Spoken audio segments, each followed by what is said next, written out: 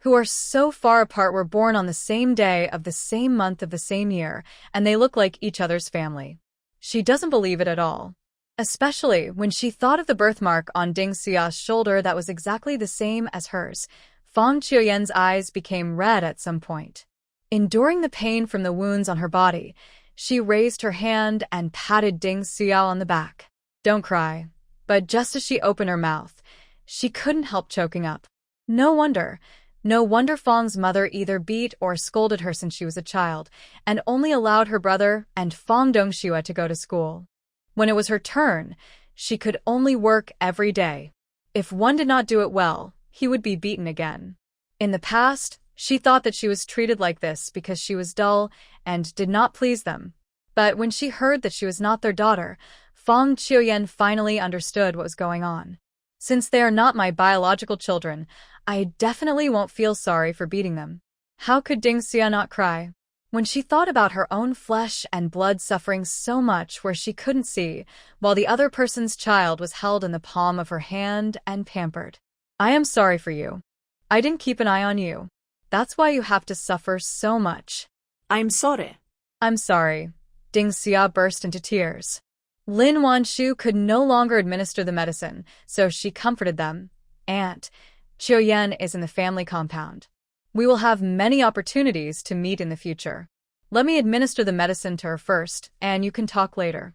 Hearing this, Ding Xia came to her senses and hurriedly and carefully let go of the person. Yes, apply the medicine first. Apply the medicine first. Having said that, she stepped aside and watched Lin Wanshu apply the medicine with distressed eyes. But after just looking for a while, she found something wrong. Your injury is not caused by falling. Tell me, did your man beat you? The bruises on the legs, waist, and hands are clearly finger marks. The other bruises didn't look like they were caused by falling from a bicycle. Instead, they looked like they were caused by a man beating him. Did he hit you? Don't be afraid. Just tell me. If he dares to hit me, I will go find him. When Ding Xia thought about how Fang Qiuyan not only suffered a lot in the Fang family, but was also beaten for marrying a man, she felt like tearing them apart alive. Who had never received any family love, couldn't help but feel a lump in her throat when she saw Ding Xia protecting her like she was protecting her own child. Blinking her red eyes, she shook her head. He didn't hit me. Fang Qiuyan knew that Lin Wanshu said that for her own good. After all, this era is too harsh on women. If that matter got out, she would be drowned in spit. But when Ding Xia heard this, she didn't believe it at all. She thought she was afraid, and didn't dare to say it. My girl, don't be afraid of him. If he really beat you, we can just get divorced. Come back to Qingshe with me. I'll support you, and the baby. Thinking of how much suffering she had endured, Ding Xia wished she could present everything to her. How could she tolerate living with a man who beat her? Outside the door, Lu Jingsong had just come out of the military camp and came hurriedly to pick up his wife. But he didn't expect that before he even saw her, he heard someone instigating his wife to divorce him. After finally coaxing the person back home, his face suddenly turned dark. Qiuyan is my wife. She can only be my wife in this life. Do you want her to divorce me? Unless I die. He didn't hear the previous words. He only heard someone calling for Fang Qiuyan to divorce, so he said firmly, Fang Qiuyan never thought that Lu Jingsong would come so soon. He also heard Ding Xia's words of persuading her to divorce, and her face suddenly became a little embarrassed. Jingsong, stop talking nonsense. I'll talk to you later. Although it has not been finally confirmed yet, Fang Qiuyan is already 80% sure that Ding Xia is her biological mother. She was afraid that Lu Jingsong would say something unpleasant and leave a bad impression on Ding Xia, causing her to suffer in the future. Therefore, I spoke up to stop him. But Lu Jingsong was now extremely nervous for her. The slightest disturbance can make him restless, not to mention that someone is blatantly advising her to divorce.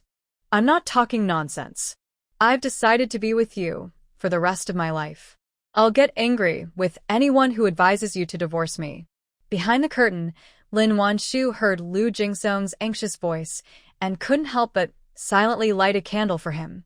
Captain Lu, you'd better calm down and speak slowly, or you will regret it later. If it is confirmed that Ding Suya is really Fang Qiuyan's biological mother, then she would be his mother-in-law. Offends his mother-in-law, he will suffer the consequences in the future. Sister-in-law, I waited so long for Qiuyan to come back home. No one can separate me from her. Lu Jingsong didn't know who was inside. In short, anyone who dares to persuade his wife to divorce him is his enemy. Fang Qiuyan's face burned hot as she listened to his frank words. Why is this person becoming more and more shameless? Said somewhat shyly. If you keep talking nonsense, I will go back to the factory dormitory in a few days.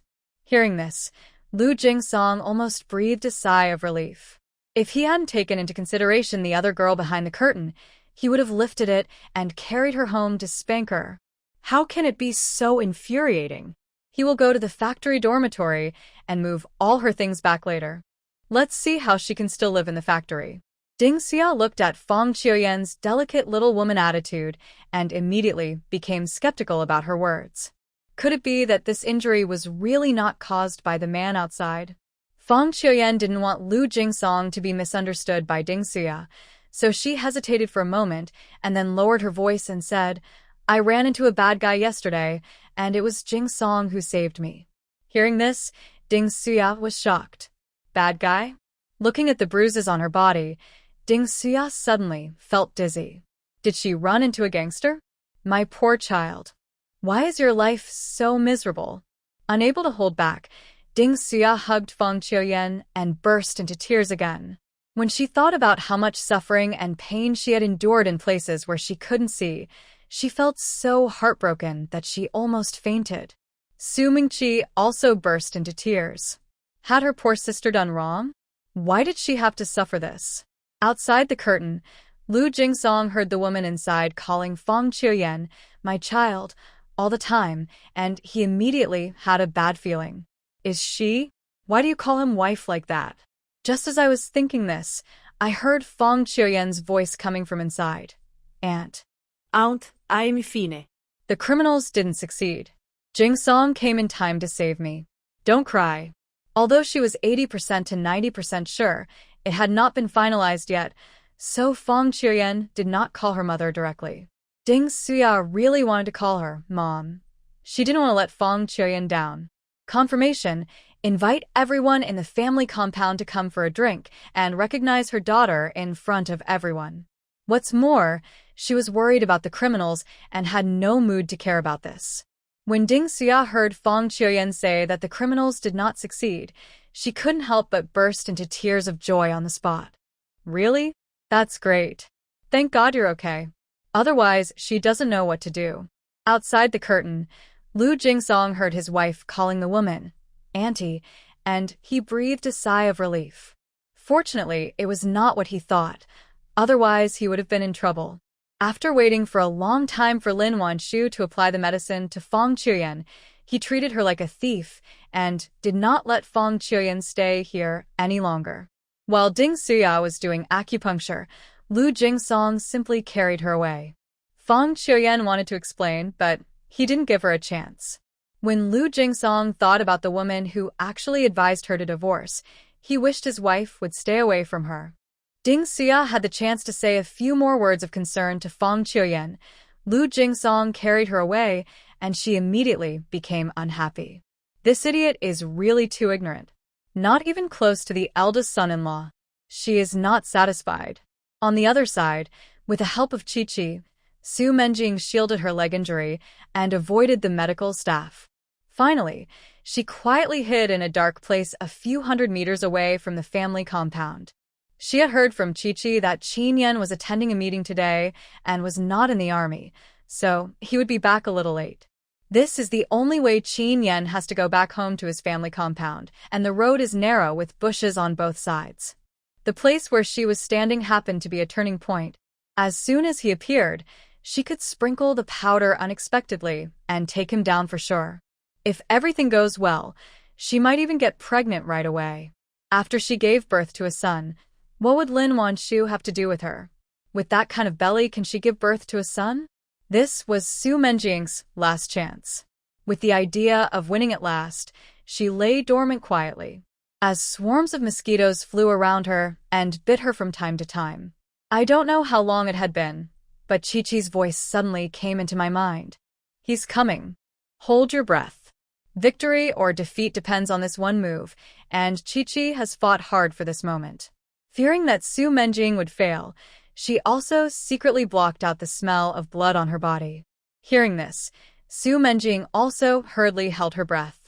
Holding the medicine powder that Chi-Chi had ground for her in her hand, she lay motionless in the darkness.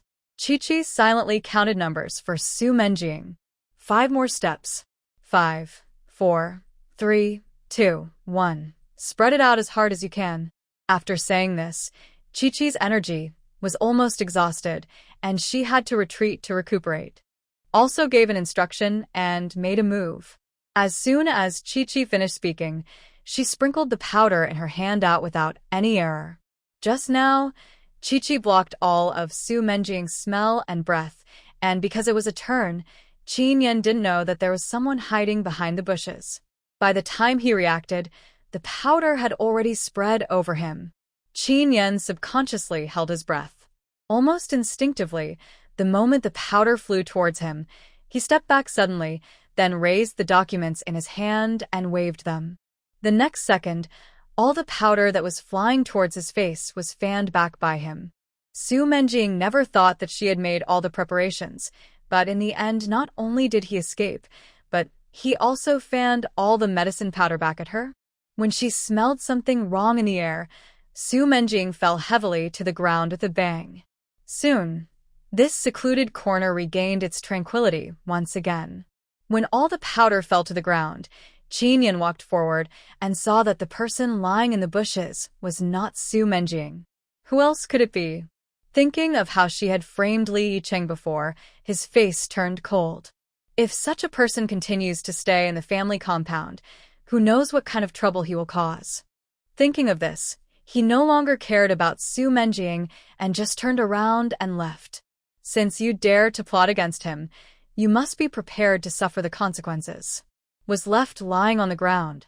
After a while, she felt her whole body getting hot. It turned out that in order to help her take down Qin Yan in one fell swoop, Chi-Chi gave her a strong drug. After just a few puffs, she couldn't hold it anymore. Lying on the ground, Su Menjing couldn't help but tear off her clothes.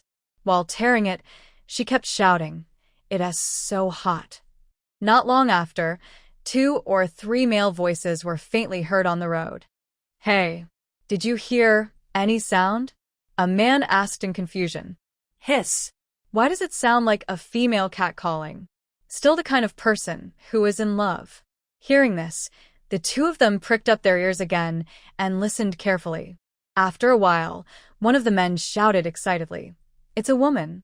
When they heard it was a woman, and that she was screaming so lewdly in the middle of the night, the other 2 also became nervous. "Let's go. Let's look for it." In the middle of the night, hearing such ambiguous noises, which man can resist? He immediately started looking for someone in a hurry. By the time they found Su Menjing in the bushes, she had almost taken off her clothes. The scene made the 3 men stare blankly. Duck. Where did this witch come from? Unexpectedly, they just went out to hang out and look for something to eat, but they ran into such good fortune. The 3 of them almost had nosebleeds. Without any hesitation, he cursed and rushed into the bushes. Although Lin Wanshu, Lu Jingsong, and others had kept Fang Qiuyan's affair secret, but it was still discovered by someone with ulterior motives. Soon, word spread in the family compound that Fang Qiuyan had run into some hooligans. No matter what era, love scandals are always the most explosive. The news had just spread for a short time before everyone in the entire family compound knew about it. Ding Xia didn't sleep well that night. Her dreams were filled with scenes of Fang Qiuyan being abused and beaten as a child. When she woke up, she burst into tears and was heartbroken.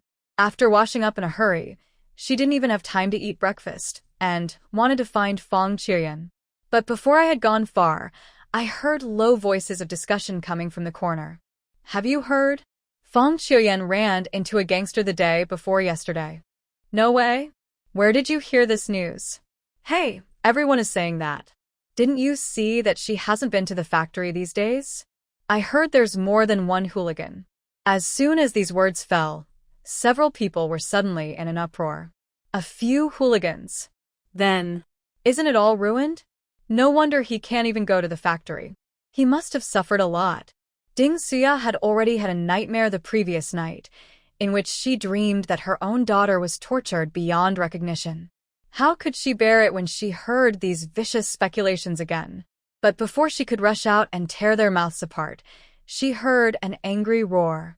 Which gossipy woman with a sore mouth is talking nonsense here? Your mouth stinks. Why don't you use some urine to wash it out? As soon as he finished speaking, he heard a splash, the sound of some liquid being splashed. Then, a foul and smelly smell filled the air. Ah, ba. The few people who were just gossiping excitedly never thought that someone would throw urine at them. One of them was caught off guard and was splashed all over the face. Suddenly, screams rang out one after another. Tang Chen, what are you crazy about? Who was splashed the most, was so angry that she was shaking all over and rushed forward to fight with Tang Chen. But Tang Chen was originally a person with extremely high fighting power, quick reaction, and agile body. Seeing that Guan Hongmei was still trying to rush towards her, she poured another bucket of urine on her head. While splashing the water, he cursed. Bah! Where did you come from, you stinky thing? Stay away from me. Tang Chen heard that Feng Qiuyan was not feeling well and had asked for leave, so she went to visit her yesterday with a few military wives. Seeing her covered in wounds, they all burst into tears out of heartache. They are all women, how could they not see what is going on? Person who went to visit Feng Qiuyan was not only the military wife who got along best with Lin Wanshu, but also the one who was most familiar with Feng Qiuyan. Feng Qiuyan did not hide it and said that Lu Jingsong arrived in time. She only suffered minor skin injuries, and the criminal had been caught. The military wives were afraid of affecting her reputation, so they kept their mouths shut and refused to say anything even if they were beaten to death. But who would have thought that even though they didn't say anything, these unbearable words were still spreading in the family compound. Hearing their malicious words at this moment, how could Tang Chen bear it? He immediately went home, fetched a bucket of urine, and poured it all over their heads and faces. Guan Hongmei was not caught and had urine splashed all over her face, and she completely collapsed. But just when she was roaring that she wanted to fight Tang Chen, Ding Xia rushed out. She picked up a broom that she had found from somewhere and hit the woman who was covered in dirt. I'll let you talk nonsense and gossip. A few people originally wanted to join forces to encircle and suppress Tang Chen, but who would have thought that another Qing Yaojin would show up halfway? Her eyes were red, and she looked like a madman. She was swinging the broom in her hand, making a whirring sound. Guan Hongmei was beaten and fled in embarrassment. The others saw this. How could they dare to resist? They immediately fled in panic. Ding Xia was still not satisfied, so she continued chasing with a broom. If I hear you talking nonsense about Qiuyan again, I will tear you apart. She has lost her mind. My own child has been bullied like this since he was young, and now he encounters this kind of thing again when he grows up. All kinds of emotions intertwined. She just wanted to tear to pieces all those who bullied her daughter. Tang Chen was stunned when she saw the woman who suddenly rushed out and fought with others. What's going on? Isn't this person Su Menjing's mother? Why is she so protective of Feng Qiuyan? But no matter what, the people have been chased away, and it's no use chasing them. Thinking of this, she hurried forward to grab the person. Okay, Auntie, they've all been driven away. There's no need to chase them. Ding Xia was so bloodthirsty that even Tang Chen had to use a lot of effort to hold her back. After stopping, Ding Xia kept gasping for air. But she didn't know if it was because Lin Wanshu adjusted her treatment plan yesterday, but she didn't feel any chest pain today. Not far away, Lu Jingsong was carrying Feng Qiuyan to Lin Wanshu for treatment. Who would have thought that he would happen to run into the scene of Ding Xia chasing someone and beating and scolding them? Looking at the woman who is usually elegant and decent, now like a mad woman, just to protect herself, Feng Qiuyan's eyes were red. Jingsong, put me down. After 2 days of treatment, Fang Qiuyan felt that she was much better now, but the man was worried and insisted on carrying her here. But at this moment, Fang Qiuyan just wanted to walk towards the crazy figure by herself. Lu Jingsong was also shocked by Ding Xia's actions. Although I didn't know what Fang Qiuyan was going to do, I still let her go. Just at this moment, Ding Xia also saw them. Seeing Fang Qiuyan's red eyes, he thought she was crying because of what she said, so he quickly put down the broom and walked forward quickly. Don't be afraid, kid. I've already chased them away. If anyone dares to say something bad about you, I'll come to her house and tear her apart. Hearing this, Fang Qiuyan couldn't hold back any longer and threw herself into her arms. Mom. She was already 25 years old and had given birth to a child, but at this moment she was crying like a child with grievance. When she heard the word, Mom, Ding Xia was stunned at first. Then he hugged the person tightly in ecstasy. Hey, Mom is here. Don't cry. I'm here, and no one can bully you anymore. Thinking of the scenes in her dream and the crisscrossing scars on her body, Ding Xia couldn't stop crying. Tang Chen looked at the two people hugging each other, her face full of doubts about life. What is going on? How did Su Menjing's mother become Fang Qiuyan's mother? Doesn't that mean Su Menjing and Fang Qiuyan are sisters from now on? When she thought of that pretentious woman, she couldn't help but shudder. Moment Fang Qiuyan called out, Mom. Lu Jingsong was completely confused. Is this person Qiuyan's mother? From Beiqiao Brigade? Just as I was thinking this, I saw Nanjing walking towards me in a hurry. Mom, my father-in-law called. Hearing this, Fang Qiuyan's heart tightened. An indescribable tension made her whole body stiffen like a stone. Although various evidences indicate that she is most likely Ding Xia's child.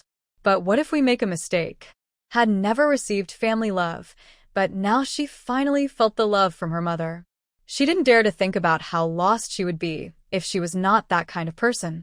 Ding Xia noticed her stiffness and uneasiness and was immediately filled with pity.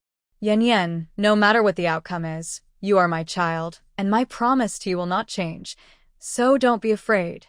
If there really is such a coincidence in this world, she would accept it. A child who had the same butterfly birthmark as her and looked similar to her mother as an unrelated stranger. Hearing this, Fang Qiuyan couldn't help but her eyes turned red again. Mom. Burying her head on her shoulder, she called out again lovingly. Hey, good kid. Ding Xia was so satisfied that she touched her head and said gently, Let's go over and listen together, okay? Hearing this, Fang Qiuyan nodded. Good. No matter what the result is, she wants to know the truth. From then on, Lu Jingsong finally figured out what was going on. It turns out that my daughter-in-law might have been taken away by mistake, and the woman who advised her to divorce yesterday is most likely her biological mother? When he thought of this, Lu Jingsong's scalp went numb. Although he was extremely nervous, he still half knelt in front of Fang Qiuyan. Wife, I'll carry you over there. No matter what her background was, he had determined that she was his daughter-in-law, and he had to take good care of her. Fang Qiuyan already knew what kind of person her man was. In public, but in private he is actually a domineering, shameless person. He said he would carry her on his back, and it was no use for her to refuse. Not intending to argue with him, she just lay on his back obediently and let him carry her. It was rare to see her so obedient. Lu Jingsong's heart was so excited that he even walked in a daze. Although Ding Xia felt that Lu Jingsong was not as steady as her eldest son-in-law, at least he knew how to take care of Fang Qiuyan, and her impression of him changed a little. But to say I'm very satisfied is not the case. Lu Jingsong noticed her critical gaze, and his dizzy mind suddenly became clear. Even the footsteps seemed inexplicably heavier. Fang Qiuyan was so close to him, how could she not feel his emotions?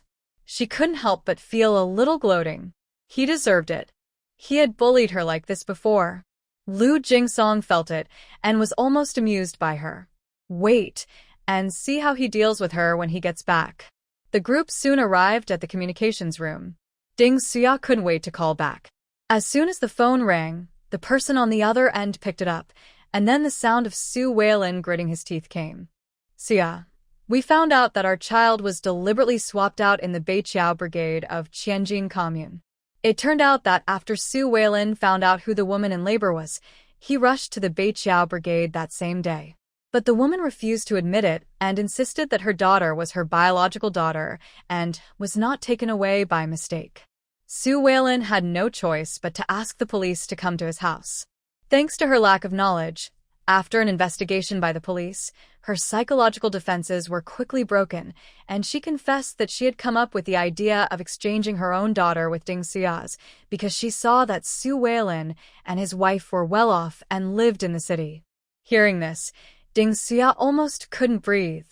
No wonder Fang Qiuyan has so many scars on her body. It turned out that the man knew from the beginning that Fang Qiuyan was not his child, and he didn't feel any pain at all when he tortured her. But I was completely unaware of it, and I held Su Menjing in the palm of my hand and doted on her. When she thought of this, Ding Xia felt angry and hateful. Through the phone line and tear that vicious woman to pieces. Fang Qiuyan was standing nearby, but she couldn't hear clearly what was being said on the other end of the phone. Seeing Ding Xia trembling with anger, she hurriedly stroked her back. Ding Xia held Fang Qiuyan's hand and barely suppressed the overwhelming hatred in her heart. After a pause, he asked, "Did you ask clearly what the child's name is?" Although the answer was already obvious, seeing Fang Qiuyan's nervous and anxious expression, she still asked, heard Ding Xia asking for his name. He was a little confused. He had just come out of the police station when he came to call her, but he couldn't remember the child's name at the moment. It seems his name is Qiu. Ding Xia was almost driven to death by him, and before he could think about it, she interrupted and asked, "Is her name Fang Qiuyan?" "Yes, that's her name, but she's not here. I heard she went with the army. I didn't see her." What happened in the past 2 or 3 days had a huge impact on Su Weilin. He finally accepted the fact, but found out that his own daughter was deliberately switched, which made him so angry that he almost had a heart attack. Anxiously inquired about the whereabouts of his daughter, but was told that she had gone with the army. This made Su Weilin feel very regretful. It's really Fang Qiuyan. Hearing his personal confirmation, Ding Xia could no longer hold back and hugged Fang Qiuyan again, saying with a choked voice, "Yan Yan, did you hear that? You are really my daughter." Fang Qiuyan's eyes were also red, and the expression on her face looked like she was both crying and laughing. "I heard you, Mom. She has a mother who loves her. She is not a money-losing commodity that is despised by others." When Fang Qiuyan thought of the days and nights in the past when she was despised, beaten and scolded, she cried like a baby. Listening to her crying out of extreme grievance, Ding Xia felt heartbroken. "Don't cry, Yan Yan. Mom is here. No one can bully you while I am here. If anyone dares to bully her again, she will fight to the death." Su Weilin heard a strange voice calling for his mother on the phone and almost dropped the receiver in his hand. After hurriedly catching it, he asked in shock, "Xia, are you saying that our daughter is with you?" Ding Xia's eyes were still red. When she heard Su Weilin's voice from the other side, she said, "She's right here, in the same compound as Ming. In such a big country, getting 2 people together is like looking for a needle in a haystack." Ding Xia thought that maybe God couldn't stand it anymore and sent his little girl to this army. Heard that she was in Su Mingqi's staff quarters. How could he bear it? "Wait a minute. I'll go buy the tickets now." After saying that, he wanted to hang up the phone. But Ding Xia, who knew his character well, stopped him in advance. "Take care of the Fang family's affairs first before coming here. How dare she change her daughter and abuse her for so many years?" How could Ding Xia swallow this? But Su Weilin couldn't wait to fly to Yin province, but after hearing Ding Xia's words, he had to agree. "Okay, let me take care of this first." Although Su Weilin had high academic attainments, he was not very particular in life. Basically, he did whatever Ding Xia asked him to do. After hearing this, Ding Xia hung up the phone with satisfaction. Su Weilin, who was about to say hecko to Fang Qiuyan, was stunned when he heard the beep coming from the phone. Fang Qiuyan was Ding Xia's biological daughter soon spread throughout the family compound. Such a miraculous thing soon overshadowed the scandals. "Have you heard? Fang Qiuyan was deliberately swapped. She was tortured and abused since she was a child. No wonder she looked so sad when she first came to the family compound. Who said it wasn't true? Look at Su Menjing. She changes into a new set of clothes every day and lives a glamorous life. I didn't expect that they were stolen. Thinking of the vastly different fates of the two people, everyone couldn't help but sigh. Fortunately, things have finally been rectified. I wonder what Su Menjing's expression is like now.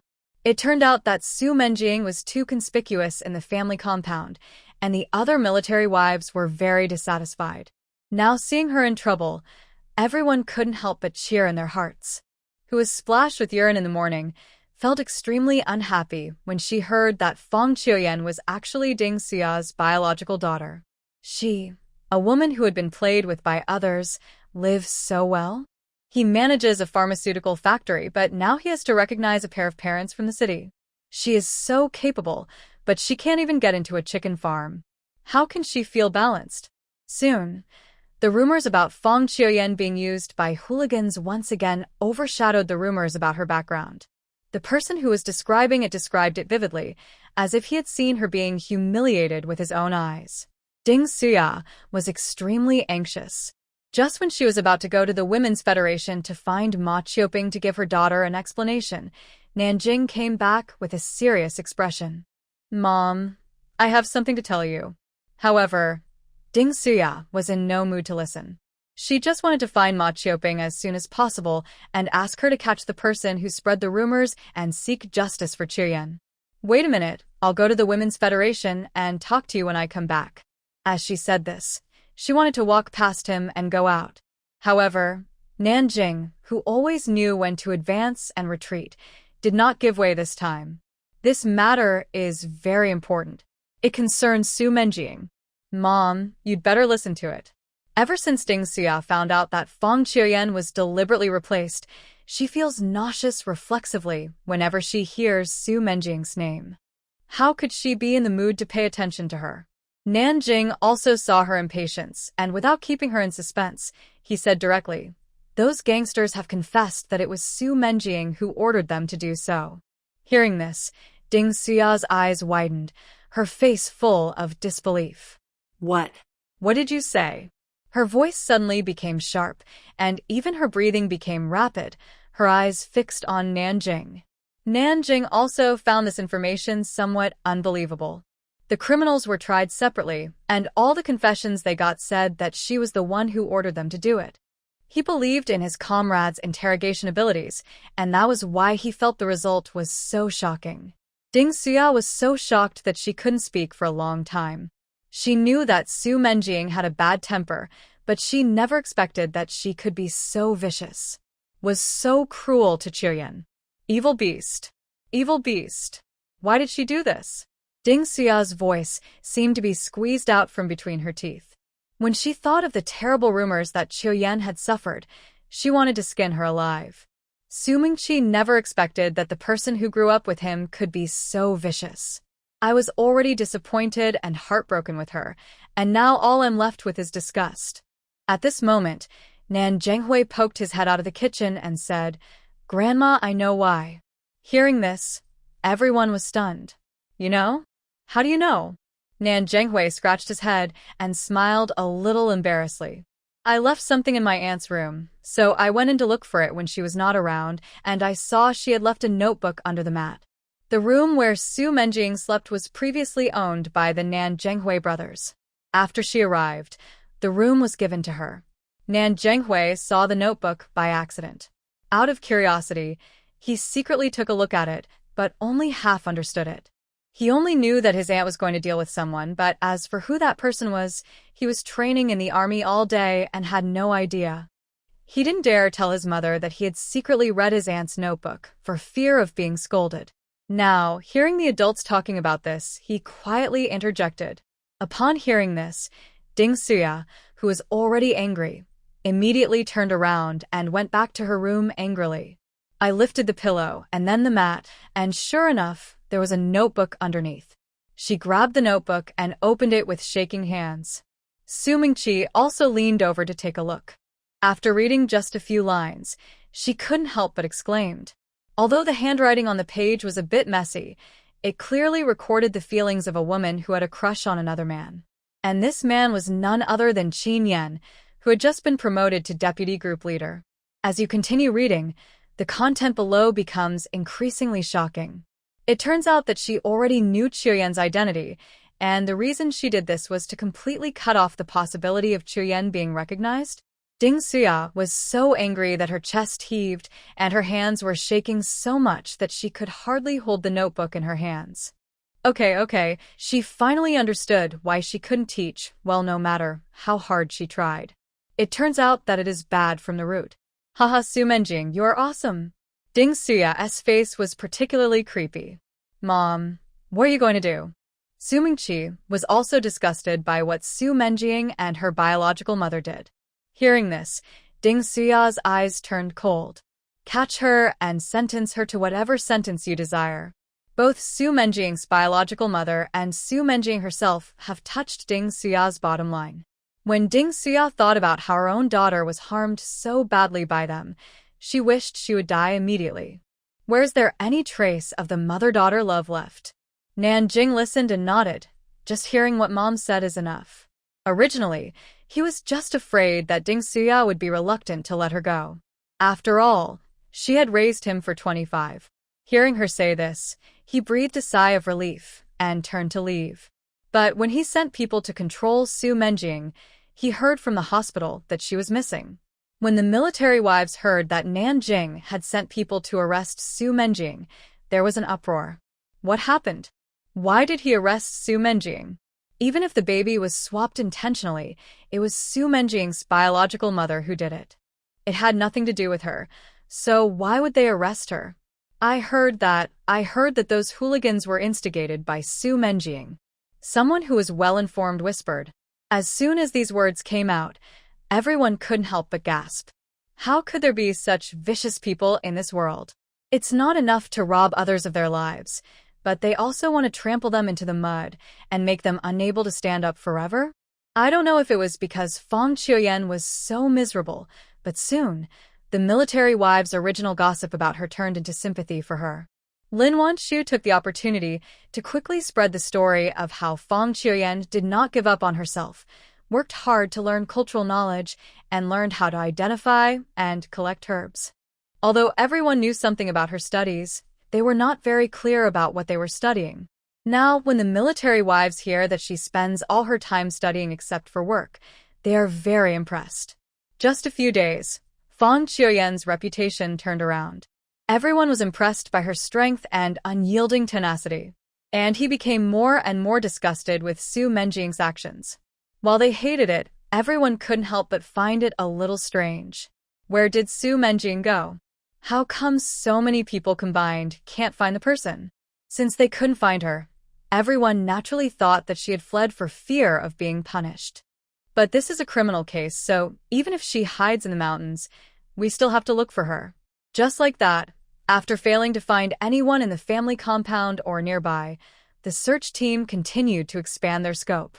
Soon, everyone found the person in a cave in Shido Mountain.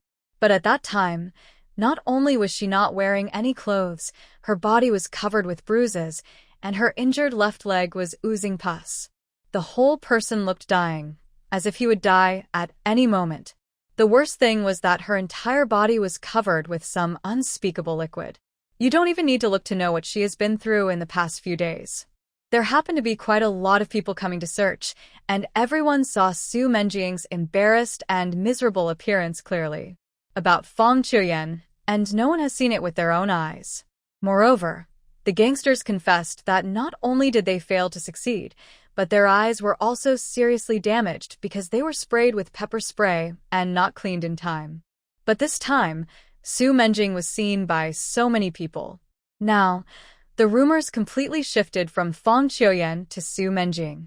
Because Su Menjing had offended too many military wives, and what she did to Fang Qiuyan was too vicious.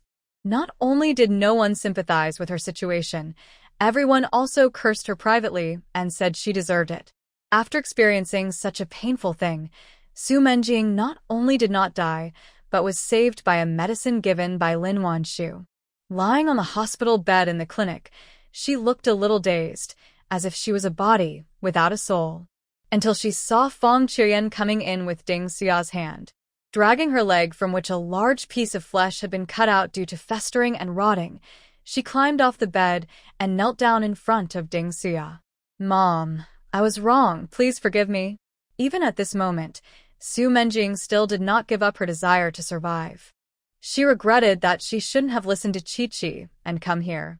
Shouldn't have been bewitched by Chi-Chi in the first place because she coveted her abilities. If Chi-Chi wasn't there, she would still be the treasure in her parents' hands, and these terrible things would never have happened. Because Chi-Chi almost sucked her dry a few days ago, her luck has dropped to the lowest point. Now, let alone getting close to Qin Yan, she would get a toothache when drinking cold water and would fall down when going to the toilet. It was as if he was possessed by the god of misfortune. He was extremely unlucky.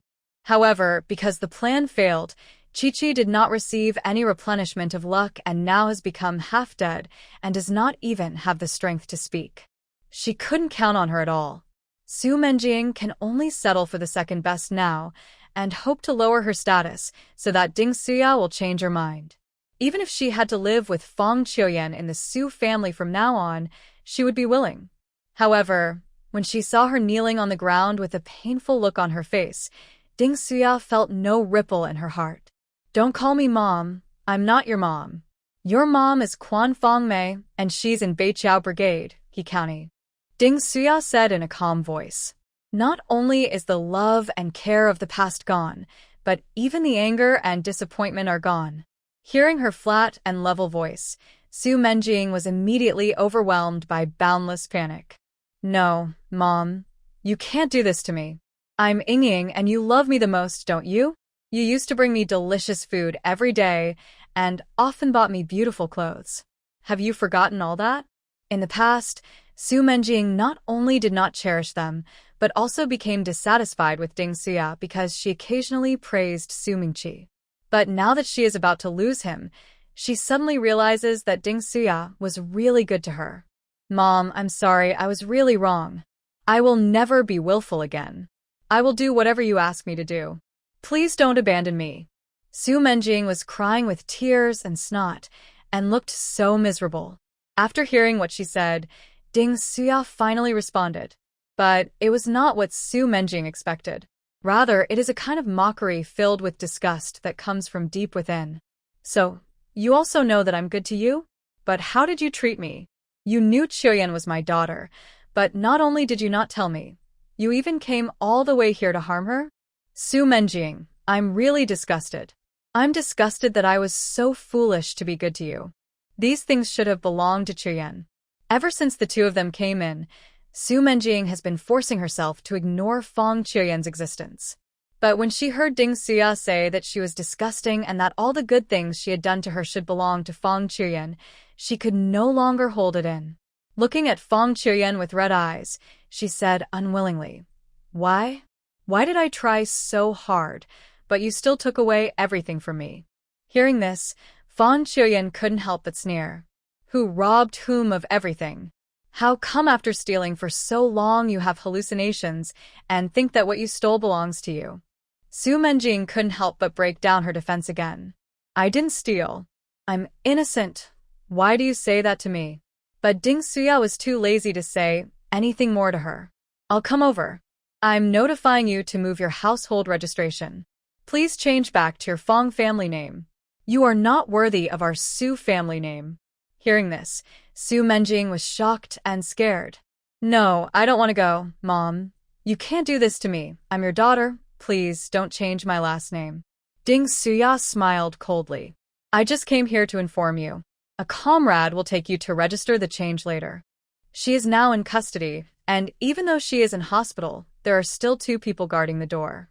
Unless she grew wings, she wouldn't be able to get out of the ward.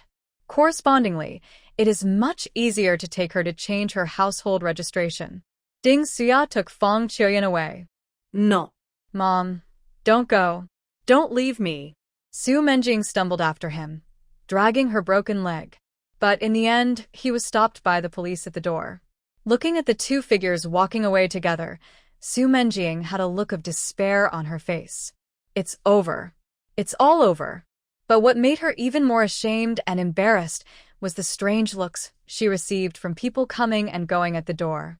Is she the one you're talking about? I heard that she was captured by several men in a cave.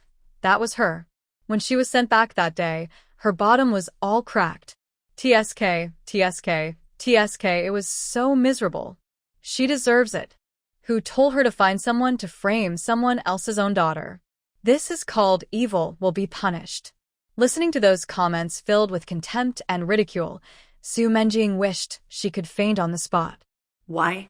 Why did it turn out like this? People go to high places and water flows to low places. She just wants to get to a higher position. Is she wrong? Ding Suya and her daughter left. Lin Wanshu came over. She is now Su Menjing's attending physician, mainly responsible for her physical condition. When Su Menjing was sent back to the clinic, she was really breathing her last. The clinic tried every possible means to get her out of danger, but failed. In the end, it was Lin Wanshu who stepped forward and rescued her. Seeing Lin Wanshu coming again, Su Menjing shrank back in fear. Now, she finally came to her senses. I first arrived at the family compound. Everything was actually going quite smoothly. It only took her a short time to become friends with the military wives. But ever since she fell in love with Qin Yan and wanted to deal with Lin Wanshu, everything changed. No matter what she did, she ended up failing. She originally thought that she had done something wrong, but now thinking back, that was not the case at all. These two people have too much luck. If I provoke them without knowing the consequences, won't I be bitten back at? Bed number 3. How are you feeling today? Lin Wanshu asked in a businesslike manner. But after hearing this, Su Menjing became even more frightened and shrank back again. As she backed away, she shouted, "No, go away. I don't want you to look at me." With Lin Wanshu saw that she was not cooperating, so she stepped forward to help grab her hand and put it on the bed. Su Menjing's face turned pale instantly, and she struggled even harder. "I don't want her. Let her go." If she didn't struggle. As soon as she struggled, another female police officer came over. The two men pressed her down on the bed, one on each side. "Su Menjing, please cooperate with the doctor to treat your injuries as soon as possible." Even after being cured, she still had to stand trial. Comes, you will go to jail or do labor reform. With two people holding her down, Lin Wanshu easily felt Feng Qian's pulse. Just when she was about to see what happened to the parasite, suddenly, a faint beam of light rushed into Su Menjing's body from her body. Lin Wanshu's face froze. Is that the thing? Su Menjing also felt Chi-Chi running to Lin Wanshu. She had originally lost all hope, but suddenly a strange light of excitement flashed across her face. Haraha. Couldn't help but burst into laughter. Chi-Chi is a pit, a piece of junk that can only absorb luck and give orders randomly. With her around, Lin Wanshu might soon be sucked dry like her and become possessed by the god of misfortune. When she thought of this, Su Menjing's face turned red with excitement. When the police saw her suddenly laugh, they thought she was going to riot and used more force. However, even though Su Menjing's hand bones were almost broken, she still couldn't hide the gloating look on her face. After Lin Wanshu felt the ball of light entering her body, she couldn't help but feel a tremendous sense of horror rising in her heart. What on earth is this? It parasitizes in the human body. What kind of energy does it absorb? He. Lin Wanshu, I didn't expect you to fall for it. From now on, just enjoy it. I'm waiting to see you end up like me. In the previous second, she was still suffering from the fact that she was about to be sentenced and had her household registration moved out of the Su family. In the next second, Su Menjing was as happy as if it were New Year's Day. She had turned into mud, but Lin Wanshu was still like the bright moon in the sky. Why? Just because she is born lucky? She is not convinced. When she thought that she would be as lowly as herself in the future, Lin Wanshu was extremely horrified in her heart. Her expression remained calm. Even calmly talk about Su Menjing's physical recovery. It was as if he didn't feel the light at all and didn't know what Su Menjing was talking about. Su Menjing saw that she didn't understand and soon found it extremely boring. But his eyes still flashed with a sinister light. She didn't believe that Lin Wanshu couldn't feel Chi-Chi. She must be pretending. But it doesn't matter. Chi-Chi now needs a lot of luck to keep running. As long as she worked hard to absorb Lin Wanshu's luck, sooner or later all of Lin Wanshu's luck would be absorbed by her. All I have to do is wait and watch her have fun. Lin Wanshu withdrew her hand and turned to leave. Not long after, the nurse brought in a bowl of black medicine. It was not only black, but also thick and smelly. Mud fished out of a stinky ditch. Su Menjing almost vomited after just one look. How could she be willing to drink it? But the nurse doesn't care whether the medicine tastes bad or not. Her job is to make the patient recover quickly. As for whether the patient goes to jail or labor camp after recovery, it is none of her business. The female police officer came in to help hold her down and asked the nurse to feed Su Menjing medicine. A bowl of smelly and thick medicine. Su Menjing almost vomited. On purpose. She definitely did it on purpose. From the past few days were all normal. Why is it so unpalatable today? The drink was so unpalatable that she felt like she wouldn't want to eat anything for the next few days. On the other hand, after treating Su Menjing, Lin Wanshu hurried home. As soon as I entered the door, I ran into Sun Shifeng. Wanshu, where have you been? I made some black sesame and egg soup. Come and have some. Although she had given birth to a baby and her family had several grandchildren, Sun Shifeng was still very nervous about the baby in Lin Wanshu's belly. Every day I either cook this or that for her. The baby in her belly was already 3 days past due, but there was still no sign of labor. She asked around for the recipe. She heard that boiling eggs with black sesame seeds could speed up the development of the baby, so she quickly found some black sesame seeds and boiled them for her. Who knew that the black sesame seeds were cooked, but I couldn't find anyone anywhere. Now seeing Lin Wanshu coming back, Sun Shifeng hurriedly waved to her. But how could Lin Wanshu be in the mood to eat now? There is also a strange parasitic ball of light in her body. Mom, put it there first. I have something else to do. I'll be right here when I'm done. In Sun Shifeng's heart, Lin Wanshu is now a capable person. As soon as I heard that she was busy, she stopped talking. Oh, okay, go ahead and get busy. Don't get too tired. Having said that, he watched Lin Wanshu leave with a smile. Lin Wanshu returned to the room. She immediately closed the door. Sitting on the stool, she closed her eyes and concentrated. After a while, I saw the trembling ball of light inside my body. With experience in manipulating space, her mental power is unmatched by ordinary people. Moment she discovered the ball of light, she subconsciously condensed her mental power into a ball and rushed towards the ball of light. Chi-Chi never thought that she was so strong and even knew how to attack her. The fear of being on the verge of disappearing made her run away everywhere. It ran away. Lin Wanshu suddenly felt a dull pain in her stomach. Is this about to start? Lin Wanshu looked forward to it day and night, but the little guy in her belly never started to move. Under normal circumstances, if she had a stomachache, she would probably be ecstatic. But now, Lin Wanshu was not in the mood at all. She became extremely nervous when she thought about the ball of light in her body, which she didn't know what it was. Not caring whether to launch it or not, she continued to hold her breath and concentrate on dealing with the ball of light. But this thing seemed to have intelligence and was extremely cunning. Dodged her attacks many times. And at this moment, I felt a warmth between my legs, and a hot stream flowed out without warning. The amniotic fluid broke. Lin Wanshu's heart tightened. How could she care about the ball of light anymore? She gritted her teeth, quickly went back to bed, took out a pillow, raised her buttocks, and shouted outside. Mom, my water broke. Please help me call 2 people over.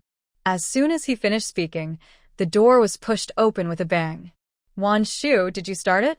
Sun Shifeng's voice was filled with joy, excitement, and nervousness. Yes, Mom, go call someone, come back and pack your things, we're going to the clinic. Her fetus was in the right position and she was in good health, so she didn't plan to give birth in the county hospital. Qin Yan disagreed. He wanted to send her to Win City Military Hospital a few days ago. But before I could send her to City, he went out and hasn't come back yet. Since he was not at home, Lin Wanshu naturally had no intention of making any trouble. He was about to call 2 people to take him to the clinic. After being nervous, Sun Shifeng quickly regained her composure. Hey. Okay, I'll go call someone now. All possible emergencies in advance. When the amniotic fluid breaks, you can't walk around directly. You need to ask someone to carry you. Otherwise, too much amniotic fluid will be lost, and the baby in the belly may easily suffocate. While Sun Shifeng was out looking for someone, Lin Wanshu once again struggled with the ball of light in her body to deal with this unstable factor before going to the hospital. However, the ball of light was like a dogskin plaster. Lin Wanshu tried every possible means but failed to subdue her.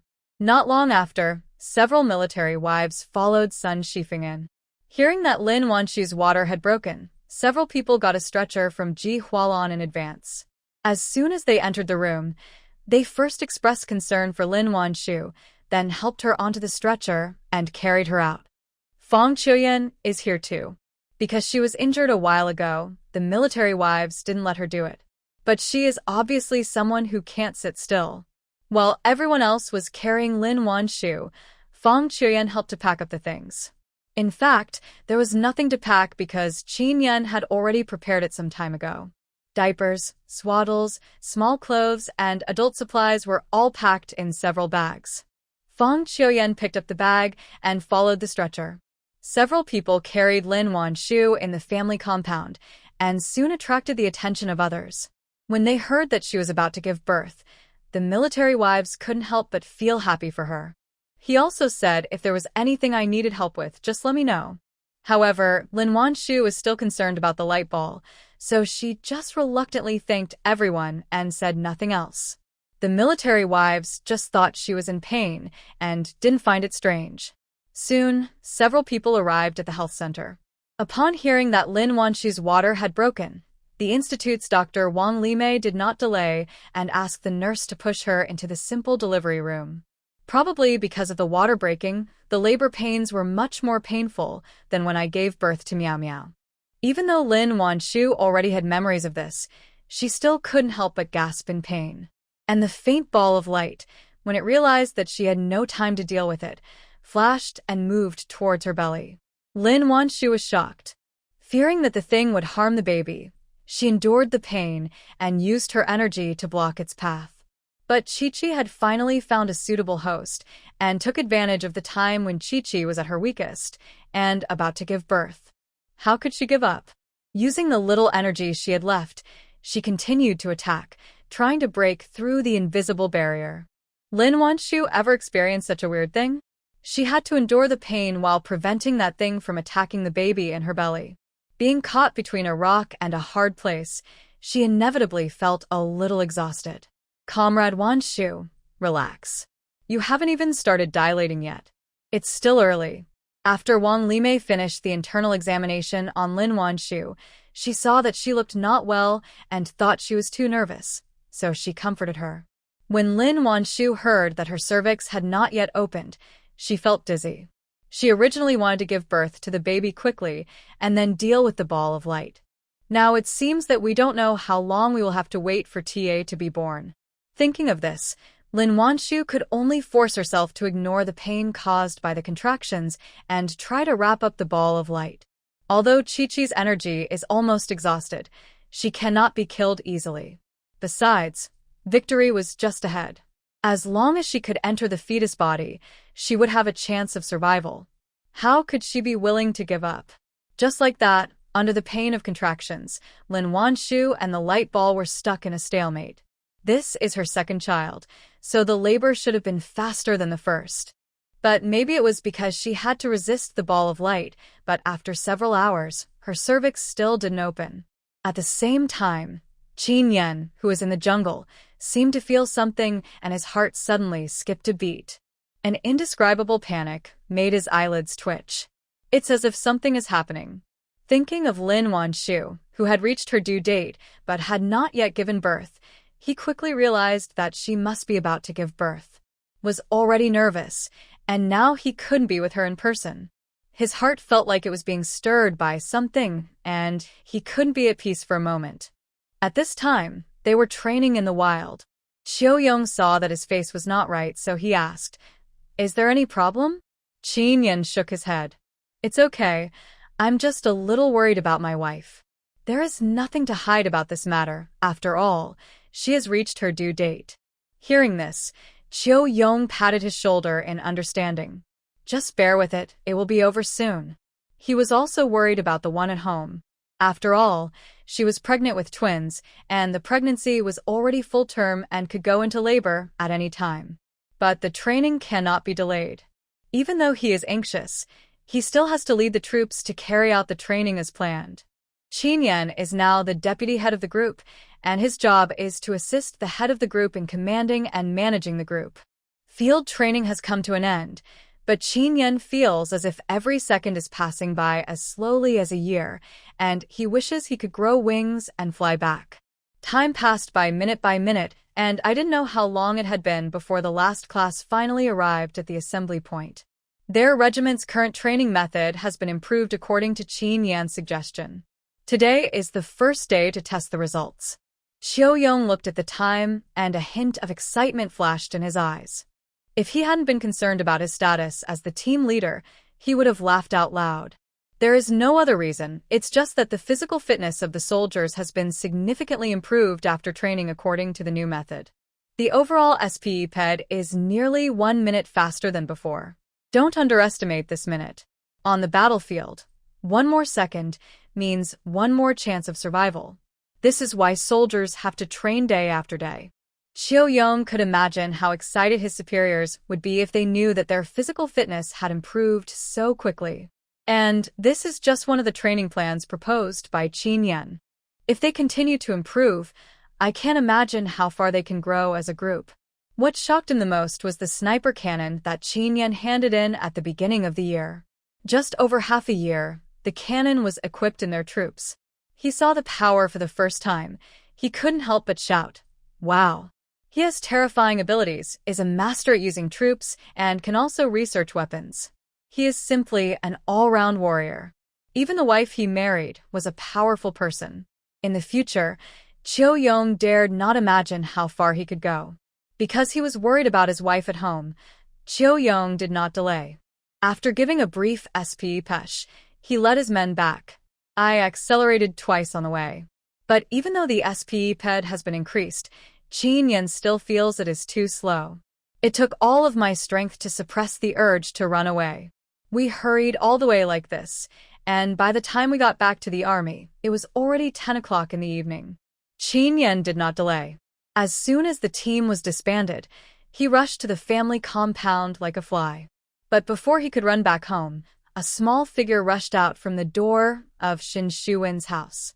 Whoa, Daddy, I want Mommy, who was always strong and brave, burst into tears when she saw him.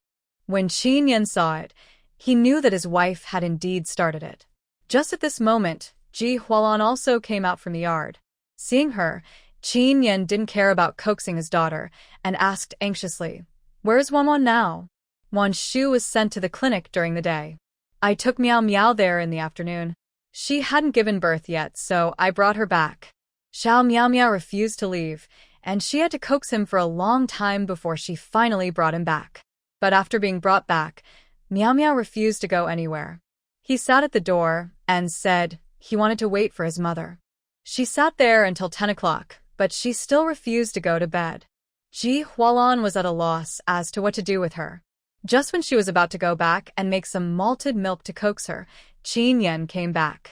Just when Ji Hualan thought that Qin Yan would at least say a few words to comfort Miao Miao, she saw him turn around and run away. When Miao Miao saw that her father had abandoned her, she burst into tears again. Seeing this, Ji Hualan could only pick up the little guy and coax him again. Shin Xiai had just taken over his mother's job. He had already prepared the malted milk and brought it out to help coax Miao Miao. Shun Yu was so sleepy that he kept rubbing his eyes. He was unwilling to be left behind, so he took out a small toy to amuse Miao Miao. Qin Yan was very fast and arrived at the clinic in a short while. As soon as I walked to the door of the delivery room, I saw my mother at a glance. Seeing her anxious look, Qin Yan's heart tightened. Son. You are finally back. When she saw him, Sun Shifeng seemed to have found her backbone. She grabbed her son's arm and said excitedly. Lin Wanshu had been in there for 10 hours, and the doctor said her cervix had not yet opened. Although Sun Shifeng fed Lin Wanshu in the afternoon, her condition was obviously not very good. This also made her, who already had several grandchildren, feel a little nervous. Outside the delivery room, Fang Qiuyan, Tang Chen, and others were also waiting. Their mood was no different from Sun Shifeng's. They are all mothers, but waiting for Lin Wanshu to give birth is more anxious than giving birth themselves.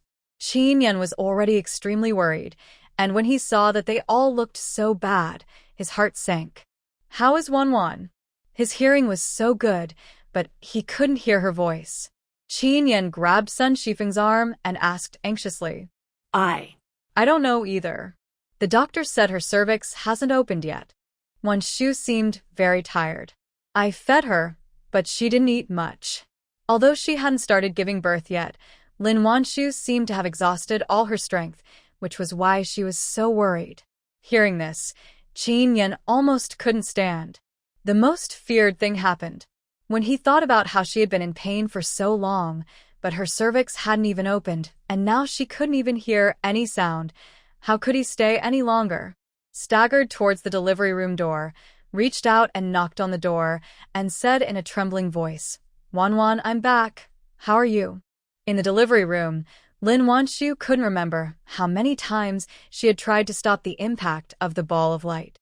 The constant mental tension and the severe pain in her stomach made her consciousness a little fuzzy. Just when she began to become a little dazed, she heard Qin Yan's extremely tense voice coming from outside the door. Lin Wanshu, who had been fighting alone for such a long time without saying a word, suddenly heard her man's voice, and an indescribable grievance surged in her heart. It hurts. At this moment, she was extremely eager to gain a little strength from him. Where was her usual strength? When Qin Yan heard her weak cry of pain, he became so anxious that he wanted to break into the room. He was afraid of scaring her, so he held back his anger and knocked on the door again. He shouted inside, Open the door, I want to come in. When Sun Shifeng heard that her son was going in, she was shocked. Qin Yan, this is unacceptable. Giving birth to a woman is filthy. How can a man enter her? Although she loves her daughter-in-law, she is still a traditional woman after all, and she feels a little uncomfortable about her son going into the delivery room. The other military wives heard that Qin Yan was actually going to go in to accompany Lin Wanshu. They were all surprised. You have to know that in many backward rural areas at that time, everyone thought that it was a dirty thing for a woman to give birth, and it would be unlucky for a man to go to jail. Although feudal superstition has been eliminated for many years, this concept has become deeply rooted. How could they not be shocked that he was not afraid of bad luck and wanted to go in to accompany his wife? Qin Yan had been in the army for many years and had received a materialistic education, so he didn't believe in such nonsense at all. Mom, I just pretended you didn't say that. Wanwan suffered for me. If I still think that giving birth to a child is dirty, then am I still a human being? Not to mention bringing bad luck. Even if it meant his life was in danger, Qin Yan would not hesitate at all. As long as she can get out safely. Looking at the tightly closed door of the delivery room and listening to her occasional groans of pain, his heart began to ache. Hearing this, Sun Shifeng felt a little embarrassed. The youngest son has always been opinionated, and as he has been in the army for many years, his aura has become even more intimidating. Just one sentence made her shut her mouth instantly, and she dared not say anything else. When the military wives heard that Qin Yan directly contradicted their mother for Lin Wanshu and even said such words, they were shocked speechless again. You have to know that in the eyes of most people, it is natural for women to give birth to children. Or it seems that a woman's inherent value is to bear children, especially sons. If you can't get pregnant, you will be laughed at as a hen that can't lay eggs. If you get pregnant but can't give birth to a son, you will also be laughed at as useless. Who would feel as sorry for his wife suffering during childbirth as he does? Suddenly, the military wives couldn't help but envy Lin Wanshu. she accumulate in her previous life to be able to find such a man in this life? After Qin Yan finished speaking, he didn't care about his mother's expression and knocked on the door again. But the nurse didn't give him any. Family members, please stay calm and don't knock on the door to avoid disrupting the delivery. Please wait outside. After hearing that it would affect her fertility, Qin Yan reluctantly resisted the urge to continue knocking on the door. But his eyes were still staring at the door, as if he wanted to see the person inside through the door. Lin Wanshu finally opened her cervix. Then before, and she couldn't help but gasp. Not only did the time intervals between subsequent pains become shorter and shorter, but the intensity of the pain also increased little by little. Lin Wanshu was in so much pain that veins popped out on her hands as she gripped the bed rails. She is a doctor herself, so she naturally knows that you cannot scream or shout during childbirth and that you need to conserve your strength. Originally, she had the spiritual spring water, so she should not be afraid of exhausting her physical strength, but unfortunately, there was an extra foreign thing in her body. Lin Wanshu drank some diluted spiritual spring water for the first time. That thing actually became a little brighter. This is also the reason why she couldn't kill it for so long and exhausted herself. There was a strange thing in her body, and she was restrained. It can only be produced using the most traditional methods. But even though her voice was very clear, Qin Yan could still hear it clearly. The increasingly painful groans sounded to his ears like a blunt knife, slicing his heart again and again. Obviously, she was the one who gave birth to the child, but Qin Yan was suffering more than anyone else. In the delivery room, Lin Wanshu's cervix was already 7 fingers dilated. She didn't know what words to use to describe the pain she was feeling. How she managed to get through those contractions. Because it is the second child, I can give birth directly after the cervix is 7 fingers dilated. Under the doctor's guidance, Lin Wanshu began to exert her strength. At this moment, the ball of light that had been trapped by her began to collide randomly again. Let me go. You stupid woman. Why do you refuse me to approach him? Do you know how powerful I am? I can help him gain power, wealth, and become a superior person. Seeing that the fetus was about to come out, Chi-Chi jumped up and down anxiously. Energy was almost exhausted, but after Lin Wanshu replenished her with spiritual spring water, she rested for a while and was finally able to speak. However, she relies on luck to survive. Other things can only increase her strength temporarily, which is not enough to keep her alive. Moreover, Lin Wanshu's body was not compatible with hers, so she couldn't stay there for a long time and had to enter the fetus as soon as possible. Lin Wanshu heard the girl's angry voice in her mind. She knew clearly that this was the thing that was parasitic in Su Menjing's body. Holding back the pain of childbirth, she asked, "What? Are you? Where? Do you come from?" "I am nothing. I am a deity that you humans worship. It is your blessing that I like your child. Don't be ungrateful." Hearing her call herself thing, Chi-Chi immediately felt offended. Perhaps because she had received some external support, she now had the confidence to challenge Lin Wanshu, and she was no longer trembling as she was at the beginning. Lin Wanshu. As expected, he is Su Menjing's parasite, as annoying as she is. Lucky? Lin Wanshu sneered. Like Su Menjing's lucky? Su Menjing is the biggest shame of Chi-Chi since her birth. Just hearing Lin Wanshu mention her name, she feels like going berserk. That was an accident. She was so stupid that she ended up like this. You are so smart. The child you give birth to will definitely be good. With my help, I can guarantee that he will have whatever he wants in the future. 1 second and praised her for being smart the next. Lin Wanshu didn't believe her nonsense at all.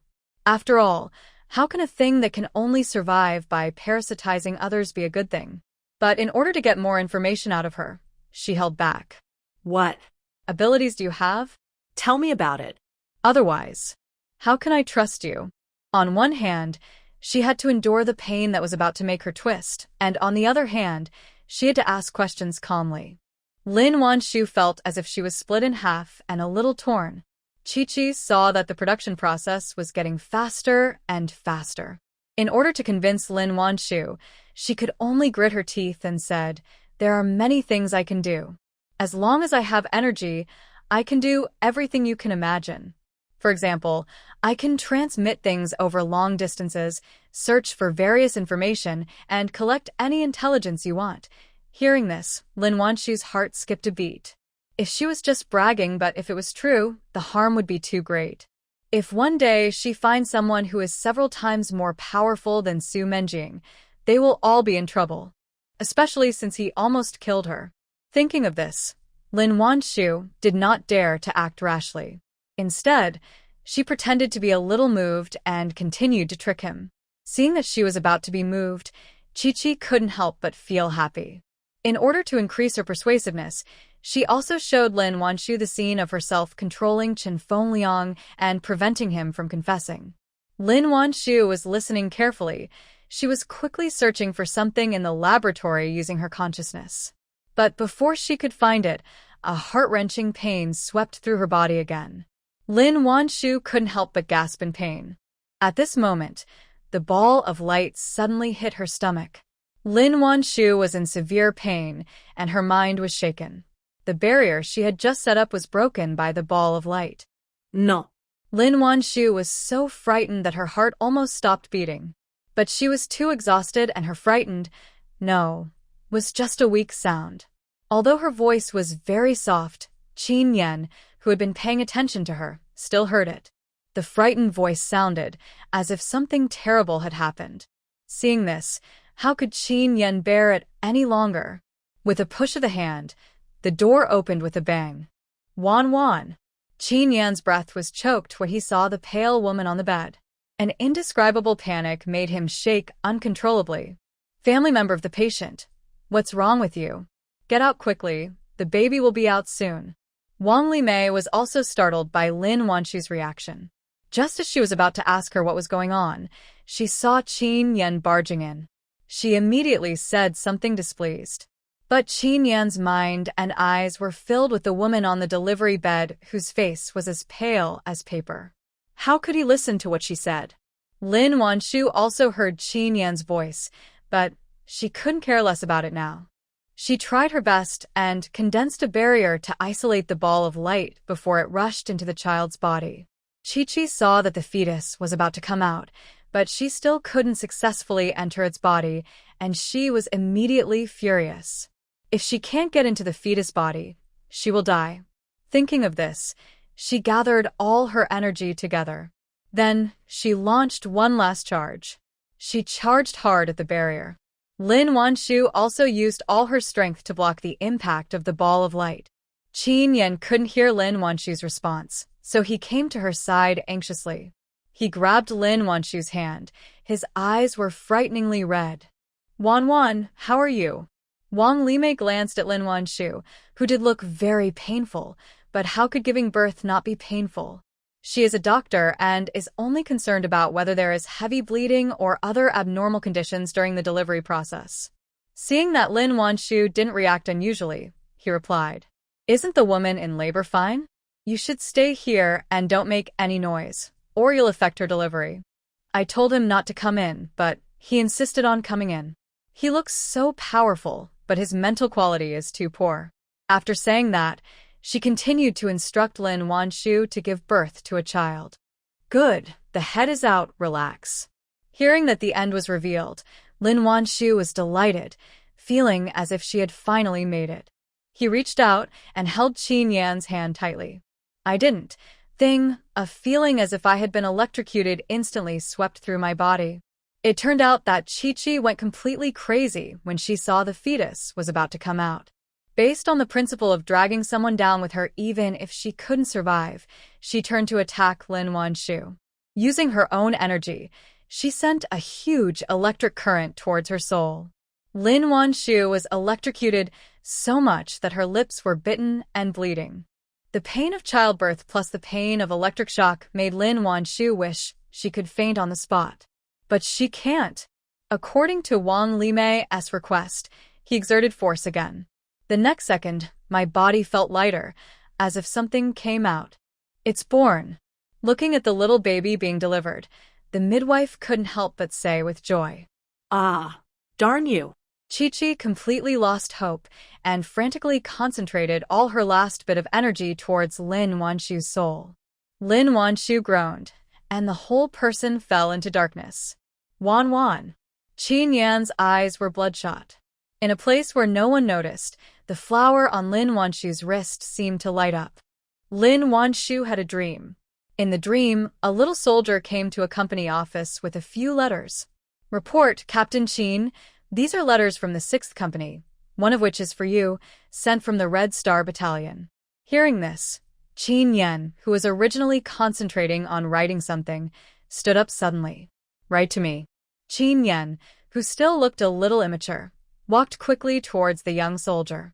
The young soldier had obviously never seen him so excited and was stunned for a moment.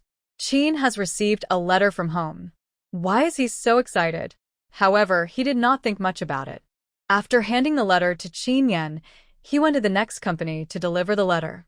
Who took the letter had a noticeable increase in breathing, and his face was filled with excitement that was difficult to conceal. With trembling hands, he quickly searched for his letter. Ko Xian received the letter and saw the words on it. The joy and expectation in his eyes disappeared visibly and were replaced by an indescribable loss. Lin Wanshu saw this. She was confused at first and couldn't figure out why he was so lost. But with each letter and each disappointment he caused, her heart seemed to be tightly gripped by something, and the pain was unbearable. She remembered that he was waiting for her letter. After realizing this, Lin Wanshu felt anxious and distressed when she saw him becoming more and more lost and frustrated. I wish I could enter his dream and write him a letter in person. Although she is now married to Qin Yan and has a child. But every time she thought back to what she had missed in her previous life, Lin Wanshu still felt regretful. Especially when she saw with her own eyes the figure who had been silently protecting her for so long but never received a response. Her heart was tied into a ball. Lin Wanshu reached out her hand, wanting to hug the lost figure. But it's impossible. She could only watch them regretfully miss each other, like watching TV. She watched him being bombed to death on the front line. She was still holding her photo tightly in her hand. Seeing this, Lin Wanshu was already in tears, and her heart ached so much that she couldn't breathe. Lin Wanshu wanted to go forward to save him, but she seemed to be separated by an invisible wall. I can only walk around anxiously in the same place. This scene kept repeating itself, and in the end, Lin Wanshu even forgot that she was dreaming. Looking at the man who died in front of her again and again, she almost collapsed. Even though she knew there was a wall in front of her, she still rammed into it desperately. She refused to stop until her body was covered in blood. Wait, I'll come to rescue you right away. Her eyes were fixed on the man who was covered in blood after being blown up, and her vision also turned blood red. The pain in my body has completely numb. She looked like she was crazy. I don't know if her perseverance finally paid off. The man, who was holding the photo tightly, seemed to hear her voice. Although he was covered in blood, he still raised his head and looked in her direction. He saw it. Lin Wanshu cried with joy. The man's lips moved as if he was saying something. Lin Wanshu didn't understand and continued, "Wait a minute, I'll come to save you right away. My medical skills are very powerful. I will definitely be able to get you out." But just when she was about to continue hitting, suddenly, someone called her name. Wan Wan. Wake up. The sound was like a thunderclap, striking heavily from the sky. Bizarre scene in front of him faded away quickly, including the bloody man. Lin Wanshu screamed heartbreakingly. The man's lips moved again. This time she understood and he told her to go back quickly. Go back? Where to go back? Just as I was thinking this, I heard a tearful plea again. Wan Wan, please. Wake up. The man's hoarse voice was filled with fear that penetrated deep into his bones. Fear? What is he afraid of? Lin Wanshu's mind was like a mess at the moment. Her consciousness was hazy, and she couldn't tell whether it was reality or a dream. Wife. Don't sleep. Meow Meow must be crying secretly at home. Wake up and comfort her. Meow Meow? These two words seemed to have some magical power, and Lin Wanshu's muddled mind gradually began to become clear. Her eyelids moved, and a bright light stung her eyes, causing some pain. But at this moment, the pleading voice in my ear suddenly stopped. Wan. Wan? Lin Wanshu heard the man's trembling voice, as if he was afraid that if his voice was a little louder, it would scare her. It's Qin Yan. Realizing this, Lin Wanshu finally regained consciousness. Before she opened her eyes, she raised her hand and groped towards the direction of the sound. Ah. Yen, she wanted to speak, but found that her throat seemed to be blocked by something, and the sound she managed to make was only a weak breath. But even such a small sound still made the man beside the bed ecstatic. Wan. You woke up. Qin Yan grabbed the little hand, his face filled with indescribable excitement. Lin Wanshu's eyelids moved again, and after finally adapting to the light, she slowly opened her eyes. The next second, a haggard face with unkempt beard and bloodshot eyes came into view. Seeing his appearance, Lin Wanshu was shocked. Ian, how did you become like this? But the man didn't even bother to answer her, seeing that she was really sober. He could no longer suppress his inner joy and hugged the person tightly in his arms. Great, you finally woke up, Lin Wanshu. No, what does it mean that she finally woke up? How long have I slept? She had just woken up and was still confused about the situation, so she asked with some confusion. Just after I asked the question, I suddenly heard a choking voice from the side. Wanshu, you've been in a coma for 6 days. Fortunately, you finally woke up. If you didn't wake up, Aunt Sure would have been scared to death by you. Aunt Sure? Hearing this, Lin Wanshu looked in the direction of the voice and saw a row of familiar faces standing behind Qin Yan. And these people were none other than the doctors who worked with her in the military hospital. Aunt Sure? Why am I here? Lin Wanshu was shocked. You were unconscious after giving birth, so Qin Yan sent you here. Sure Sarong said this with a hint of fear in her voice. This was not the first time she met Qin Yan. Every time they met, he gave her the impression of being calm and steady. She was also shocked when she saw his messy hair and red eyes that day.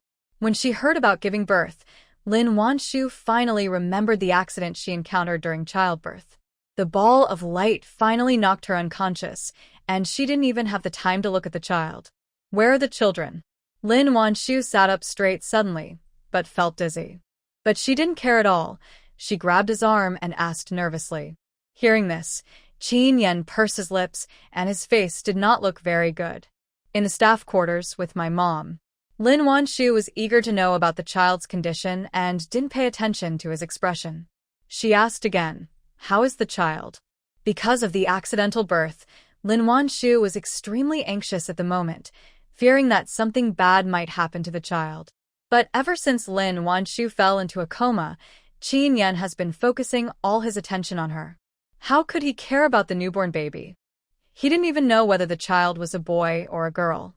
Lin Wanshu saw that he didn't say anything. She realized that the man's expression was wrong. Knowing that he must have blamed the child, she felt sad and uncomfortable, especially when I thought about him holding my photo in my dream and dying in front of me again and again. She couldn't bear to blame him at all. Apart from her and Su Menjing, no one else knew about Guangtuan's affairs. She could only wait until there was no one around and then explain it to him clearly. Sure Sarong could guess what was going on.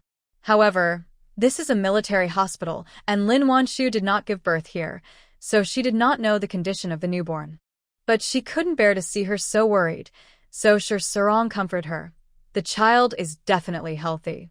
If you are worried, just call back and ask. But how could Lin Wanshu be willing to wait? The child didn't know what was going on. She was very worried and shook Qin Yan's arm. Ian, take me to make a phone call and ask. She had been in a coma for several days and had to rely on intravenous drips to maintain her life. She had no strength left in her body and could only shake Qin Yan's arm. She felt a little dizzy again. Seeing that she looked so bad and was a little shaky, Qin Yan was not willing to let her run around. I'll go and fight, you take a rest here. As he said this, he gently put her back on the bed. Yes, Comrade Xiaolin, don't worry. The most important thing is to take good care of your health. Lu Guoyang couldn't help but give some advice. God knows how nervous they were after something happened to her. After all, we are in the same hospital and have worked together for such a long time. Moreover, she has outstanding abilities and is not shy about her skills. If something happens to such a talented person, it would be a huge loss to the hospital. Others also had a good impression of Lin Wanshu, and they all followed suit to persuade her to take care of her health. Not to mention Shi Serong. Between the two of them, she's almost looking at Lin Wanshu as if she were the apple of her eye. No one agreed with her making the call, so Lin Wanshu had no choice but to suppress her anxiety and wait for Qin Yan to make the call. After Qin Yan left, other doctors also left one after another, leaving only Shi Serong in the ward. Lin Wanshu's treatment while she was in a coma. Now that she woke up, she examined her again. After the examination, I gave her some warm water to wash. Until Qin Yan came back after taking care of him. There were only a couple left in the ward. Qin Yan had just gone to make a phone call and brought back a bowl of porridge. How about it?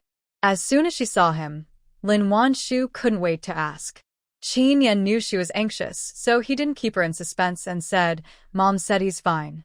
He can eat and sleep well, and he's not crying or making a fuss." She didn't know if it was an illusion, but Lin Wanshu felt that his voice was a little chilly. He realized that if this continued, his relationship with his child would be difficult to repair. Lin Wanshu took his hand and said, "I have something to tell you." But Qin Yan's mind and eyes are now fully focused on taking good care of her health, so how can he care about anything else? "Have some porridge first, and we'll talk later." Lin Wanshu. Her lips, wanting to protest his dominance, but when she saw the man's scruffy beard, she swallowed the words that were on the tip of her tongue. Never mind. That thing can't be explained in just a few words. What's more, she was really hungry. Thinking of this, she no longer refused him to feed her porridge. After eating just 2 bites, she suddenly thought of something and asked again, "Did you ask Mom whether the baby is a boy or a girl?" Lin Wanshu looked at him intently, her face full of anticipation. Is this baby that Meow Meow has been calling for so long a brother or a sister? Hearing this, Qin Yan was silent, and a trace of discomfort flashed across his face. I forgot to ask. In other words, he simply didn't want to know too much about the child. After asking Lin Wanshu what she wanted to know, he hung up the phone. Of course, Qin Yan knew that the child was innocent. But when he thought of the woman's pale face and weak breath, as if she was about to abandon him at any time, he could no longer love her. Of course, Qin Yan also hated himself. Why couldn't she control her lower body, causing her so much suffering?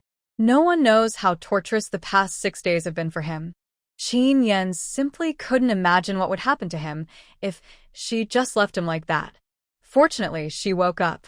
Lin Wanshu felt angry and amused at the same time. But more of it is sadness. She couldn't blame him at all, especially after the heart-wrenching breakdown she had experienced in her dream. I can understand his feelings better. But the child is innocent, and she must help him resolve this knot. Thinking of this, she drank the porridge faster. Slow down, don't rush. Qin Yan fed her 2 mouthfuls and then wiped her mouth carefully. Lin Wanshu. She is very anxious. She didn't listen to him and drank the porridge quickly. Only then did she feel like she was alive again, and her originally soft hands had strength again. Lin Wanshu held the man who wanted to get up and said, I have something to tell you. It's about the accident that happened during childbirth. Hearing this, Qin Yan paused and looked at her straight. You mean there was an accident when you gave birth? After all, his wife is different from ordinary people, and Qin Yan can't look at her with ordinary people's eyes. She was talking about must not be simple. Lin Wanshu nodded and motioned for him to come closer. Qin Yan heard this and knew that this should not be heard by anyone else, so he sat back on the bed and leaned towards her sideways. Lin Wanshu lowered her voice to ensure that no third person would hear her, and then she told her about the parasitic light ball she had found on Su Menjing. Hearing this, Qin Yan's face suddenly turned a little bad. She had discovered this dangerous thing a long time ago, but never told him? Lin Wanshu couldn't help but shrink her neck and muttered something. I didn't know this kind of parasitic thing could be transmitted through the air. I was careless this time. After that, she hugged his arm again and said coquettishly, I will definitely pay attention next time. Qin Yan. It almost cost him half his life once, and she still wants it to happen again? But She won't have another chance. But he didn't say this, and Lin Wanshu didn't know what he did in private, so she continued. That thing is very powerful. It can control people's minds from a long distance, gather intelligence, and transmit items through the air, when he heard that there was such a dangerous thing in the world. Fortunately, she was okay. Otherwise, he couldn't imagine what he would have done. Lin Wanshu comforted him. That thing must have been unable to find a host to parasitize, so it disappeared. Anyway, she doesn't feel its existence now. As for the little treasure at home, she was not infected because she tried her best to block it during delivery. Hearing this, Qin Yan finally breathed a sigh of relief. Seeing her face become thinner, he felt so distressed that he asked, Are you still hungry? I'll make you another bowl of meat porridge. Lin Wanshu. Are they going to treat her like a pig? No, I'm full. Lin Wanshu shook her head and looked straight at his face. After a pause, she raised her hand and touched his stubble with heartache. It's hard and a bit prickly. What about you? Have you eaten yet? Qin Yan felt a little uncomfortable when she touched his stubble. His beard actually grew quite fast, but his wife's skin was too delicate, and he was afraid of hurting her. So he got up early every day to shave. This was the first time he had an untidy beard in front of her. not yet. You take a rest first. I'll go shave and have a meal. She had been in a coma for so many days, and Qin Yan couldn't eat or sleep. Even now, he still didn't want to eat. He just wanted to stay here with her. But Qin Yan didn't want to keep looking so sloppy in front of her. Then he said he wanted to go have a meal. Hearing that he really didn't eat, Lin Wanshu felt even more distressed and urged him, Go quickly. Good. Qin Yan said this and put her back on the bed, covered her with a quilt, then turned and left. After he left, Lin Wanshu closed her eyes and checked her body. Only when she found that the ball of light was really gone did she breathe a sigh of relief. After a pause, she sat up again and picked up the enamel cup on the bedside table. In the cup, and it was a little hot, so she prepared to add some spiritual spring water into it. But before she could let it drip out, she suddenly realized something was wrong. Putting down the cup, she concentrated on checking the space, only to find that the disappeared ball of light appeared in the space. Seeing the thing flashing as if it would disappear at any time, Lin Wanshu was startled. Why are you here? Just as she said this, Lin Wanshu suddenly realized that she could actually directly control this strange thing. Therefore, the origin of this thing also came to her mind at the first time. It turns out her name is Chi-Chi. She accidentally fell from the four-dimensional civilization world into their place. Due to lack of energy, she was unable to return. She could only parasitize in a suitable host, absorb energy, and wait for the opportunity to return to her original world. No wonder this thing can teleport objects through the air and control another person from such a long distance. If it is a life form in a higher dimension, then it makes sense. The energy that Chi-Chi absorbed was also very strange. It was actually human luck. Is this also the reason why Su Menjing was so unlucky when she was hospitalized at the end? I heard from the nurse that she was about to fall down on flat ground, probably because Chi-Chi sucked her dry. Perhaps because her own experience of rebirth was too bizarre, Lin Wanshu didn't find Chi-Chi's origins that strange at all. The only thing that made her feel fortunate was that this thing did not have enough power, otherwise several of her combined would not be her match. But now, Chi-Chi didn't know how she came to this strange place. These past few days, she had been calling for help but no one answered her calls. She wanted to go out but she couldn't move. She was trapped here in fear and shock. Until she heard Lin Wanshu's voice, she was so scared that the whole ball of light almost broke apart. you. What do you want to do? I warn you, don't do anything rash. Chi-Chi felt Lin Wanshu's malice, and her round body began to tremble in fear. What do I want to do? Lin Wanshu smiled coldly. You haven't forgotten what you did to me, have you? How could Chi-Chi not remember? It was because she knew exactly what she had done to her that she was so scared. I'm telling you, don't mess around. Otherwise, I'll show you how powerful I am. Even though it has come to this, Chi-Chi still spoke stubbornly. Lin Wanshu really wanted to torture her with all kinds of torture. But seeing that she looked like she was about to dissipate at any moment, she held back. Now this thing is in her own space, and she will never be able to get out without her permission. This is the area under her absolute control. No matter what comes in, it must be under her control. Since this thing is so useful, she might as well not waste it and make use of it directly. Nothing to do. You re-free anyway, so why not help me generate electricity? Lin Wanshu finished speaking. The light ball was thrown into a strange device. Soon all the equipment in the space that required electricity lit up. Although the energy of this thing is very low, it is still enough to generate electricity. Chi-Chi didn't expect that she would use herself to generate electricity, and she almost jumped up in anger. You stupid woman, you are wasting my talent by using me to generate electricity. You are wasting a natural resource like mine. Lin Wanshu picked her ears and said lazily, Of course, I won't just let you generate electricity. That would be such a waste. Hearing this, Chi-Chi actually felt like crying for joy. Yes, I am useful. Please let me out. I can help you with whatever you want to do in the future. Hearing this, Lin Wanshu sneered. Go out? Who said I'm going to let you out? What I mean is that from now on, in addition to generating electricity, you have to take care of the crops in the fields, as well as the chickens, ducks, fish, and pigs in the farm. I didn't expect that she even wanted me to farm and raise pigs, chickens, ducks, and fish. Chi-Chi almost collapsed. What did she think of her to make her do such a dirty thing? I protest. You can't do this to me. After all, she was a high-level civilization. How dare she let her do such menial work? Lin Wanshu was too lazy to talk nonsense with her, so she just sealed her mouth and gave her instructions. Chi-Chi found that not only could she not speak, she also couldn't control herself and started planting the land, and she burst into tears on the spot. This is an insult. This is absolutely a blatant insult. Having solved a major problem, Lin Wanshu was in a good mood and drank another cup of spiritual spring water. After drinking the warm water, she felt a lot more comfortable. Not long after, Qin Yan came back. He shaved his face cleanly, buttoned his clothes neatly, and looked much more energetic. The man sat on the bed. Lin Wanshu leaned over eagerly.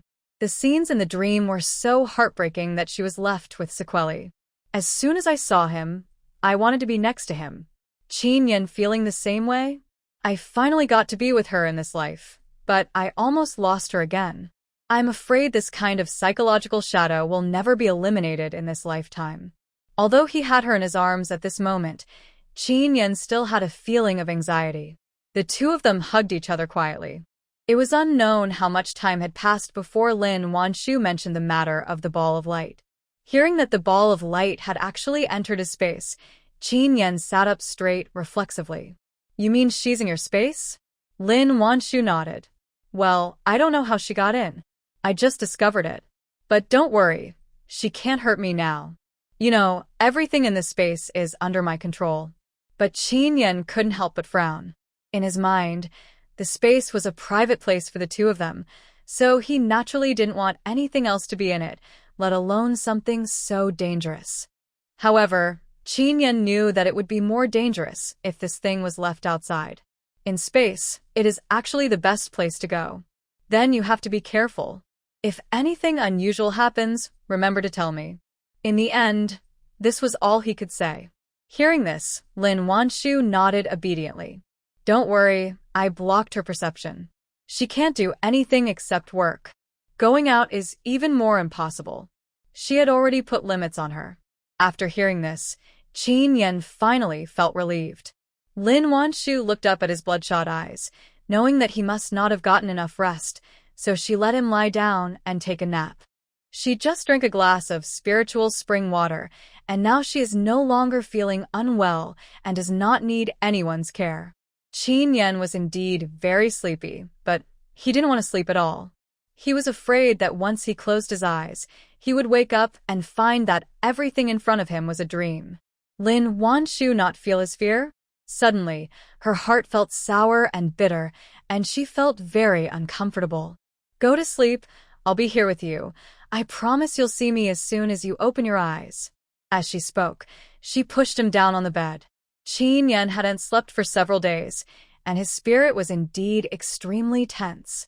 At this moment, she was leaning against his side obediently and coaxing him so gently. How could he bear it? No one knew when Qin Yan fell into a deep sleep. But even though he was asleep, his 2 hands held her tightly in his arms.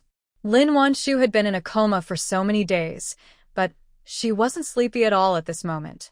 But she couldn't bear to leave his side, so she just lay quietly in his arms.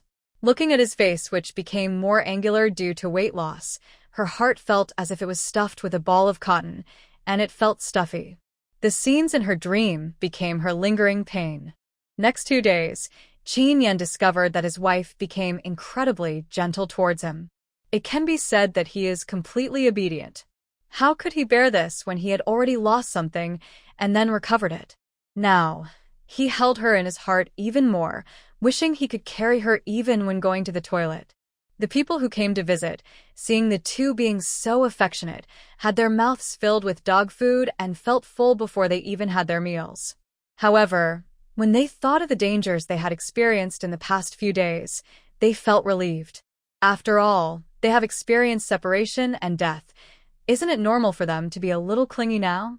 Couple stayed in the hospital for 2 days, and different doctors and nurses came to see Lin Wanshu every day. The students from the same batch came. Lin Wanshu also learned that they had all started clinical internship. Thanks to the memory method she taught, the students have become familiar with it and are able to learn more efficiently. Now each of them is performing very well in their internship. This can be seen from Shi Surong's fairly satisfied expression. Even someone as picky as her couldn't say anything, let alone others. Lin Wanshu was worried about the 2 little babies at home, so after staying in the military hospital for 2 days, she refused to stay any longer. In addition, she had drunk the spiritual spring water, and her body was no longer in any danger, so she insisted on going back. Shi Surong examined her and confirmed that she was indeed fine, then approved her discharge from the hospital. But before she discharged him from the hospital, she gave Qin Yan a few more instructions, telling him not to do any strenuous training when he returned. These words were said avoiding Lin Wanshu, so she didn't hear them. Qin Yan nodded. I understand, don't worry, Aunt Shi. In fact, he has been drinking spiritual spring water these days, and his body has fully recovered, and even strenuous exercise has no effect on it. But he couldn't say this, so he nodded in agreement. After hearing this, Shi Surong finally felt relieved. She gave them a few more instructions before sending them out. Seeing Qin Yan carefully protecting Lin Wanshu, Shi Surong felt deeply moved. She had never seen infatuated men before, but this was the first time she had seen someone like Qin Yan. He didn't even know whether the newborn baby at home was a boy or a girl, but he could do this for Lin Wanshu. As Lin Wanshu's family, it was hard for her not to be moved by his affection. Wanshu is a lucky child. Lin Wanshu and her husband walked all the way to the hospital entrance and met several patients who had seen her before. When they learned that she had given birth, they all congratulated her enthusiastically. In the end, Qin Yan was afraid that she was tired, so he didn't let her say more and took her away directly. The person who came to pick him up was Zheng Sanqiang again. Lin Wanshu had just given birth less than 10 days ago, and Zheng Sanqiang was afraid of shaking her, so he drove very slowly all the way. By the time we returned to the family compound, it was already afternoon. When the military wives saw Lin Wanshu coming back, they were all very excited. Wanshu, woo, you're finally back. You scare me to death. Wanshu, I'm glad you're okay. Wanshu, this is a hen that my family has raised for 5 years. I will catch it and kill it for you to nourish your body. This accident not only scared Qin Yan half to death, but also scared the other military wives to death. Seeing her return safely, everyone's eyes were red. All the good things at home, just wanting her to get better soon. Looking at those enthusiastic faces, Lin Wanshu's eyes felt a little sore. The family compound is generally harmonious. It would be a lie to say that there are no conflicts at all. Fortunately, most people are warm-hearted, so those minor conflicts can be ignored. Listening to the concerned words of the military wives, Lin Wanshu felt warmed to the heart. However, the military wives were all sensible. Knowing that she was still in confinement and could not be exposed to cold wind, they did not say much. Instead, they asked Qin Yan to take her back quickly. Lin Wanshu had just returned home, and before she even entered, she heard a loud "wow wow" coming from the house. When she heard the baby crying, her heart softened instantly. Without caring about anything else, she walked eagerly towards her room. As soon as I reached the door, I saw Sun Shifeng holding a tightly wrapped little kid in her arms, walking back and forth to coax the kid. Although she hadn't seen what the little one looked like and didn't even know whether it was a boy or a girl, she could already suppress the smile on her face. "Baby, Mommy's back. Are you hungry?" Sun Shifeng had just made milk for the baby and changed the diaper, but the baby kept crying. She was having a headache, but she didn't expect to hear Lin Wanshu's voice. Seeing her come back, Sun Shifeng was surprised and happy. "Oh my dear, you're finally back. You almost scared me to death." As she said this, she walked over with the baby in her arms. "Hey, Mom, I'm back." Lin Wanshu greeted him with a smile, and then quickly walked over to him. Became extremely nervous when he saw her making such big movements. Slow down. But Lin Wanshu was so anxious to see her baby that she had no time to care about all these things. After finally walking to the baby, she couldn't wait to reach out and take it. Sun Shifeng knew that she missed her child and did not stop her. But Lin Wanshu was still in confinement after all, and fearing that she couldn't handle it, he let her sit back on the bed and propped up her waist with a pillow before handing the baby over to her. "You suffered a lot during childbirth this time. You need to rest well and don't stand for too long." Lin Wanshu couldn't wait any longer. She responded quickly and reached out to take the baby. When she looked down, she was stunned. Doesn't this little guy look too much like his dad? She was so small, but had a high nose. Her little face looked very serious, with her two faint eyebrows wrinkled together. A mini version of Qin Yan. Lin Wanshu saw this. Her heart instantly softened. "Isn't she too cute?" I don't know what happened, but the little guy who was crying loudly quickly calmed down once he was in her arms. A pair of still unfocused eyes stared at her face, and no one knew what they were looking at. He looks like you." Lin Wanshu held the little guy in front of him, like she was presenting a treasure. Although she hadn't asked whether it was a boy or a girl, just by looking at his appearance, Lin Wanshu felt that it couldn't be a girl. Sure enough, just as she finished saying this, she heard Sun Shifeng's cheerful voice. "Who says he isn't? This child looks exactly like his father when he was a child. He will definitely be a man of great stature when he grows up." However, looking at the child she held in front of him, Qin Yan just took a glance and then looked away. "Well, you haven't left the confinement period yet. Don't hold me for too long. It's bad for your waist." He wasn't very happy, nor was he very unhappy, and there wasn't much emotion visible on his face. Lin Wanshu felt a little disappointed, but she knew that this matter could not be rushed. After all, she had just experienced such a dangerous situation, and it was normal for him to feel emotional at this moment. Once he's spent some time with the child, they will develop a close relationship. The baby was quiet for a while when he was in her arms, but soon started to make noise again. Soon as the little mouth opened, a loud cry came out, and the little head was nodding from side to side. Lin Wanshu had raised a baby. Looking at his appearance, she knew that he must not be full, so she habitually lifted up his clothes to feed him. But when he had just lifted it halfway, he was stopped by Qin Yan. "Etc. What's wrong?" Lin Wanshu blinked in confusion. "You just had an 4 drip 2 days ago. It might have an effect. Don't chest feed for the time being," Qin Yan said with a serious face. I didn't expect him to be so thoughtful. Lin Wanshu's eyebrows curved, and she felt very happy. "It's okay. It's been 3 days. You can feed it now." She is a doctor herself, so she knows very well how long you can wait after an injection before you can chest feed. But Qin Yan, who heard this, still disagreed and said, "You've been in a coma for so many days, your body is still weak. Feed him milk powder first. There is no rush for chest milk." Upon hearing this, Sun Shifeng suddenly became nervous. Qin Yan is right.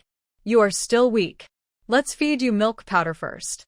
Although I feel bad about spending money on milk powder, my daughter-in-law is a capable person. If I delay her recovery because of my reluctance to spend money, it would be a loss. After all, she earns more than this amount of money in salary alone." Sun Shifeng has a scale in his heart about this. Neither of them allowed her to chest feed, so in the end, Lin Wanshu had no choice but to agree to feed her with formula first. Qin Yan had often prepared milk powder for Miao Miao before and was very familiar with it. He didn't let Sun Shifeng do anything, he just washed the bottle and added water to make the milk. Sun Shifeng has been making the milk these days. She feels sorry for the milk powder and is afraid of wasting it, so she only makes 1 spoonful each time. At the beginning, the baby's stomach is small and 1 spoonful of milk powder is enough. But after 8 or 9 days, 1 spoonful of milk powder is no longer enough to satisfy the baby's hunger. Qin Yan directly made 3 spoonfuls of it. Sun Shifeng looked at him and felt so painful that she kept saying, "Enough, enough." But it was obvious that Qin Yan was a stubborn person and didn't listen to her at all. After making the milk, he handed the bottle to Lin Wanshu. The little guy was probably often not full, so when he finally got to drink milk, he gulped it down. Drank up 3 spoonfuls of 120 milliliters of milk. After he finished drinking, his little mouth was still sucking, and it was obvious that he was still unsatisfied.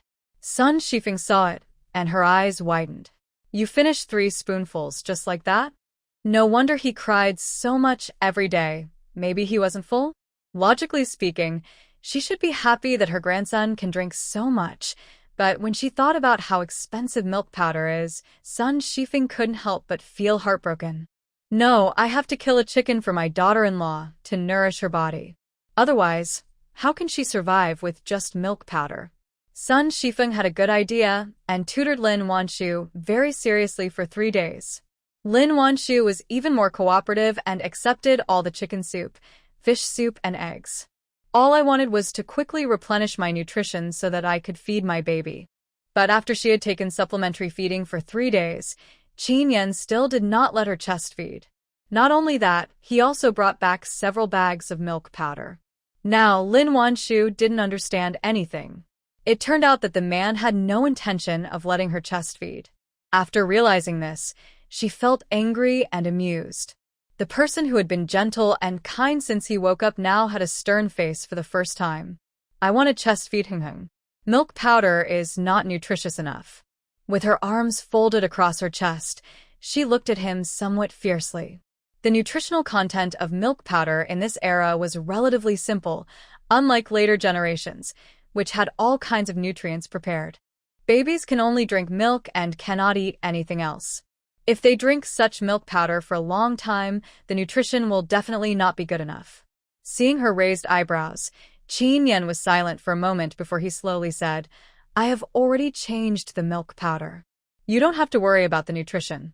She has lots of cans of formula in her space."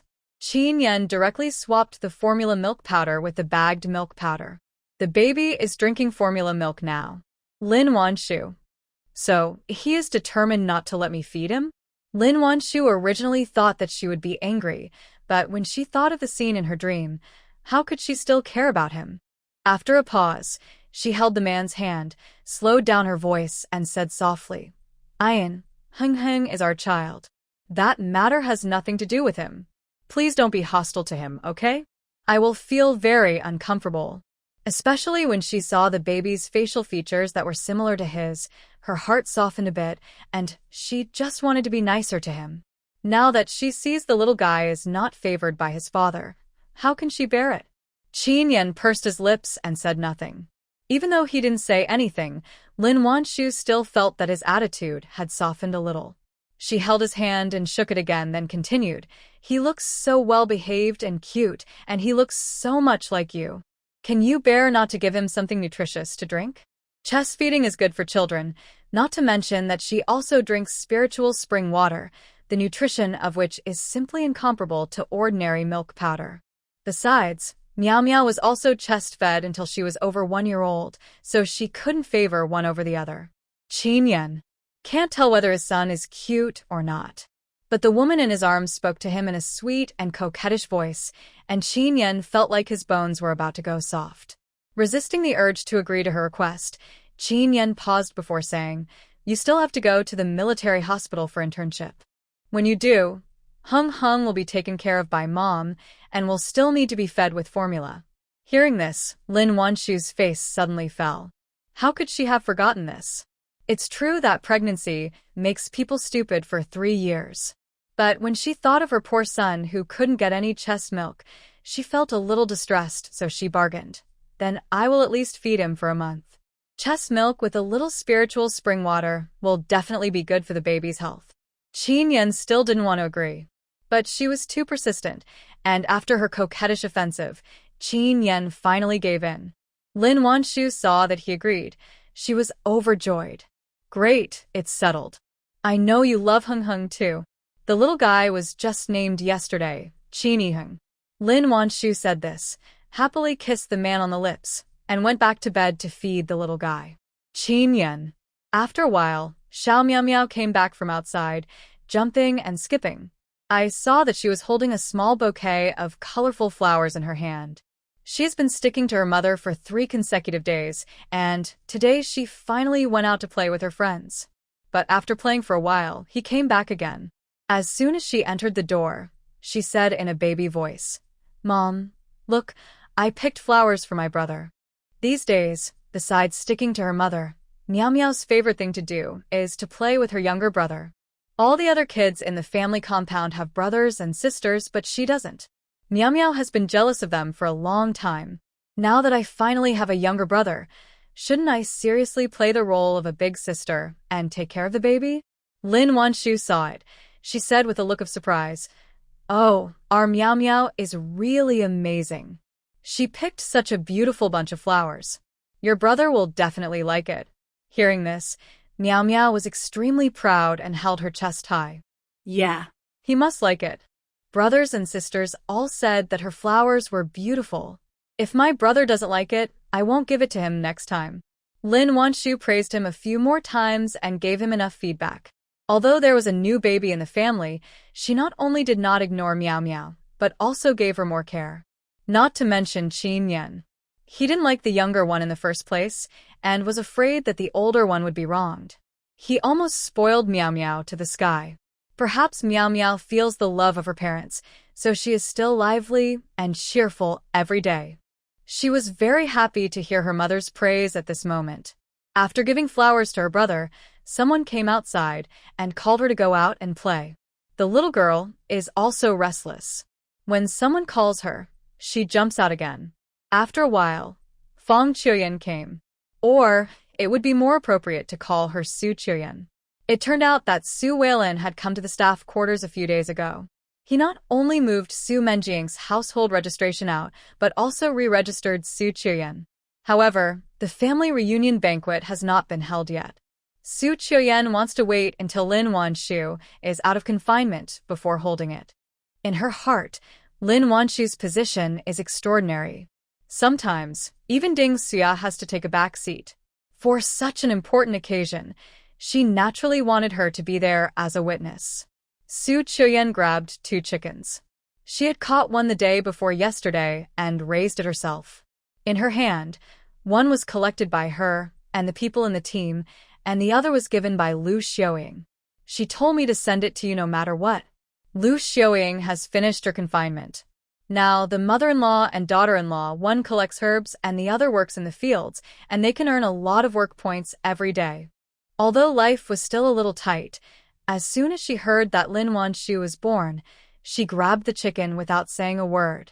However, she couldn't enter the staff quarters, so she could only go to the factory to find Su Qiuyan. Lin Wanshu was deeply moved when she saw that Lu Xiaoying sent her a chicken despite the difficult circumstances. She did not refuse the chicken, but planned to give her a laying hen raised in the family compound after she finished her confinement. A chicken farm has also been set up in the staff quarters. However, because it was newly established, the scale is still small and there are not many chickens inside. But everyone has witnessed the power of these laying hens, and they don't mind the small scale. Every day, everyone is as excited as if they had been injected with chicken blood, and they vow to breed a batch of good chicks for the country. After Su Qiuyan delivered the chicken, she chatted with Lin Wanshu for a few more words. Lin Wanshu also found out that Fang Menjing was transferred to prison after her household registration was changed. The Public Security Bureau is now investigating her. After the investigation is completed, it is estimated that she will be sentenced to several years in prison. By the time I got out, I was already in my 30s and my life was ruined. Quan Fangmei was also sentenced to 3 months of forced labor for stealing a baby. Although the penalty was short, for the country people, the family's reputation was ruined. Fang Dongxue was abandoned by the city man and went to labor camp. It will be almost impossible for her descendants to find a good marriage in the future. Su Qiuyan not only had no sympathy for the bad karma that befell this family, she even felt very happy about it. Quan Fangmei did call her, but Su Qiuyan didn't answer. She didn't even need to answer to imagine what she would say to her. It was nothing more than some moral blackmail, and she was too lazy to listen. But my mother went to listen and came back very angry. Su Qiuyan felt so distressed. Lin Wanshu felt relieved to see that she didn't look sad when she talked about the Fang family. You have finally come to the end of your suffering. Let the past be the past. Your future will be better and better. To hear this, She first told herself this. She couldn't imagine that this day would come. Not only did I get a job, but I also found parents who loved me. Isn't this just getting better and better? Unable to hold back, Su Qiuyan hugged her arms with both hands, rested her head on her shoulders, with a happy smile on her face. Thanks to you. Without her, I wouldn't be who I am today. The two of them talked affectionately for a while. Su Qiuyan went out. She has to go to work in the afternoon and has to go back for dinner. But before I even got home, I heard the news that Huinju had given birth to twins. It turned out that Qiu Yong was also frightened by Lin Wanshu's situation, and he sent his wife to the hospital before she went into labor. When the hospital saw that it was twins, they did not take it lightly and immediately arranged a cesarean section. At this time, Huinju was still in the hospital. The news was brought back by the military wife who had visited him in the hospital in the morning. You are wrong. They are twins, a boy and a girl. A military wife who went with them retorted. Right. Look at me. I was so excited that I blurted out, they should be twins, a boy and a girl. Oh, what kind of luck is Wenju? Not only are they twins, but they are also a boy and a girl.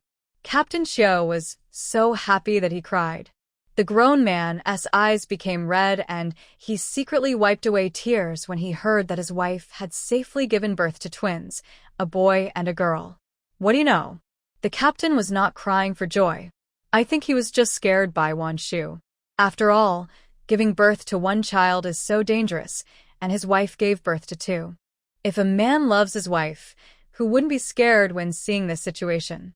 Upon hearing this, everyone couldn't help but sigh that Huinju was so lucky to marry such a good man. Hey, don't say that. Wenju is so talented. Look at our medicinal materials machine. I heard that it was invented by her. Now she has given birth to twins, a boy and a girl. It's hard to say who will have a better life. When everyone heard this, they all agreed. Couple is made for each other, and each one is more amazing than the other. They can only envy. After what happened last time, Su Qiuyan has gradually become friends with the other military wives in the family compound. When she heard the news that Huinju had given birth, she joined everyone in discussing what she should send over when she returned. Now nearly half of the military wives in the family compounds have jobs and can earn money.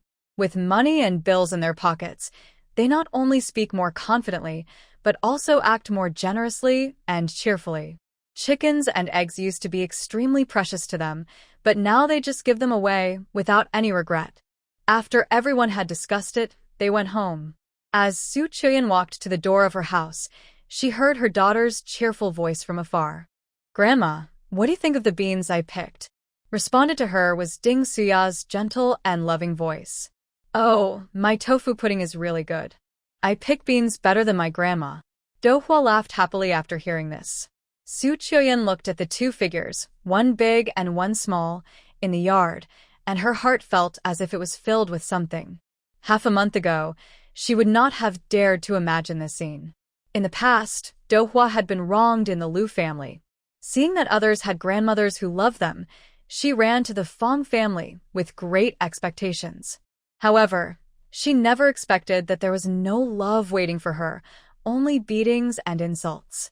Su Chuyen will never forget how she was beaten so badly that her whole body was covered with bruises, and she couldn't even cry. She had complained and hated before. "I hate Quan Fongmei for being so cruel."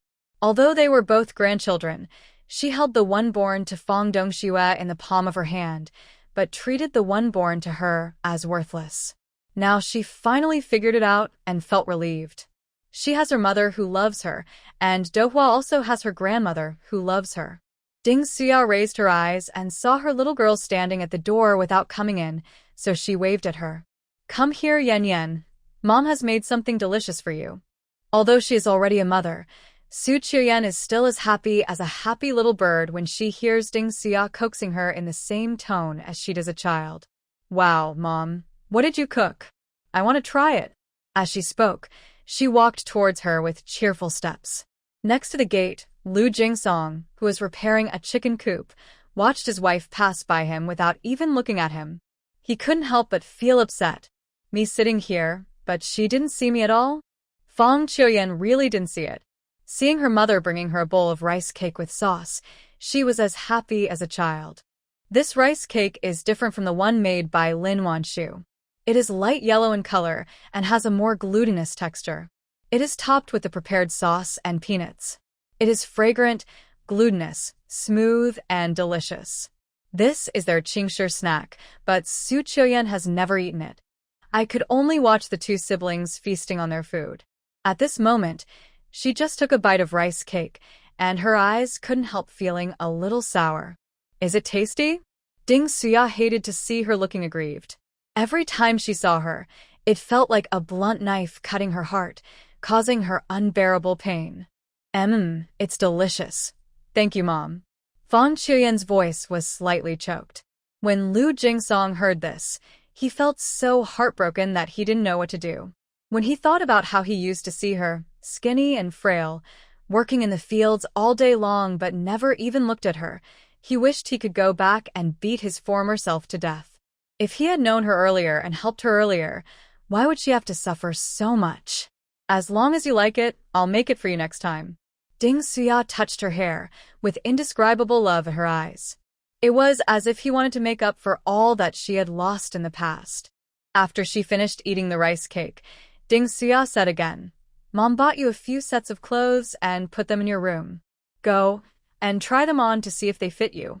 Yesterday, she went to the city and bought not only clothes, but also various food and daily necessities, and put them all in the room. Hearing that she had also bought clothes for herself, Su Chuyen was touched and distressed. "Mom, I have clothes. Jingsong bought me several pieces, but I haven't worn them yet. You don't have to buy them for me. It's a waste of money." Hearing this, Ding Xia snorted coldly. "It's his responsibility to buy you clothes. If he doesn't even have this little money, you should divorce him as soon as possible and let your parents support you." Who was cutting bamboo strips at the door, became furious when he heard this and almost had a piece of his finger cut off by the knife. But he didn't dare to complain at all. He put down the knife and bamboo strips, walked towards Ding Xia, and said with a pleading look, "Mom, if you have something to say, please talk to me nicely. Don't mention those two words." Seeing that he was so shameless and followed Su Chuyen in calling her mom, Ding Xia couldn't help but snorted again. "Who are you calling Mom? I'm not your cruel mom." These days, she has almost understood her little girl's past. It was known that after this man married the little girl, he did not return home for several years, leaving the mother and daughter to be bullied by his vicious mother. She was not very satisfied with Lu Jingsong in the first place, and after knowing that incident, she disliked this son-in-law even more. Hearing this, Lu Jingsong couldn't help but wipe his sweat, but he didn't dare to have any opinion in his heart. You are Qiuyan's mother, so you are also my mother. It was indeed my fault in the past. You can beat me or scold me if you want, but don't mention divorce. He couldn't help but feel frightened just by hearing these two words. Lu Jingsong's words were sincere and heartfelt, but Ding Suya remained unmoved. That depends on your performance. Don't think you can fool me by pretending for a day or two. Yan Yan has me and her father backing her up now. If she is wronged one day, I will definitely not let her live with you anymore. She didn't need to say anything. Lu Jingsong now wished he could hold his wife in his heart and love her. How could he possibly let her suffer any grievances again? Mom, you can rest assured. I will never let her suffer any injustice again. Su Qiuyan couldn't help but pursed her lips and smiled when she saw that he was almost about to swear to the heavens. You deserve it. Let him bully me like this before. Seeing that not only did she not help him, but she also had a gloating expression on her face, Lu Jingsong suddenly felt depressed. But now he couldn't do anything to her. Because the mother and daughter had just met, they had been sleeping in the same room these days. Had finally managed to sleep with his wife for a few days, but now he had to live in his own room again. Not to mention being with her at night. Even a little time during the day is almost taken up by my mother-in-law. For more than a week, he couldn't even touch her with a finger, let alone any other intimate actions. This made Lu Jingsong, who had finally gotten a little close to her, feel extremely anxious and uncomfortable. However, he had to endure it no matter how uncomfortable it was because he was still a criminal person. Seeing his sincere look, Ding Suya finally stopped saying anything that would hurt her heart. Holding the beans she had just picked with the tofu pudding, she urged Su Qiuyan, "Go try on the clothes. Mom will make some braised pork and stir-fried beans, and we can eat." Because her daughter had lived such a hard life in the past, Ding Suya wished she could give her all the good things. Even meals were cooked for her every day, either fish or meat. Su Qiuyan felt like she had gained 2 or 3 pounds. But she couldn't bear to refuse these good things, so she ate happily no matter what her mother cooked. Of course, occasionally, she would cook a few dishes she learned from Lin Wanshu for her. Hearing Ding Suya's urging, Fang Qiuyan nodded. Okay then, thank you for your hard work. I'll come over and light the fire for you later. Hey, silly girl. What's so hard about this? I'm so happy to cook for you, go ahead. Ding Suya nodded her head in annoyance. When Su Qiuyan heard the word, silly girl, the corners of her lips couldn't help but curl up. To have my mother's love. Without saying anything else, she happily went back to her room. Originally empty room now not only has a bed back in it, but is also filled with all kinds of things. Some were brought by Ding Suya, some were given by Su Mingqi, some were secretly put in by Lu Jingsong, and the rest were given by Su Weilin. He went to the provincial capital these days, and it will probably take a few days for him to come back. Looking at the packed house, Su Mingqi felt unprecedented satisfaction. What satisfied her was not what they gave her, but the love they showed her. Ding Suya bought for her were placed on the bed. At a glance, there were actually 5 sets. 3 sets of shirts and trousers and 2 dresses. Closing the door and the window, Su Qiuyan took off her clothes and began to try them on one by one. You won't know until you try it, and you'll be surprised when you do. I clearly never saw Ding Suya measure herself, but she tried on 3 sets and they all fit her perfectly. The last set is a cheongsam. The color is very simple and the fabric looks very elegant. Although Su Qiuyan had never worn such a skirt, she had only seen Fang Menjing wearing it for such a long time, and she couldn't help but have a subtle feeling in her heart.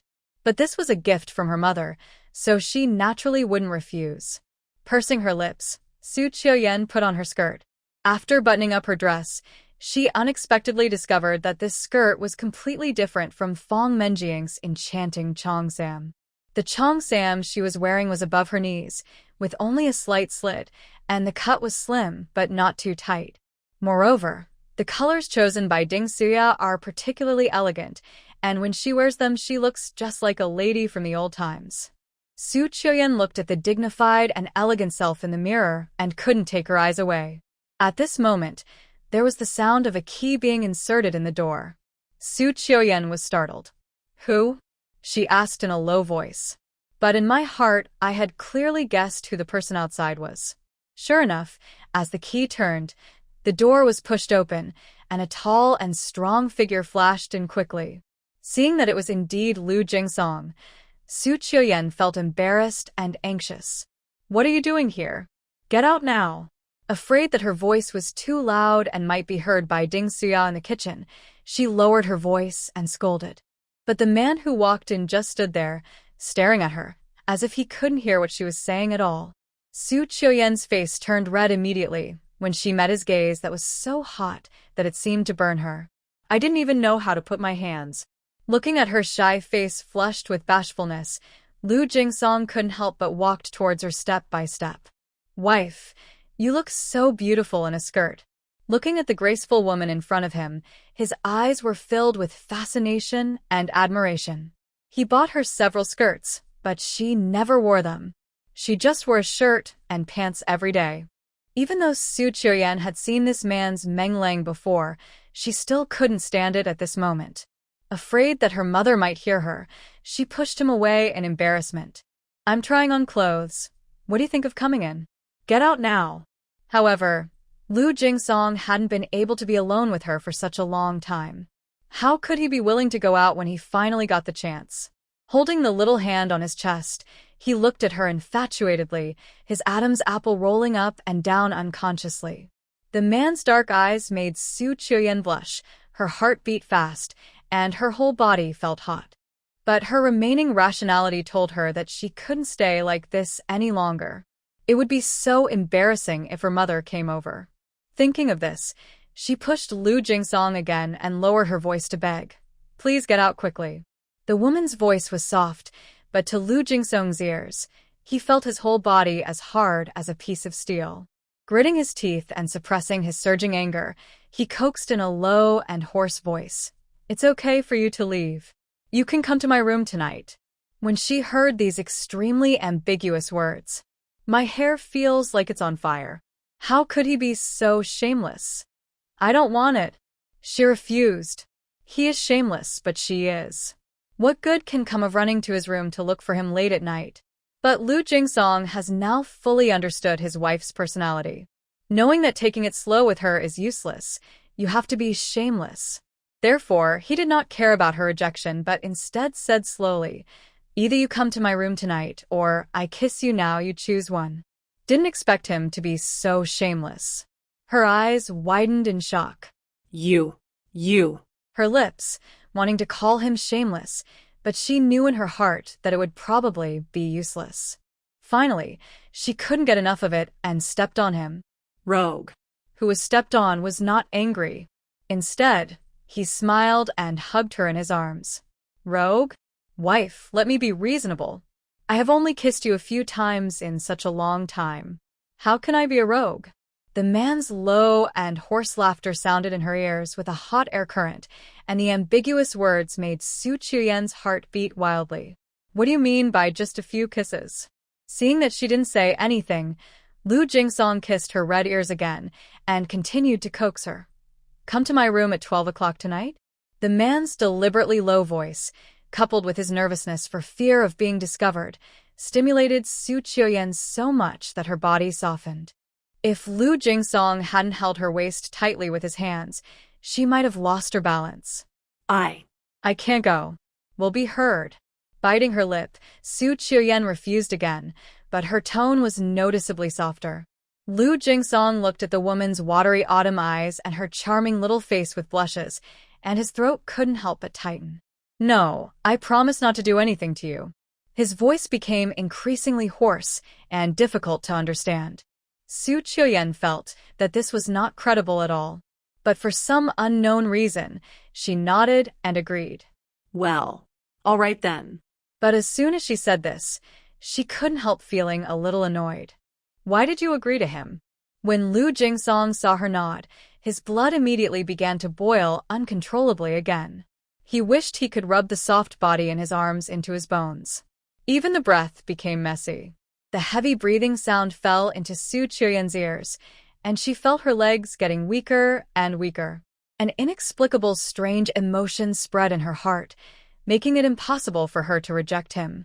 Lu Jingsong felt her obedience, and his body became more and more tense. But he knew now was not a good time.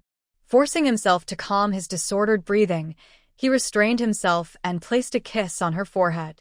Then let's put it this way. I'll wait for you tonight. After saying that, he put the person on the bed and then quietly went out. It was not until the man had been gone for a while that Su Qiuyan came to her senses. Thinking about what the two of them had just said, she actually felt it was ridiculous. They are obviously a legitimate couple. Why do they act like they are having an affair? These ambiguous words caused Su Qiuyan's heartbeat, which had finally calmed down, to start beating wildly again. The whole afternoon, except for the time she was working, she was somewhat absent-minded. I finally got off work, only to find that the man who waited for me every day didn't come today. A moment, Su Qiuyan didn't know whether she was more relieved or disappointed. Finally, she suppressed the chaotic thoughts in her heart, carried her backpack, and went back to the family compound with other military wives. As soon as I entered the house, I heard smoke rising from the kitchen chimney. You don't need to look to know that it might be your mother cooking. The warm smell of fireworks immediately swept away all the depressed emotions in Su Qiuyan's heart. Walked happily to the kitchen door and shouted inside, "Mom, I'm back." What responded to her was Ding Suya's cheerful voice. "Yan Yan is back? Hurry up and wash your hands. We can eat soon." Mom, look, this is what Grandma gave me." Dohua was also in the kitchen. When she saw her, she ran towards her happily with a notebook in her hands and shared her new stamp album with her. When Su Qiuyan entered the door just now, she subconsciously glanced at the yard and did not see Lu Jingsong. Now, after returning to the kitchen, she still didn't see anyone, and she finally confirmed that the man was not at home. But he is a soldier, so it is normal for him to come back late. Like before was an exception. Finally, barely able to control herself from thinking about her, Su Qiuyan played with Dohua for a while, then went to wash the dishes and set up the stools. "This is the bean curd that your sister just brought over. I used it to stir-fry the meat slices. Try it and see if it tastes good." Ding Suya brought the cooked dishes to the table and said with a smile, "Mom's cooking is so good, I don't even need to taste it to know it's going to be delicious." Not to mention fried bean curd with pork slices, even fried radish was considered by Su Qiuyan to be a delicacy. Ding Suya was very happy that her daughter liked the dishes she cooked. However, she still asked about Lu Jingsong while eating. Why hasn't he come back yet? Although she was not satisfied with her son-in-law, she couldn't completely ignore him. That's so rude. I don't know either. Maybe there's something going on in the army. I'll leave some food for him. Let's eat first. How could she know when he would come back? She could only leave food for him. Hearing this, Ding Xia didn't ask any more questions. The three of them finished their meal and took a shower. They went back to their room. Now the person who tells stories every night is Ding Xia. She is a professor and is very knowledgeable, so there is no need to say much about her ability to educate children. Su Qiuyan continued reading her book on the side. Although she has now entered a pharmaceutical factory and holds an important position, she has never slacked off in her studies for a single day. Whenever she has free time, she either continues to read books on medicinal materials or books on management. Naturally, all this information was given to her by Lin Wanshu. Ding Suya felt both distressed and proud when she saw how serious and hardworking she was. Her child was so outstanding, but he was exchanged to the countryside by that vicious woman, and his life was delayed for so many years. If she had grown up by my side, her achievements would definitely not be less than they are now. Dohua fell asleep quickly. Ding Suya originally wanted to chat with Su Qiuyan, but seeing how hard she was studying, she decided not to disturb her in the end. Before she knew it, she fell into a deep sleep, was left alone, immersed in the world of books. She didn't know how much time had passed before she felt the urge to urinate. She yawned and put down the book. "I plan to go to the bathroom. and then go to bed. But on the way back, when she passed by Lu Jingsong's room, she stopped for some unknown reason. After a moment, she hesitated, pushed the door, and walked in. The room was pitch black, and I couldn't see a thing. Fortunately, his room was still empty, with nothing placed inside, so he didn't have to worry about tripping and falling when walking inside. Smelling his scent in the air, Su Qiuyan's heartbeat became inexplicably out of control. Especially when she thought of what the man had said in her ear during the day, her face began to heat up uncontrollably. Finally, she patted her cheeks and turned to go out in the dark. However, just as he reached the door, he ran into a wall of flesh. Su Yuyan exclaimed. The next second, the whole person was embraced in a hot embrace. "Wife, you really came to see me?" In the darkness, a man's deep voice was heard, with unspeakable joy and excitement. "No, I was just passing by." Su Qiuyan's face was red and her body was soft, but her mouth was very hard. But what responded to her was the man's doting low laugh. "Okay, I see. My wife just passed by my room and came to see if my bed was solid." Su Yuyan? What kind of vicious words are these? Who wants to see if your bed is firm? When she thought of the rumor that someone's bed collapsed in the middle of the night in the staff quarters, her face felt like it was on fire. "Let go, I want to go back." She regretted coming here. But Lu Jingsong had waited so long for her to come into his room, so how could he let her go? Not only did he not let go, he directly picked the person up and walked towards the bed. Su Qiuyan was so scared. Her heart almost jumped out of her throat. She hit his chest with her hand and struggled. I don't want to sleep here. I want to go back to my room." She thought she was mentally prepared and should be able to accept it, but when the time came, she couldn't help but feel scared. Lu Jingsong felt her trembling body and suddenly felt distressed. He gently put the person on the bed, kissed her, and then coaxed her. "Be good, don't move. I just want to talk to you. If you don't agree, I won't touch you." Seeing that he really had no intention of touching her, Su Qiuyan stopped struggling. Biting her lip, she asked, "What do you want to tell me?" "I have already found out about Fong Dongxue." Hearing this, Su Qiuyan's breathing tightened and her hands subconsciously clenched the hem of his clothes. How? How is it? Although she was already 70% certain that something strange happened that night, she still felt a little nervous at this moment. That's what she did. In the darkness, the sound of Lu Jingsong gritting his teeth could be heard. Even though she couldn't see his expression clearly, Su Qiuyan could feel how angry he was. Originally, she thought she would be as angry as he was, but when she heard his confirmation, all of Su Qiuyan's nervousness disappeared, replaced by a calmness that everything had settled. "So, what are you going to do?" "I have asked someone to report it to the police." Giving drugs to soldiers is no small matter. To put it in a more serious way, it could be a spy. In any case, Fong Dongxue will definitely be in trouble for this matter. Even if she was lucky enough not to go to jail, her reputation would be completely ruined.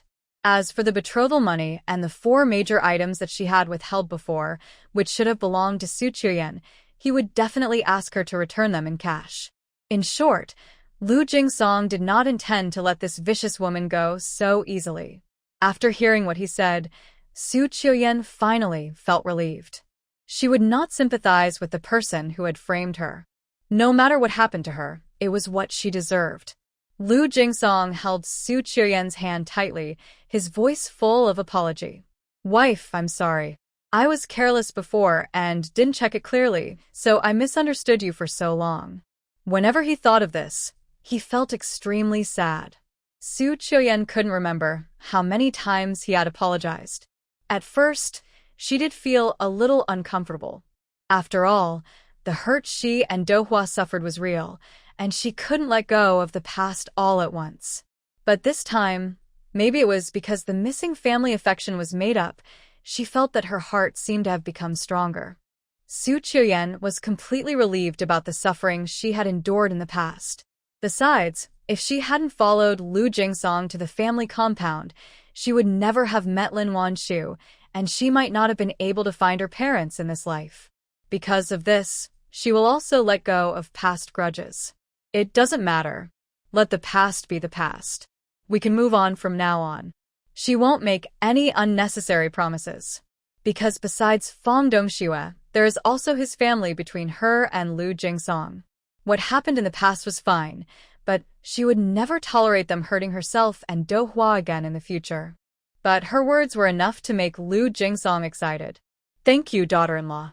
Unable to hold back, he reached out and pulled the person into his arms. As long as she can forgive him, he will have a chance to make amends slowly. He had no intention of glossing over the harm done to her by her family. The man probably just came back from training, and he still smelled of sweat. It didn't smell bad, but it made Su Qiuyan feel very uncomfortable.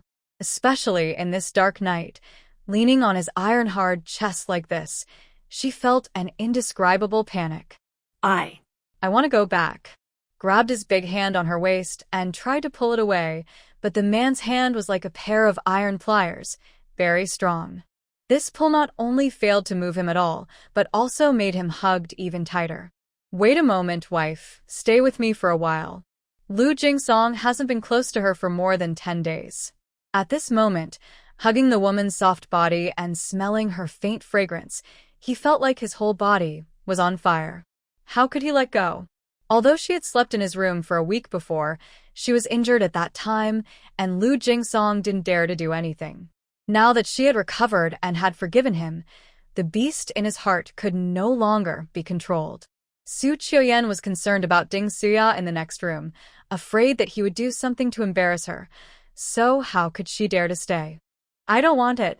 As she spoke, she reached out and pushed the person again. But her strength was of no use to a man who had been training for years. Why? The man asked while using his hands to hug her and make her sit on his lap. The ambiguous hug made Fong Qiuyan blush, as if blood was about to drip out. With her hands on his chest, she wanted to refuse or not, so she turned her head away and said awkwardly, "Just don't." Listening to her shy and helpless voice, Lu Jingsong felt so aroused that his heart was itching. Don't want what? Is that so? As he said this, he kissed her soft red lips. The man's kiss was still domineering and aggressive, as if he was going to tear her apart and eat her at any time. Being held tightly against his strong and sturdy body, she felt as if her heart was about to jump out. The man's military uniform poked her palm, and through the strong cloth, her sense of his scorching heat spread over her. Su Qiuyan felt as if her whole body was burning. Even my consciousness started to become hazy without me noticing when. Good wife. Feeling her obedience, Lu Jingsong was happy and excited. He couldn't help but press her down on the quilt. On the other hand, Lin Wanshu, who vowed to feed her baby nutritious chest milk, almost cried after only a few days of persistence. It turns out that because of chest feeding, the baby has to wake up almost every 1 or half an hour. Either I need to feed him or change his diaper. Although there were diapers in the space, she couldn't use them directly because her mother-in-law was here. Otherwise, she would not be able to explain during the day why the little one did not pee or poop at night. Nowadays, gauze is used as diapers for children and is recycled. You pee and wash it clean. Although the diapers were washed by my mother-in-law and Qinyan also helped take care of the baby at night. But because of the constant chest feeding, Lin Wanshu still found it a bit overwhelming. It was already 3 or 4 in the morning. Lin Wanshu felt that she had just closed her eyes for a while when she heard the baby crying again. Opened her sore eyes dazedly and was just about to get up to check on the little guy when she heard Qinyan say, "You continue to sleep. I'll go see what's wrong with him." Hadn't gotten much sleep since she came back, was also very sleepy. Upon hearing this, she didn't refuse. She turned over and closed her eyes again. The first time that Qinyan took care of such a young baby. On the first day, he didn't even dare to touch him, for fear of accidentally breaking his little hands and feet. But after changing his diapers for several days, he is now quite adept at it. A wind-powered lamp lit in the room. Although the light was very dim, it did not affect Qinyan's movements at all. He quickly changed his diaper and started mixing milk powder with water, without any intention of calling Lin Wanshu to feed him. Although he didn't have many feelings for his son, Qin Yan did almost everything himself when it came to taking care of the baby because he was afraid of tiring his wife out. He would not let Lin Wanshu do anything other than chest feeding. But even so, she still hadn't had a good night's sleep for several nights because of chest feeding. After mixing the milk powder, Qin Yan skillfully picked up the cub from the bed and began to feed him milk. Fortunately, the cub is sensible and not picky about food. He drinks both chest milk and formula. Hung Hung has a big appetite. In just a few days, he can drink 160 milliliters of milk powder. No wonder he always wakes up and cries at night. He probably doesn't get enough chest milk. Qin Yan couldn't help but frown when he saw that he had finished drinking 160 milliliters of milk. He drinks so much, it seems I can't let him drink chest milk at night. Otherwise, his wife will not be able to sleep at night. In the second half of the night, because Qin Yan fed Hing Hung with milk powder, Lin Wanshu finally had a good sleep. She suddenly woke up when she finally realized that she seemed to have not chest-fed for a long time. When I opened my eyes, the light in the room was still a little dim. But she saw at a glance the man sitting by the bed feeding Hing Hung. The man had a tall and straight figure, and even when he was chest-feeding, he sat upright. The baby was lying in his arms, gulping down milk. Lin Wanshu looked at the father and son, one big and one small, and her eyes had softened into a pool of water, without her knowing when. Hung Hung had just finished drinking milk. Qin Yan put the baby on his shoulder and patted his burp. Then, he turned to look at his wife, who had woken up. "Why don't you sleep a little longer? She hasn't had a good rest for several days." Lin Wanshu had already sat up from the bed, resting her head on his other shoulder, and said in a coquettish voice, "Ayn, how can you be so nice?" It was so good that she often couldn't help but wonder if she was dreaming. Otherwise, how could I be so lucky to marry a man who is so perfect for me in every way? Qin Yan felt helpless. "You are my wife. If I don't treat you well, who should I treat well?" What's more, to him, she is more than just a wife. After experiencing life and death, they went through many twists and turns before finally coming together with great difficulty. This hard-earned companionship, what reason does he have not to treat her well? Qin Yan didn't say these words, but Lin Wanshu still felt his unbreakable affection. At that moment, she seemed to be wrapped in a bubble of happiness, light and floating as if she was in the clouds. Unable to hold back, she rubbed her little head against his shoulder affectionately. The man was so soft-hearted that he became as soft as water, touched her little head and whispered, "Take a nap. I'll wake you up later." Hearing this, Lin Wanshu nodded without any hesitation and lay back down on the bed. Qin Yan burped the baby. He put him on the other side of the bed so that he would not disturb Lin Wanshu's sleep. After doing all this, he tiptoed out. He came back again. It was already daybreak. It's only October now, and it's still early in the morning. After placing the diluted water in his hand on the basin rack, he walked to the bedside and called Lin Wanshu. Meow Meow, who was standing by, heard the sound and rubbed her eyes and climbed out of her bed. The small bed and the big bed are connected, and the little guy ran directly to the big bed when he woke up. She first went to see her younger brother and saw that he was sleeping. Then she stretched out her little finger to poke his face, and then pulled his little hands and feet. It was not until her brother frowned impatiently and waved his hand that she stuck out her tongue, quietly climbed out of bed, and wanted to run out. Lin Wanshu also got up sleepily. Seeing Meow Meow got out of bed, she called her to brush her teeth and wash her face. Upon hearing this, Meow Meow's face suddenly fell. "Mom, I brushed it yesterday," the little guy said with a look of resistance. Hearing this, Lin Wanshu was both angry and amused. "So you ate a banana yesterday, so you don't need to eat one today, right?" Ever since the little guy came to Yunnan province, he has been fascinated by bananas, a tropical fruit. However, the domestic banana production is not high at that time. Even in Yunnan province, you can't eat it whenever you want. Qin Yan finally brought back a string, and Meow Meow was so happy. "I ate 3 or 4 yesterday." Heard her mother say this, she immediately became anxious. "No, Meow Meow still wants to eat. Do you still want to brush your teeth?" Meow Meow still didn't want to brush her teeth, but she was afraid that she wouldn't be able to eat the banana, so she had to nod reluctantly. Oh well. As she spoke, she skillfully picked up a small stool and placed it next to the table. Then, she stepped on the stool, took down her cup and toothbrush and went out. Lin Wanshu shook her head amusedly. I don't know what's wrong with this little brat. He just doesn't like brushing his teeth since he was little. I urge her to brush her teeth every day and also negotiate conditions. Qin Yan loves his daughter. He always listens to his wife on household matters. Hearing this, he said, maybe her toothbrush is uncomfortable? I'll make one for her in a couple of days and see. In that era, materials were scarce and toothbrushes were very simple in style. Unlike later generations, they were not divided into hard bristle and soft bristle ones. You couldn't even buy children's ones in general department stores. Lin Wanshu used for Meow Meow was brought back from Beijing. It didn't look very easy to brush. Her space, but they are in the army and there are many eyes and mouths.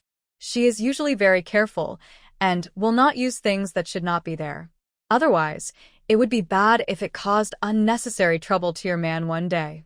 Okay, make one for her when you have time. Lin Wanshu didn't doubt her man's ability at all. He can weave bamboo baskets so well and make laundry brushes, so making a toothbrush should not be difficult for him. Good. After Qin Yan arranged the 3 people, 1 big and 2 small, he went out to the army.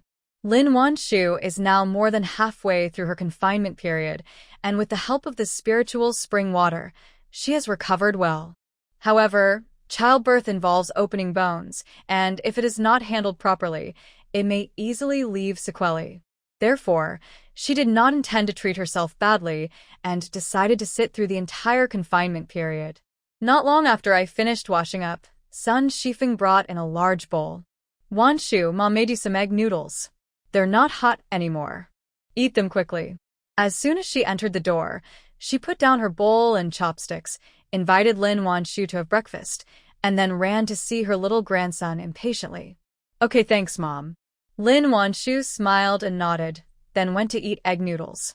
One could tell that she had heard what Sun Shifeng said outside the delivery room during the birth that day.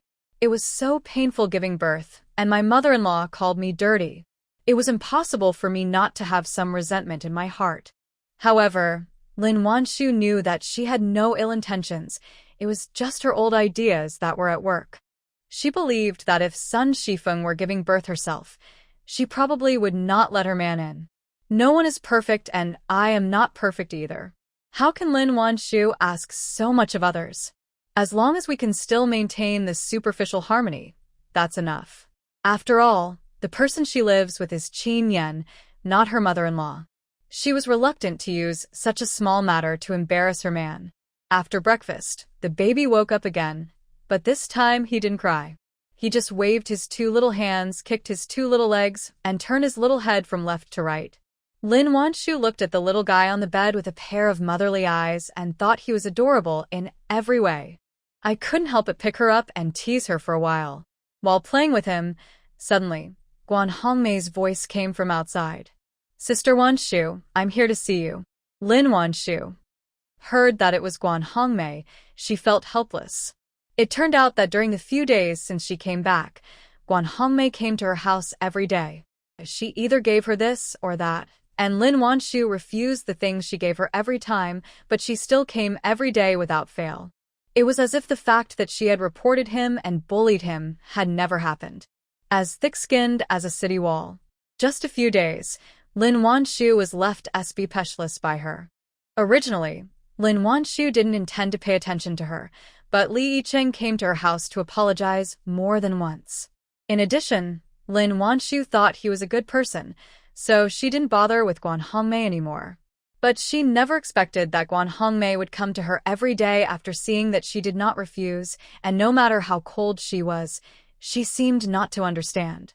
Guan Hongmei moved quickly and entered her room as soon as she said "Heko." She was holding a bag in her hand, and it looked like she had looted some good stuff from home. Sister Wanshu, you look really good today. As soon as she entered the door, she smiled and praised again. Lin Wanshu pulled the corner of her mouth and said indifferently, not bad. Guan Hongmei didn't take it seriously and moved her head closer to her to look at the baby. After looking at him for a while, she continued to praise him. My brother is so good-looking, with a full forehead, regular eyebrows and eyes. You can tell at a glance that he is a blessed child. There is no mother who doesn't like others to praise her children, and Lin Wanshu is no exception. But Guan Hongmei looks like the kind of person who wouldn't come to visit someone unless there was something important to do. Lin Wanshu really didn't like this kind of compliment with ulterior motives. I just hope I can get rid of her quickly. Therefore, after she finished praising the baby, Lin Wanshu still gave a perfunctory response. Guan Hongmei saw that she didn't respond twice. A hint of dissatisfaction flashed to her eyes. But soon, she suppressed those thoughts and forced a smile on her face. Sister Wanshu, this is the diaper my son used before. I think the weather will get cold soon. Children will urinate more in cold weather, and diapers won't dry easily. I don't need this anymore, so I'll give it to you. As she spoke, she pulled out a handful of diapers from the bag. Lin Wanshu glanced at the diaper in her hand and fell silent again. Unlike the snow-white diapers at home, the ones Guan Hongmei brought looked a little yellow, obviously quite old. Also, because the diapers had been used by so many kids, they had become a little thin after being washed and had no urine-absorbing function at all. I don't know if she did it on purpose or if she is really that stingy. The things delivered every day all look like useless gadgets at home that would be a waste to throw away. It cannot be said that she has bad intentions when buying these diapers. After all, there are many people who really can't even use these diapers.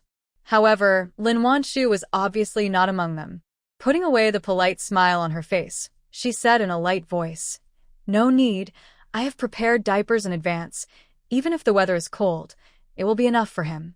As she spoke, she pointed to the stack of diapers on the cabinet at the end of the bed. When Guan Hongmei saw the stack of snow-white diapers, her eyes widened.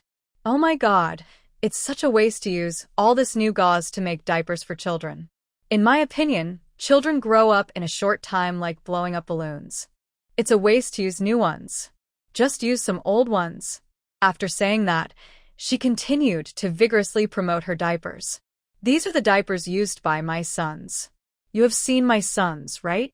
They are all tall and strong. If your Hunghung uses my son's diapers, he might grow up as well. Lin Wanshu. Thank you. She didn't want her son to grow up like her son at all. Especially her youngest son, who is not only strong but also a little fat, so fat that he was a little inflexible. I don't know how she managed to raise her son to be so fat in that era of food and drink shortage. I appreciate your kindness, Comrade Guan. You should give the diapers to someone in need. I don't need them here. Guan Hongmei was rejected one after another, and she felt unhappy. But when she thought of Lin Wanshu as current status, she could no longer afford to offend her, so she just endured it. She forced a smile on her face again and said stiffly, Well, if you don't want it, I'll give it to someone else. Oh, what a pity. This diaper is really good. My son's bottom has never gotten red after using it. Lin Wanshu smiled and didn't respond. Guan Hongmei was not embarrassed and continued to talk about this and that.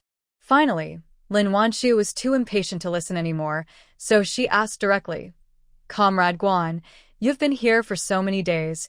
What on earth do you want to talk to me about? Hearing this, Guan Hongmei's expression froze. Then she laughed and said, Nothing. I just wanted to ask you, are there any positions available at the pharmaceutical factory? Lin Wanshu. Sure enough, this is what he came for. Sorry, there are no positions available right now. But Guan Hongmei didn't believe it at all. She was the person in charge of the pharmaceutical factory. If she didn't have a job, wasn't it just a matter of her saying something? Sister-in-law, I know I did a lot of things wrong in the past, but I have sincerely apologized to you. Can you give me a job for the sake of us living in the same family compound? Hearing this, Lin Wanshu was speechless. The pharmaceutical factory has just started operation. Even if we want to expand the scale, it will take some time. Moreover, if there is a need to expand the scale, you will still need to take an assessment before entering the factory. Instead of coming to me, you might as well go back and study hard and prepare yourself. Although she didn't like her, if she really got in based on her own ability, she would have nothing to say. But again, after entering the factory, if you don't follow the rules, you will still be dealt with the same way. Everything is done according to rules and regulations.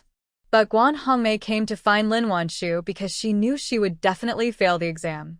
Seeing that she was so heartless and rejected her outright, she almost couldn't keep the expression on her face. Took a deep breath, suppressed her unhappiness, and continued, "It's okay if I do want to work in the pharmaceutical factory.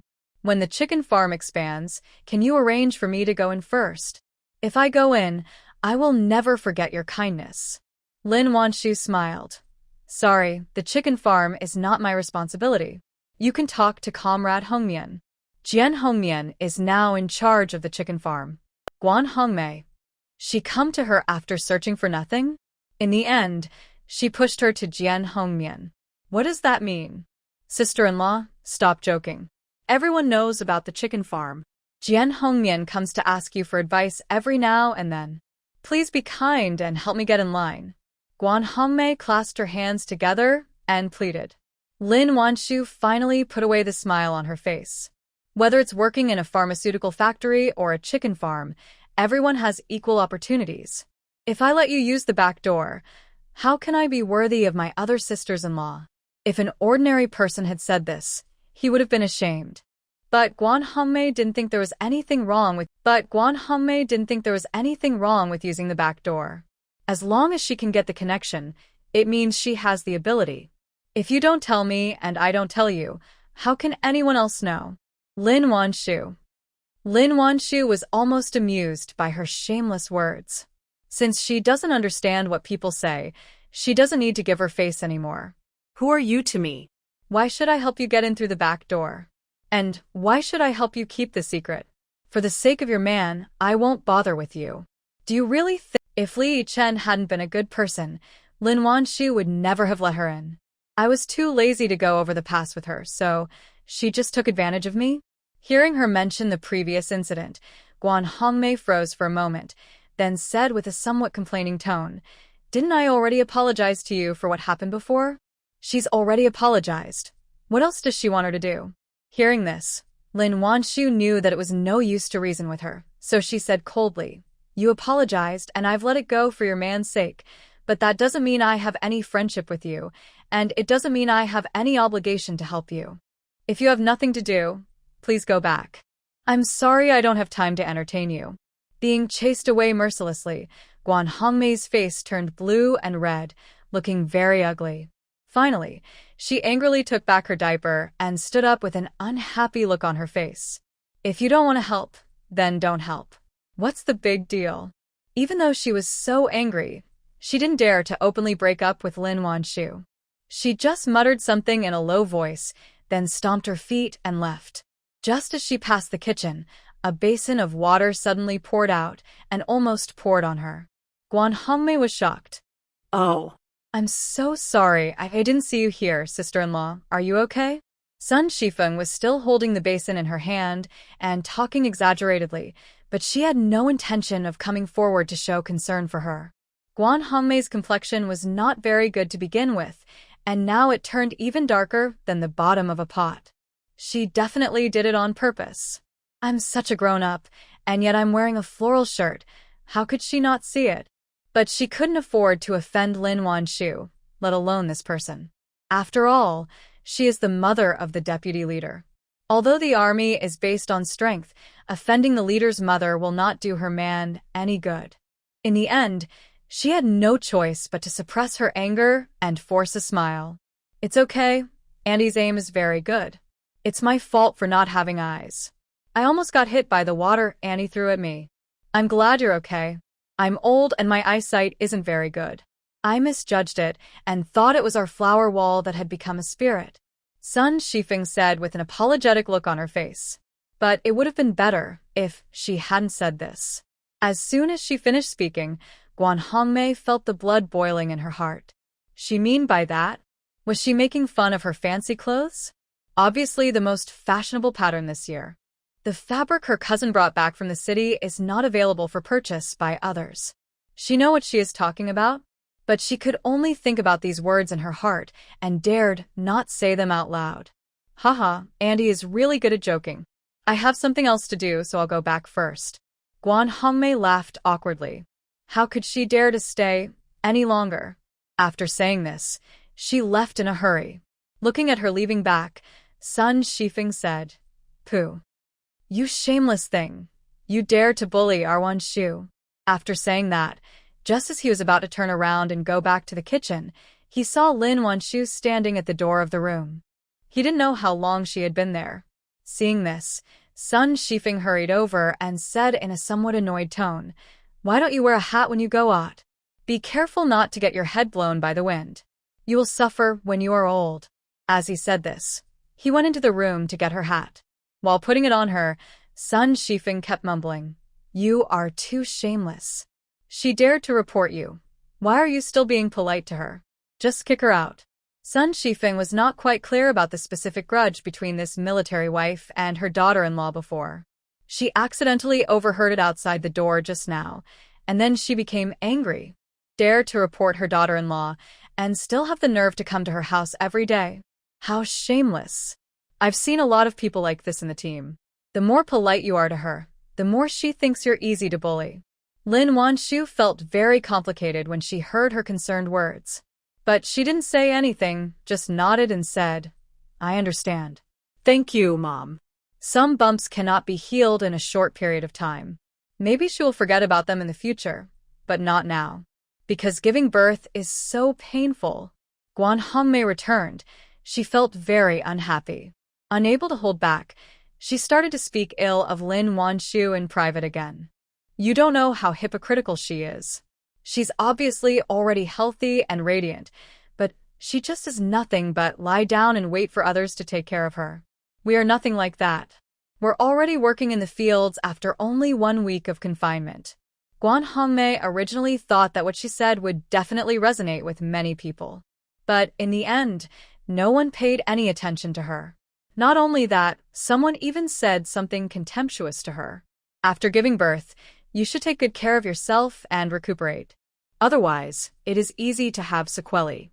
You are unlucky, and you want others to suffer the same way as you? That's right, as long as the mother-in-law is willing to take care of the child, it's fine.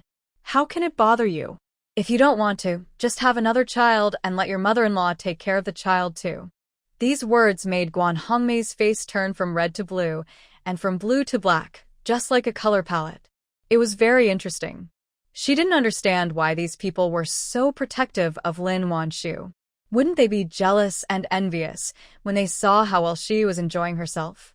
But what she didn't know was that since Lin Wanshu joined the army, her reputation was so good, and now she was the head of a pharmaceutical factory, so they would be crazy to offend her.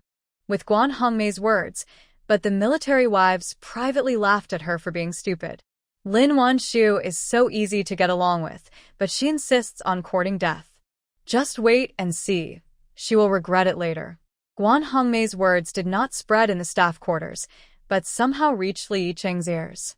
Before he even got home, Li Yicheng's face had turned half black. He walked into the house with a rage in his heart. When he saw Guan Hongmei, he gritted his teeth and shouted angrily, "Guan Hongmei, what are you crazy about?" Guan Hongmei was feeling depressed because no one cared about her affairs. When she heard him scolding her as soon as he came back, she immediately became angry. "Why am I crazy? I was just about to ask you, Li Yicheng, why are you so useless? You've been in the army for so many years, but you're still a small-time company commander. You've made me swallow my anger and suffer all kinds of grievances outside." Hearing this, Li Yicheng almost laughed out of anger.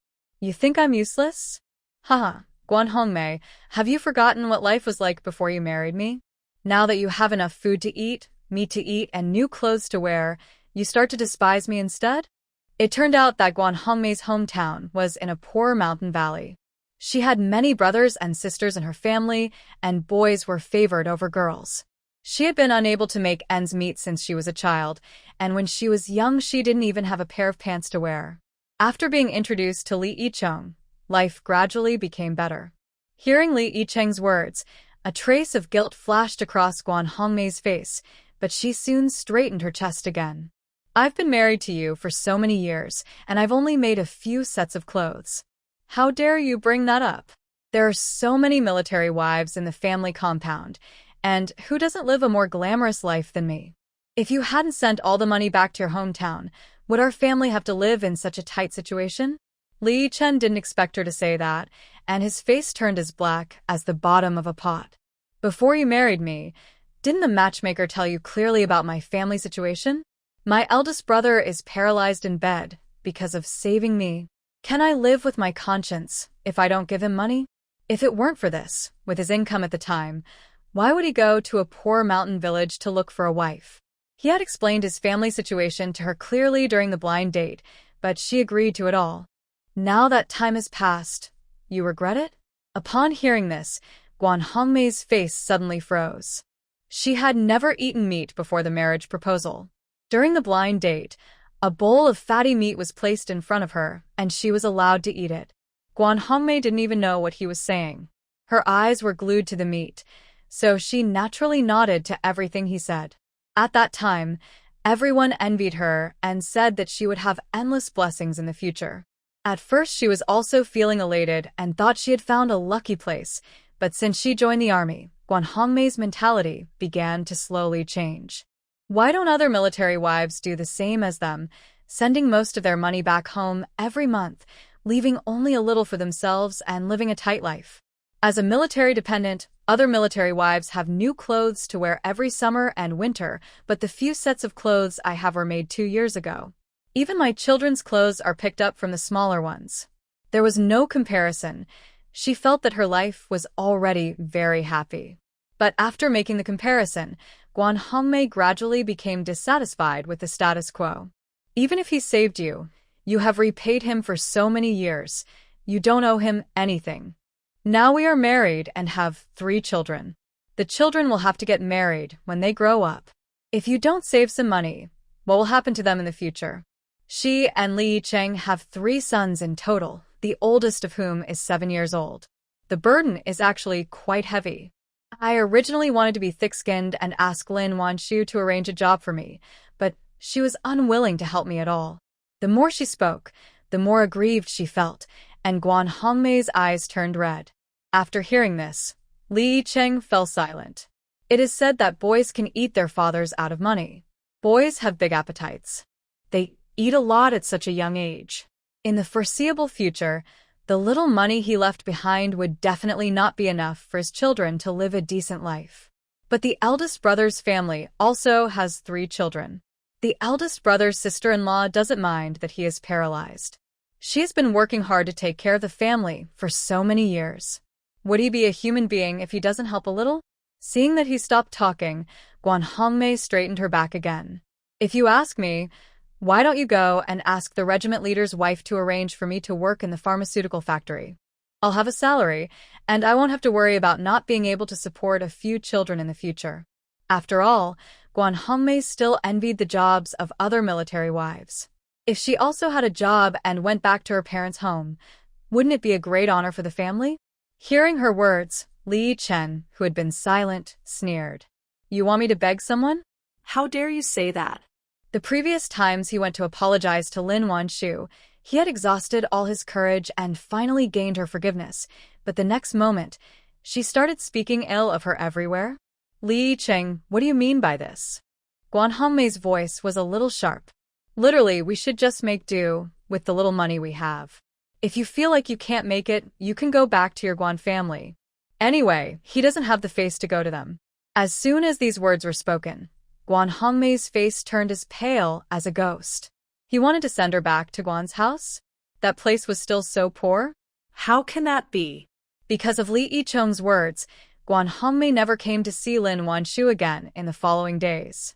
Without being disturbed by any random people, Lin Wanshu spent the rest of her confinement period quite comfortably. Especially at night, Qin Yan did not feed him chest milk at all, but directly fed the baby milk powder.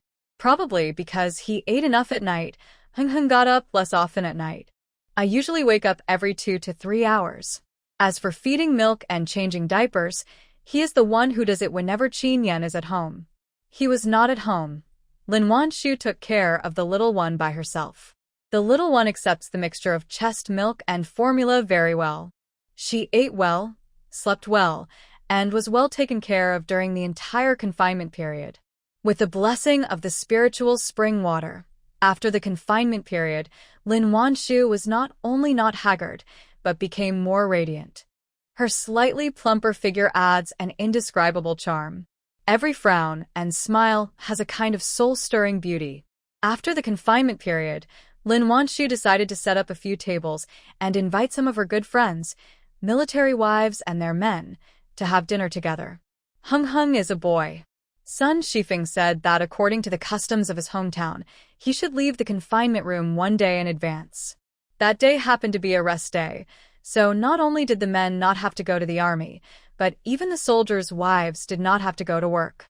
Early in the morning, Qin Yan and Gao Wangjin went to the county town to buy vegetables. The military wives were not idle either, and came early to help. Su Chuyen even ran to Lin Wanshu at around 7 or 8 o'clock. She arrived early, carrying a big fish weighing several kilograms. Putting the fish into the pond in Lin Wanshu's yard, she had no plans to go home, and went to see the little guy in the rocking crib. Sun Shifeng went to boil mugwort water for Lin Wanshu. Although she was in confinement after childbirth, Lin Wanshu still secretly made medicine to wash her hair and take a bath in her space every day. Because of Chi-Chi's power generation, she can use all the electrical appliances in the space without worrying about running out of electricity. Everything you need is available, including water boiling, hair drying, and air heaters. There is no need to worry about catching a cold due to bathing and leaving any sequelae. However, all this was kept secret from Sun Shifeng, and only Qin Yan knew about it. Because she was able to take a bath during the confinement period, she didn't feel that uncomfortable. After the confinement period, her mother-in-law wanted to boil some medicine, so she went to find clothes and prepared to take a bath. Because other children are not allowed to visit during the confinement period, this was the first time Dohua saw Hung. Lying on the rocking bed, her eyes widened with amazement. My brother's hands are so small, and his feet are also small, just a little bit. She stretched out her finger curiously, was grabbed by a small warm claw. Look, Mom. My brother shook hands with me, Dohua said to Su Chuyen with a look of surprise. Su Chuyen also stretched out a finger to tease the baby. After hearing this, she smiled and said, My brother must like playing with you. Hearing this, Dohua was very happy. She just lay next to the cradle and kept talking to Hung. It was unclear whether Hung understood or not. He waved his two little hands and looked very happy. On the other side, Miao Miao also brought a group of children to her home. As soon as she entered the room, she pointed at the rocking bed and said excitedly, Look, I really have a little brother. The children hear Miao Miao talk about how her younger brother is taller than her younger brother every day, but they can't see him, so they are all very curious.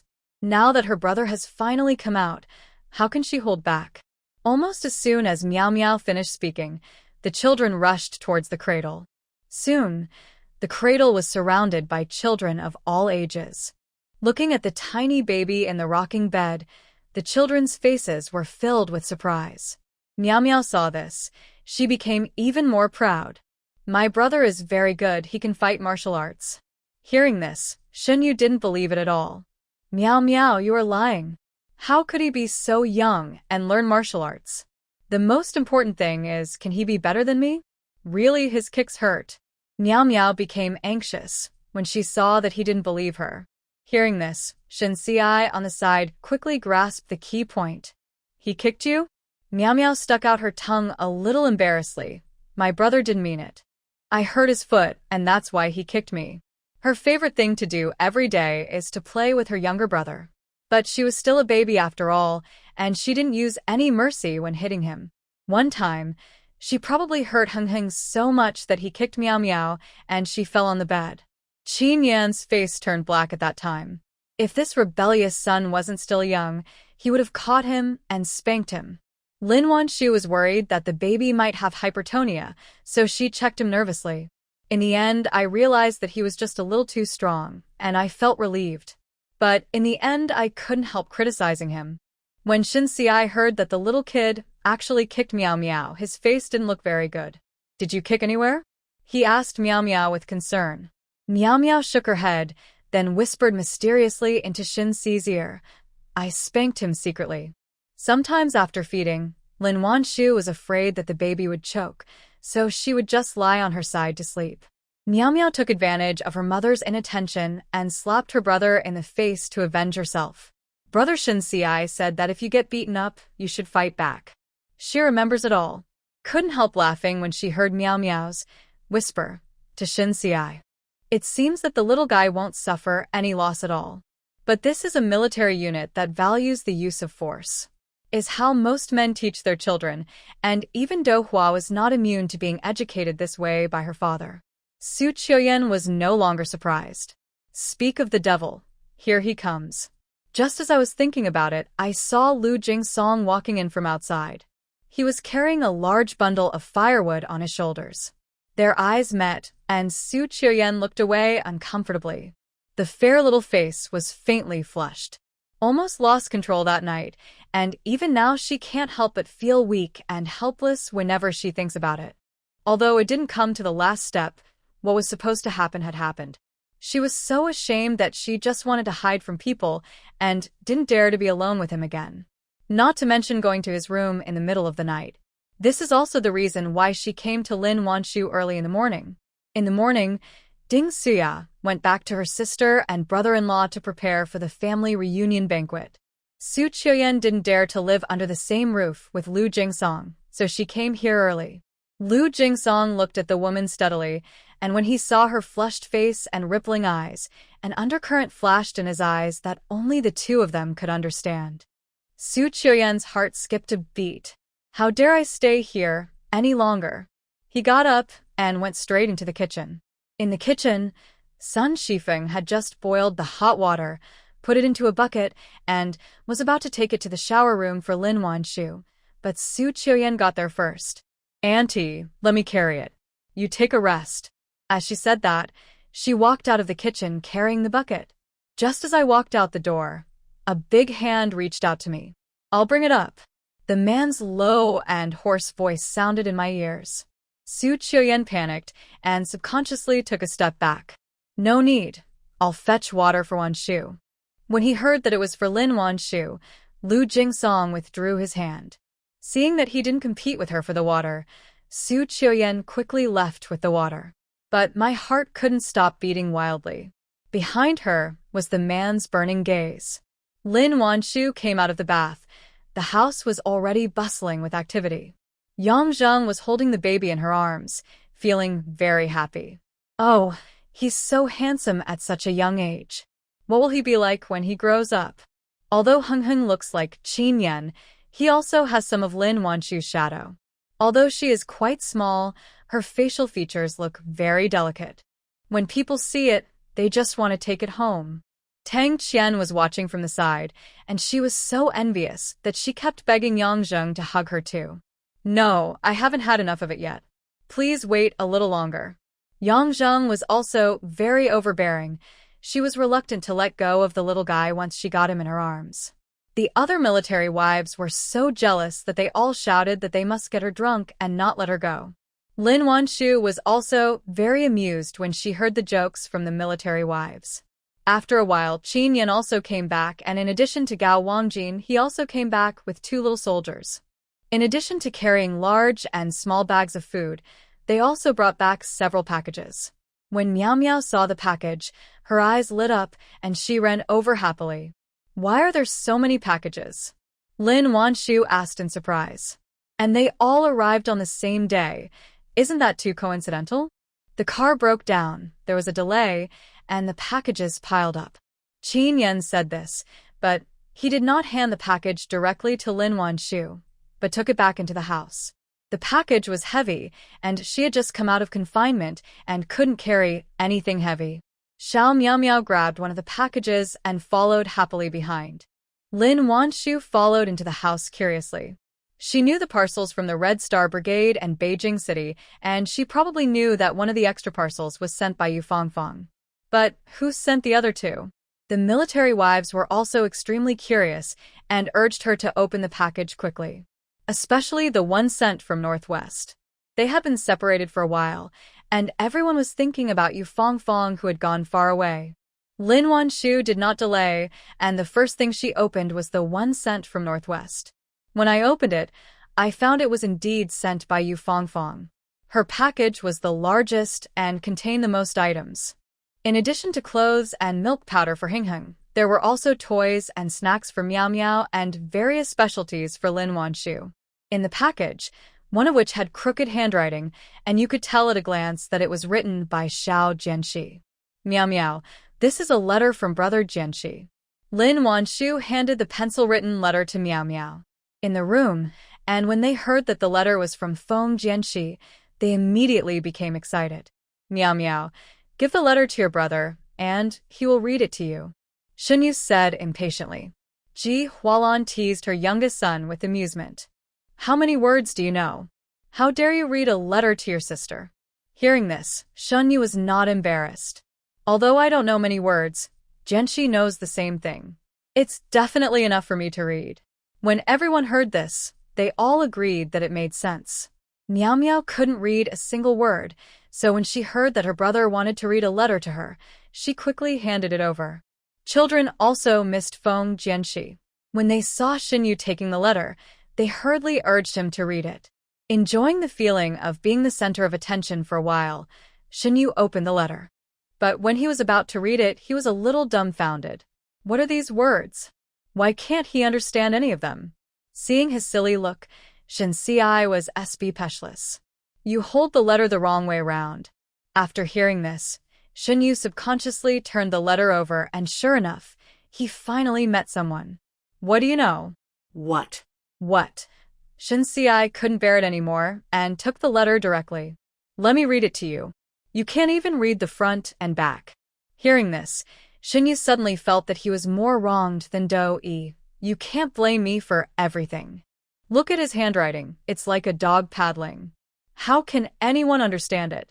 Miao Miao blinked her big eyes, looked at Xinyu, then looked at Shenxiai, and finally she reached out and grabbed Shenxi's clothes and said anxiously, Brother, read quickly.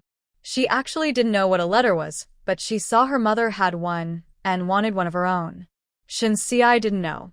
Seeing her so anxious, he thought she also missed Feng Jianxi.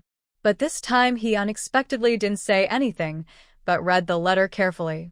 Sister Qin Jiao, Heko, I wanna. He paused when he read this. Children immediately became anxious. Shenxiai read quickly. What did he think about? Shenxiai cleared his throat and continued reading. I want to tell you that everything is fine in Western Province, except that the mountains here are so bald, and the water here is scarce and a bit bitter. I don't like to drink it, and neither does my mother. My father said that we have to drink it even if we don't like it. This is the only water here, and if we don't drink it, we will just get thirsty. But I know he is lying. I saw him secretly fetching water for my mother from a faraway place, and it wasn't bitter at all. With Jianxi's current cultural level, it is definitely impossible to write such a letter. In fact, these were all read out by Shenxiai based on the words he wrote, guessing, and then slightly reorganizing them in his own language. But the others didn't know, and they were all listening with great interest. Dust in Western Province? The water they're bitter? The water they drink here is obviously sweet. Feng Jianxi's letter was very long. In addition to the words written to Miao Miao, he also greeted his friends here. After hearing the last part, the children's eyes were red. Wow. I want to build. Me too. Let's send him some water. He's so pitiful. He has to drink bitter water every day. How is this different from taking medicine? The children were talking one after another, and the wives of the soldiers felt very sad when they heard it. But that's what being a soldier is like. Not to mention drinking bitter water. Even in places like Tibet where there is a high altitude, lack of oxygen and food, they still have to stay there day after day, without any complaints. As family members, they can only feel distressed and support silently most of the time. At least in the Northwest, the family can still get together. If you were in Tibet, there would be no way to join the army. What's more, the Northwest is a military fortress, and the future is clear as you can go there. Unexpectedly, Yu Fangfang's letter did not complain to Lin Wanshu about anything. Instead, he told her with great interest that he had hatched a nest of chicks in the staff quarters over there, which were the batch of eggs that Lin Wanshu had given her. Chickens lay eggs, and eggs hatch chicks. It won't be long before our family compound will also be able to achieve egg-free production. The sisters-in-law here all asked me to say thank you to you." Just through the letter, Lin Wanshu could feel her excitement and joy. It is not difficult to make eggs free in the future, but in this era, it is a great joy. When the military wives heard that Yu Fangfang had successfully hatched a nest of laying hens for them, they were all proud and excited. After opening Yu Fangfang's package and letter, Lin Wanshu opened 2 more packages. One was from the Red Star Brigade, which was prepared for her by her sister-in-law.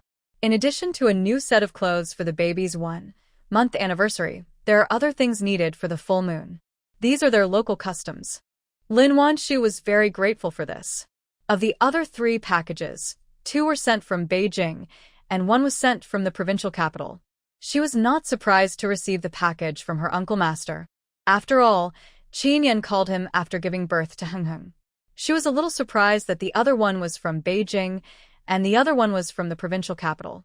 If her name hadn't been signed on it, Lin Wanshu would have thought it was sent to him by Qin Yan's comrade-in-arms. After all, his comrades-in-arms had sent him a lot of things over the past few days. Lin Wanshu first opened the package from Beijing City and unexpectedly found that it was sent by Yu Jingnan. In addition to some items that can only be bought at friendship stores, there is also a fighter plane model. The children saw it. They couldn't help but exclaimed wow in unison. That's a fighter plane. What boy doesn't dream of owning one? They didn't expect that Heng would receive a fighter jet model at such a young age. How could they not be envious? The military wives were also very envious, but what they envied was that such a senior leader actually traveled thousands of miles to send a full-month gift to Lin Wanshu. How high Lin Wanshu's status is in the leader's heart. However, she never mentioned this kind of relationship and kept a low profile. After reading Yu Jingnan's package, Lin Wanshu opened the last package. Also a letter in the package, and Lin Wanshu opened it with some curiosity. After reading a few lines, a look of surprise flashed across his face. "Wanshu, who sent you the letter?" Yang Zheng, who is always at the forefront of eating melons, asked curiously. Lin Wanshu quickly read the letter before speaking calmly. "She is the commander's lover." Hearing this, the military wives all gasped. The leaders of Beijing City are too far away from them. They cannot reach them, and there is always an unreal sense of distance. But this is the commander of their military region, so it's different. With this relationship, plus Qin Yan's outstanding abilities, in the future, they dare not imagine how far he can go. There were 2 letters in a row, each one more explosive than the last. The military wives didn't know what to say except envy. However, when they thought about how outstanding Lin Wanshu was, they felt that she deserved the attention of these people. After all, which military wife can come up with so many powerful prescriptions casually? Not only did it produce so many good medicines, it also created jobs for so many military wives and allowed the brigades below to make money as well. Now, whenever you go out and meet villagers, who wouldn't praise Lin Wanshu? After unpacking the packages, the military wives went out satisfied. While helping with the cooking, they discussed the letter they had just received. The men heard that the army commander's wife and the chief of Beijing City had sent Lin Wanshu full-month gifts. They were all extremely envious. But apart from envy, they had no other thoughts. After all, Qin Yan is not from the same dimension as them. The gap is too big. Even if they don't eat or drink and just train every day, they can't catch up. At the same time, he possesses strong physical fitness and 5 senses, as well as solid military theoretical knowledge. This is simply a hexagonal warrior with no blind spots. The full moon banquet was prepared amidst lively chatting among everyone. It was already noon when the meal started. Huanju was still in confinement when Qiuyong came over on his own. His wife gave birth to twins, a boy and a girl. He is now in high spirits and happy every day. After chatting with people for just a few sentences, he would definitely mention his twins, a boy and a girl. Others are so tired of hearing it. The only one was Lin Wanshu, who had been at home recuperating after giving birth and had not yet met Huanju's 2 babies. When I heard Qiuyong talking about his twins, a boy and a girl, I was extremely curious. My two kids are so pretty, especially my little girl who has white skin, big eyes, and black hair, just like me. Hearing this, Lin Wanshu glanced at his bronze skin and suddenly fell silent. Is he sure his daughter is really good-looking like him? Chiu-young also has the eyes of a father. Anyway, his own child is pretty in every way, and no one can compare to him. He even felt that Qin Yan's sons were not as manly as his own sons. But he didn't dare say this. After all, he came to the wedding to attend the banquet, not to ruin the party. Qin Yan is a very evil guy. When someone does something bad to you, you'll be left with no way to express your suffering. Although he had never done anything bad to him, after seeing his methods, Chiu-young thought it would be better not to provoke him. After all, this kid might be able to reach my position in a few years. After chatting for a while, Lin Wanshu and Sun Shifeng asked everyone to sit down. The men drank Lin Wanshu's medicinal wine last time. They have been craving for it. Now that I have finally waited for a drink, how can I resist? They greeted each other and sat down. We invited quite a few people today, including children, and there are 5 or 6 tables in total. There were too many people, so we arranged 2 tables for men, 2 tables for women, and 2 tables for children. In fact, there is not enough space for the children to sit at 2 tables, but the yard is so small that 1 more table would not be enough. At banquets these days, most children do not have seats. They usually hold a bowl and go to their parents to ask for food. For someone like Lin Wanshu, arranging 2 tables for the children was already very generous. The children were also able to sit down and eat at the banquet, and they were all very excited. On the table, making people drool. Oil and water were too scarce in those days. Not long after the banquet started, the 2 tables of food for the children were quickly swept away. If Shin Xiai hadn't been quick enough to pick up a chicken leg for Miao Miao, she probably wouldn't have been able to eat many bites of the food. Shun Yu was not to be outdone. While his brother picked up the chicken leg, he picked up the braised pork for Miao Miao. The 2 brothers took good care of Miao Miao. The men drank medicinal wine, and Lin Wanshu took out fruit wine and poured a glass for all the military wives. Su Chuyan knew that she couldn't drink much, but the fruit wine brewed by Lin Wanshu was so delicious that she couldn't refuse it at all. But this time, she didn't dare drink so quickly. Not only did I drink the soup in advance, I also ate a lot of dishes. But even so, after drinking a glass of wine, she still felt a little dizzy. Her little face is as pink as a peach blossom. At the next table was so excited that his mouth was dry. He lowered his eyes, picked up the wine glass, and took a sip. The spicy wine flowed down the throat into the body, and a burst of heat rushed to every part of the body. A week after leaving the confinement room, Lin Wanshu went straight back to Wunshe Military Hospital to continue her internship. Qin Yan usually takes care of Heng Heng at night, and he can adapt well to chest milk and formula. So Lin Wanshu left him to the care of her mother-in-law and Qin Yan. Although she has been on vacation for 4 months, she has not been idle when she is at home. In addition to managing factory affairs every day, she reviews the cases she has seen in the military hospital before. In addition, she still frequently treated military wives in the family compound, so even after leaving the hospital for 4 months, she still did not feel unfamiliar with it. Seeing a doctor has even become a part of her instinct. Lin Wanshu was interning at the hospital. Her reputation had already spread widely. But because she was on maternity leave, those who wanted to see her had to settle for other doctors. But there are also many who suffer from chronic diseases, and they want to wait for her to come back even if they have to endure the discomfort. Therefore, on the first day of her consultation, a long line formed outside Lin Wanshu's clinic. Seeing that they trusted her so much, Lin Wanshu was very touched. In order not to disappoint them, she did not leave until the end of the morning. I waited until I finished seeing the last patient before going to eat. The little food she ate in the morning was not enough to satisfy her hunger. Fortunately, she had the spiritual spring water, which allowed her to stay in a good mental state throughout the morning. The afternoon, there were still many people seeing the doctor. The grand scene of queuing made the other doctors feel complicated. On the one hand, they envied her for being so famous even though she was still an intern. On the other hand, they felt that her high-intensity medical treatment was too hard.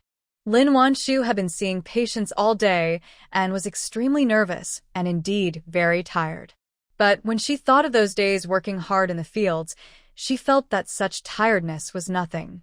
After returning to the dormitory at night, she went straight into the space, turned on the electric massage bathtub, and took a bath.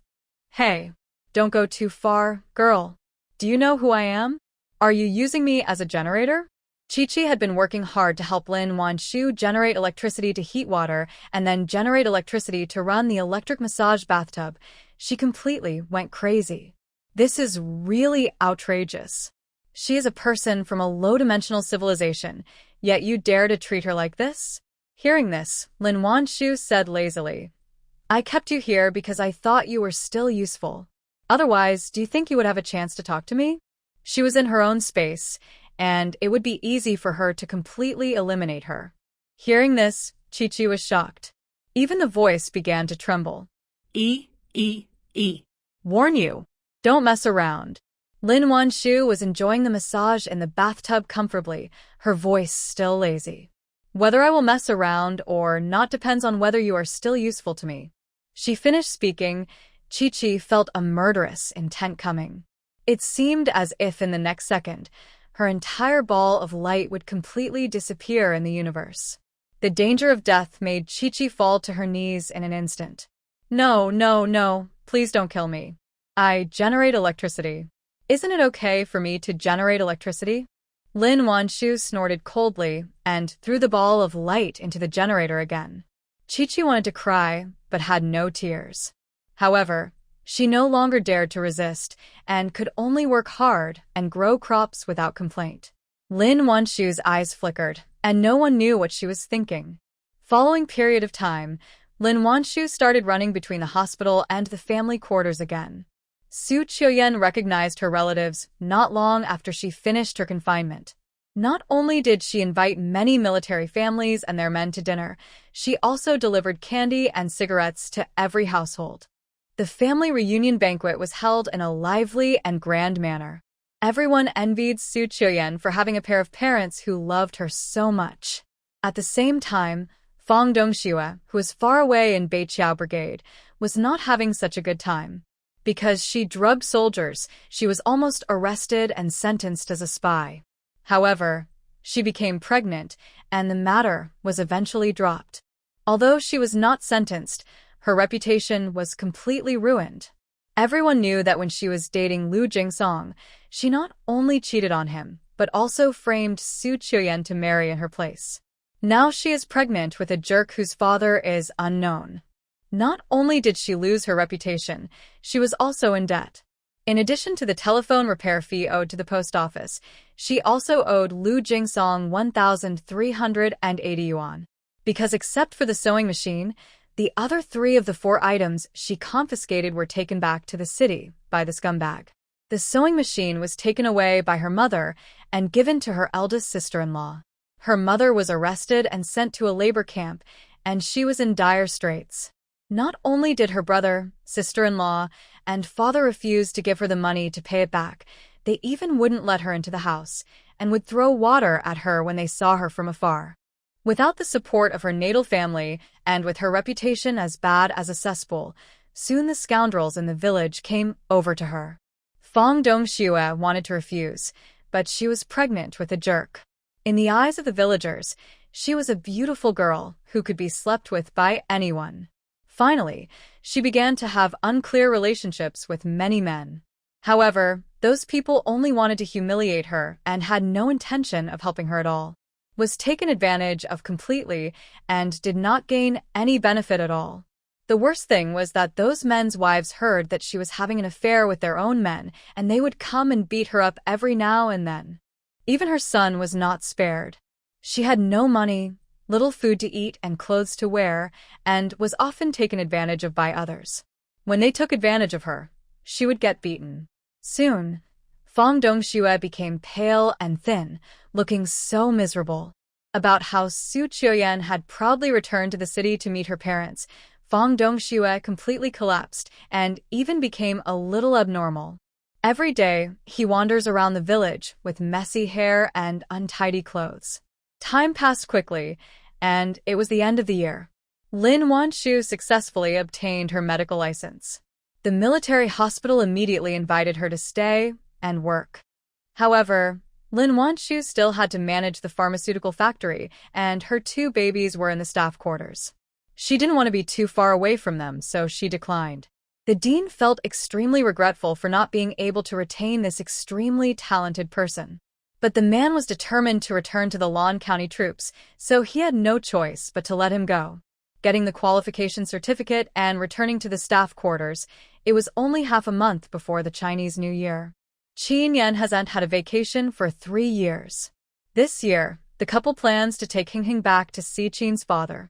Because she had to go back to her hometown, Lin Wanshu did not immediately go to the health center to take up her post. I plan to report to the health center after I return from my hometown. The pharmaceutical factory is now back on track, and orders are coming in continuously. With Su Qiuyan and Ji Hualan taking care of things, she doesn't need to stay here to watch. If there is any important matter that cannot be resolved, just give her another call. Sun Shifeng had been eager to return home for a long time, and she had already packed her luggage before her son had his holiday. As soon as Qin Yan got his day off, they headed straight to the train station. Sun Shifeng was extremely excited at the thought of returning to her hometown after an absence of a year. Qin Yan hasn't had a vacation for 3 years, and this time the vacation is 3 months.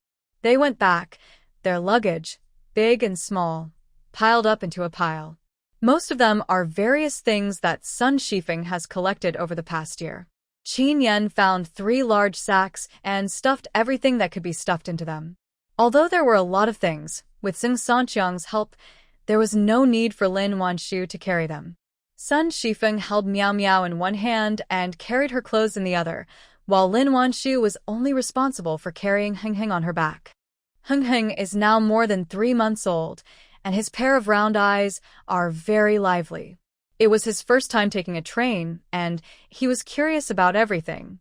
Little Head looked here, and they're very busy. Miao Miao also carried a small backpack on her back, which was full of toys and snacks given to her by her other brothers and sisters. Although this is Miao Miao's 4th time taking a train, she is still curious about everything. While skipping and jumping while holding Sun Shifeng's hand, she asked all kinds of questions. Qin Yan calculated the time before going out. When he arrived at the train station, he only waited for an hour before the train arrived. They bought soft sleeper tickets, with 3 beds for 3 adults. Lin Wanshu and Sun Shifeng slept on the lower bunk with the baby, and Qin Yan slept on the upper bunk. There was 1 bed left that was not empty, and a young man had already lay down on it. Seeing so many people coming in at once, he looked a little nervous. Sun Shifeng was the most enthusiastic. After settling down, she started chatting with the young man. Not long after the car started, she had already found out where the man was from, where he was going, and what he did for a living. She even asked him if he had a boyfriend at the end of the conversation. The young man was asked so many questions that his face was about to smoke. Qin Yan put a mat on the bed, Lin Wanshu untied the straps and put Hing down. The little guy came down. He turned over flexibly, lay on the bed, raised his head high, and looked around curiously with a pair of round eyes. Miao Miao saw her brother coming down. She took off her shoes and climbed onto Lin Wanshu's bed. Fortunately, the soft sleeper bed is big enough, and 2 adults can sit on the edge, and 2 children can sit inside without feeling crowded. As soon as Miao Miao came up, she also imitated Hing and lay in front of him, calling brother and brother. Hing was also very happy to see his sister, and he kept making ee-oh-oh sounds. The 2 siblings asked and answered each other questions. The young man on the upper bunk opposite could no longer bear Sun Shifeng's questioning. Not knowing whether he was hiding from someone, he got off the bunk and went out. No one was in the seats anymore, but Sun Shifeng couldn't help but sigh. What a nice guy. It's a pity he is far away, otherwise I would definitely be a matchmaker for him. Lin Wanshu didn't know whether to laugh or cry. Mom, matchmaking is not something you can do casually. You can tell at first glance that she comes from a well-off family and is knowledgeable and educated. Where can she meet a girl with similar conditions? After all, can ordinary people buy soft sleeper tickets? Hearing this, Sun Shifeng smiled awkwardly. Haha, I'm just saying it casually. As the old saying goes, a pot fits its lid. The girls she knows are all from the countryside, and are indeed not worthy of him. The mother-in-law and daughter-in-law chatted for a while, and then Qin Yan went out to get hot water. The train rattled along slowly, and Lin Wanshu propped up her chin, staring out the window in a daze. In her previous life, she spent a long time in the Red Star Brigade and only moved into the city after 1985. Later, due to her busy work, she rarely returned to the team. After her rebirth, she didn't stay in the team for a single day and went straight to Lan County. Perhaps too many things had happened since her rebirth, and now that she was going back to the place she had been away from for a long time, she felt inexplicably complicated. Just as she was daydreaming, suddenly, a small claw grabbed her clothes. Lin Wanshu turned her head and saw Heng Heng had turned over and lay down next to her at some point. The two chubby little legs were kicking and the little hands were pulling her clothes and trying to stuff them into her mouth. "What's wrong? Is Heng Heng hungry?" Lin Wanshu said as she picked up the little guy. As soon as the baby was in her arms, the little head buried in her chest, making an oh sound. Hungry indeed. He is still young and drinks milk all day long. He is not hungry at all. I only changed his diaper at the station just now and didn't feed him. Judging from the time, he should be hungry now. But this is a public place after all, and a gay man may come in at any time. Lin Wanshu cannot lift up her clothes and chest feed the baby in public. Just when I was looking for a coat to cover myself, Qin Yan came back. Perhaps seeing Heng Heng pulling her clothes, the man walked over quickly. "I washed the bottle while I was getting the hot water. You can comfort him first while I prepare some milk powder." As he spoke, he took out the bag under the table and opened it, revealing 7 or 8 bags of milk powder. Lin Wanshu. When did he pack the milk powder? How come she didn't know anything about it? When Sun Shifeng saw that her son was carrying so much milk powder, she couldn't help but mutter something. Wanshu is on vacation now, so she can just chest feed. Why would she need to bring so much milk powder? This must cost dozens of dollars. What a waste. She couldn't think about it. The moment she thought about it, she felt pain in her flesh. Milk powder has good nutritional value. Children will be smarter after eating it. Qin Yan spoke seriously as he prepared the milk skillfully. When Sun Shifeng heard that it was nutritious and could make children smarter, she was immediately speechless. There was nothing else to say, because her little grandson was indeed smarter than any other child she had ever seen. When my grandson was just born, I didn't feed him enough milk powder, but he still opened his eyes very early. Which child in the village doesn't open his eyes after 3 days? Delay is normal. Later, she fed him milk powder strictly according to the ratio, and he grew white and tender all of a sudden, just like a balloon. It's been more than 3 months now, and he can still respond when you talk to him. How can the children in the village be so smart? It can be seen that feeding with formula is really better than chest milk. Lin Wanshu was both angry and amused when she saw Qin Yan seriously fooling her mother-in-law. However, seeing that her mother-in-law was no longer concerned about the milk powder issue, she couldn't help but admire his approach. To be honest, half of the credit goes to him for the good relationship she gets along with her mother-in-law. Whenever her mother-in-law questioned her, Qin Yan would always take all the blame for her without hesitation and then go back to appease both sides. This is also the reason why she has lived with her mother-in-law for more than a year without any conflicts. Along the way, Lin Wanshu didn't have the chance to chest feed once. Qin Yan seemed determined not to let the baby drink chest milk. Every time Heng Heng cried, he would always come down from the upper bunk to fetch hot water and make milk powder. Lin Wanshu was afraid that he would be tired, but it was obvious that she was worrying too much. After sitting on the train for 2 days and 2 nights, and changing trains once in the middle, Lin Wanshu was almost exhausted, but he still looked energetic. You can't refuse to accept it. The train arrived in Ling County at 7 in the morning. As soon as she got off the train, a cold wind blew, and Lin Wanshu couldn't help but shiver. After getting used to the climate in Yunnan province, it's really cold when I return to my hometown. Ling County is located in the central region, neither in the south nor in the north. It had just rained, and the cold wind blew mixed with moisture, as if it could chill you to the bone. Even though Lin Wanshu was wearing a military coat, the wind still made her cheeks hurt. Those who were not wearing such thick clothes nearby were gritting their teeth and shivering in the cold wind. Seeing that she was wearing a military coat, people passing by couldn't help but look at her with envy. Military coats are not only warm but also prestigious. Who doesn't want one? Lin Wanshu carried Hing on her back and got off the car first, holding Miao Miao's hand. Qin Yan and Sun Shifeng were responsible for carrying the luggage. Maybe because the new year is approaching, there are too many people at the station. Some people were getting off the bus, and some were getting on. At a glance, the bus was packed with people. Fortunately, Qin Yan and the other man acted quickly and brought down all the luggage in no time. The 2 bags Qin Yan carried were local specialties, each bag weighing nearly 100 kilograms. Sun Shifeng was carrying a light sack in one hand and 2 small bags in the other. Getting off the train, they followed the crowd and moved out of the train station little by little. As soon as I reached the door, I heard Qin Hua's excited voice. Mom, I'm here. Seeing her eldest son waving his hands vigorously in the distance, Sun Shifeng was extremely excited. If there weren't so many people in front, she would have wanted to fly over. After finally squeezing out, Sun Shifeng took Qin Hua's hand and asked about the situation at home. Qin Hua did not show any impatience and responded to all of them one by one. After he had finally finished speaking, he immediately went to see the baby on Lin Wanshu's back. This is Yiheng, right? Blood relationship is so wonderful. Although he is just a nephew, Qin Hua couldn't help but feel a surge of love in his heart when he saw Xiao Hingheng. As expected of a child from the Qin family, he looks really energetic. Yes, big brother, this is Yiheng.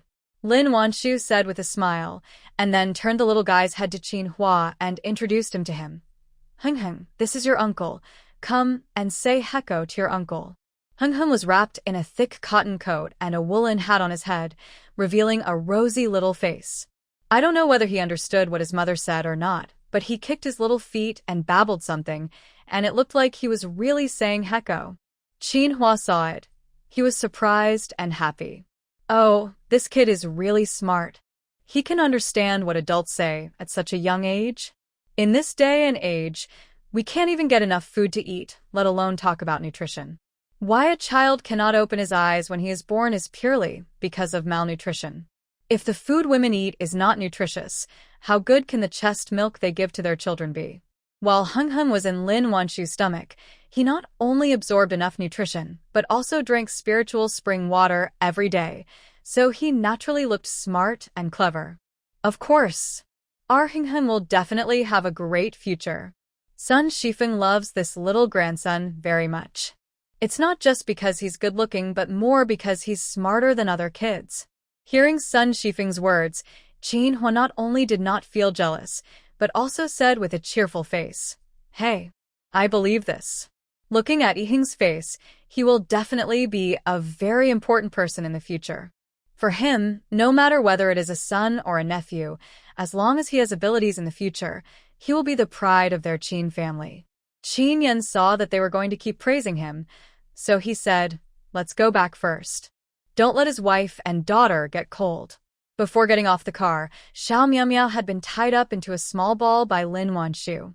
She wasn't cold now, but it was a little inconvenient for her to move. The adults were saying so she just looked at the people coming and going with curiosity. Qin Hua quickly said, "Oh, yes, let's go back first. This darn weather is too cold." As he spoke, he picked up the sack on the ground and led the way. Wang Shun is already waiting outside. Wang Shun is the tractor driver in the village.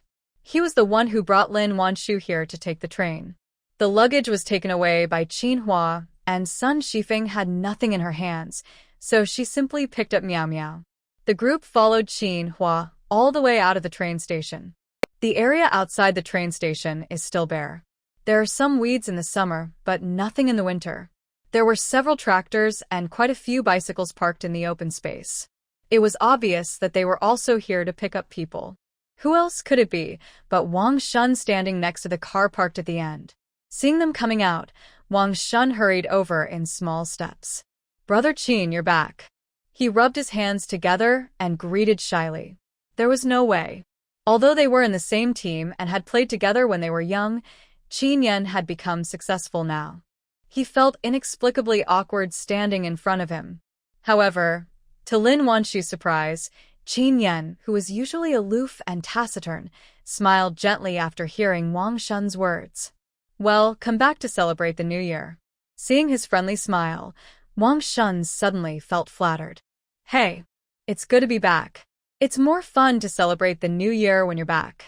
He hasn't been back for 3 years. I heard that he has been promoted to deputy head of the group. That's the deputy head of the group. Ordinary people like them can't even see the town secretary, let alone higher-level officials. When he thought about how he had played with him a lot when he was a child. After a few pleasantries, Wang Shun helped load the luggage onto the tractor. There is no tarpaulin behind the tractor, and the wind is only blocked by a baffle on the back of the cab.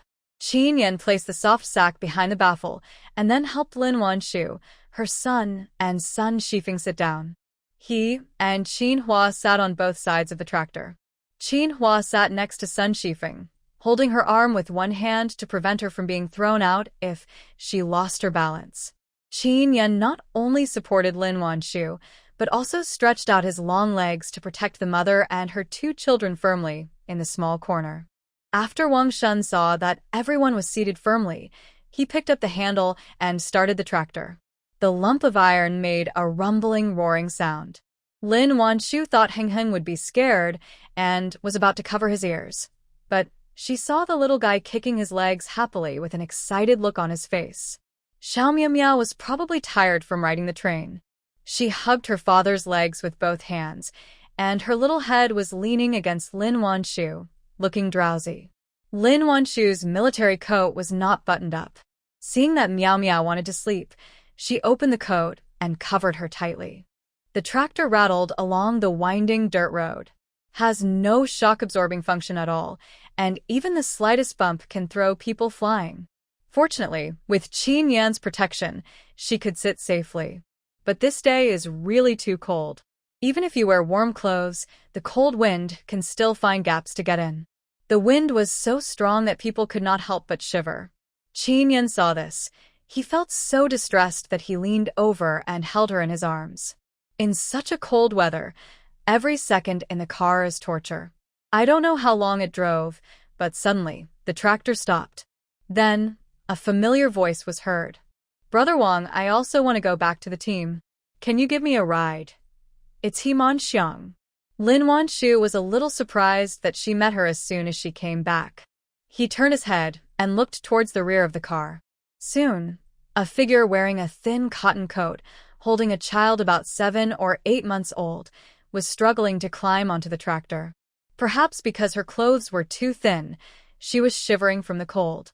Even his lips were a little purple. He Manxiang endured the biting cold wind, shivering as she finally got into the car with her son Jinkai. Just as she was about to walk behind the windshield to sit down, she was suddenly met with a face as beautiful as a peach. When their eyes met, He Manxiang felt as if she was struck by lightning. Lin Wanshu? She screamed in shock. She's back? Lin Wanshu curled her lips slightly and nodded at her. Manxiang, long time no see. As she spoke, she glanced curiously at the child in her arms. She didn't know if it was because of her preconceived notions, but she felt that this child really didn't look like Zhao Mingyuan at all.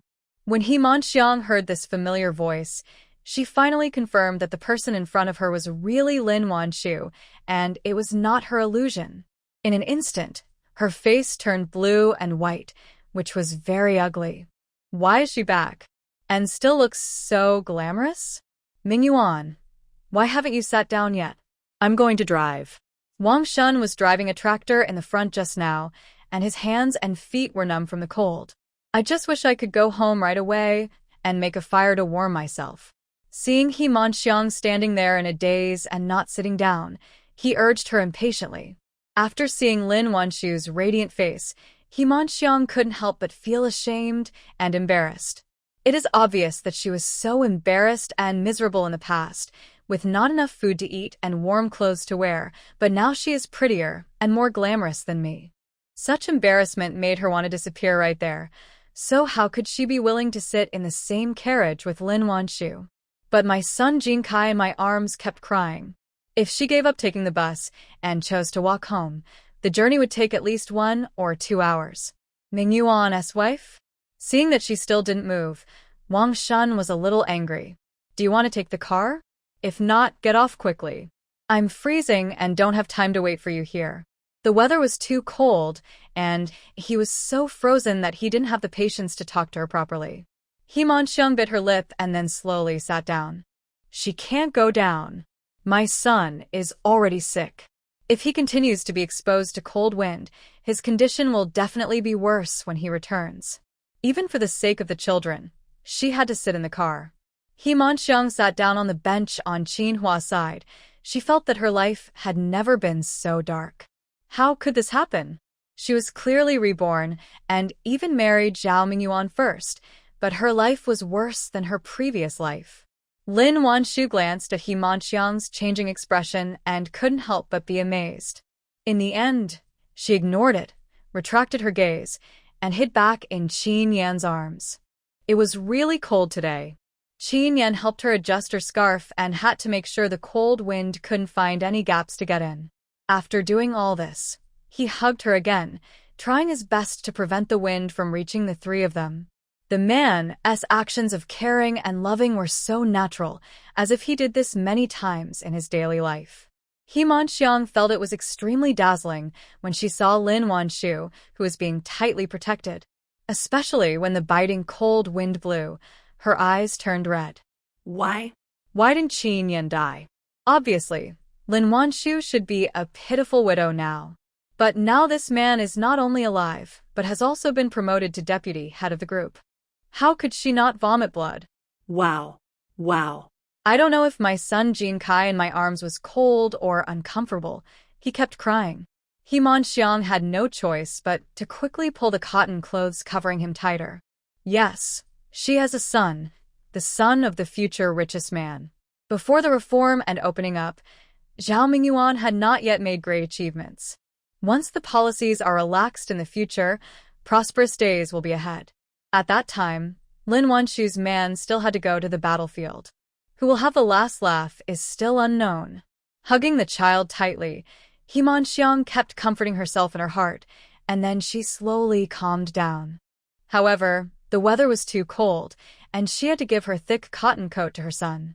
Even when she thought of the bright future, she could hardly hold on. Especially the contrast with Lin Wanshu is too tragic. Her son had a high fever and kept convulsing last night. The barefoot doctor in the team said he couldn't treat him and asked her to send him to the commune. He Manxiang begged Zhao Mingyuan to accompany her, but the man was sleeping like a dead pig and ignored her. In the end, she had no choice but to grit her teeth and walk to the commune with her son in the dark. I stayed in the hospital for observation after the drip for a whole night and just got home now. Who would have thought that Lin Wanshu would come back? He Manxiang tried hard to force herself not to look at the couple, but her heart felt like it was being gnawing at by ants, and she felt painful and uncomfortable. Moment, Sun Shifeng asked with concern. Manxiang, why are you taking the baby out alone? The baby is crying like this. Is he feeling unwell? Where is your Ming Yuan? Were clearly words of concern, but He Manxiang felt as if she was stabbed in the heart. She gritted her teeth and forced a smile. Ming Yuan has something to do. She didn't even want to say that Zhao Mingyuan had to go to work. After all, one is a peasant working in the fields, and the other is a senior officer in the army. The contrast is too tragic. Even though she knew that Zhao Mingyuan would become the richest man in the future, He Manxiang couldn't help feeling awkward and embarrassed at this moment. Especially since the whole family was dressed warmly, but they were wearing thin clothes and shivering in the cold wind. Hearing her say this, Sun Shifeng said with a look of disapproval, "What could be more important than a wife and a baby? You have only been married for a few years, right? Why would Mingyuan treat you like this?" Seeing her expression that said, "What on earth do you like about this second-rate guy?" He Manxiang felt so upset that her heart ached. Reluctantly suppressing her anger, she gritted her teeth and said, "Don't worry about this, Auntie. Our Mingyuan is a man who does great things." How can he have time to take care of such trivial matters at home? From now on, he will be the man in charge of a trillion-dollar group, and the money he earns every day is a sum that these people can't even imagine in their lifetime. You have no idea how powerful he is. He Manxiang couldn't help but said angrily. She had watched an interview with Zhao Mingyuan and knew better than anyone how capable this man was. He is just temporarily poor now. In time, he will surely become very successful. Sun Shifeng looked at He Manxiang with some sympathy as she looked very excited. Poor girl. Could it be that she has been frozen to death? Why is she talking nonsense? Unable to help herself, she muttered to Lin Wanshu. Lin Wanshu say? She could only wish in her heart that He Manxiang's dream would not be shattered so quickly. The tractor continued to move, da-da-da, but this time no one spoke. Manxiang endured the cold, lifted up her clothes and fed him. Chest feeding in public is a very normal thing, whether in this era or in the 1990s. Most people wouldn't think there's anything wrong with it, let alone think of anything wrong. What's more, He Manxiang worked in a special profession in her previous life and had no sense of shame. Therefore, when she was chest feeding, she never hesitated to lift her clothes high. This time was the same. She lifted up her clothes and quickly fed her son. But as she was feeding, her eyes involuntarily looked in the direction of Qin Yan. It wouldn't matter if she didn't look at it, but once she did, she couldn't help feeling sour in her heart.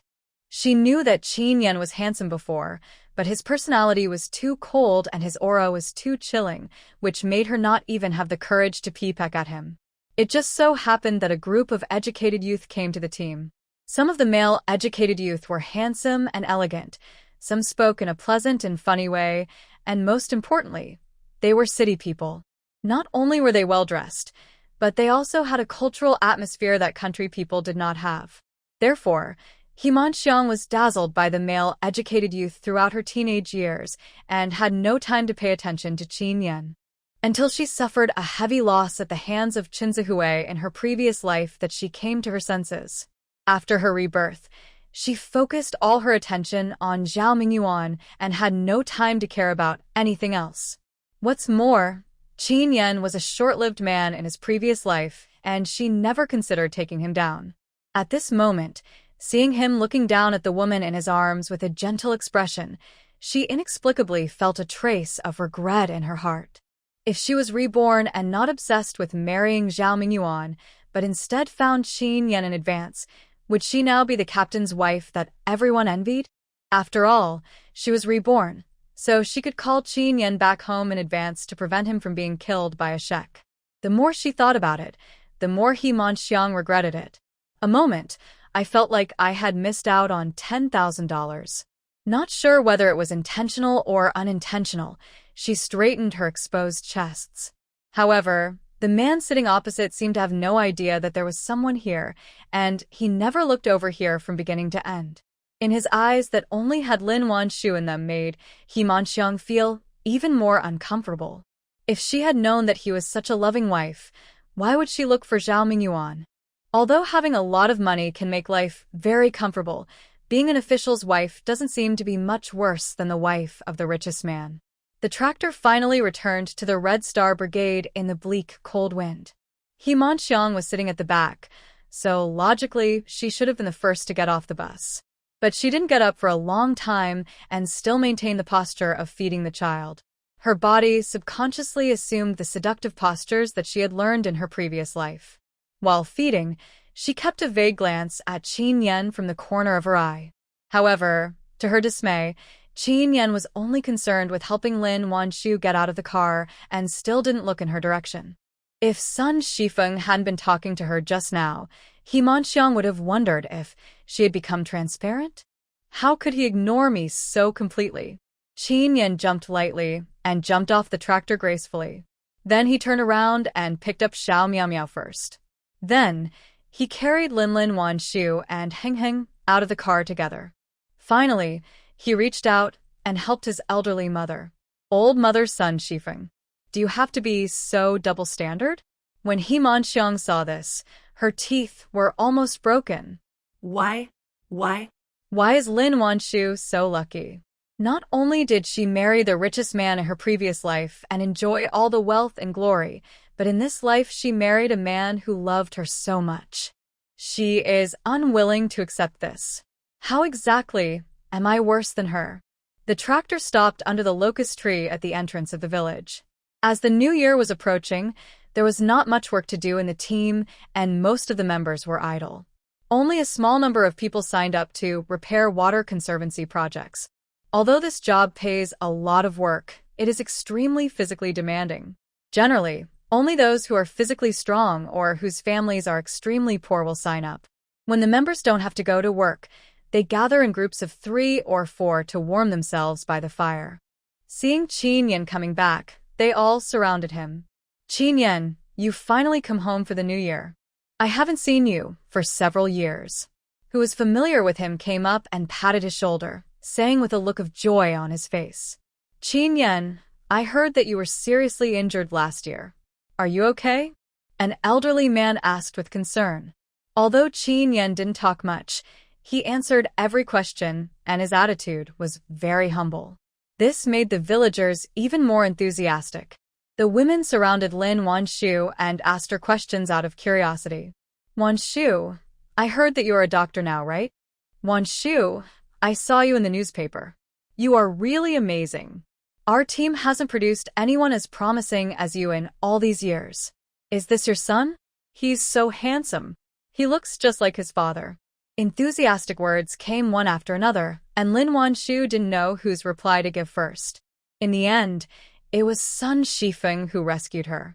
It's too cold, and the baby is still young and can't stand the cold.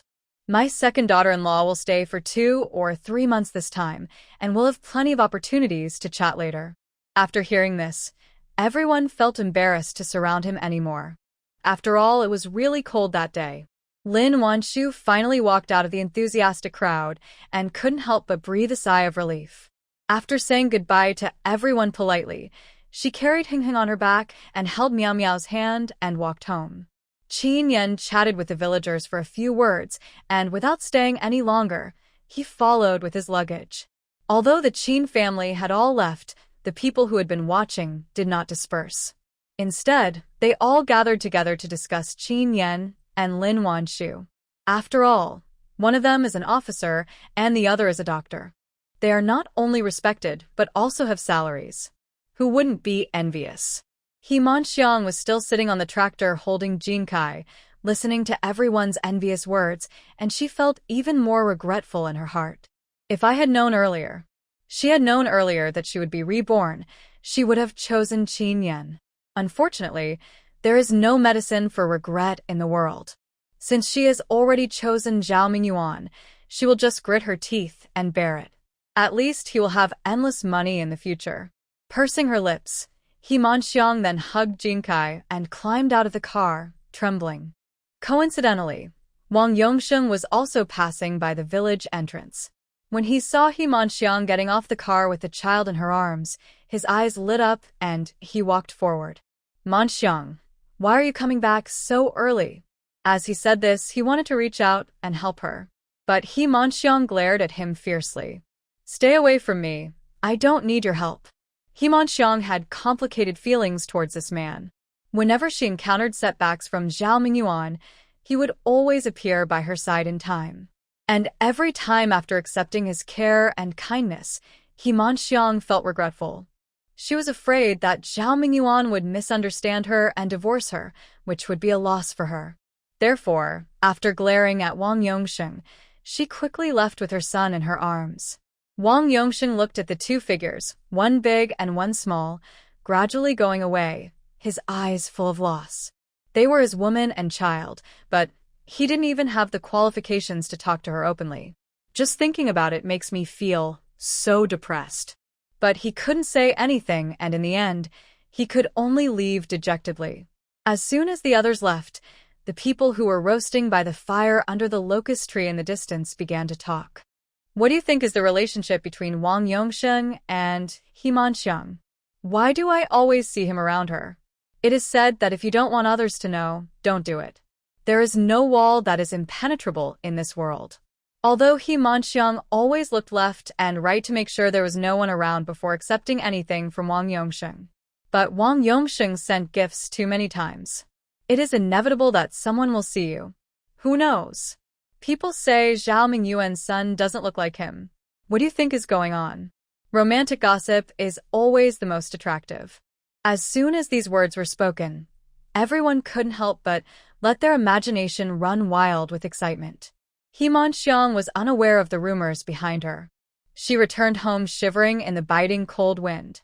But she didn't expect that as soon as she entered the door, she would be greeted by a gloomy face. Where the heck have you been so early in the morning? There are so many things to do at home, and if you don't do them, do you want me to do them? It's my mother-in-law, Lu Jihua.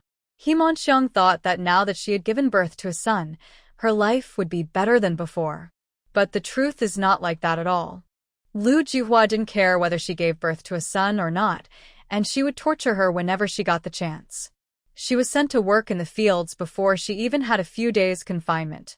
Not to mention weekdays, if she dared to take a break, Lu Jihua would definitely scold her. If Zhao Mingyuan helped her, but he ignored her completely and let her mother-in-law bully her. He Manxiang also thought about quitting her job, but if she really dared not to work, Lu Jihua would really not give her food. It is unreasonable for a woman not to work, and it is normal for her mother-in-law not to give her food. No one will speak for her. If she dared to report this matter back to her parents' home, what would await her would not be support from them, but rather disgust. They disliked her for bringing shame to the He family. Therefore, after dealing with Lu Jihua for so long, He Manxiang has witnessed how powerful she is. At this moment, just seeing her face darken, she couldn't help but tremble in her heart. Her lips moved and she stammered, "Mom. I wasn't lazy. Jinkai had a fever at night, so I took him to the commune for an 4 drip and just came back now. The child had a fever in the early morning." He Manxiang went to knock on her mother-in-law's door, but maybe she was sleeping too deeply and ignored her. In the end, she had no choice but to send it there alone. Heard that her grandson was sick, the first thing she did was not to ask if the child was well, but to curse him. What do you do for a living? If you can't even take care of a child, what's the point of having you? He Manxiang had been in shock and fear for the entire night because of her child's illness. She was already feeling very aggrieved, and now she was being scolded. Her eyes suddenly turned red. I didn't mean it. As the child's mother, does she want to see him sick? Bah. Why are you crying? How dare you cry? Why don't you go and fix the roof for me? It's leaking since it rained last night. Lu Jihua spat viciously. She then seemed to split apart and looked at her grandson Zhao Jinkai with a kind smile on her face. "Oh, my dear grandson, come and let grandma hug you. Your mother is not a good person. She took care of my Jinkai and made him sick. Grandma will cook you some egg porridge later to nourish your body." He Manxiang has not closed her eyes since she woke up in the early morning. It was freezing cold, but she still walked to the commune in the dark, 1 step deep and 1 step shallow, in order to take her son to see a doctor. She had worked so hard for so long, but Lu Jihua spoke badly about her to her son in front of her. In an instant, grievance and anger surged into her heart, and she hugged Jinkai tightly and refused to let go. This is her lifeblood, and she will inherit a fortune worth hundreds of billions in the future. If I'm brainwashed by the old woman and she no longer likes me? Seeing that she dared to resist her, Lu Jihua became furious. He raised his hand and slapped her hard several times. "You jerk! Let go and give me your grandson. I don't need you to take care of him." He Manxiang received several heavy slaps on her arms, and she couldn't take it anymore, so she let go. Lu Jihua quickly snatched her grandson away and said, "Pooh, again. You jinx. My grandson will be infected with your bad luck if he stays with you for too long. Go and fix the roof for me. If I find that you haven't fixed it when I come out later, you can't eat." After saying that, she carried Jinkai in her arms and walked away, calling him a good grandson. He Manxiang was left standing there, tears streaming down her face. That's her child. How could she do this to her? Also, shouldn't men be the ones to fix the roof? There are men in the house, so why ask her to fix it? Manxiang walked back to her room feeling aggrieved and resentful. As soon as I entered the room, I saw Zhao Mingyuan wearing his new cotton-padded jacket, and his hair was combed neatly.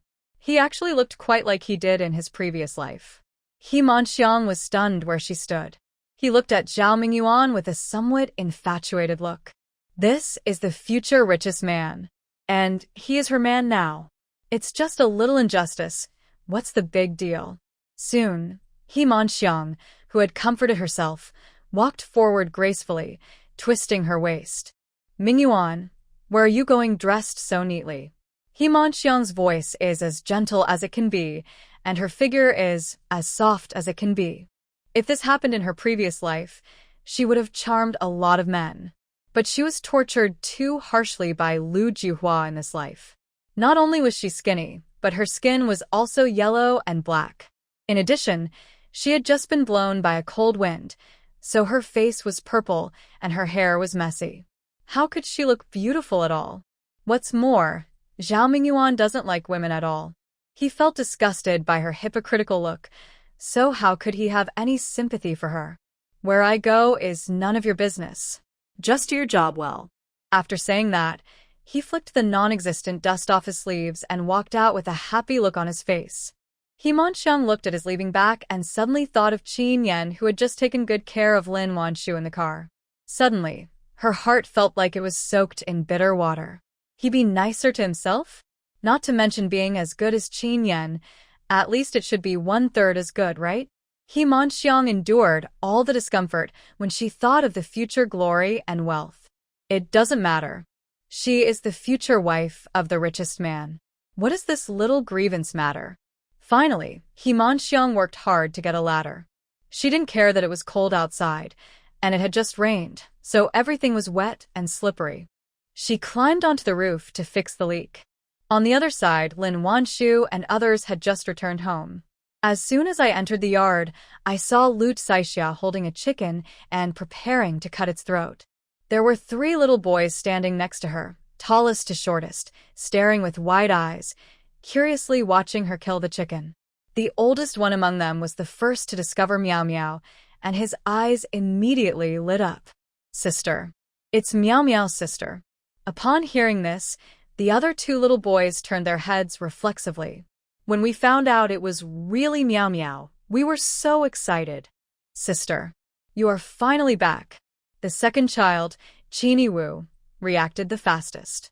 He roared and ran towards Meow Meow happily. The eldest brother Qin Yuan was also very excited. He was of a steady temperament and would not do anything so outrageous. He just walked forward quickly and looked at Meow Meow with a happy face. The third child, Qin Yixuan, is only 1 year older than Meow Meow and hardly remembers having a younger sister. However, when he saw his 2 brothers running over, he followed them happily. Meow Meow was very young when she left home, and there were so many children playing with her in the staff quarters that she had completely forgotten about her cousins. She looked at this, then at that, and finally asked with a puzzled look on her face, Who are you? As soon as these words were spoken, the brothers' hearts were instantly broken. Meow Meow looked at her brothers' sad and disbelieving expressions and quickly realized that what she had said was wrong. She looked up at Lin Wanshu for help. Mother. Lin Wanshu didn't know whether to laugh or cry, so she introduced them to her. This is your eldest brother, this is your second brother, and this is your third brother. When you were a child, your eldest and second brothers always carried you on their backs when you went out to play. Have you forgotten? She was in the team, Lin Wanshu also went to the fields with everyone else, and Meow Meow was mostly played with by her 2 brothers. Meow Meow anymore, but she was a kind baby. After her mother finished her introductions, she called out to everyone one by one. Big brother, second brother, third brother. Hearing her soft voice, calling them clearly, the broken hearts of the brothers were instantly mended. Qin Yuan even said with a look of surprise, Sister, you can talk so much now. Qin Wu didn't say anything and directly grabbed Meow Meow's hand. Come on. Sister, your brother will take you out to play. Meow Meow is also a community veteran. When she heard about going out to play, she happily followed along. How could she feel unfamiliar at all? Lu Saixia walked over with a chicken in one hand and the kitchen knife in the other hand, not even put down, looking excited. Second brother, Wanshu, you are finally back. Dad has been talking about you for several days. Over the past year, the two sisters-in-law have sent gifts to each other, and their relationship has become even closer than before. Wanshu was also very happy to see Lu Saixia at this moment. Hey, sister-in-law, we are back. The family was so happy to see each other after a long separation that they didn't even go into the main room, but just talked about the past in the yard. In the end, Qin Yan was afraid that his wife would catch a cold, so he interrupted everyone and took Lin Wanshu back to his room. However, after entering the house, Lin Wanshu couldn't help but shudder, feeling that the house was even colder than outside. Lu Saixia handed the chicken to her husband to kill, and followed him into the house carrying her luggage. I've cleaned the room, and I washed the quilts a few days ago. They're in the closet.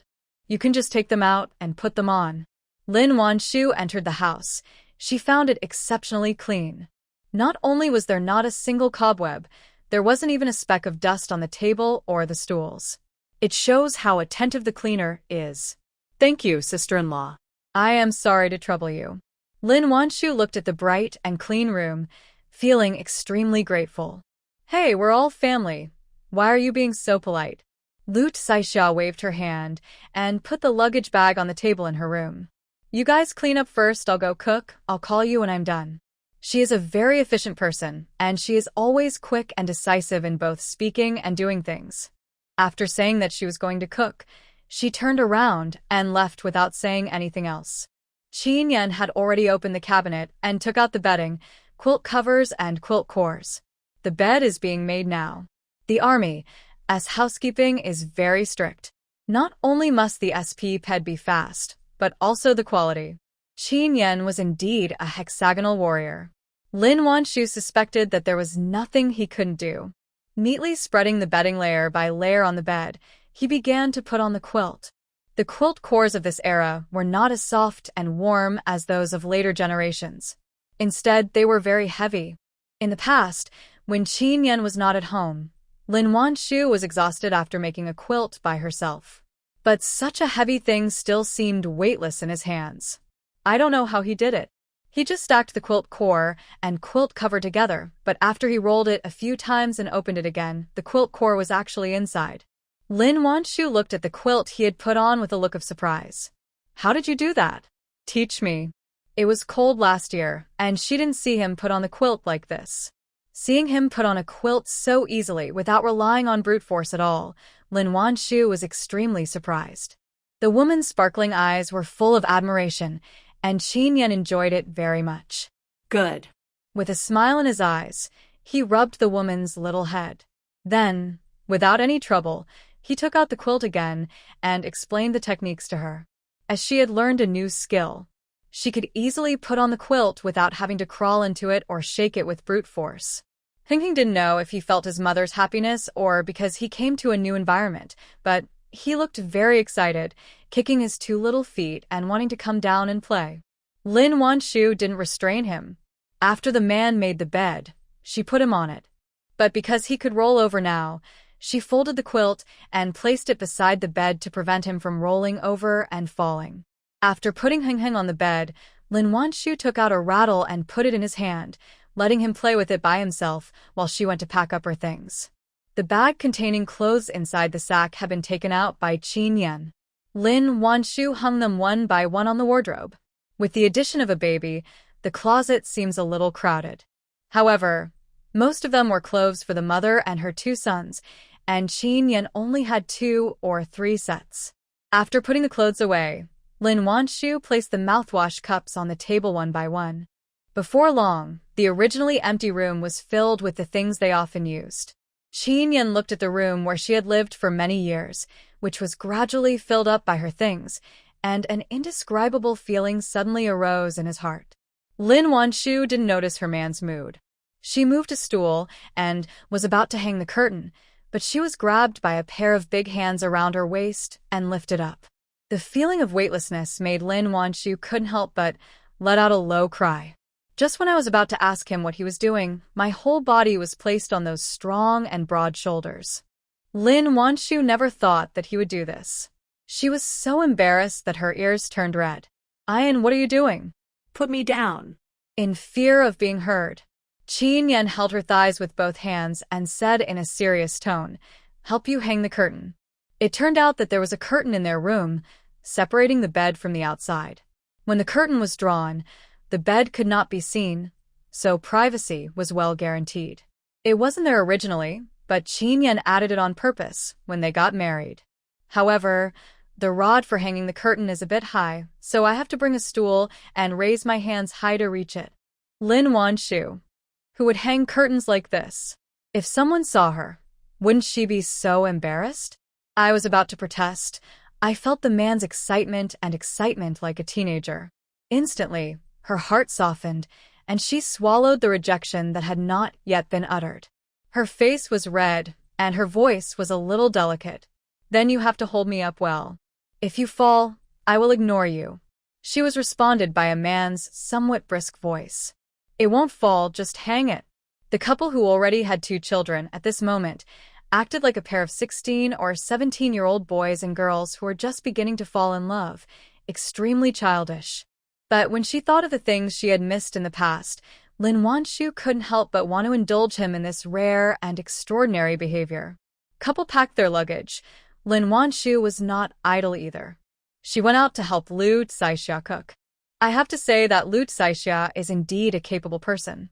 She cleaned the entire yard so clean that there wasn't even a piece of chicken poop. Lin Wanshu was looking around the yard when her father-in-law Qin Jinbong walked in from outside the door. In his hand, Dad. Lin Wanshu saw him. She quickly greeted him and walked forward. "Let me serve it." Qin Jinbong was grinding tofu just now. When he heard that his son and daughter-in-law had returned, he wished he had a pair of wings to fly back. After finally grinding the tofu, he did not delay for a moment and quickly came back with the tofu. Seeing Lin Wanshu at this moment, he was both excited and relieved. What a good kid. He went to the army for a year and a half, did so many great things, and still came back so humble. No need for you, no need for you. Dad can do it himself. You must be tired from the ride. Take a rest. How could Qin Jinbong be willing to ask her for help? Now Lin Wanshu is the treasure of their Qin family. Because of her and her son, no matter whether she went to the commune or the county town for a meeting, she was always looked up to. And the fact that Lin Wanshu was in the newspapers was often praised by his superiors. Qin Jinbong was embarrassed to say that his daughter-in-law was not only a doctor, but also the head of a pharmaceutical factory.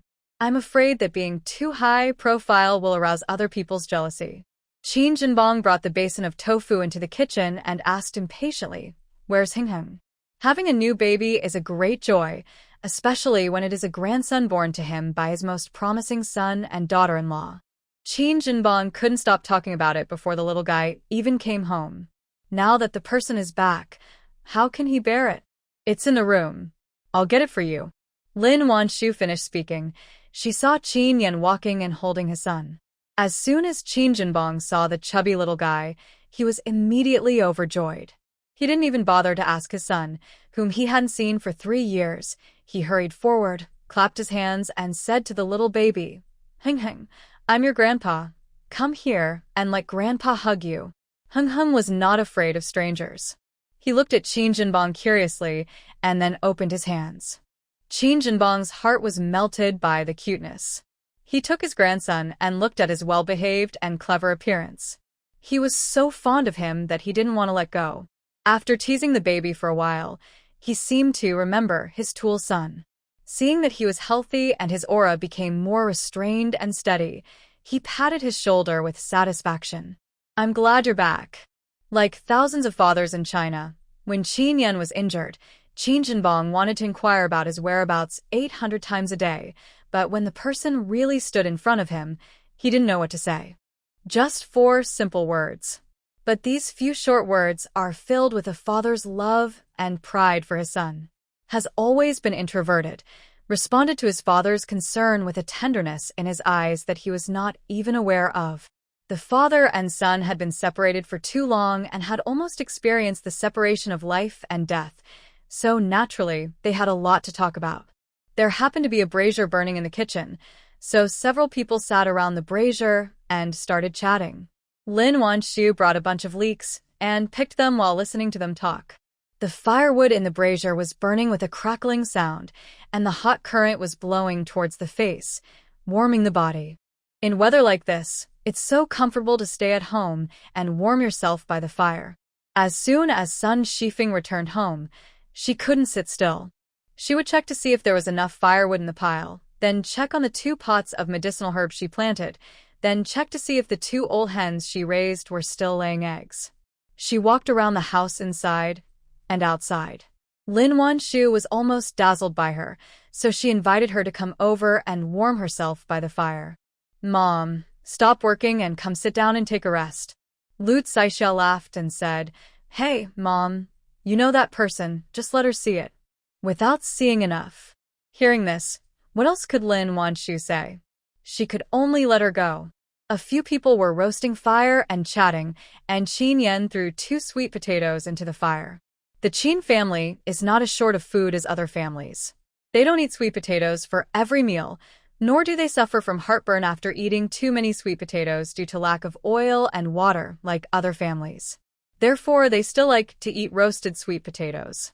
Every autumn, when the sweet potatoes are distributed, the Qin family takes out a portion to dry before storing them. Sun-dried sweet potatoes are not as durable. They are rich in sugar and are fragrant and sweet when roasted. Heng Heng refused to play with his grandfather after a while. The little boy twisted his body to find his mother. Lin Wanshu happened to have picked the chives, so she planned to wash her hands and take over the baby. But I didn't expect that before I washed my hands, I heard someone shouting outside. "Qin Yan's wife, are you home?" Hearing that voice that was so familiar to her bones, Lin Wanshu frowned reflexively. "It's Lu Juhua." Sun Shifeng happened to be in the yard. Upon hearing this, she responded, "She's inside." "What do you want to see her for?" Lu Juhua's own son is a gangster, and she can't even hold her head up in the village. The second son of the Qin family is not only a senior military officer, but his daughter-in-law is also a promising person. Standing in front of Sun Shifeng at this moment, she felt inferior. Hearing this, Lu Juhua rubbed her hands together and smiled a little embarrassedly. "It's all my useless daughter-in-law's fault." Asked her to fix the roof, but she fell down from it. Now she is lying on the ground and can't move. Bao Zhirong went to the county town and is not in the team. I heard that Qin Yan's wife is also a doctor now, so I had to shamelessly come here to ask her for help. Heard that the person came to ask her daughter-in-law for medical treatment. She turned around and called out, "Wanshu, your Aunt Lu said her daughter Manxiang fell down. Would you like to go over and take a look at her? We are all from the same village, and there is no conflict between us. It would be unreasonable not to help someone who comes to us for help." When Lu Juhua shouted just now, Lin Wanshu and Qin Yan both stood up. Lin Wanshu wanted to see what Lu Juhua wanted her to do. Qin Yan simply didn't want that family to get close to his wife.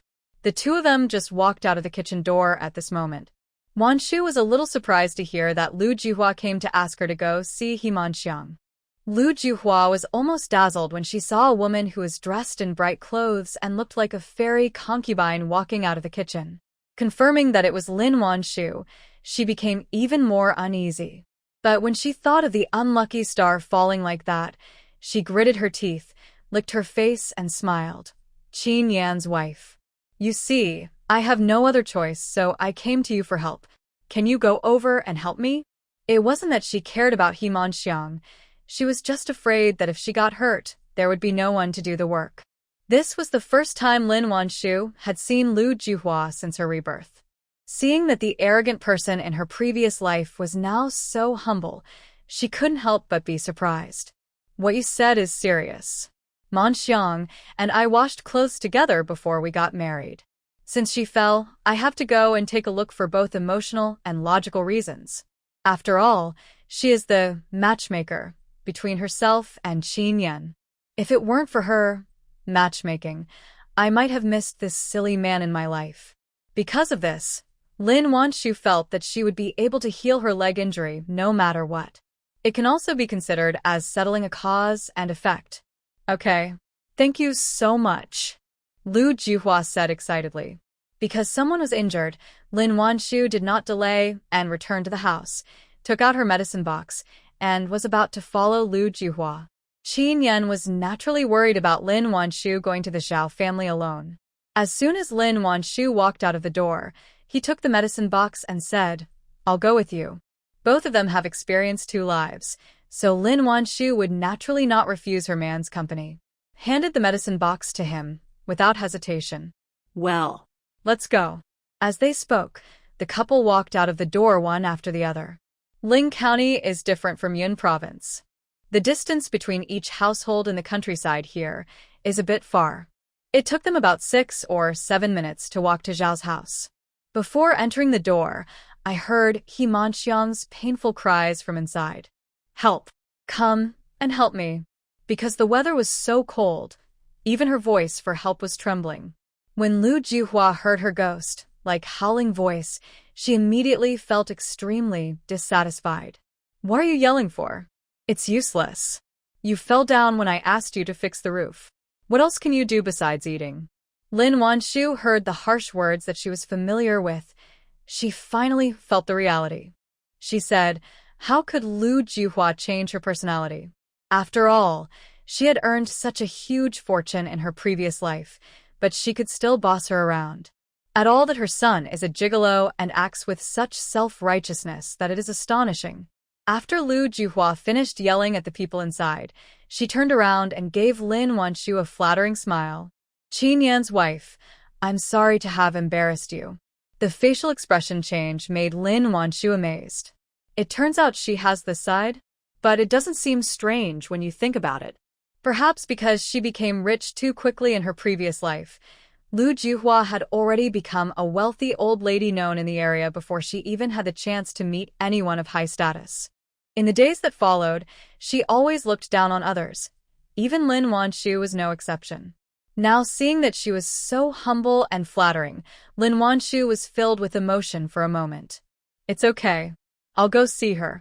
Retracting her thoughts, she said lightly. Lin Wanshu was the actual controller of the group. Her words and actions would inadvertently reveal a dignity that made others only dare to look up to her. At this moment, she just slightly restrained her smile, and Lu Juhua felt embarrassed, fearing that her rudeness would offend her. "Okay, let her see it first." She nodded and agreed, and her fawning look was really ridiculous. Lin Wanshu nodded and walked into the courtyard that was so familiar to her.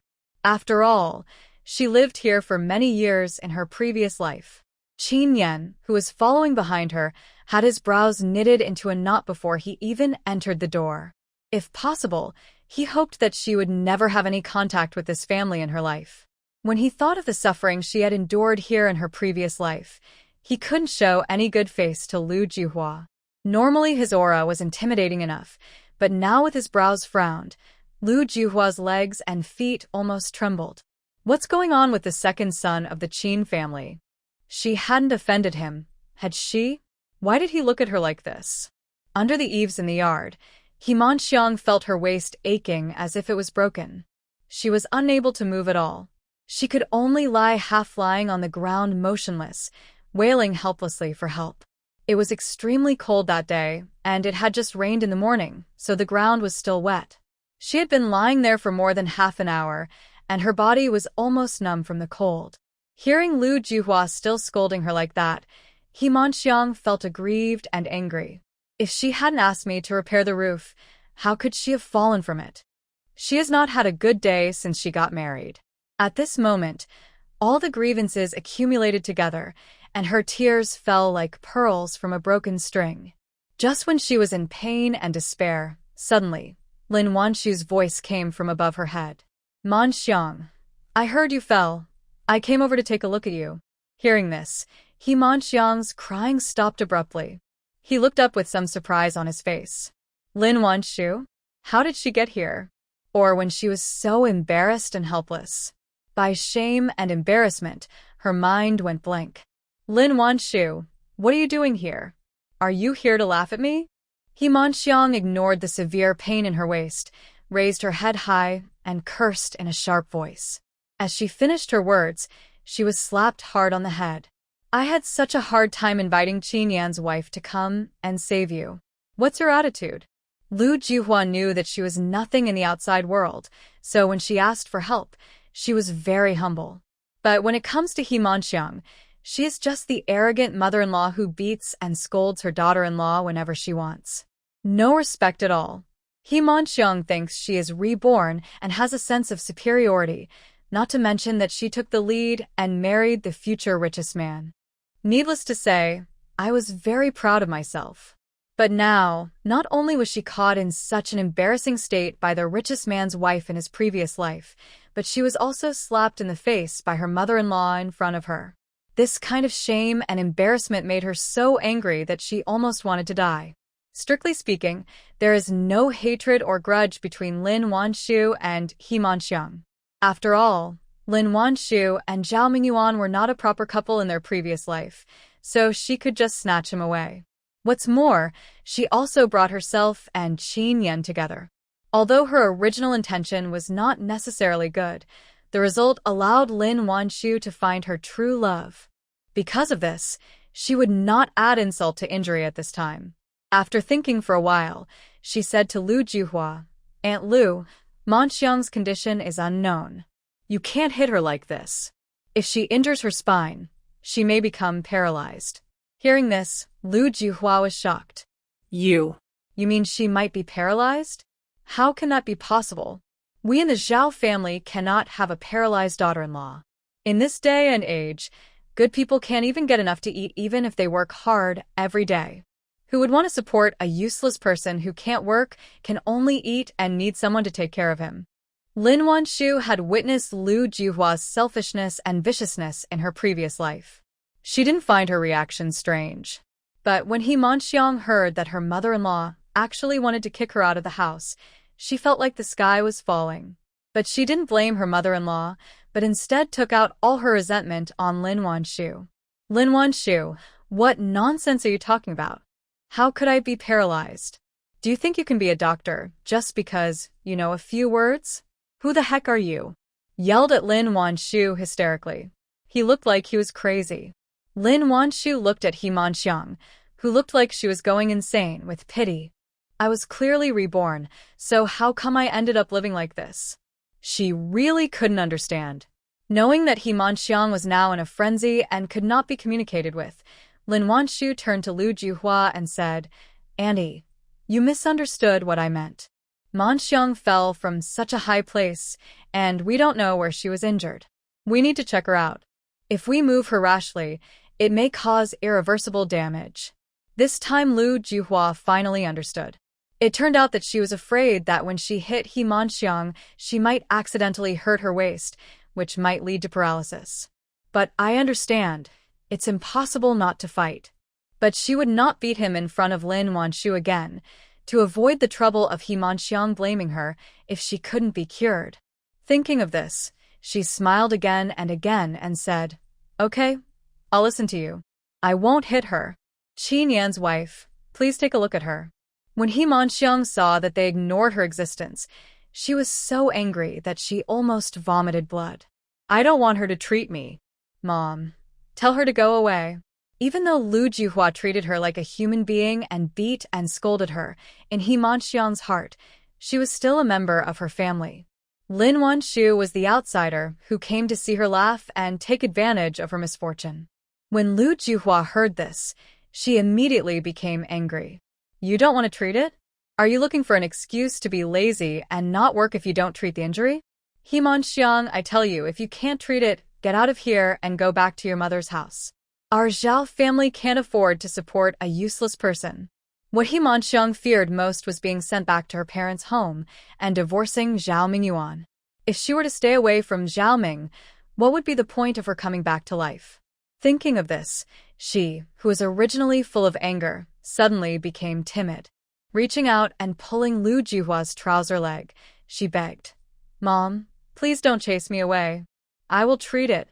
Isn't it okay for me to treat it? Just bear with it." When the day comes when she becomes the wife of the richest man, she will definitely repay you double for the humiliation you suffered today. Lu Juhua was very proud to see that she could control her so easily. With a cold snort, she warned, "You better cooperate with the treatment later. If you dare to make trouble again, don't blame me for being rude." After she finished speaking, her expression changed in an instant, and she said to Lin Wanshu in a flattering manner, "Qin Yan's wife, then I'll trouble you to take a look at her." Lin Wanshu also wanted to finish the job quickly, finish examining He Manxiang as soon as possible and go home to warm herself by the fire, as this darn weather was really too cold. Hearing this, he squatted in front of He Manxiang without delay and took her pulse. She didn't know where He Manxiang was injured exactly, and it was indeed not a good idea to move her rashly. First take a look at her injuries, then see how to move her back.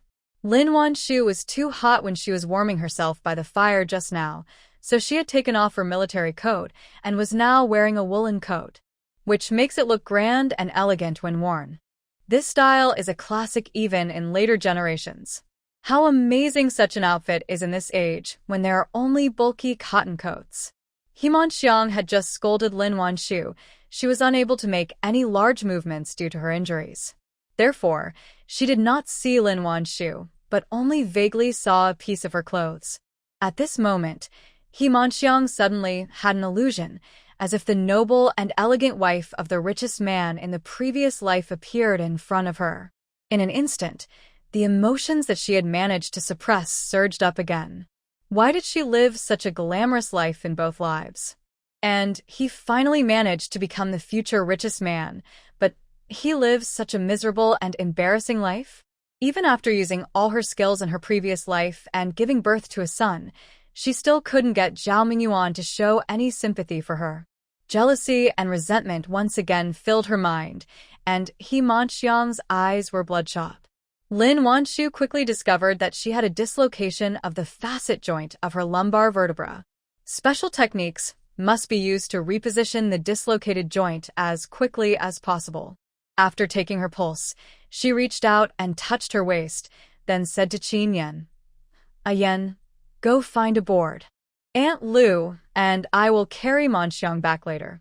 Qin Yan hadn't said a word since he came in. He Manxiang was unable to move and had no idea that he was here too. Hearing that Qin Yan was there too, and having seen her entire miserable and crazy appearance, He Manxiang wished she could faint on the spot. Why? Why would you embarrass yourself in front of such a great man? It must be Lin Wanshu. She did it on purpose, deliberately bringing her man to laugh at herself. At this moment, He Manxiang hated Lin Wanshu. If looks could kill, Lin Wanshu would have been cut into pieces by now. Lin Wanshu did not fail to notice He Manxiang's gaze, but she did not take it to heart. Because what else can He Manxiang do now except feel helpless and furious? Considering that she had helped bring her and Qin Yan together, Lin Wanshu didn't bother to argue with her.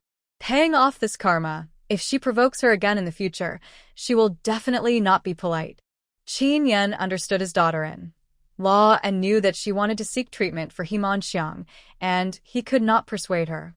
In order to leave here quickly, he nodded without saying anything more and went to look for the wooden board. He Manxiang still looked at Lin Wanshu with a serious look. "Don't think I'll be grateful to you for doing this." Lin Wanshu had already withdrawn her hand and stood up. Upon hearing this, she just glanced lazily at He Manxiang. "What use is there for me to ask for your gratitude?"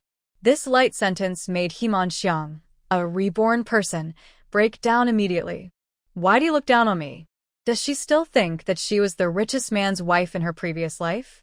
As soon as Lin Wanshu finished speaking, Lu Juhua started scolding her before she could say anything else. "Why should others look up to you? Don't you see what you are? Wanshu is a doctor now and gets a salary every month. What do you have? You are just flattering yourself. I am embarrassed to listen to you." He Manxiang was bullied again and almost choked on a mouthful of blood. She was reborn. She knew what would happen in the future. Why did they look down on her? Just wait. Wait until Zhao Mingyuan becomes the richest man, and then she'll use her money to kill them. He Man's chest rose and fell with a scent of fragrance. But she didn't have the courage to disobey her mother-in-law, so in the end she could only swallow her anger.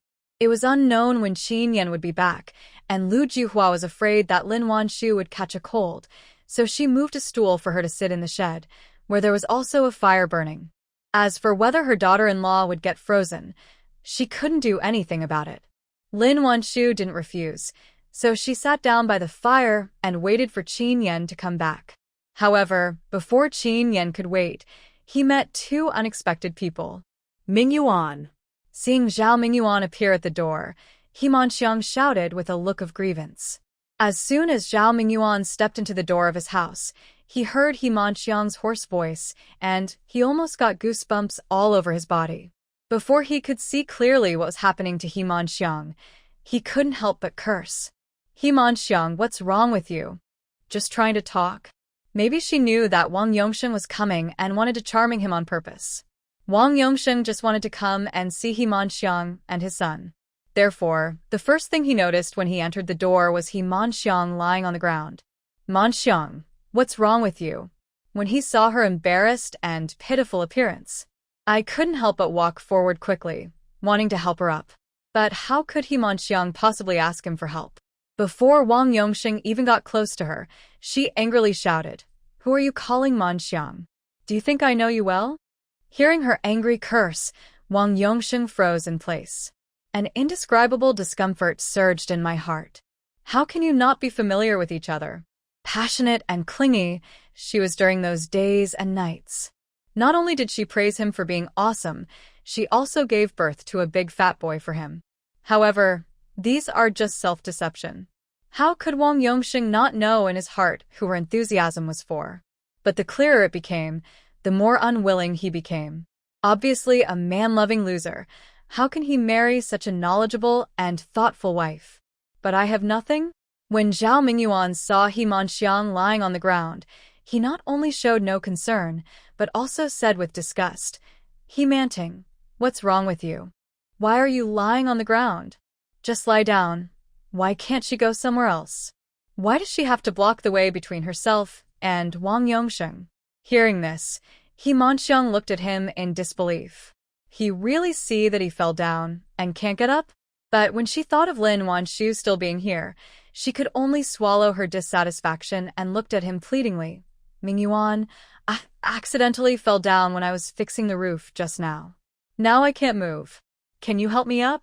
Because she was scolded just now, she didn't dare to raise her voice too much this time. Heard that she had fallen, he felt extremely unlucky. Just when he was about to ignore her and take Wang Yongsheng back to the room, Wang Yongsheng grabbed his arm. "Mingyuan, go check on your brother's wife. If she fell badly, send her to see Dr. Bao." Zhao Mingyuan could not remember how long it had been since he heard Wang Yongsheng speak to him so gently. In order to see him, he even wore new clothes for the new year today. But he just treated himself perfunctorily. Only when he mentioned meeting He Manxiang did he show some interest. Zhao Mingyuan resented his indifference, but he couldn't give up this relationship. At this moment, Wang Yongsheng was just a little gentler to him, and Zhao Mingyuan was like a drug addict, feeling a little dizzy. Okay, I'll go help her." After responding happily, he ran forward happily and wanted to help He Manxiang up. But before I met anyone, I heard a clear and gentle voice coming from the shed. "Wait, her lumbar vertebrae are dislocated. You can't lift her directly. It will easily aggravate her condition." The Zhao family's shed was between the kitchen and the house. Lin Wanshu hadn't said a word, and Zhao Mingyuan and Wang Yongsheng hadn't noticed that there was someone else in the house. Hearing the sound, they both looked towards the shed. The next second, they were all stunned on the spot again. What a beautiful girl! Even though Wang Yongsheng was now fascinated by He Manxiang, he couldn't help but stare at her. When Zhao Mingyuan saw this, his face suddenly turned dark. Where did this fox come from? Is she trying to charming Wang Yongsheng again? Although He Manxiang looked down on Wang Yongsheng, she was still very unhappy when she saw how obsessed he was with Lin Wanshu. In his heart, just at this moment, Qin Yan also came back with a wooden board about 60 centimeters wide in his hand. He had an outstanding appearance and was tall and had long legs. As soon as he entered the room, he captured Zhao Mingyuan's attention. It's him. He is back. Qin Yan's tall and handsome figure was well known in the surrounding area. As a man who liked men, Zhao Mingyuan's first crush was Qin Yan. But he knew very well in his heart that such a man was not something he could ever dream of. If he dared to show that he had other thoughts about him, Zhao Mingyuan would have no doubt that he would no longer be able to hide the fact that he liked men. Finally, he had no choice but to hook up with Wang Yongsheng, who played with him all day. But white moonlight is white moonlight after all. Even though they hadn't seen each other for a few years, Zhao Mingyuan's heart still couldn't help but beat wildly. "Brother Qin, you are back?" Unable to hold back, Zhao Mingyuan shouted excitedly. Lin Wanshu saw the infatuation in his eyes and almost vomited. She was wrong. She shouldn't have come here. My man is disgusted by such a person. Qin Yan's gaze was so cold that it seemed to be able to freeze people into ice. He had been to the front line and killed many people. Just standing there, his aura of majesty without even being angry was enough to make people tremble. At this moment, his eyes were gloomy. How could someone with a guilty conscience like Zhao Mingyuan bear it? Zhao Mingyuan met Qin Yan's gaze that seemed to be able to see through everything. In an instant, a chill flowed from the top of his head to the soles of his feet. The whole person woke up instantly. I didn't even know when my legs started to tremble. At this moment, he just wished he could smash his own mouth. How dare I let my imagination run wild? Qin Yan retracted his gaze and walked towards Lin Wanshu. "The planks are back." Lin Wanshu nodded. "Thank you for your hard work, Ian." Lin Wanshu was now eager to leave this place and did not delay any longer. Then he said to Zhao Mingyuan and Wang Yongsheng, "Her lumbar vertebrae are injured. If you don't want her condition to get worse, lift her according to my instructions." Zhao Mingyuan was so frightened by Qin Yan's look that he was completely dazed at the moment. How could he know what Lin Wanshu was talking about? With just one instruction and one action, he did almost anything Lin Wanshu said, just like a puppet. At this time, Lu Juhua, who had just gone out to borrow something, also came back.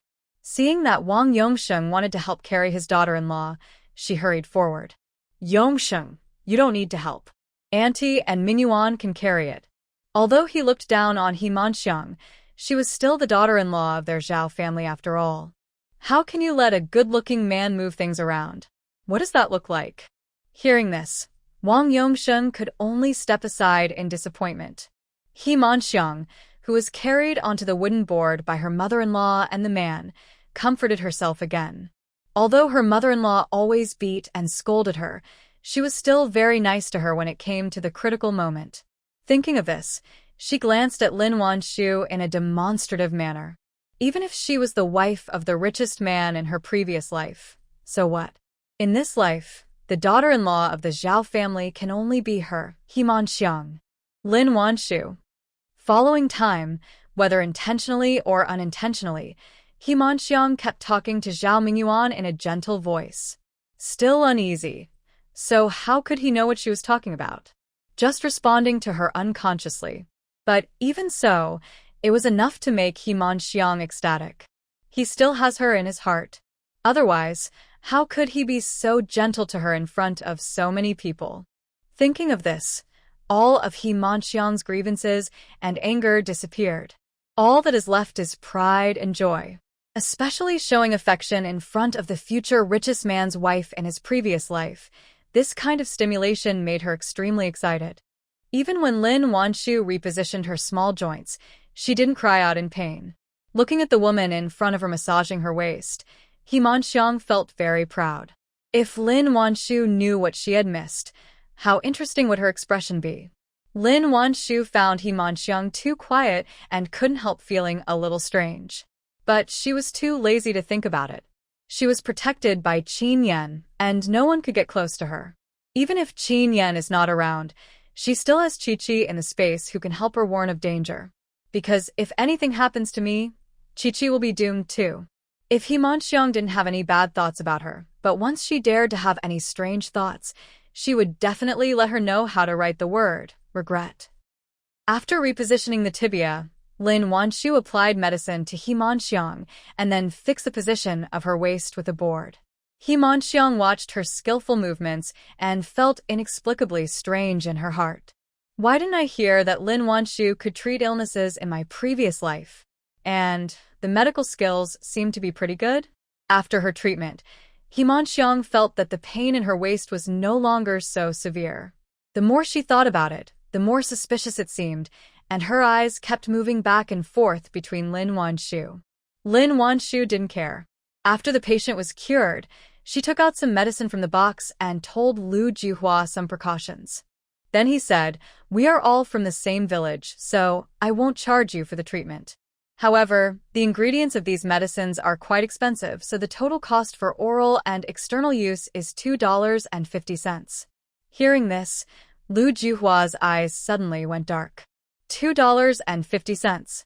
This Jinx actually spent $2.50 on himself. Why didn't she just fall to her death? Although she was very unhappy with her daughter-in-law for spending so much of her money, Lu Juhua did not have the courage to refuse to give her the money. After all, Qin Yan was still standing here with a covetous look in his eyes, and she was not timid. "Okay, I'll get you the money." As she spoke, Lu Juhua took out $2.50 with a painful look on her face. Lin Wanshu took the money and put down the medicine. She didn't stay for long and took Qin Yan away. Lu Juhua didn't even dare to question Lin Wanshu and just vented all her anger on He Manxiang. "You are such a jinx. I shouldn't have let you in the first place." But He Manxiang didn't care about her mother-in-law's scolding. "My mind kept recalling every detail of my rebirth." He was also sure that most things matched his memory, with the only major deviation being the variable of Lin Wanshu. How could she know medicine? No one knew better than her how miserable Lin Wanshu's childhood was. "I could barely squeeze out a little time to read, and spent most of the rest of the time working." In such an environment, where did she learn medical skills? He Manxiang couldn't believe that she could learn so much in just 1 year in the army. There must be something wrong here. Thinking of her rebirth, He Manxiang's eyebrows jumped. Will she be like me? But this doesn't make sense. If she was also reborn, how could she give up being with Zhao Mingyuan? Thinking of this, He Manxiang finally felt relieved. "I'm talking to you, what's your attitude?" Lu Juhua scolded for a long time, but when she found that He Manxiang didn't react, she became even more furious. By this time Lin Wanshu had already left, and since she had just lost $2.50, Lu Juhua raised her hand and slapped He Manxiang several times in the face. "Papa, sound is so painful just listening to it." Wang Yongsheng, who was standing by, couldn't bear to see this and quickly stepped forward to stop Lu Juhua. "Annie, please talk to me nicely. How can you hit me?" Lu Juhua was teaching her daughter-in-law a lesson, but she never expected that her son's usual bad friends would stop her. Suddenly, she felt extremely unhappy. "I beat my daughter-in-law. What does it have to do with you? She deserves to be beaten for not listening. Get out of my way. Otherwise, don't blame me for kicking you out." Even though his son was a second-rate person with a bad reputation, he was still his son no matter how disobedient he was. Lu Juhua doesn't look down on those second-rate people out there. "I feel that if it weren't for them, how could my good son learn to be a bad person?" He Manxiang also didn't want Wang Yongsheng to help her. Even if she was beaten by her mother-in-law, so what? It was better than her instigating Zhao Mingyuan to divorce her, right? She has endured such hard times for several years. How could she easily give up the future glory and wealth? Thinking of this, she glared at Wang Yongsheng and said, "Did you hear me? Leave now." We in the Zhao family do not welcome you." Wang Yongsheng didn't expect that even though he helped He Manxiang in this way, she didn't appreciate it at all. I was immediately frustrated and angry, but more of it was confusion. Exactly did she see in Zhao Mingyuan? Not only is he a coward, but he is also so mean to her. Zhao Mingyuan didn't want Wang Yongsheng to pay too much attention to He Manxiang, so he pulled him back to his room. As for He Manxiang, it would be better if he was beaten to death. He would not have any psychological burden at all. Anyway, he already has a child, Wang Yongsheng's. Women don't matter anymore. In the future, he and Wang Yongsheng will raise their son, and he will still be filial to them when he is old. Wang Yongsheng didn't want to leave, but He Manxiang would rather be beaten than give him a good look. What reason did he have to stay? In the end, he could only go to Zhao Mingyuan's room with a frustrated look on his face. On the other side, Lin Wanshu and Qin Yan were walking back slowly. Looking at the village she had been away from for many years, she felt very complicated. In her previous life, Lin Wanshu had no sense of belonging here because her husband's family didn't love her and her own family didn't love her. Moving to the city, she has hardly ever come back. But now, because he is here, Lin Wanshu's mood has quietly changed. Looking at this familiar little village, she felt that every tree, every blade of grass, and even the bumpy dirt road seemed so friendly and lovely. Walking on the muddy road, Lin Wanshu was not bored at all and was even in the mood to play. Every time she passed a water pit, a happy and cheerful smile appeared on her face. It was as if what she was doing was something particularly interesting. Qin Yan, who was standing by, saw this. A picture flashed through his mind involuntarily. In the picture, 16-year-old Lin Wanshu, wearing thin and worn clothes, walks on a muddy road in the cold winter. But at that time, she was silent and looked troubled.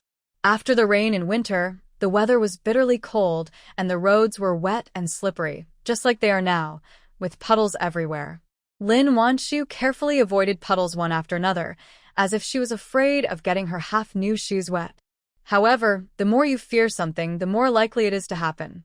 Although she was walking very carefully, she still accidentally slipped into a puddle.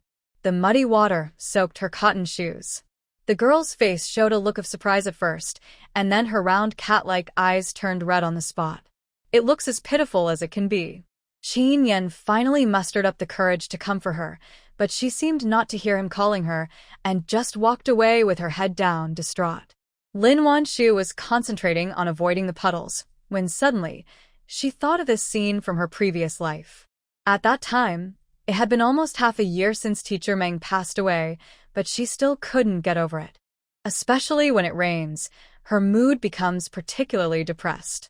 The pair of shoes she was wearing were left to her by teacher Meng, but she accidentally stepped into a mud pit.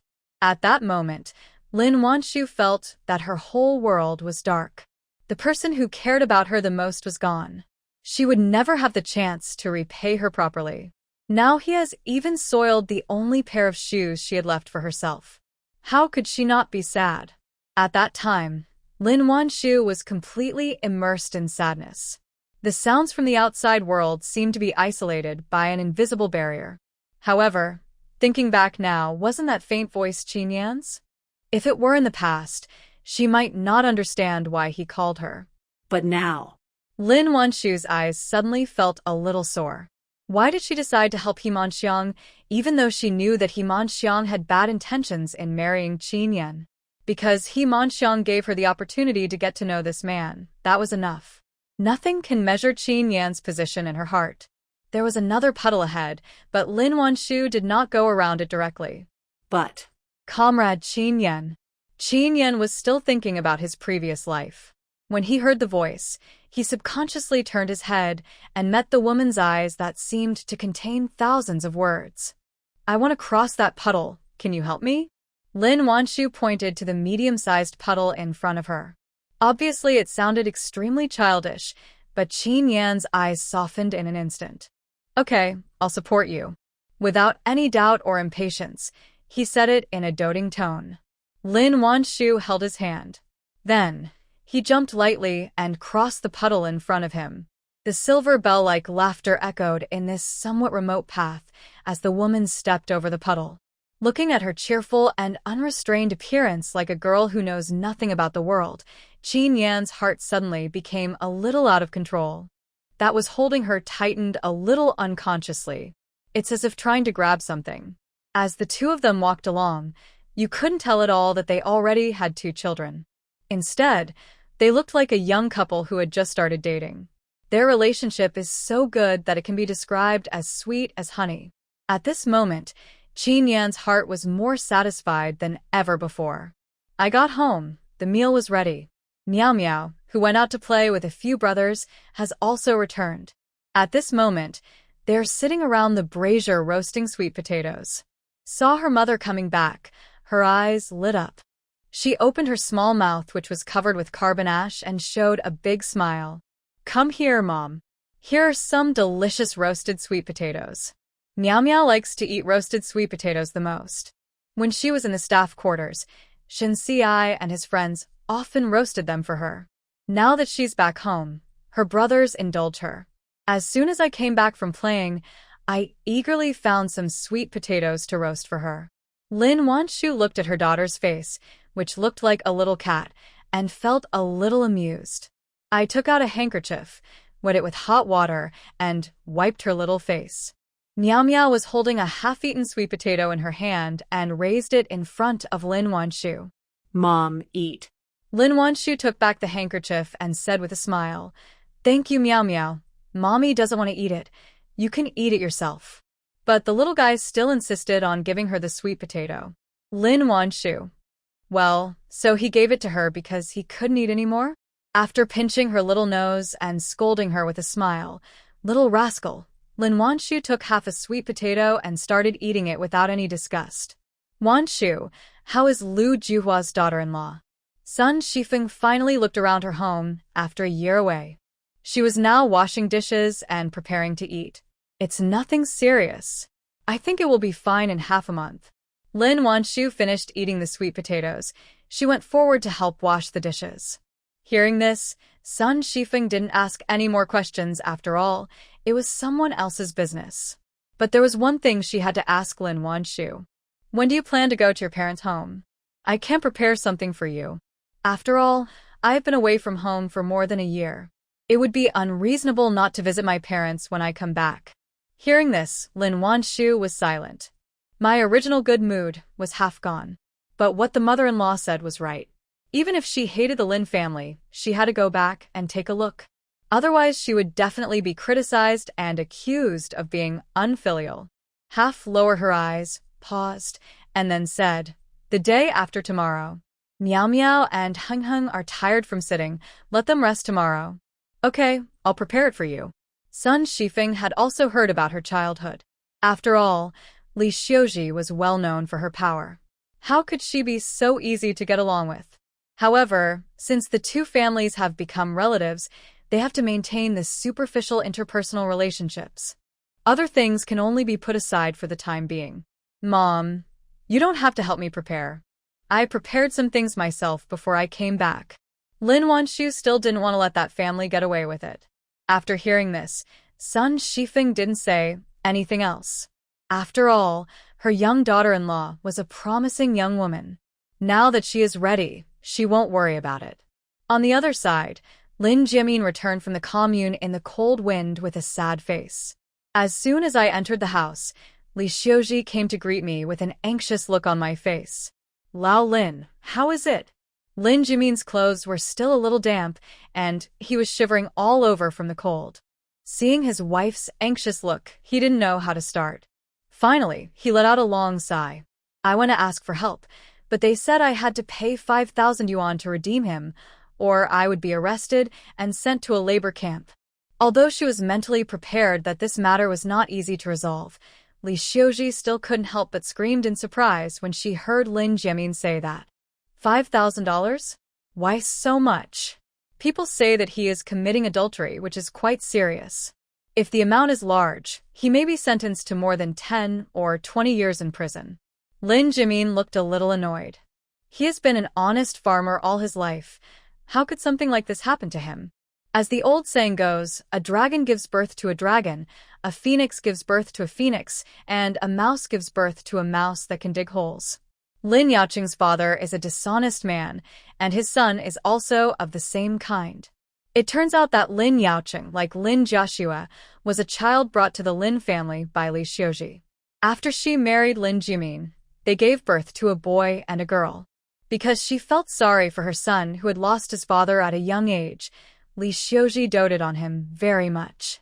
This also cultivated his idle nature. Every day, I do nothing and hang out with a few other guys who are equally idle. Half a year ago, he fell in love with a girl from the next brigade. After coming back, I have no appetite for food or tea.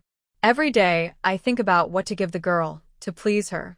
Although the Lin family is not poor, they are not wealthy either. After all, raising so many children at home is a huge burden. Li Xiuji secretly gave him money several times. She couldn't bear it anymore. She said that if he liked her, she would ask someone to propose to him. But no one knew what was wrong with Lin Yaocheng. He refused to agree and said that they should have a free love relationship and asked her not to interfere. Li Xiuji was extremely angry, but there was nothing she could do about him. After secretly giving him money several times, Li Xiuji's pockets were almost empty. He refused to take the money no matter what. He just said that either he proposed marriage or he had to go out and earn money himself. Lin Yaocheng was also a stubborn person. After Li Xiuji stopped paying him, he actually went to work seriously for a few days. But how could he, who had hardly worked in the fields, endure such hardship? After working so hard all day, I only earn 7 or 8 work points, and I don't get the money until the end of the year. He earned were barely enough to support himself. So, how could he have extra money to buy something for the girl? Finally, I don't know who told me that I could make a lot of money by reselling things on the black market. In order to please the girl, Lin Jimin gritted his teeth and gave it his all. I followed a few gangsters to the black market. It's no wonder that after entering the black market, they quickly made a lot of money. With the money, Lin Yaocheng bought the girl a watch and a beautiful dress. The girl was so happy that she finally agreed to marry him. But just after the two families decided on a date for the marriage, Lin Yaocheng was caught red-handed in the black market. The news reached the Lin family. Li Xiuji fainted on the spot.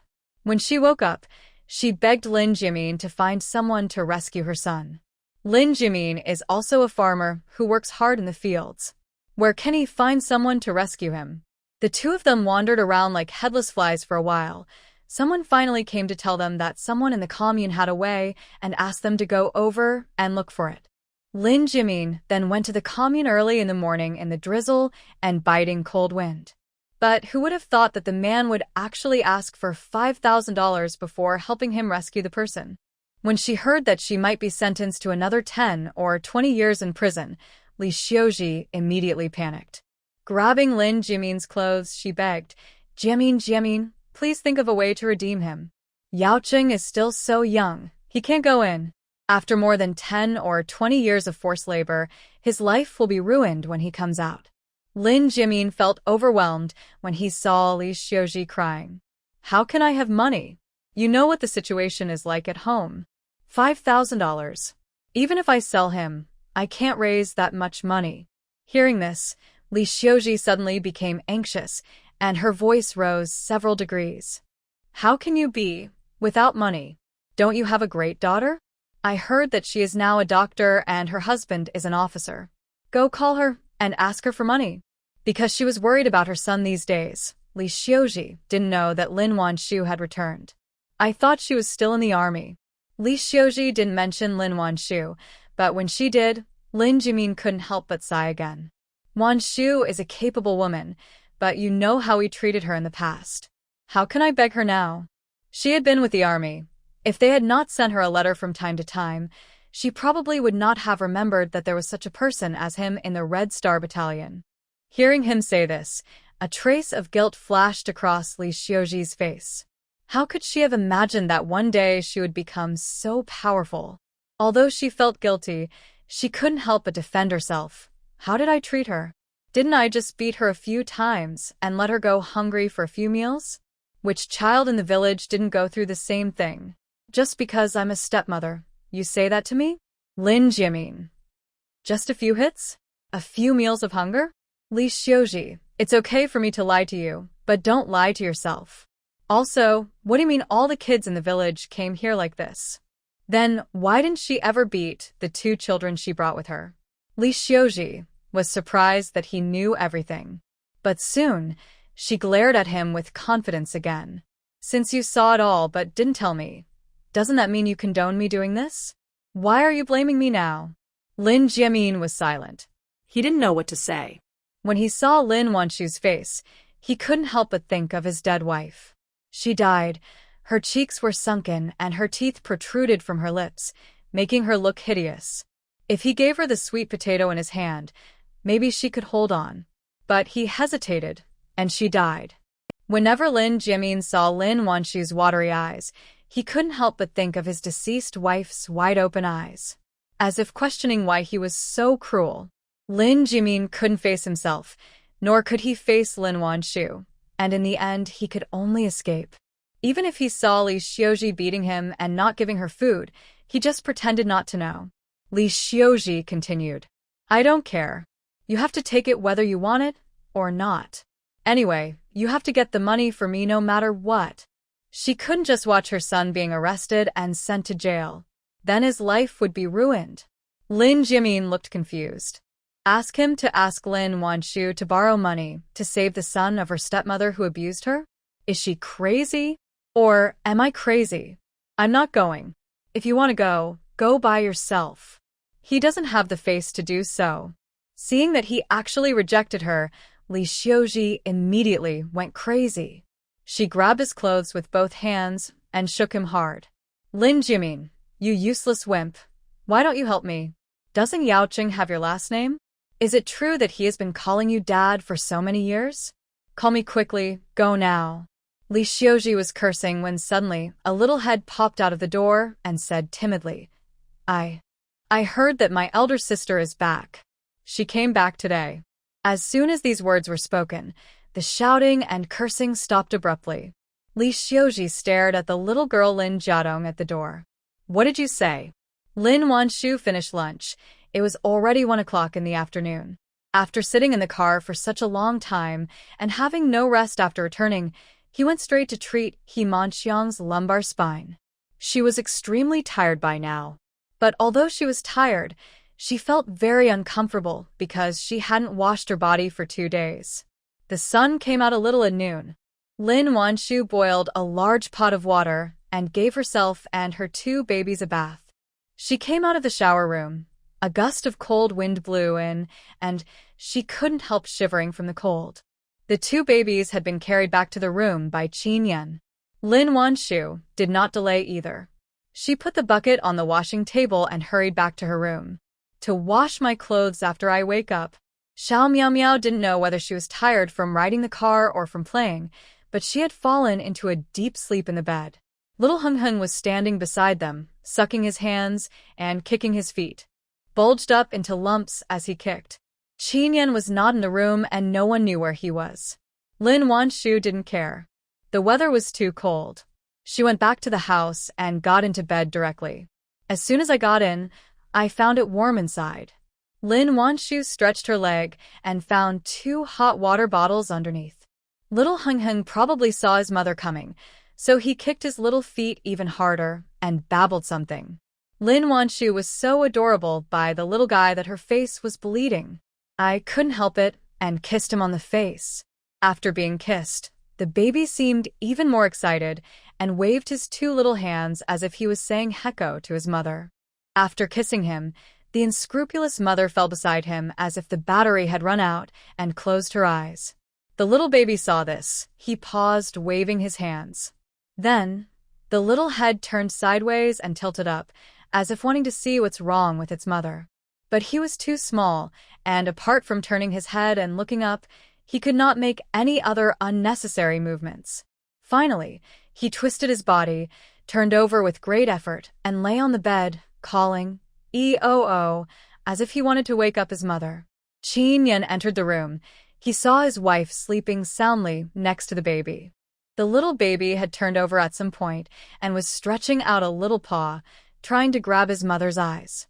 Qin Yan hurried forward, took his little paws away, and turned him back. "Mom is sleeping, don't bother her." Regardless of whether he could understand or not, he warned him seriously. The baby couldn't understand what his father said. It didn't stop him from understanding his facial expression. Seeing his father's stern face, his mouth pursed, his eyes turned red, and he looked like he was about to cry. When Qin Yan saw it, he couldn't help but frown. "You are a man. Why do you cry like a girl?" But it would have been better if he hadn't said this. As soon as he finished speaking, the baby let out a wow and started crying. "Qin Yan, second brother, what's going on? Didn't you say you were going to coax Hing Hing to sleep? Why is he crying?" The baby started crying. Qin Jinbong's concerned voice came from outside the door. However, he was obviously a very sensible person. Even though he was anxious, he did not step into his son and daughter-in-law's room. Instead, he stood to one side of the door as if to avoid suspicion. Qin Yan carried the two babies back to the room. He had already pulled up the curtain. Even with the door open, no one could see the woman sleeping on the bed. As soon as Hung Hing started crying, he picked him up without hesitation. He wrapped the baby in a thick blanket and then carried him outside. He won't go to sleep. Dad, please take him out to play for a while. As he said that, he handed over the still crying little one, along with the bottle, milk powder, and diapers. Qin Jinbong couldn't ask for more. He hadn't played enough with the baby just now when Lin Wanshu took him to take a bath. Now the baby was back in his arms, and he walked away happily holding him. But unfortunately, Meow Meow fell asleep. He barely spoke a word to her. Although he likes this little grandson, the little granddaughter he has loved for so long also holds an equally important place in his heart. Crying baby away, Qin Yan simply closed the door. Then he tiptoed back to the bed. Although he didn't get much rest these 2 days, Qin Yan had already gotten used to fragmented sleep and was not as tired as Lin Wanshu. But when he thought of her lying in his room, he felt an indescribable restlessness in his heart. He lifted the quilt and lay down in it. Because Lin Wanshu's hands and feet were always cold in winter, Qin Yan would always put a hot water bottle inside her bed whenever he was at home. Scalding his feet by directly touching the hot water bottle, he usually wraps his feet with a layer of quilted cloth. He touched her little feet with his feet and found them warm. Qin Yan then contentedly hugged her in his arms. Lin Wanshu was so tired that she couldn't open her eyes. She still subconsciously leaned towards him when she felt the familiar embrace that felt like a stove. But just as she got close to him, she heard the man groan. The scorching air blew past her ears, and even though Lin Wanshu was not fully conscious, she couldn't help but tremble slightly. A moment, the already warm bed seemed as if several hot water bottles were suddenly stuffed into it. Qin Yan's whole body was extremely tense, but he didn't dare to move at all. Since she became 7 months pregnant, the two have not been intimate again until now. Qin Yan had no idea how he had managed to endure it. At this moment, hugging the increasingly beautiful and charming woman was simply a torture for him. However, even though sweat was already breaking out on his forehead, Qin Yan did not make any other moves. It was broad daylight, so it was inappropriate, especially since she was so tired. Finally, he forced himself to close his eyes and simply fell asleep holding her in his arms. Lin Wanshu was so tired that she fell into a deep sleep after approaching him. She had no idea how much suffering the man next to her was in. I don't know how long I slept until I heard Sun Shifeng's voice coming from outside the door. Is Wanshu awake? Your sister is here to see you. Younger sister? What? Sister? Lin Wanshu's consciousness was still a little hazy, and she asked vaguely after hearing this. She said her name was something like Shui. Sun Shifeng doesn't remember the names of all these younger generations. When chatting on a daily basis, everyone usually calls someone's child the nth child of so-and-so's family. At most, people know a nickname, but no one can remember the real name so clearly. After all, in this era, every household has at least 4 or 5 children. How is it possible to remember every one of them? After hearing this, Lin Wanshu finally came to her senses. Lin Joshua? What did she come to see me for? The weather was cold, and Lin Wanshu couldn't come out for a while, so Lin Joshua was invited into the kitchen to warm herself by the fire. Sitting in the Qin family's spacious kitchen, smelling the lingering chicken aroma in the air, Lin Joshua's saliva couldn't stop flowing. The Qin family's lives really too good? The new year hasn't even come yet, and they're killing chickens? Aunt Meow Meow, please have a cup of tea and wait. Wanshu will be up soon. Sun Shifeng brought him a cup of tea. Lin Joshua took it with a smile and thanked her politely. His words and actions are just like those of a city dweller. This made Sun Shifeng unable to help but look at her several times. I heard your husband is from this town? Or does he work on a pig farm? Lin Joshua blushed slightly and said modestly, "What's the difference between being in the city and not in the city? He just works in the pig farm of the commune." Having said that, her puffed-out chest and the pride on her face clearly showed that she was extremely satisfied with her man's work and status. After all, he is still a paid worker. Isn't it better than those working hard in the team? What's more, their house is right next to the street of the commune. Every time she woke up, she could see people from various groups coming and going passing by her house. Who in the team didn't envy her? She married a man who worked on the commune's pig farm. Sun Shifeng had originally just asked casually, but after hearing her say that, she could only follow her lead and compliment her a few words. Lin Jiaxue was praised so much that she felt a little flattered and thought that no one had better vision than her. Sun Shifeng stopped when she saw that things were going well and urged, "Why don't you drink tea? This is the tea we made with Wan Shu. It smells fragrant and tastes good. I heard that our commander's wife also likes it very much." Heard her mention the commander. She was stunned. What is the position of a military commander? Is it a big position?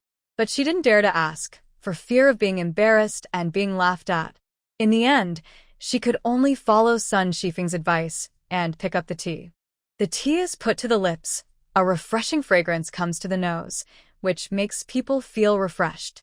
After taking a sip, the tea is fresh and elegant, leaving a lingering fragrance on the lips and teeth. Even if she didn't know much about tea, she could still taste the uniqueness of this tea. It was simply incomparable to the coarse tea she drank on a daily basis. This kind of tea was actually made by Lin Wanshu, that inconspicuous woman who appears and disappears every day. Lin Jiaxue had a lot of thoughts in her mind. She also heard that Lin Wanshu was now very successful. Not only had she become a doctor, but her husband had also been promoted to deputy head of the group. But rumors are just rumors after all.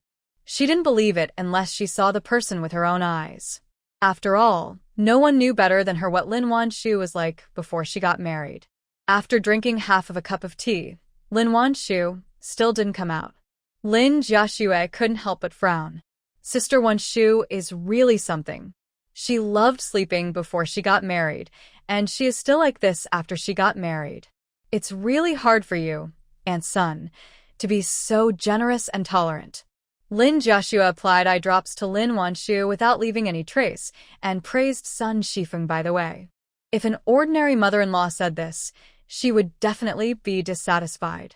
But Sun Shifeng looked at Lin Jiaxue with a strange expression, paused, and then said lightly, "Wanshu is so tired from the car ride. How can she not take a good rest?" Seeing that she not only didn't mind but also spoke up for Lin Wanshu, Lin Jiaxue couldn't help feeling a little jealous. My wedding, not only was I hungry all day, I also didn't get much rest at night. The next morning, before dawn, my mother-in-law woke me up to cook. Want to sleep in? Not possible. But isn't Lin Wanshu's life too good? She has been here for more than 10 minutes, and Sun Shifeng has not urged her once, just letting her sleep in during the day. Lin Jiaxue's mind was full of thoughts, but she showed an envious expression on her face. Aunt Sun is such a nice person. My sister is so lucky to marry into your family. Fortunately, she came to her senses in time and did not agree to another family. Before he could finish his words, he saw a slender figure appear at the door. Lin Jiaxue was stunned, feeling that the person in front of her was both familiar and unfamiliar. "Lin Jiaxue, a long time no see. What brings you here?" Lin Wanshu greeted her with a polite yet distant smile. After hearing her voice, Lin Jiaxue finally believed that the radiant woman in front of her was actually Lin Wanshu. How so? Isn't it said that military wives have a hard life, that they can't rely on their husbands and have to rely on women to support them both at home and outside? How come she is becoming more and more glamorous after being with the army for more than a year? It took a long time for Lin Jiaxue to come back to her senses. Although she was shocked in her heart, she still forced a smile. "Haha. I heard you were back, so I came to see you." Hearing this, Lin Wanshu raised her eyebrows in surprise. "That's really rare. After all, I didn't see you at home when I got married. I didn't expect that we would become so close now." Merciless words made Lin Jiaxue's face turn blue and red. I was busy at that time and I didn't mean to be away from home. It has been so long. We should always look forward, And let's not always talk about those old things, right? At that time, Wu Dahong was about to be captured, so how could she have time to care about other things? Lin Wanshu smiled without comment. Since you don't want to mention the almanac, then I'd like to ask you what you just said. Aren't you the one who often sleeps until the third hour at home?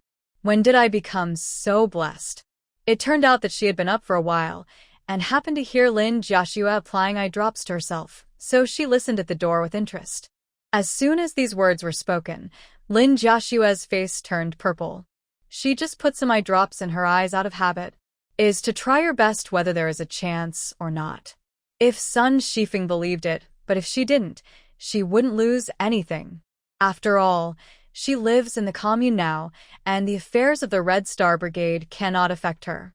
But she never expected that Lin Wanshu had already gotten up and was standing at the door without saying a word, just watching her make fun of herself. When Sun Shifeng heard what Lin Wan said, her face immediately turned bad. You, a female comrade, why are you talking so much nonsense? It's fine if you say this to me, but if you spread it around, wouldn't it ruin my daughter-in-law's reputation? Fortunately, she knew what kind of person her daughter-in-law was. Getting married, she was not at all spoiled and did all the work with them. Not to mention, after she joined the army, she did so many things in just less than 2 years.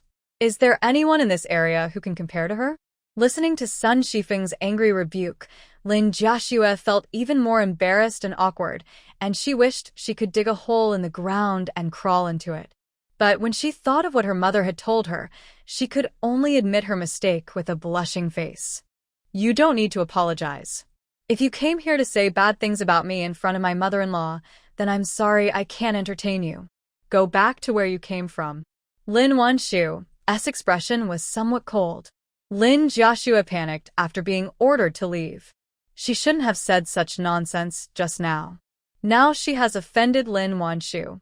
She will definitely be scolded to death when she returns. Most importantly, what about her brother Yaocheng? No. No, Wanshu, it's all a misunderstanding, she explained somewhat weakly. Lin Wanshu snorted coldly. You mean my ears were hurting, and you didn't say I was sleeping late? Seeing that her quibbling was no longer meaningful, Lin Jiaxue could only explain her purpose. I was wrong just now. I was so obsessed that I said that. I came here to call you home for dinner. Dad was very happy to hear that you were back, so he killed a chicken and asked me to come and call you. Lin Wanshu. Would Li Xiuji be so kind as to ask Lin Jimin to kill a chicken to treat her? I'm afraid it's not a hangmen banquet, but since he has called her, it would be bad for her not to go. She will have to go there in 2 days anyway, so she might as well go today. I see. Lin Wanshu finished speaking. She ignored her and went back to her room. She had indeed prepared everything for returning to the Lin family in advance and placed them all in the space. When I took them out, there were 2 full bags. Lin Jiaxue hadn't left yet, and when she saw that she was carrying so many things, even a piece of bacon, her eyes widened. She was so generous that she was willing to give him a piece of bacon? You know, when she got married, she gave her a set of books. If she had given me books written by great men, but she chose to give me books that she couldn't understand at all. Lin Jiaxue was so angry at that time. When she saw her taking a piece of bacon, which was contrary to her usual behavior. Just as I was surprised, I saw a tall and straight man walking out of the house.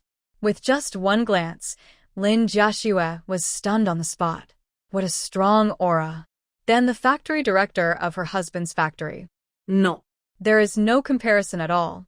This is the aura of a strong man, which is not comparable to that of an ordinary small factory director. Such a contrast made her previous pride look like a joke. Sister. Brother-in-law. The man's powerful aura, Lin Jiaxue stammered as she greeted him. However, the man didn't even look at her and just walked over with a child in his arms. Xiao Miao had just woken up and was still sleepy. She hugged her father's neck, leaned on his shoulder, and half closed her eyes. Lin Jiaxue was ignored and felt awkward and embarrassed. Even more embarrassing was Lin Wanshu's mocking look. However, no one in the Qin family seemed to pay attention to her. Although they didn't say anything, they all protected Lin Wanshu with their actions. This made Lin Jiaxue regret even more. Why didn't she control her mouth just now? It was already 5 o'clock in the afternoon. Because it was a sudden visit to the Lin family, Lin Wanshu did not plan to bring Hung Hung with her and only brought Miao Miao. Let me carry it. Qin Yan held Xiao Miao Miao in one hand and used his other free hand to take the bag from Lin Wanshu. The bag was indeed a bit heavy, so Lin Wanshu didn't bother to be polite and just handed it over. After he took it, she reached out to hug Miao Miao. Let me hold you. After all, it's not very convenient for him to hold the baby in one hand and carry things in the other. However, Qin Yan didn't even intend to let her hold the baby. He turned his body to the side and avoided her. No, it's not heavy, I can do it. The bag in my hand weighs at most 20 to 30 kilograms, and Miao Miao weighs about the same. This weight is nothing to him. Lin Jiaxue saw this from the side and couldn't help but be a little surprised. Aren't soldiers said to be rough? How could he be so considerate? Everything was ready. Lin Wanshu said heko to her parents-in-law and went out. The two families are located at one end of the village and the other at the other, with dozens of households in between. The couple had outstanding temperaments to begin with, and Lin Wanshu also brought a piece of bacon with her. As she walked along, she attracted countless eyes. Everyone enthusiastically asked where the two were going. When they found out that they were going back to her mother's home, everyone couldn't help but be shocked. What a big piece of bacon. Lin Jimin is so lucky to have such a promising daughter. Who said it wasn't? Look at those two big bags. They must be filled with a lot of good stuff, right? Need I say more? They both have salaries and they send things back to the Qin family every now and then. It's been so long since they went back to their parents' home. How could they not have some good things? As they walked along the road, they were accompanied by envious discussions. After hearing this, Lin Jiaxue felt very uncomfortable. Although her husband works on a pig farm, she is from the countryside and has no job. Her parents-in-law look down on her and treat her with indifference on a daily basis. How could they possibly give her anything to take back to her parents' home? Wu Dahong was not a stingy person, but he listened to his mother too much. Every time he got his salary, he gave it all to his mother. The sky for Lin Jiaxue to get some money to spend. Everyone in the village envied her for marrying a man with a job, but no one knew the pain she was going through behind the scenes. Seeing Lin Wanshu so glorious and the man being so considerate, Lin Jiaxue felt so regretful in her heart. Her mother had clearly advised her many times to marry Qin Yan. But she disliked being a military wife because it was too hard and refused to do it, so she gave the opportunity to Lin Wanshu. If she had listened to the advice at that time, how could Lin Wanshu have been in trouble?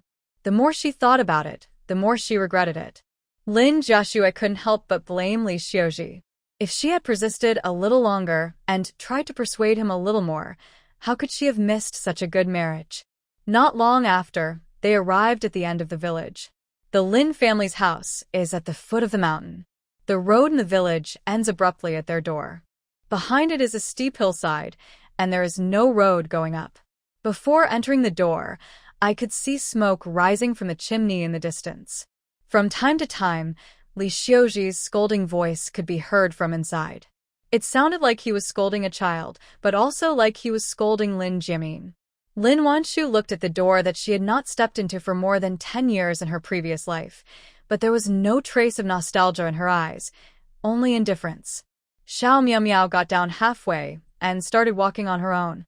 At this moment, he was holding Lin Wanshu's hand and looking around with curiosity. When Lin Jiaxue heard her mother still scolding, she quickly shouted, "Mom, Sister Wanshu and her husband are back." As soon as the words fell, there was a sudden silence inside. After a while, a woman with a long face and high cheekbones came out. When she saw Lin Wanshu, she was stunned at first. But soon, a warm smile appeared on his face. "Oh, it's Wanshu. Hurry up and bring Qin Yan in to sit down. Your dad has been waiting for you for a long time." Lin Wanshu. Is the sun about to rise from the west?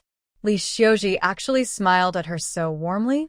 Aunt Li, Lin Wanshu nodded at her indifferently. Let us see what they want to do. Lin Wanshu's indifference But she did not feel disappointed and continued to warmly invite the two into the house. Wan Shu, Aunt Li was wrong in the past. Every time I think about how I treated you, I feel bad. Today, when I heard that you were back, I thought of cooking a meal and inviting you to come over for dinner. Li Xiuji spoke with such sincerity that even her eyes were slightly red. She looked as if she was really reflecting on herself. Lin Wanshu just watched her performance quietly, without saying a word. Li Xiuji kept talking to herself, but soon she couldn't hold on any longer. Finally, seeing that she really didn't intend to reply, he shut up awkwardly. They entered the yard. They saw Lin Jimin standing at the kitchen door. Dad. Father-in-law. Lin Wanshu and Qin Yan greeted each other one after another, but their voices were equally cold. Lin Jimin's face looked a little embarrassed and a little guilty. Hey. You guys are back. He stammered a greeting. Lin Wanshu's eyes flickered slightly, and she felt that he looked too strange today. In the yard, Lin Yaoming was holding a dog in his hand, looking straight at Xiao Miao Miao. The big black dog stretched out its front paws forward, leaned forward slightly, and made low threatening sounds from its mouth. Where had Miao Miao seen such a ferocious animal? She was so scared that she couldn't help but hide behind her father. Qin Yan's eyes darkened, and he looked at Lin Yaoming coldly. Lin Yaoming is used to being domineering in the team, and everyone who sees him has to give him some respect. This also cultivated his fearless character. But no matter how fierce he was just a child of 11 or 12 years old. How could he have seen someone like Qin Yan who had been to the front line and killed the enemy? At this moment, just meeting Qin Yan's gloomy gaze, he was frightened so much that his face turned pale, and he stepped back involuntarily. Even the dog he was holding seemed to sense the danger and hid with its tail between its legs. The man and the dog retreated dejectedly into the corner. Seeing that Lin Yaoming had wisely escaped, Qin Yan withdrew his gaze coldly. Lin Wanshu had no idea what Lin Jimin and Li Xiuji were up to. I planned to finish my meal quickly and go back home early. Anyway, she had just walked around the village in a swagger, and now everyone knew that she had returned to her parents' home, so she was not afraid of being gossiped about anymore. Thinking of this, she took the 2 bags from Qin Yan's hands and handed them to Lin Jimin. These are some specialties I brought back from Yin province. I tried a new way to make this bacon, so I brought it back for you to taste. When Li Xiuji saw the bacon, her eyes suddenly lit up. I feel like killing a chicken isn't that painful anymore. Hee. Wanshu, you are sensible and filial. You know to bring meat back to honor your father. As she spoke, she reached out and took the bag and the meat. She actually didn't have high expectations for what was in the bag. After all, nothing in the packages she sent back the last few times was usable. They're all good-looking but useless things. Even if you exchange it for money, you won't be able to get more than a few cents. You can steam bacon, which is something real and visible. It's not those empty talk. Lin Wanshu didn't say anything and let her take the bag. Lin Jimin looked at the large piece of bacon and felt uncomfortable. His lips moved, but he hesitated to speak. But after meeting Li Xiuji's warning gaze, he swallowed the words on the tip of his tongue. After receiving a large piece of bacon, Li Xiuji's smile became more sincere. There was a brazier in the kitchen, and she quickly invited Lin Wanshu and his wife to come in and warm themselves by the fire. The chicken is already in the pot and will be ready soon. Please wait here for a while. Li Xiuji continued to greet them warmly. Lin Jimin also sat next to the brazier, but he remained silent and didn't even fart for a long time. Lin Jiaxue glanced at Qin Yan from time to time, with a myriad of thoughts in her eyes. Little Miao Miao could not feel the undercurrents of the adults, and when she came to a strange environment, she was still full of curiosity about everything. But after watching for a while, she lost interest in it. Instead, he became curious about Lin Jiaxue, who was standing next to him. Mom, is Auntie's eyes uncomfortable? As Xiao Miao Miao spoke, she imitated Lin Jiaxue and glanced to the side from time to time. That lively little appearance almost made Lin Wanshu laugh. Maybe Auntie didn't get enough rest and her eyes got cramps. Lin Wanshu glanced at Lin Jiaxue and smiled faintly. Lin Jiashua's face turned red with embarrassment, as if her thoughts were exposed. She withdrew her gaze in embarrassment. How could she dare to look around again? Fortunately, the dish was finally ready after a short while. Li Xiuji brought a large pot of chicken and potatoes to the table. There were also fried eggs, tofu, fish on the table. It looked very rich. Even during the Chinese New Year, there might not be so many dishes. Lin Wanshu looked at Li Xiuji, who was busy all the time, and her heart became more and more suspicious.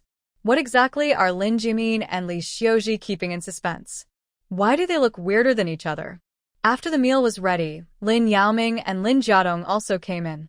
Lin Yaoming was leading just now had gone. His face disappeared, replaced by fear and shrinkage.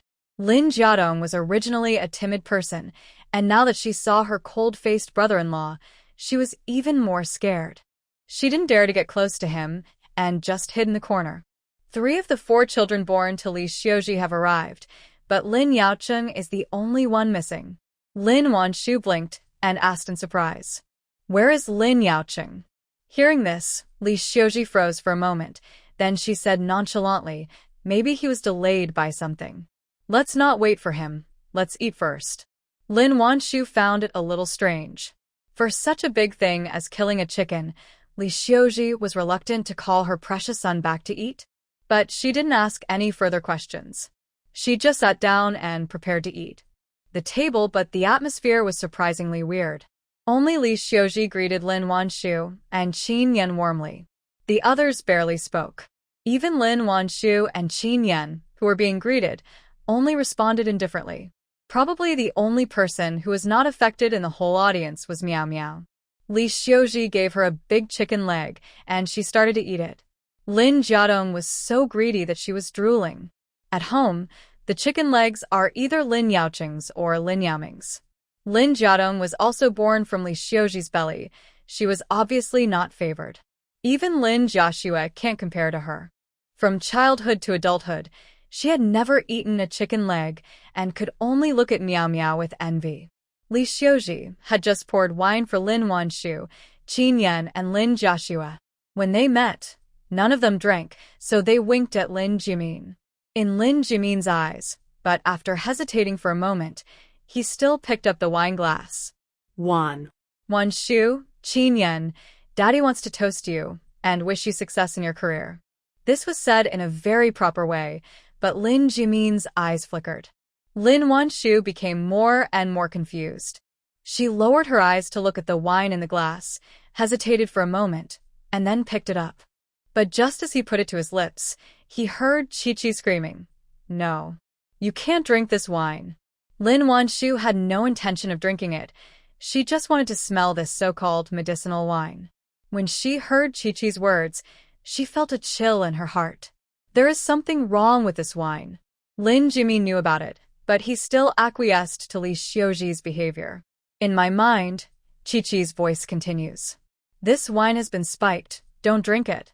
She's now low on energy, and she can't find out what medicine it is. Because she couldn't find out what was wrong. If it turns out to be something fatal, I'll be in trouble too. Although her life is meaningless now, she just works every day. But as the saying goes, a good death is worse than a miserable life." Therefore, in addition to helping them farm and generate electricity every day, Chi-Chi's job is to give Lin Wanshu early warnings at any time to prevent her from encountering any dangerous emergencies. Chi-Chi felt extremely helpless, but there was nothing she could do. Lin Wanshu didn't let her go. She would be tied to her for the rest of her life. Although she had already guessed it, Lin Wanshu's heart still went cold when she heard Chi-Chi's confirmation. "Can you find out what medicine it is?" In fact, Lin Wanshu knew exactly what Chi-Chi's current strength was. But she still couldn't help but ask. Chi-Chi said helplessly, "I can't find it, just don't drink it." After hearing her say this, Lin Wanshu did not ask any more questions. But the fingertips of the hand holding the cup were slightly white. Lin Jimin treat himself like this? Isn't she his biological daughter? Even a tiger will eat its own cubs, so how can a human heart be so cruel? "It's good wine, but I can't drink it." Lin Wanshu put down the cup and looked straight at Lin Jimin. It was as if I wanted to see through his chest to see if his heart was black. Lin Jimin's heart skipped a beat when he met her all-seeing gaze. He turned his head away in embarrassment. Li Xiuji saw that she didn't drink. Her expression changed for a moment, but soon she forced a smile. Oh, right. I forgot you still need milk. Since Wanshu can't drink it, then Qin Yan, you drink it. Don't waste it. Your father-in-law has already made the wine and is waiting for you to come back. Li Xiuji urged people to drink enthusiastically. Lin Jimin's lips were tightly pursed, and his expression was visibly tense and unnatural. Lin Wanshu's eyes. I was about to remind Qin Yan not to drink. I heard him say coldly, "Sorry, I don't drink." Lin Wanshu. Li Xiuji thought he was kidding. How could there be any man in the team who couldn't drink? Lin Jimin saw that he didn't drink. He couldn't help but breathe a sigh of relief. But after being kicked under the table by Li Xiuji, he had no choice but to persuade others. This wine is not strong enough to make you drunk. You can try it. However, no matter what he said, Qin Yan remained indifferent. After all the persuasion, Lin Jimin had no choice but to give up. Li Xiuji was so anxious that she wanted to pry open Qin Yan's mouth and force him to drink a few glasses of wine. But her remaining rationality told her that she couldn't do that. Finally, she suppressed her anxiety and said half-jokingly, "This son-in-law is different now that he is an official. He doesn't like our country medicinal wine anymore. Old Lin, I think you should stop trying to persuade him." Clearly told Lin Jimin to stop persuading him, but who couldn't hear the meaning behind her words. This was almost like pointing at Qin Yan's nose and scolding him for being disrespectful to his father-in-law and looking down on them. What a good trick of provoking the opponent by retreating in order to advance. Lin Wanshu was almost amused by this couple. What exactly did they want to do by drugging Qin Yan? Under the table, Qin Yan reached out and patted her hand to comfort her. Then he picked up the wine and said to Lin Jimin, "Since my father-in-law insists on letting me drink, then I will respectfully obey your command." With a hint of meaning made Lin Jimin's face turn purple. Qin Yan ignored him, picked up the wine, paused, and then drank it all in one gulp. Lin Wanshu's heart tightened and she subconsciously grabbed Qin Yan's hand, but she felt that the wine in the glass was poured into the space. She was relieved to see that he didn't drink. Li Xiuji, however, was delighted and kept persuading him. Qin Yan didn't refuse anymore. As long as she persuaded him, he would drink. At some point, Lin Jiaxue had left the table and didn't come back for a long time. Lin Wanshu inexplicably thought of Su Qiuyan and Lu Jingsong, and the coldness in her eyes became increasingly unsuppressible. Wine was poured into the space one cup after another, and Qin Yan pretended to be drunk at the right time. In Li Xiuji's eyes, and she winked at Lin Jimin. Lin Jimin's hands were trembling slightly, and his heart seemed to be in his throat. His lips moved, but the words that were on the tip of his tongue could not come out. Li Xiuji's eyes turned cold, and she stepped heavily on Lin Jimin again. Lin Jimin almost jumped up. Seeing Li Xiuji's warning look, he made up his mind and said to Lin Wanshu, "Wanshu, your mother left something behind. I originally planned to keep it for myself as a souvenir, but now I think it's more appropriate to give it to you for safekeeping." Heard that he had even moved out the things left by his mother just to plot against her. She couldn't help but want to laugh. After laughing, I felt very sad. Maybe my grandfather didn't expect that one day he would make a mistake. The honest and kind Lin Jimin turned out to be such a heartless person. "What is it?" Lin Wanshu heard herself say this. Her voice was incredibly calm. "You'll find out if you follow me." Lin Jimin spoke, his eyes still flickered, not daring to meet Lin Wanshu's. Under the table, Qin Yan held Lin Wanshu's hand, as if to comfort her and tell her not to be sad. Lin Wanshu half lowered her eyes. "Are you sad?" "Not really. After all, it's not the first day that she knows what kind of person Lin Jimin is." Her affection for him had long since disappeared in the day-to-day disappointment. The little bit of kindness she had left was completely destroyed the moment he plotted against her. He held Qin Yan's hand with his backhand, signaling him not to worry. Lin Wanshu then said to Lin Jimin, "Then take me to see it. It's time to put an end to it." Listening to her unusually calm voice, Lin Jimin's eyelids twitched, his heart was beating fast, and he had an inexplicable bad premonition. But the arrow is on the string and has to be shot. It has come to this point, there is no way he can turn back. He gritted his teeth, stood up, and was about to lead Lin Wanshu to the main room. Xiao Miao didn't know what was going on, but she had a psychological trauma from Lin Yaoming and his dog. When she saw her mother was about to leave, she jumped off the stool and followed her. The Lin family had many people, so originally they only had a main hall and 2 rooms on the left and right. Later, they added 2 rooms behind the main hall. Lin Jimin and his wife lived in the room on the left side of the main hall, and Lin Yaoqing lived in the room on the right side of the main hall. Lin Wanshu got married. She lived with Lin Jiaxue and Lin Jiadong in the room on the left side behind the main hall, while Lin Yaoming lived in the room on the right side. After entering the main room, Lin Jimin walked towards the room on the left. Lin Wanshu did not follow and waited in the main hall. In fact, she knew what it was like inside without going in. Before she got married, she was the one who cleaned the house inside and out, including the room of Lin Jimin and his wife. It's also where her mother once lived. Lin Wanshu lowered her eyes, and her 2 cold hands clenched into fists for some reason. Mother?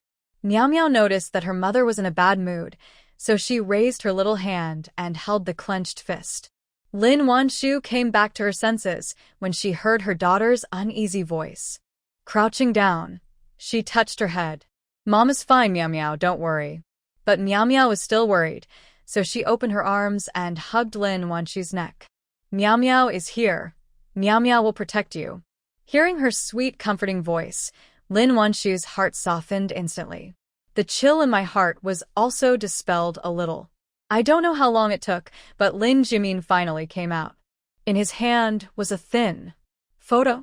Lin Wanshu paused, stood up, and stared at the 5-inch photo in his hand, her heart beating uncontrollably. Could it be that she wants that? Tao Xianyun died. Lin Wanshu was already 6 years old. Of course, she knew what her mother looked like. But after all, 2 lifetimes have passed. The memories of childhood are gradually fading away, and even that face has gradually become blurred.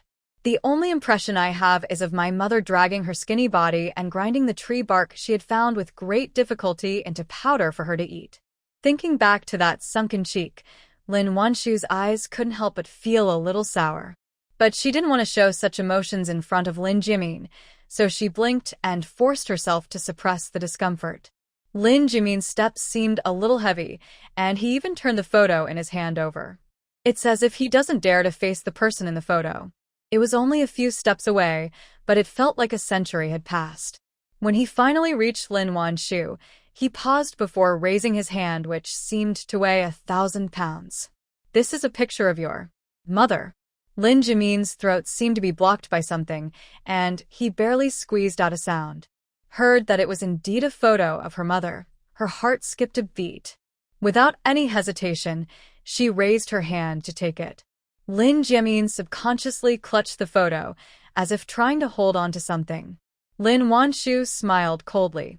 The person is dead, and he has suffered for so many years.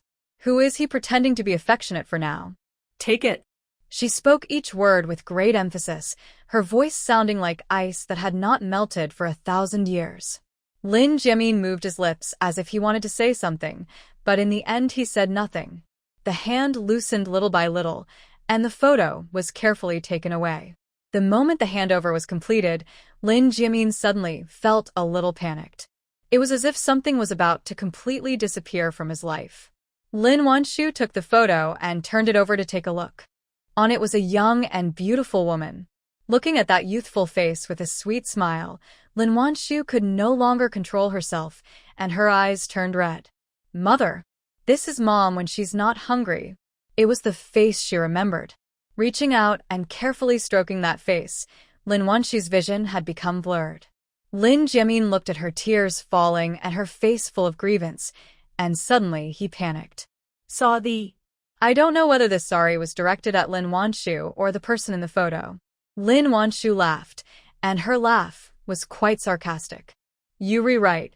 You really shouldn't keep my mother's photo because you don't deserve it.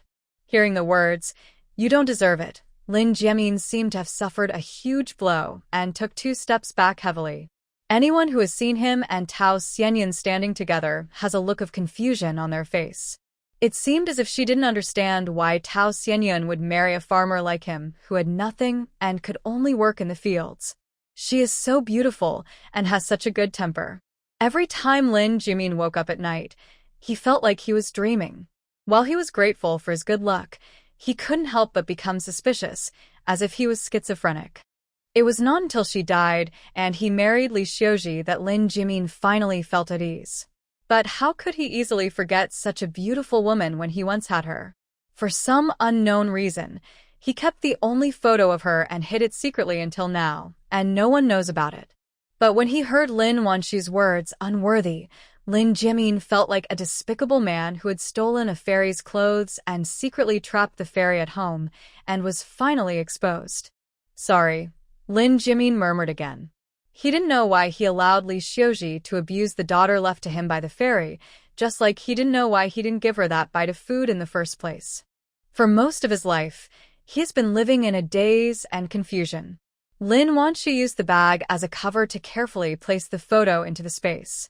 He raised his head and looked straight at Lin Jimin. No need, your apology is worthless.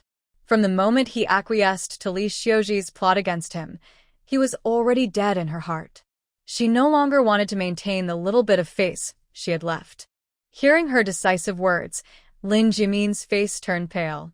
His lips moved, and he wanted to tell her to be careful of Li Xiuji, but he felt that he could not bear Li Xiuji's anger. Hesitating, suddenly, Li Xiuji's angry voice came from the back of the main room. Qin Yan, I treated you to delicious food and drinks. How could you treat my daughter like this? Hearing that it was exactly as she expected, Lin Wanshu sneered. Is this your purpose? What do you want to do? Lin Jimin didn't expect her to ask this. When he met her gaze that seemed to have guessed everything, he felt cold all over. He moved his lips, but couldn't utter a complete sentence for a long time. Behind the main hall, Li Xiuji was still cursing something. Xiao Miao Miao was so scared that she held Lin Wanshu's hand tightly. Lin Wanshu touched her head and comforted her. Don't be afraid, Mom is here. After saying that, he carried her out. Lin Jimin followed behind with a pale face, looking both guilty and uneasy. Apart from these, there was also a secret sense of relief in his heart at having successfully accomplished something. It doesn't matter. My son-in-law is so capable. What does this little thing mean to him? They are all family members. If they don't tell anyone, no one will know. Comforting himself in this way, his complexion gradually improved. Lin Wanshu, he would go back and comfort her. She must understand herself. Lin Wanshu carried Miao Miao out of the main hall. She said to her, Miao Miao, Mommy is going to play a game with you. Cover your ears and don't let go until Mommy calls you, okay? If you win, Mommy will give you a reward. Miao Miao didn't know what was going on, but when she heard that there were rewards for playing games, her eyes lit up. Yeah, I see. As she said this, she obediently covered her ears. Lin Wanshu then carried her to the back of the main room. There are big wolf dogs here, and the malicious Lin Yaoming. She is worried and cannot let Miao Miao out of her sight. Lin Wanshu approached the room where she used to sleep. She vaguely heard an ambiguous voice coming from inside. Qin Yan. Qin Yan. Lin Joshua's voice, which sounded like both joy and crying, reached her ears. Lin Wanshu's face turned dark, and she couldn't help but feel nauseous in her heart. When Li Xiuji saw Lin Wanshu coming, a hint of ecstasy flashed across her eyes. Pressed it down hard again. She had no intention of stopping the people inside. Instead, she put her hands on her hips and glared at Lin Wanshu. Lin Wanshu, you came just in time. Look at what your man has done. In order to entertain you, I killed an old hen that I have raised for several years and took out the wine that I have collected for many years. He ate and drank his fill, and now he treats my Joshua like this? Hearing this, Lin Wanshu smiled coldly. What's wrong with my man? Isn't he fine? Your daughter is too shameless. She is already married, but she still covets other people's men. She does such a shameful thing in her parents' home. You don't feel ashamed, but I feel ashamed that my ears are dirty. Lin Wanshu's reaction was somewhat unexpected to Li Xiuji. But when she thought about how she was in the main room just now and didn't know what was going on here, she snorted again and said, "Your husband just said he felt dizzy, so I asked him to go to Yao Ming's room to sleep. I saw him walking to the back of the main room with my own eyes, and now Joshua is still calling his name. He must have taken advantage of Joshua's rest to enter this room." Li Xiuji did not say that she saw Qin Yan enter the room with her own eyes. To avoid being discovered by Lin Wanshu. "Anyway, my daughter has been calling Qin Yan's name, so it must be right." For the sake of her son Lin Yaocheng, Li Xiuji no longer has time to care about many things. Even if it means sacrificing the innocence of one's own daughter, it is worth it. If that's the case, then call Secretary Chao. I also want to see if he's in there. Lin Wanshu said slowly. She didn't say to call him captain. After all, the current captain is her father-in-law Qin Jinbang. Li Xiuji didn't expect that she would not play by the rules, and was suddenly a little surprised and confused. Think carefully. If I really call Secretary Chao here, your husband's future will be ruined. We are all family, and I don't want to do anything so extreme. If she had been sensible and cooperated with me, she wouldn't have gotten to that point. Otherwise, don't blame her for making a big deal out of it. At that time, not only would she have to pay compensation, but she would also lose Qin Yan's job. As for Lin Joshua, she will understand herself.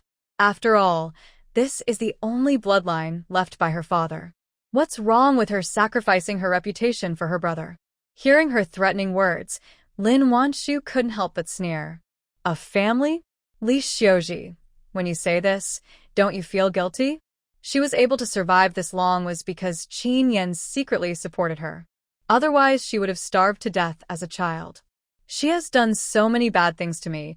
Why are we still talking about being a family now? Li Xiuji had an inexplicable ominous premonition in her heart. But her son Yaocheng's matter had already made her desperate to try all kinds of methods, so she had no time to think about why Lin Wanshu's reaction was so strange. What's more, he saw Qin Yan enter the room with his own eyes. The person inside must be Qin Yan, there is no doubt about it. Okay, since you said so, I will go and call Secretary Chao. I hope you won't regret it. Hearing this, Lin Jiamin suddenly became anxious. He opened his arms and blocked Li Xiuji's way. Xiuji, didn't you promise us to solve this privately? How can you call Secretary Chao? If the matter really gets out of hand and his son-in-law loses his job? Li Xiuji was unhappy as her way was blocked by the coward. I've already given her a chance. It's because she refused to cooperate that I'm going to find Secretary Chao. Get out of my way. Hearing this, Lin Jiamin had no choice but to turn around and persuade Lin Wanshu. Wanshu, let's talk privately. Don't tell Secretary Chao about this. Otherwise, it won't be good for anyone. You're my daughter, and I don't want to make things difficult for you. Lin Wanshu almost vomited from laughing when she saw his expression that seemed to be doing him good for her. I'm so sorry. You still remember that I'm your daughter. I thought my mother came from the country of women and took me with her. These sarcastic words made Lin Jimin's face turn red and white, feeling both embarrassed and awkward. How? How can you say that? You dare to do this, and you are afraid of what I say? Lin Wanshu looked at his cowardly appearance and felt disgusted when she thought that half of his blood was flowing in her body. Finally, as if she was afraid of dirtying her own eyes, she retracted her gaze and said to Li Xiuji, "Go and call Secretary Chao." Why don't you go? Are you afraid? Li Xiuji heard this. She was so angry that she lost her mind. She pushed Lin Jimin away and stormed out angrily. Just wait for her. Wait until she calls Secretary Chao over. She will regret it later. Lin Jimin saw that she really went to call for help. He stamped his feet in anxiety. You are so confused. Why do you want to irritate her? This is obviously an easy problem to solve, isn't it? He was just borrowing some money from them and would pay her back later. Why make a big deal out of it? Lin Wanshu looked at him coldly as he was in a panic, with a dull look on her face. It's such a pity for her mother. Such a beautiful and kind person actually married such a scumbag who pretends to be honest. Li Xiuji acted quickly, and soon Secretary Chao came over with several militiamen. When he heard that it was a hooligan incident and that it involved Qin Yan, he became as excited as a fly smelling rotten eggs. Obviously, he was the brigade secretary, and his position was higher than Qin Jinbang, but he was always suppressed by him. Now that his son is in trouble, how can he still be so powerful in the future? What happened? Chao Dinghua arrived at the scene. He asked in a pretentious manner. Li Xiuji's eyes were still a little red. While wiping her tears, she choked up and recounted the whole story. Everyone, please judge for yourself. I don't think I have done anything wrong to Qin Yan. How could he treat my daughter like this? He took advantage of being drunk to do such a thing. How can my Jiaxue live her life in the future? Hearing this, the people who had come to watch the fun were suddenly in an uproar. Qin Yan, a deputy head of a group, actually behaved like a hooligan? He did something to insult women? But if it's not true, what's the sound inside? It couldn't be that Lin Jiaxue was the only one screaming in there, right? Hearing the loud screams that got louder and louder, the men present couldn't help but blush. I didn't realize that Lin Jiaxue, who is usually so well-mannered, is actually so beautiful girlty in private? This is outrageous. Even if you are the deputy head of the group, you can't treat a female comrade like this. You are breaking the law knowingly, which is a heavier crime. After listening to this, Chao Dinghua said it with an angry look on his face and waved to the militiamen behind him. You guys break down the door and stop the criminal activities inside. The militiamen just heard about catching hooligans and didn't know who they were going to catch. When they heard that it was Qin Yan, they all stood there in a daze, looking at each other, and no one dared to step forward. That's Qin Yan, the most upright person. How could he do such a thing? What's wrong with you guys? Why don't you go quickly? The militiamen were supposed to obey the command of the captain. Chao Dinghua temporarily transferred a few of them over, but he didn't expect that they still didn't listen to him. He suddenly became angry and anxious, and shouted in a rough voice. Hearing this, several people had no choice but to bite the bullet and walk to the door. The leader, Chen Dongqiang, knocked on the door.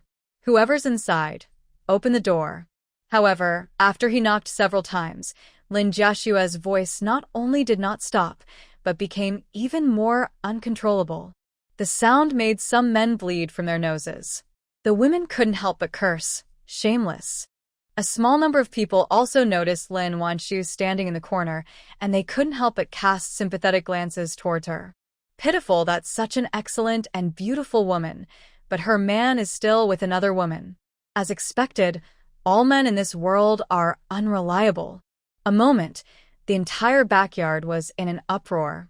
Some people were talking about Qin Yan, some were talking about Lin Jiaxue, and some were talking about Lin Wanshu, who was responsible for this event, did not feel the slightest bit worried about her own daughter.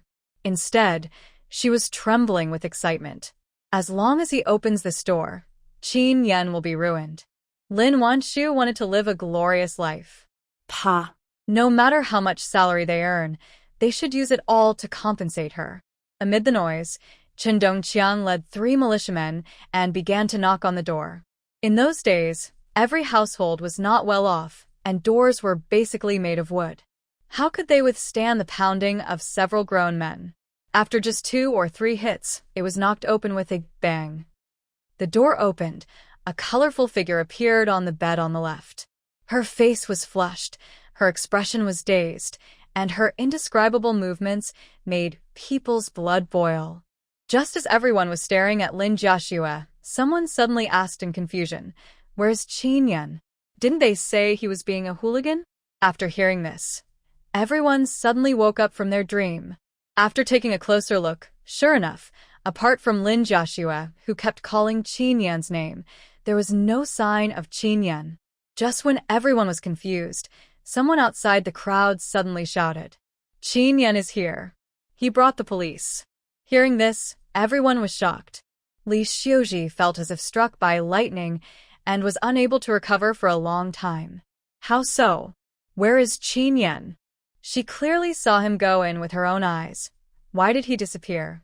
Just when she was anxiously thinking about what to do with her plan, she heard someone outside shouting that Qin Yan was coming with the police.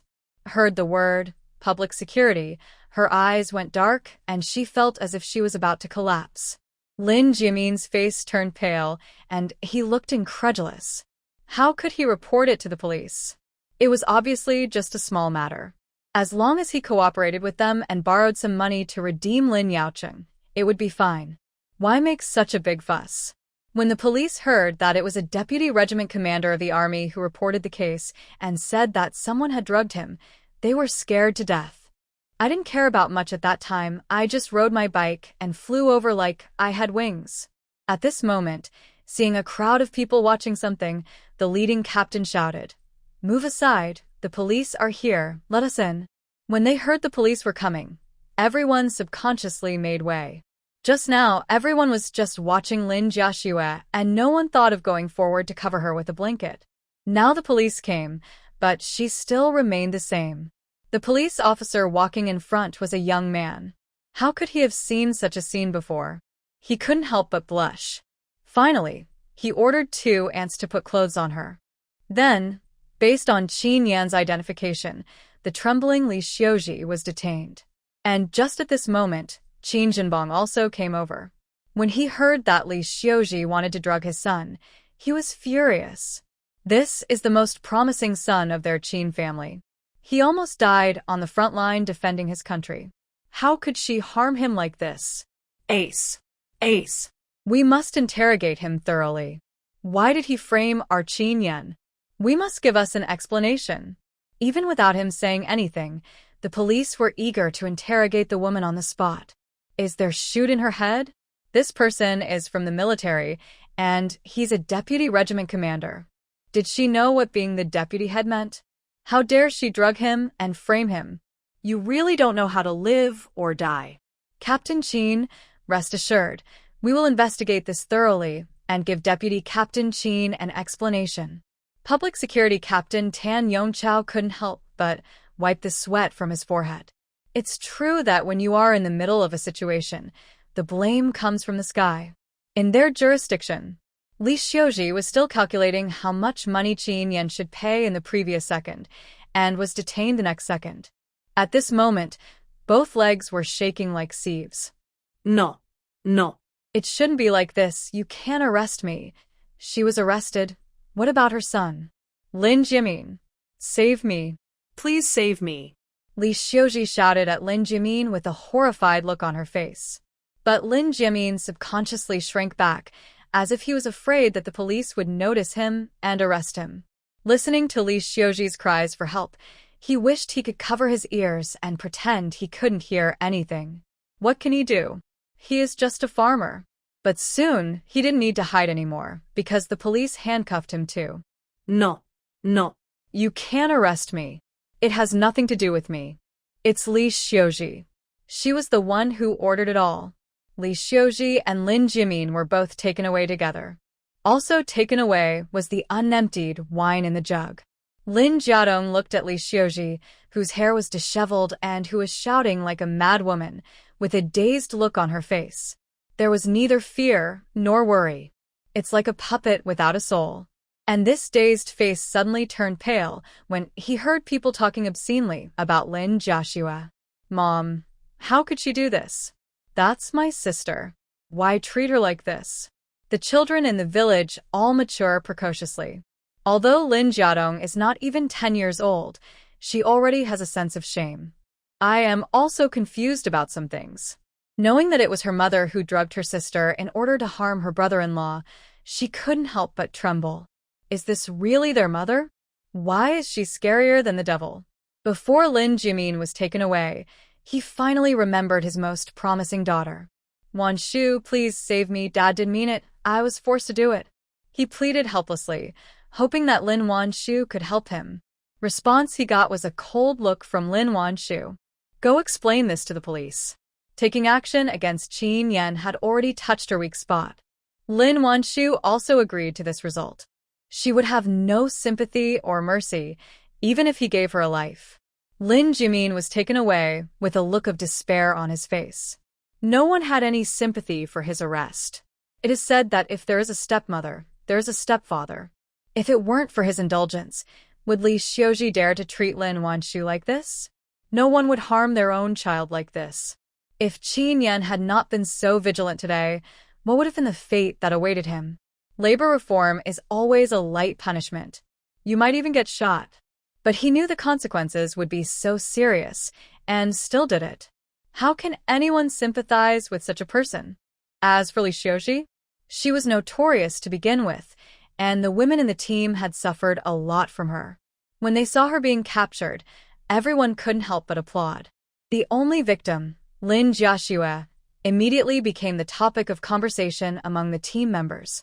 Especially her miserable appearance was seen by so many people. In private, the men gathered in groups of 3 or 5, each describing the scene in vivid detail. Those who have seen it are savoring it endlessly, while those who haven't seen it are beating their chests and stamping their feet, and keep questioning those who have seen it. Romantic topics always spread the fastest. Within 2 days, Wu Dahong heard his wife lying on the bed in her parents' home, thinking about another man. The feeling of a green cloud looming over his head made him furious. Beat Lin Jiaxue severely. After beating her, he collected her clothes, carried her, and threw her out the door. Get out of here right now. I, Wu Dahong, can't afford a woman like you. Lin Jiaxue has been in a daze since she woke up. I have no idea what happened. She only vaguely remembered that her mother asked her to help. As for what kind of favor she needed, she didn't say much. After drinking a few glasses of wine, Lin Jiaxue's consciousness became a little fuzzy. Lying on the bed before getting married, I don't know why, I thought of Qin Yan's tall, long-legged, and imposing appearance, and my whole body couldn't help but become hot. After that, she didn't know what happened. Or rather, it's not that she didn't know, but she just didn't dare to think about it. She actually did that in front of so many people. Everything that should be seen and shouldn't be seen was seen. Lin Jiaxue hid back home like a turtle, living in constant fear. But what is coming will come sooner or later. Being beaten, she finally felt that the dust had settled. She hugged Wu Dahong's legs and knelt on the ground begging. No, don't chase me away. Dahong, I know I was wrong. Please forgive me. But Wu Dahong has now become a joke in everyone's eyes. Whenever he goes out, people look at him with strange eyes. Behind his back, and called him a cuckold. He wanted to kill Lin Jiaxue, so how could he possibly forgive her? Zhang Yinju was even more furious. He was not satisfied with this countrywoman in the first place, and now she had done such a shameless thing, and dared to ask for forgiveness? Was so angry that she went up to her and kicked her hard a few times. Get out of here right now. If you don't, I'll beat you to death. Lin Jiaxue was kicked so hard that she saw stars and foamed at the mouth. Finally, she couldn't bear it anymore and could only flee in panic, holding her clothes. But she had no job and no place to live, so she had nowhere to go. I wandered around the commune for 2 days, facing everyone's strange looks, and almost ran into hooligans. I had no choice but to return to the Red Star Brigade again. In the Red Star Brigade, Lin Jimin was released because he was not the mastermind and did not cause any specific harm to Qin Yan. But before he could breathe a sigh of relief, Lin Wanshu came with Qin Jinbong, Chao Dinghua, and several militiamen. I asked you to come here today to bear witness for me. I want to sever my relationship with Lin Jimin. Hearing this, Lin Jimin was stunned, and the blood in his body seemed to be frozen. Wanshu, what did you say? He asked in disbelief. Didn't Qin Yan suffer any loss? Why was the situation so serious that he had to sever the relationship? No. I don't agree. How could she break up with him? This was ridiculous. Lin Wanshu looked at him calmly. I just came here to inform you, not to discuss with you. If you don't agree, I can just put it in the newspaper and it will be the same. She couldn't stand being involved with him for even a second. Let him take Li Xiuji and her children and let them rot in this family. Hearing this, Lin Jimin staggered, as if he could not accept this fact. How did it come to this? He muttered to himself. When the people who came over to watch heard this, they couldn't help but spit at him. Bah! Lin Jimin, please be a decent person. Your wife is so vicious that she wants to kill Qin Yan, but you not only didn't stop her, but you also helped her. How can you have the nerve to say such things? The investigation into Li Xiuji's frame-up of Qin Yan has already revealed its true colors. It turned out that she knew it was impossible for her to borrow money from Lin Wanshu, so she planned to get Qin Yan's handle to blackmail him for money, so as to save his good-for-nothing son.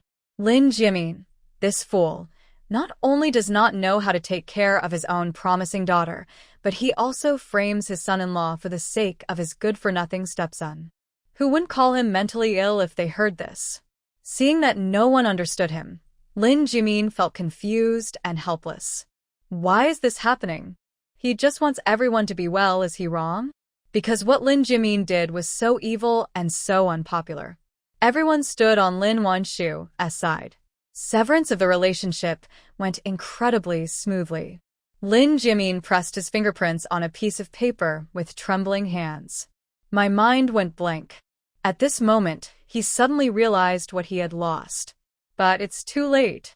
Lin Wanshu received the letter of severance of engagement. She left with Qin Yan without even looking at Lin Jimin. She left the house. Lin Jiaxue returned to the Lin family. As soon as she entered the room and saw Lin Jimin, who was in a daze, her anger burned her mind directly. She picked up the carrying pole by the door and hit him hard. Why? Why do you want to hurt me like this? I will beat you to death. The person she hated the most was actually Li Xiuji. Isn't she her biological daughter? Why did she do this to herself? Hasn't she ever thought about how she'll behave in the future? After being laughed at, talked about, and even molested during these past 2 days, Lin Jiaxue hated the couple.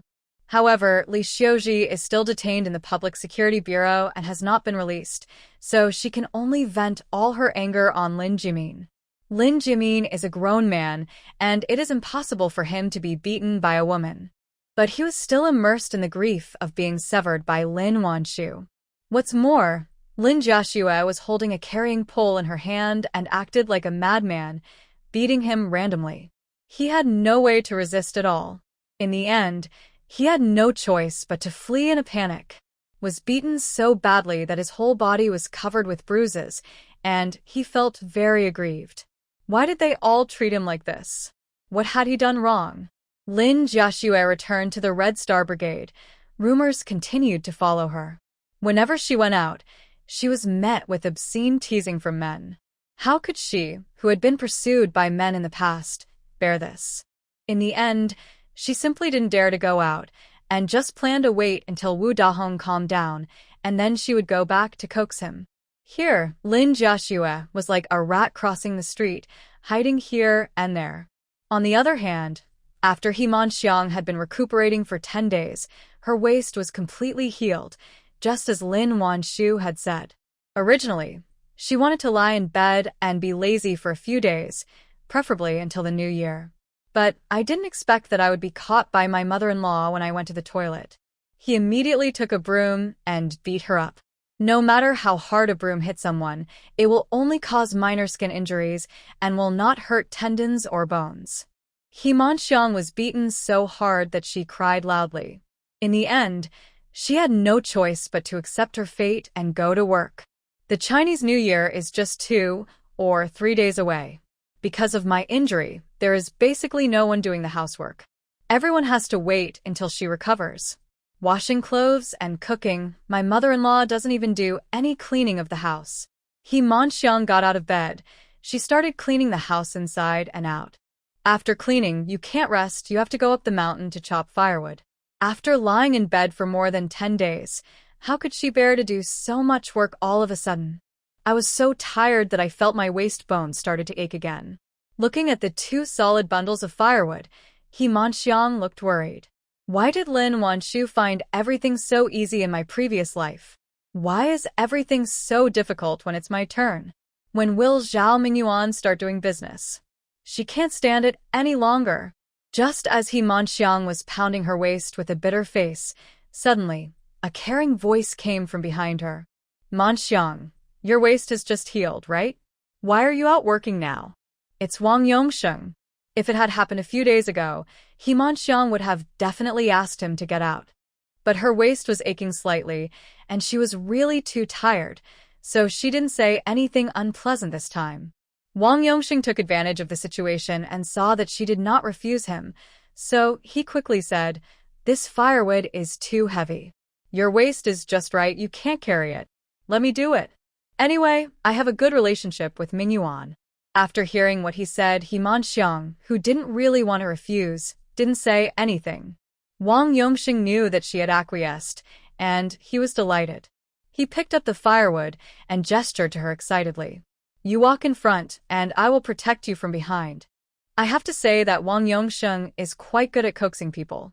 Even though He Manxiang looked down on him in her heart, she felt very warmed by what she heard. He didn't refuse and walked ahead. The day after tomorrow is New Year's Eve, and most of the firewood on the mountain has been picked up.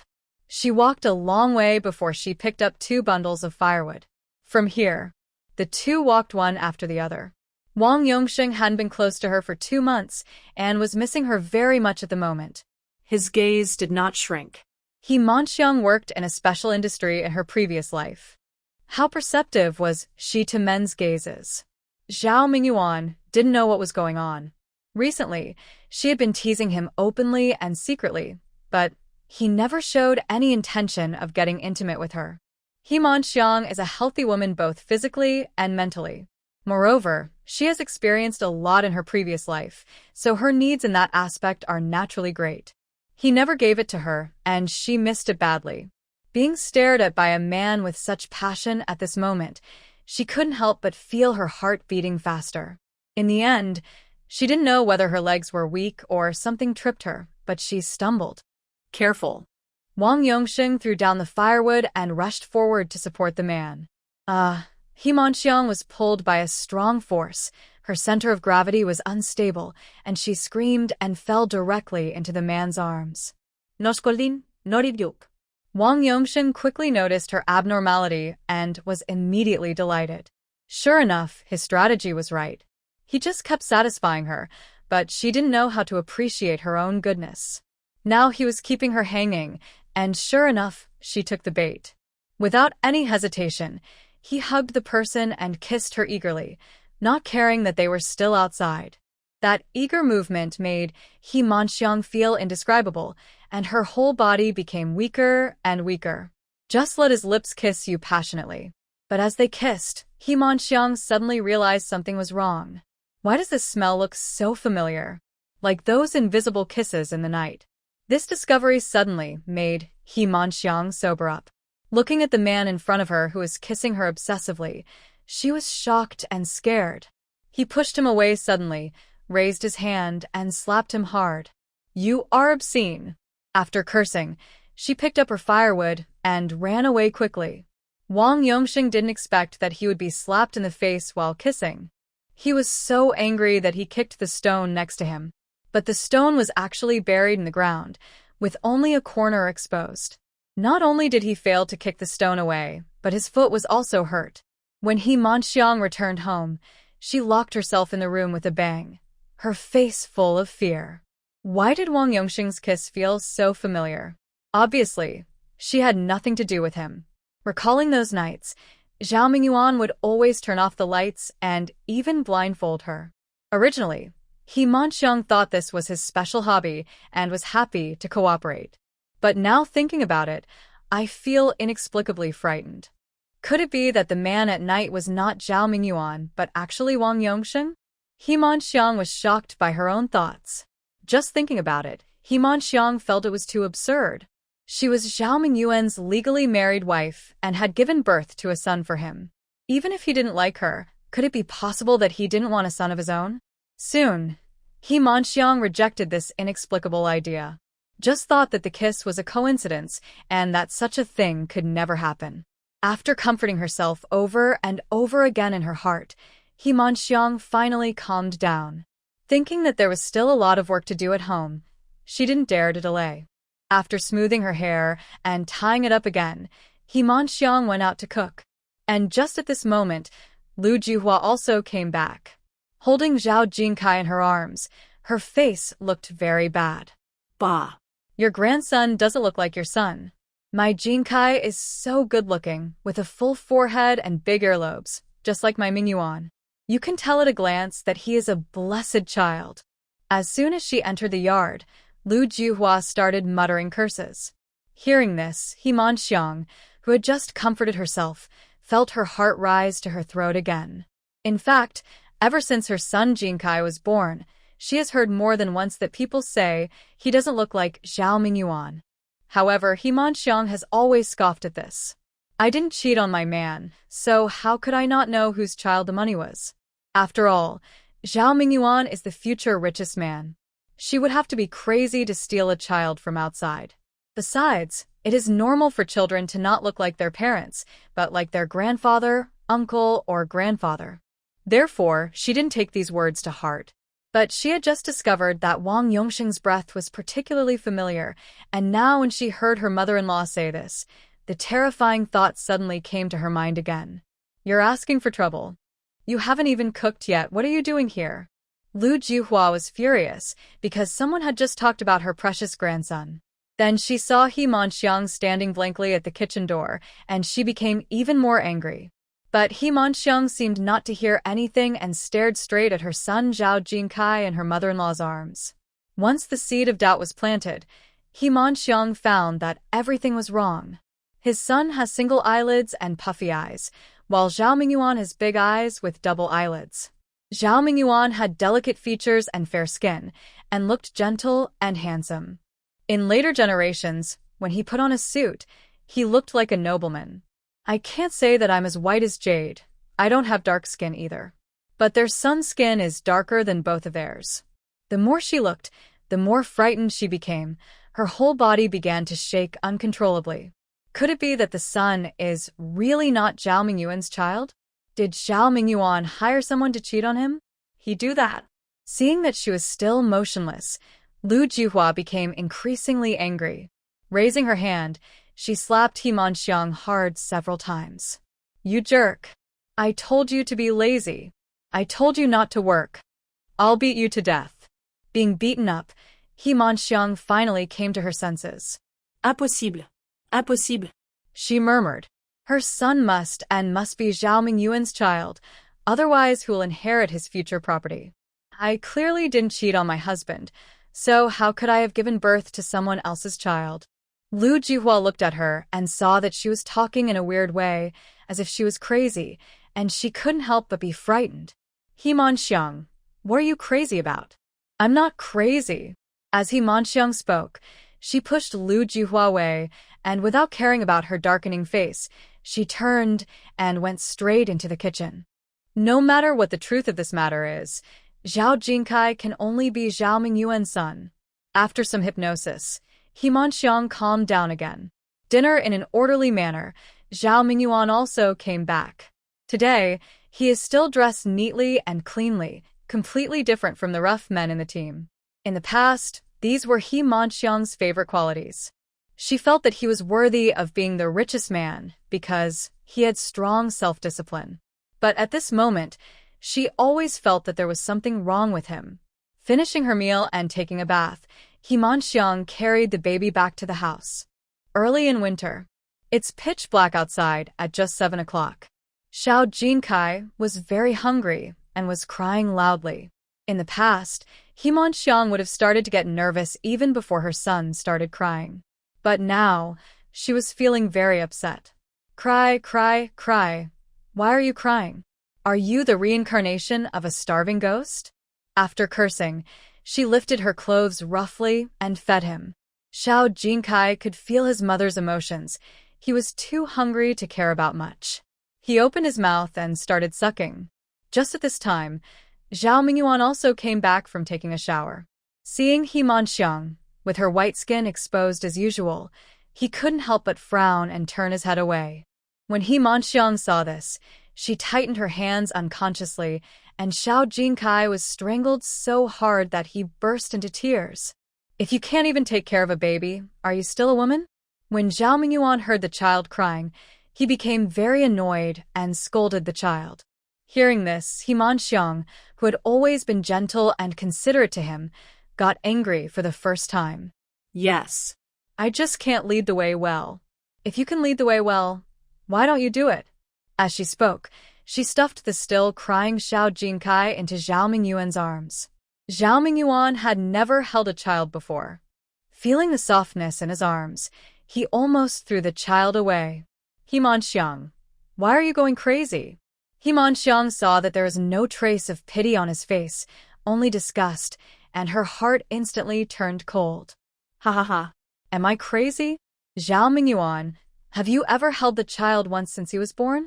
Isn't he your son? Hearing Himanxiang's angry and sad questioning, Zhao Mingyuan felt inexplicably panicked. What does she mean? Fearing that his secret would be discovered, his attitude subconsciously softened. I didn't say anything. Why are you so excited? Jinkai is of course my son. After saying that, he hugged Xiao Jinkai tightly in his arms. Although he disliked the son of Wang Yongsheng and Himanxiang at this moment, he seemed to be unable to care about so much. His secret cannot be discovered by anyone. Himanxiang looked at him protecting his son in a way that was out of character, and a hint of doubt flashed across her eyes. What is going on? Did she misunderstand him? For the whole night that followed, Zhao Mingyuan showed that he attached great importance to small gains. And his attitude also slightly dispelled Himanxiang's doubts. There shouldn't be such absurd things in this world. How could Zhao Mingyuan take the initiative to find someone to cheat on him and raise someone else's child?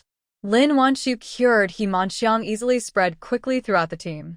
In addition, everyone had heard that she had treated the leader's illness last year. A time, there was a constant stream of people coming to her for medical treatment. Of people who come to see her are because they worked in the fields for a long time in their early years, and as they get older, they have various sequelae in their bodies. The most common of these is rheumatism. Sun Shifeng also had this old problem, and Lin Wanshu cured it for her when she was in the army. Medicines and treatment plans are readily available, and just need to be slightly adjusted based on individual differences. If the condition is not serious, just use the unified formula, take some medicine home, and take it while soaking your feet. After one course of treatment, you will basically be cured. The rheumatic pain and cold legs that had troubled everyone for many years were cured in this way, and the whole brigade was shocked. Before long, Lin Wanshu's reputation spread throughout the entire commune. More and more people came to see her for medical treatment. Almost every day when I get up, the door is crowded with people waiting to see the doctor. Lin Wanshu didn't have much rest throughout the new year. She treated patients and prescribed medicine during the day and researched rheumatism drugs that could be easily used at night. Qin Yan finally got a long vacation, but his wife was so busy that she couldn't even take care of him. He was so depressed.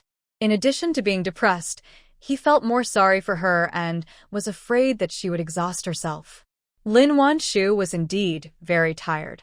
After all, she worked so hard every day that even the spiritual spring water could not sustain her. But she knew clearly that the people in these villages had no access to good medical resources. Most of the time, they could only ask barefoot doctors to prescribe some medicine. Barefoot doctors can basically only treat simple headaches and fevers and bandage wounds, and are unable to help with complicated illnesses. For diseases like rheumatism, it would be great if you could get an ointment to apply. Therefore, Lin Wanshu adheres to the principle of helping as many people as possible and basically will not turn away anyone who comes to see her for treatment. Seeing her man in a bad mood, she felt a little amused and helpless, so she simply asked him to go to the eastern province. The map is in the usual place. Go check what it is for me. If you find it, put it in the space first. No matter what it is safer to put it in space first. When I meet my uncle master, I will pass it to him. Qin Yan didn't have much vacation time to begin with, and now that he finally got one, it was time for him to take a trip. Otherwise, I don't know when I will have the chance to go to Eastern Province next time. Thinking of this, he nodded and agreed. But before that, she had to remind herself again, and again not to work too hard, and to take care of her health. Got it. I will definitely take good care of myself. No matter what he said, Lin Wanshu nodded obediently, but the fatigue in her eyes did not make her believable at all. Qin Yan felt distressed and helpless, but he had no way to deal with her. She is unusually stubborn when it comes to seeing a doctor. In the end, He could only ask his family to help look after his mother and her 2 children before he went out. Qin Yan went to Eastern Province. Lin Jimin secretly came to Qin's house several times. However, because there were so many people, he didn't dare to go in and just wandered around outside. Hearing that those who came to see the doctor were all praising Lin Wanshu's good medical skills and noble medical ethics, he felt very complicated. It was as if I saw the father-in-law who was once respected and loved by the villagers. But such a promising daughter has now cut off ties with him. After a while, some people who had finished seeing the doctor came out. Lin Jimin was afraid of being seen, so he quickly shrank back. But it was too late. Seeing his figure, Wang Chunhua said in a somewhat gloomy tone, "Hey, Who did I think it was? it turned out to be Lin Jimin? Have you redeemed your son? Why haven't I heard any news about him? This is purely irrelevant.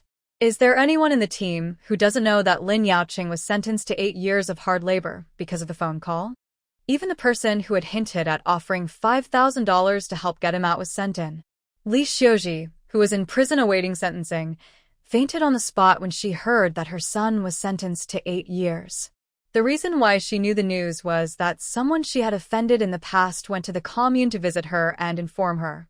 "Hey, how can I care about my adopted son now? He's already troubled enough by all the things at home." On the side joined in the conversation. 2 members of the Lin family went to prison, and the rest didn't have an easy time either. Lin Jiashua's reputation was already in disgrace. Her husband's family had not even obtained a marriage certificate. They just set up a few tables of wine symbolically. They just went back and didn't even need to get a divorce certificate. Wu Dahong has already started blind dating. Lin Jiashua almost cried her eyes out after hearing the news. She went to ask Wu Daheng for help every day, but she was beaten out by her ex-mother-in-law before she even saw him. The Wu family is determined to completely cut off ties with Lin Jiashua. In the end, Lin Jiashua had no choice but to return to the Lin family again. The dog raised by Lin Yaoming bit a man in the village. Not only was the dog beaten to death, but the man also had to pay compensation. Li Xiuji is not at home, so Lin Jiashua has the final say at home. Lin Jiadong's life under her was even more miserable than when her biological mother was at home. The family has now become the topic of conversation among the team members. However, everyone took into consideration Lin Wanshu's kindness and did not talk too much about Lin Jimin. The main focus was still on Li Xiuji and Lin Jiashua. Lin Jimin was ridiculed, and his face suddenly turned blue and red, feeling embarrassed and awkward. Not daring to stay here any longer, he ran away in shame. Lin Wanshu heard about Lin Jimin coming here several times, but then she didn't care anymore. From the moment she decided to break off the relationship, it was impossible for her to care about Lin Jimin anymore. How to repay kindness by repaying evil with kindness. If I hadn't been careful, Qin Yan would have been the one in trouble. No one knew better than her what the army meant to him. That was the existence he sacrificed his life for. How could she bear to let him be plotted against like this? Here, Lin Wanshu's reputation spread further and further because she had saved countless patients. On the other hand, although He Manxiang's doubts about her son's identity were slightly dispelled because of Zhao Mingyuan's changed attitude, this matter was still like a thorn in her heart. Just out of the mentality of seeking profit and avoiding harm, He Manxiang did not dare to find out the truth, fearing that the consequences would be beyond her ability to bear. He Manxiang wanted to escape, but Wang Yongsheng could no longer hold back. Especially the last kiss, it was like opening Pandora's box, completely releasing the desire that had been suppressed in his heart. Whenever he found an opportunity, he would run to He Manxiang and show his courtesy to her. In addition to the eggs that he sent her every day, he also secretly gave her a piece of cloth. His fierce offensive, He Manxiang's attitude wavered again. Once when they were collecting firewood, they kissed each other for some reason.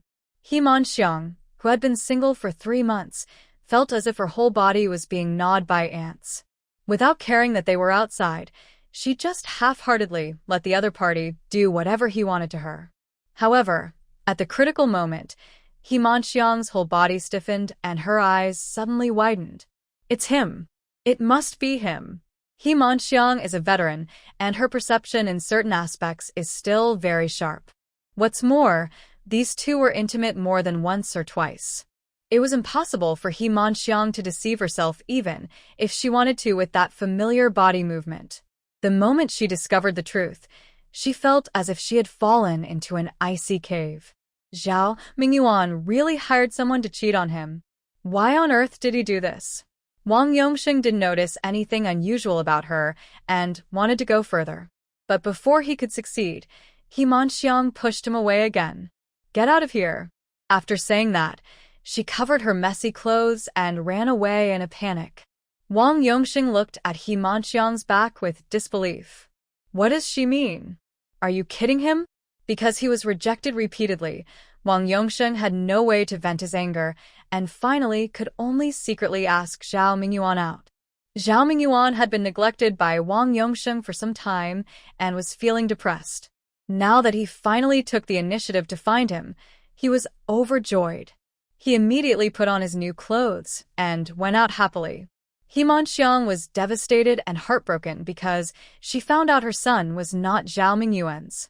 I waited so long for Zhao Mingyuan to come home, but before I could ask him what happened, he took a shower, dressed neatly, and went out. Full of anger and confusion, she quietly followed. Wang Yongxing's family, not only his parents, but also brothers. What happened between him and Zhao Mingyuan was too shocking, so how could he dare to bring him home? Every time, the two of them could only secretly find a secluded place outside to hang out. It's the same this time. Wang Yongxing made an appointment with someone and came to the cave early to wait for Zhao Mingyuan. The location of the cave is very hidden, behind a dense bush. The entrance is very narrow, and the interior is winding. They found this cave by chance when they were playing as children. For so many years, it has never been discovered by anyone else. It naturally became a date place for the two of them. Zhao Mingyuan went through the winding passage and came out, only to see Wang Yongxing already waiting inside. You finally found me. As soon as they met, Zhao Mingyuan said with some resentment. Wang Yongxing's feelings towards Zhao Mingyuan were very complicated. After all, he was not born to like men. He was charmed by Zhao Mingyuan purely because he was lonely. The two of them have been childhood friends and have grown up together. With this layer of relationship, they should be even closer. But while Wang Yongxing enjoyed the physical stimulation, he also hated this relationship that was not understood by the world. Afraid of being discovered, he increasingly longed for a normal marriage. This is also the reason why he cares more and more about He Manxiang.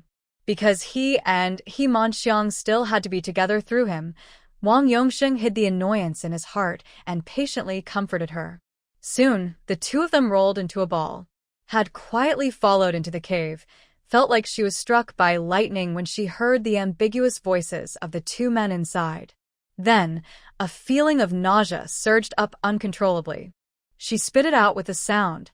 When Wang Yongxing heard the noise, his whole body froze, and his heart almost stopped beating. Someone pushed Zhao Mingyuan away and rushed out without even bothering to put on his clothes.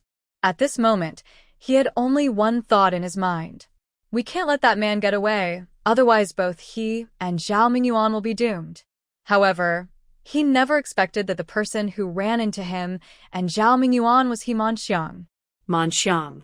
Wang Yongxing hadn't even put on his clothes yet, and was standing there at a loss. He Manxiang's mind went blank, and she looked like she had suffered a huge blow. She was unable to recover for a long time. And just at this moment, Zhao Mingyuan also came out. When he saw the pale-faced woman sitting on the ground, vomiting, a hint of cruelty flashed in his eyes. Wang Yongxing could react.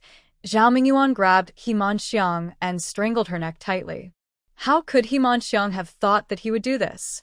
She was pinched so hard that her eyes rolled back. Wang Yongxing was even more shocked. Mingyuan, what are you doing? Let her go. As he spoke, Wang Yongxing tried to pull Zhao Mingyuan's hand away. But Zhao Mingyuan hated He Manxiang so much that he had long wanted to get rid of her.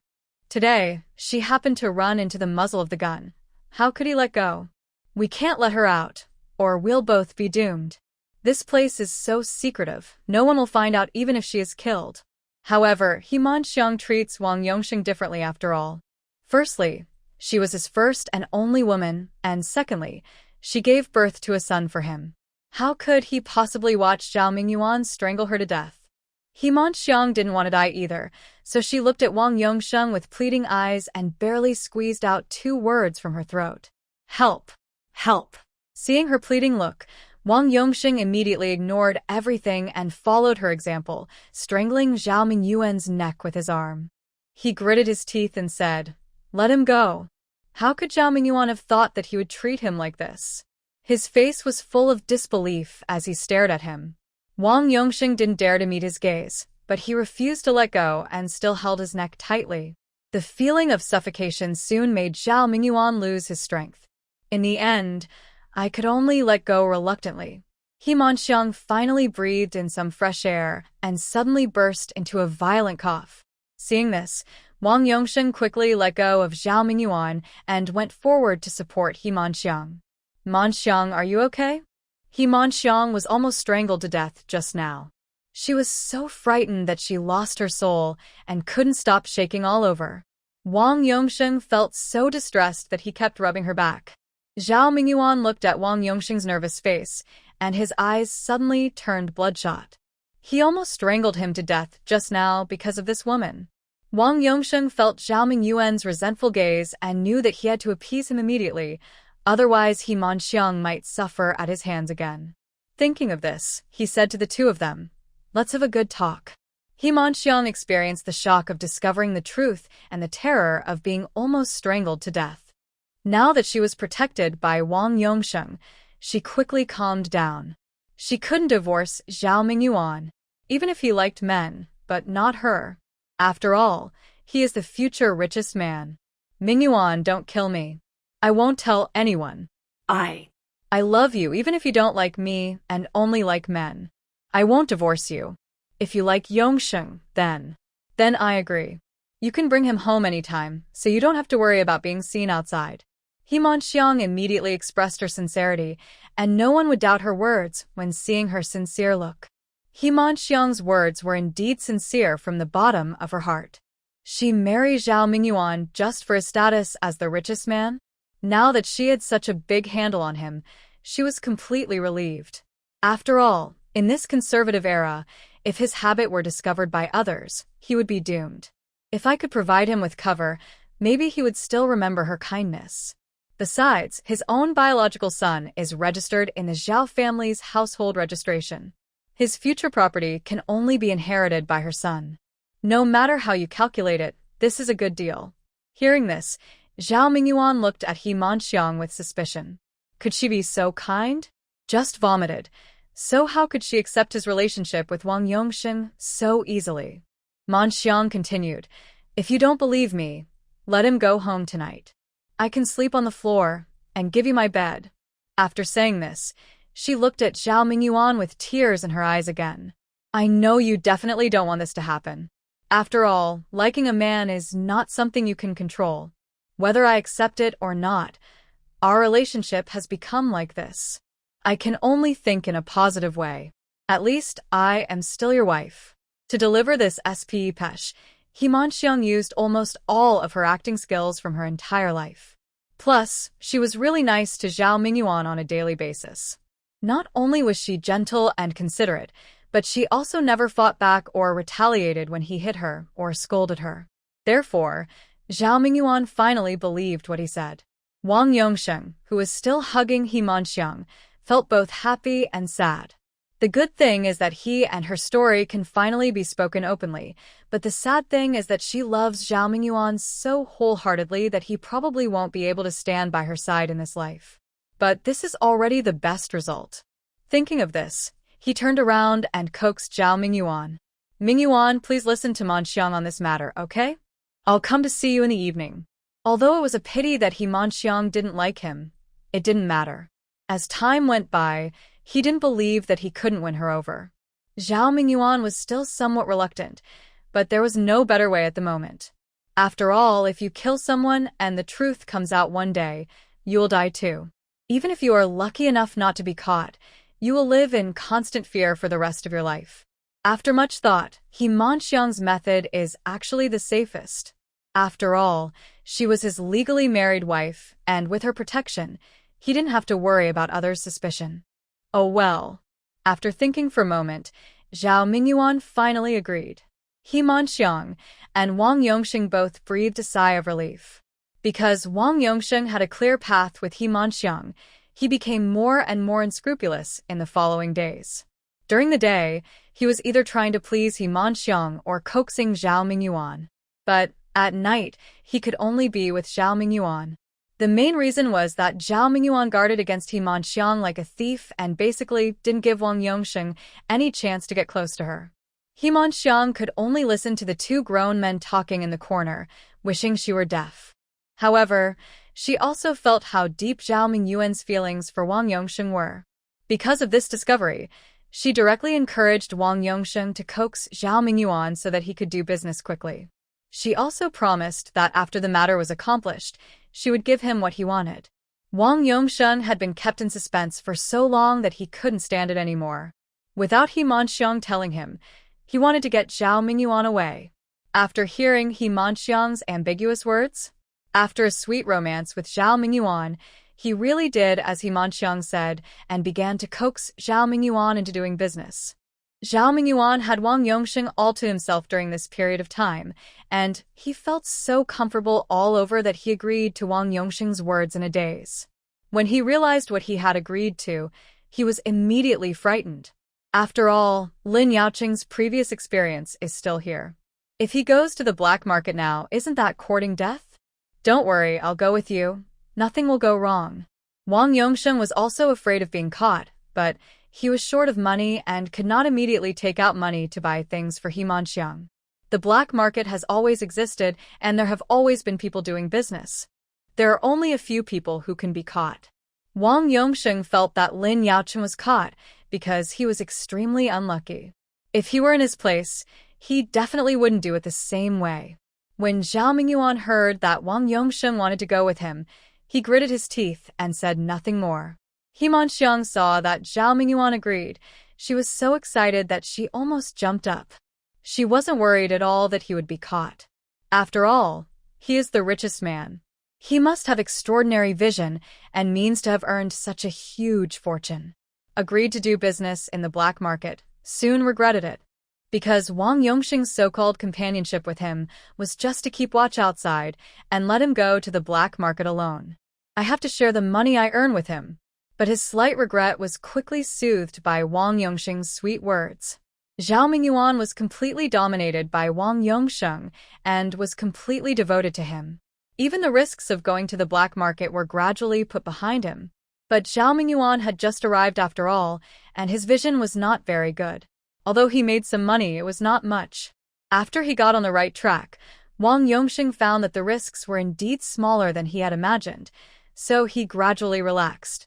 During the few hours that Zhao Mingyuan went to the black market to resell things, he quietly slipped back to the Zhao family and was intimate with He Manxiang.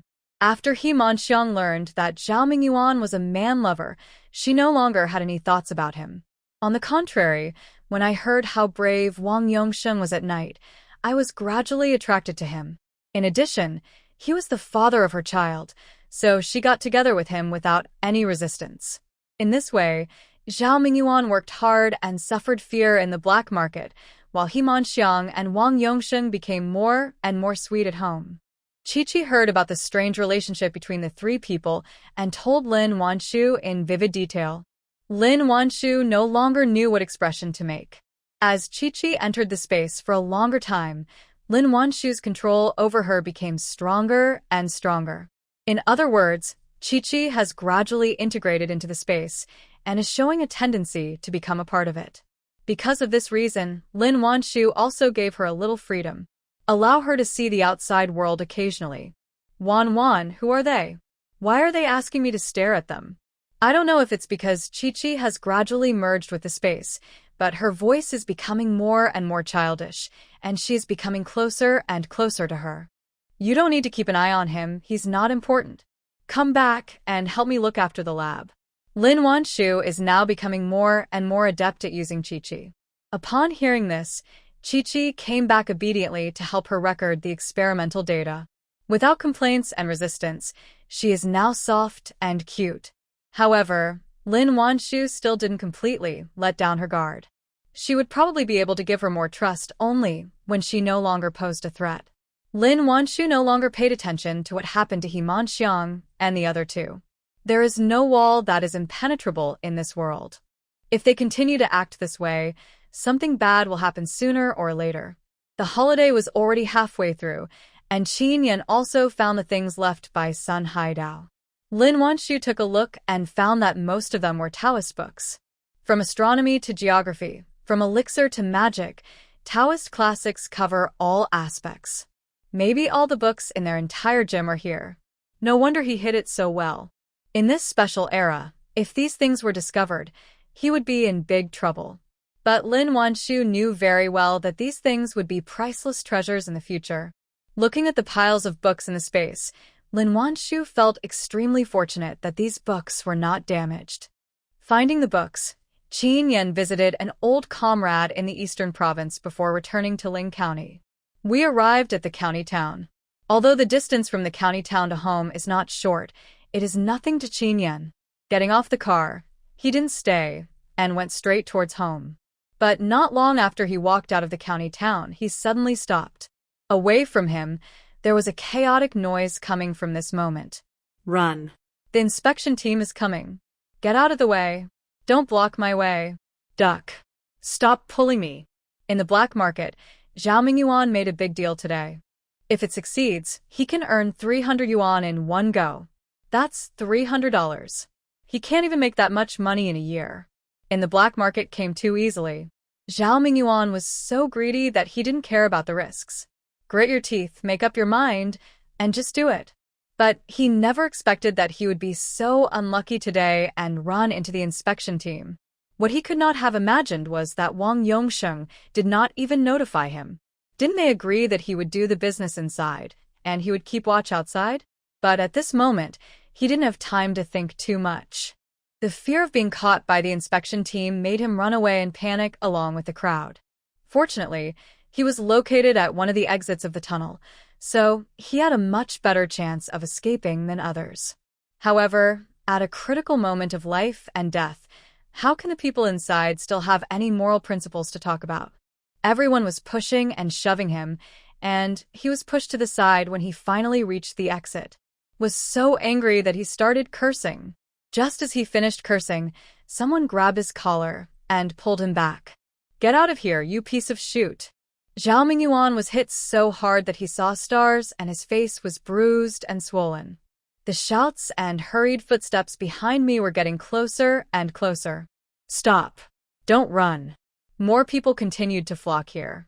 Realizing that he would be caught if he didn't run, he squeezed towards the door. Fortunately, this time, he finally squeezed out. The moment he went out, the inspection team behind him also chased to the door. How could Zhao Mingyuan dare to stay? He ran for his life. The one in front. Stop right now. The inspection team quickly rushed out of the tunnel and caught up. However, there were many other people who were escaping together, and the inspection team was busy arresting other people and could not pay attention to Zhao Mingyuan. Just when Zhao Mingyuan thought he was lucky enough to escape the pursuit, suddenly, his knee was hit by something. The severe pain made him stagger, and he fell forward heavily, falling flat on his face. Sudden change left him no time to react before his hands were suddenly grabbed behind his back. Don't move. Be quiet. It's from the inspection team. When Zhao Mingyuan realized that he was caught, he felt cold all over. Not far away, Qin Yan saw Zhao Mingyuan being arrested, then turned and left. Not long after he left, the black market, which had been noisy, returned to its tranquility. In the Red Star Brigade, He Manxiang and Wang Yongsheng had just finished spending time together and were now talking sweetly in low voices. Because they were at Zhao's house, they were afraid that Lu Jihua would find out if they spoke too loudly, so they both spoke in whispers. When Mingyuan finishes today's job, I will buy you a watch. Who was satisfied, was very generous. He hugged He Manxiang and said sweet words to her. He Manxiang felt that her current life was like a dream. On one hand, Zhao Mingyuan earned money for her to spend, and on the other hand, Wang Yongsheng worked to keep her bed warm. Days like this are happier than those of being a god. When she thought about how Zhao Mingyuan could make more wealth for her in the future, she would wake up laughing in her dreams. Fortunately, she married Zhao Mingyuan early. Otherwise, such a good life would have belonged to Lin Wanshu. You said so, then I'll wait. Zhao Mingyuan remained stingy with her, but fortunately, Wang Yongsheng was there. Not only did he speak nicely, he was also generous to her. He Manxiang's heart is now completely on Wang Yongsheng. When she heard that he was going to buy her a watch, she used all her skills to serve him until he was completely obedient. Wang Yongsheng was so obsessed with women that he even forgot to pick up Zhao Mingyuan. Just when the two were being affectionate with each other, the door was suddenly pushed open from the outside. The two were startled and thought it was Lu Jihua, so they hurriedly pulled the quilt to cover themselves. But just as I covered myself with the quilt, I turned around and looked in the moonlight and found that the person standing at the door was actually Zhao Mingyuan. Phew, I was so scared. Why didn't you knock on the door when you came back? Wang Yongsheng said with some displeasure. Zhao Mingyuan sniffed the unusual smell in the air. His eyes turned red. Hee. Wang Yongsheng, is this what you said about protecting me? Looking at the two people on the bed, his voice was like ice that had not melted for 1,000 years. Zhao Mingyuan was caught by the inspection team tonight. He originally thought that he would be locked up and sentenced like Lin Yaoqing. But unexpectedly, an accident happened on the way back. He took the opportunity to escape with a few others. Although he successfully escaped, he was also badly injured. Not only was his leg injured, but he was also bleeding a lot. He finally returned home, only to find that the person who claimed to keep watch for him and protect his safety secretly ran back to hang out with He Manxiang. No wonder he didn't see a single person, even though all the inspection team members had arrived. So that's how it is. At this moment, Zhao Mingyuan felt like he was a stupid joke. He was working so hard and risking being caught to earn money, just to support this couple. Wang Yongsheng, are you worthy of me? Zhao Mingyuan asked with tears in his eyes. Wang Yongsheng's eyes flickered, and he didn't dare to meet his eyes. Mingyuan, I know that what I did was a little bit unkind, but I am a normal man, and sometimes I can't help thinking about women. Can't you understand me? Understand? Zhao Mingyuan laughed again. I almost got arrested and injured, and you want me to understand? What are the sins he suffered? It was clearly he who asked me to go to the black market, but in the end I had to bear all the risks while he was just enjoying himself.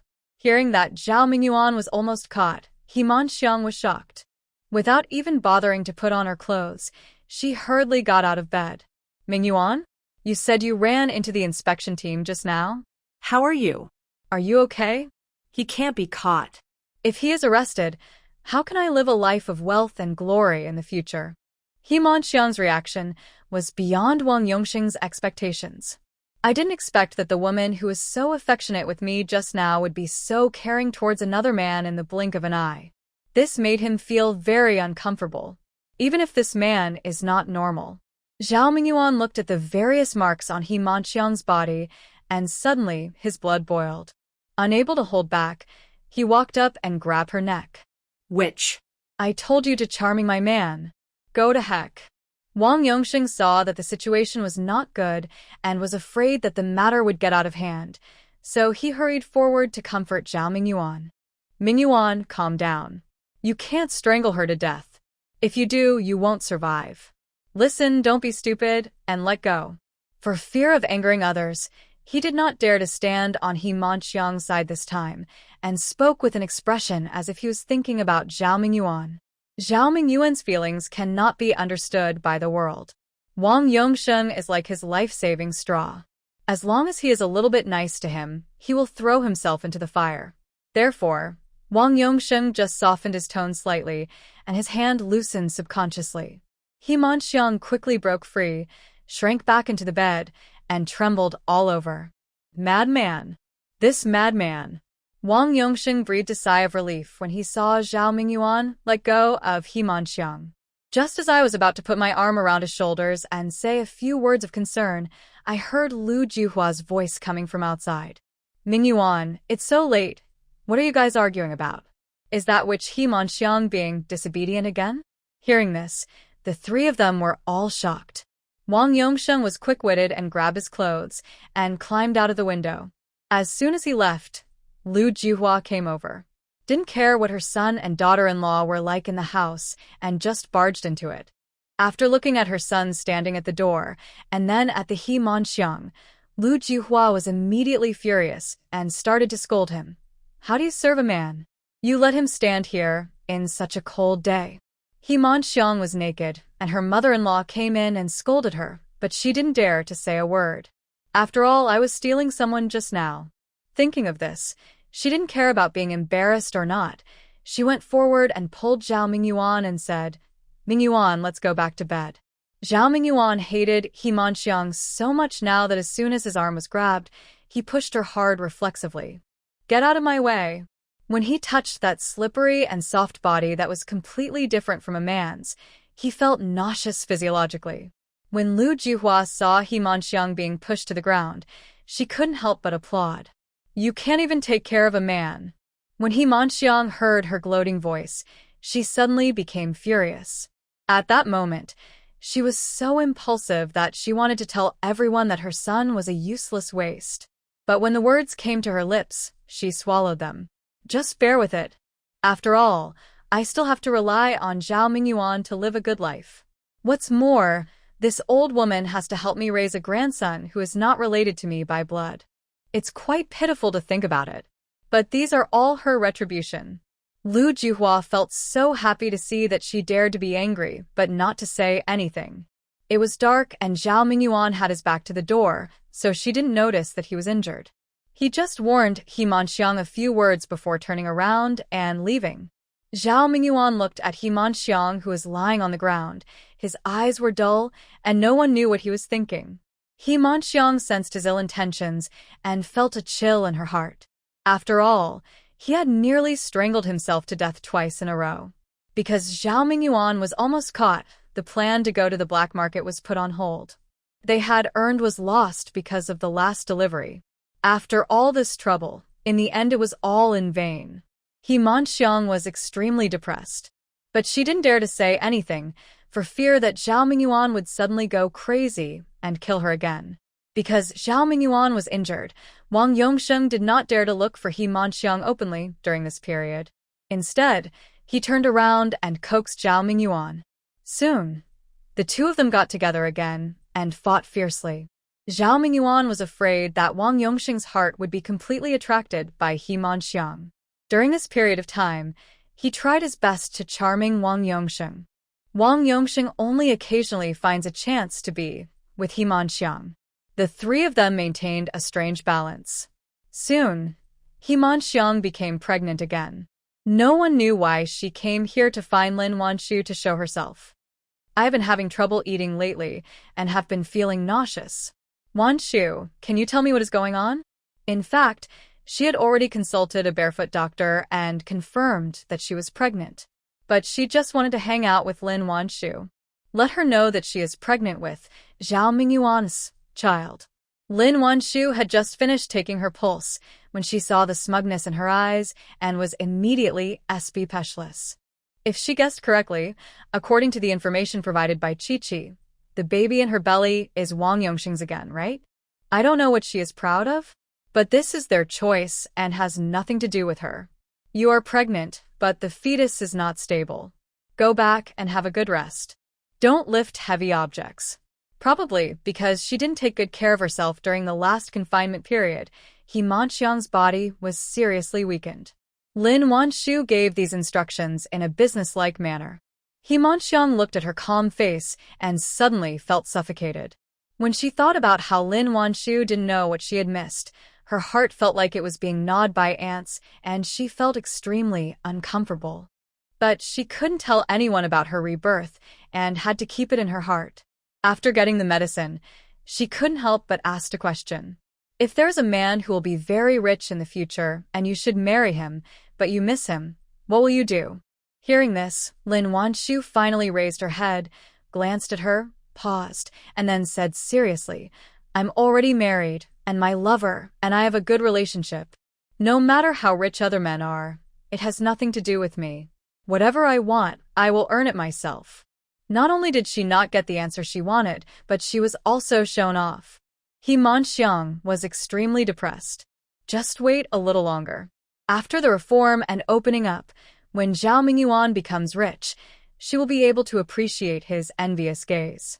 With this mentality, He Manxiang said a few ambiguous words to Lin Wanshu. You don't care because you haven't seen such splendor and wealth. Once you see it, you won't say that. After saying that, she got up and left. Lin Wanshu. The 3-month vacation passed in a flash as Lin Wanshu was busy, and the progress of her rheumatism medicine experiment was doubled thanks to Chi-Chi's help. In the last month, she has started giving this improved, directly ingestible medicine to her patients. Because it is a traditional Chinese medicine with high safety and the original formula has been used countless times, there is no problem for her to prescribe this medicine directly. Newly produced medicine is not only effective but also easy to use. Soon more and more people came to ask for medicine. Even the director of the county's state-owned drugstore came to negotiate with her in person, wanting to purchase this rheumatism medicine from her.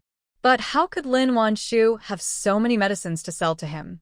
In the end, I just told him that after the medicine was mass-produced, he could go to the provincial capital to get it.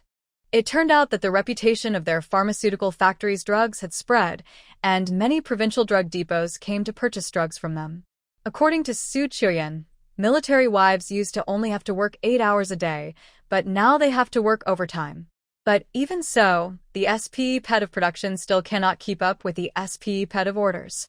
It is imperative to expand the scale of pharmaceutical factories. This also requires Lin Wanshu to coordinate in the family compound. Therefore, with 7 days left in the vacation, the family of 4 set out to return to the army. Leaving, the villagers who had received the news were already waiting by the tractor. When they saw them, they all came over enthusiastically. Meow meow, these are the tea eggs that Grandma Lu cooked. They are delicious. You can take them with you on the bus. Wanshu, this is the dried fish I dried myself. It is fragrant and delicious when used to stew pork belly. Take it. Thank you for curing my leg, Qin Yan's wife. I have nothing to repay you. Here are the meat buns I made myself. You can take them with you on the road. These days, Lin Wanshu has been working tirelessly to treat them, and the fees are much cheaper than going to the hospital. Everyone remembers it. Most importantly, she actually cured their ailments. Now that they heard that she was going back to the army, they all rushed over to see her off. Lin Jimin also heard that Lin Wanshu was going back to the army today, so he came to the tractor and waited early in the morning. And not only did he come, he was also carrying a bag in his hand. But he never dared to go forward. He thought a lot these days, from the time Tao Xianyan married him to the time Lin Wanshu broke off relations with him. Lin Jimin suddenly realized that he was really wrong. If he had not allowed Li Xiuji to hurt Lin Wanshu, would she have broken off relations with him? But there are not so many ifs in this world. He did something wrong, so it's reasonable for her not to forgive herself. Looking at Lin Wanshu, who is surrounded by the villagers' enthusiasm, Lin Jimin felt both bitter and relieved. At the same time, He Manxiang, who was carrying a dustpan and preparing to go to the fields to work, also saw this scene. Aunt Qilan, that's not necessary. You can take the dried fish back for your grandson to eat. Uncle Ma, this is too valuable. I can't accept it. Hearing her rejecting those enthusiastic offers one by one, He Manxiang felt mixed emotions. It was clearly herself who was reborn, so why was she still not as good as her? Sun Shifeng didn't expect that so many people would come to see her son and daughter-in-law off. She felt surprised and proud. However, despite her pride, she did not dare to let her daughter-in-law accept these things, so she helped to refuse them. This time when she came back, she had no plans to go to Yun province again. Although she had food and drink in the army, she had lived in her hometown for decades after all. She found it a little difficult to cope with being away from home for such a long time. What's more, she didn't want to be separated from her old man forever.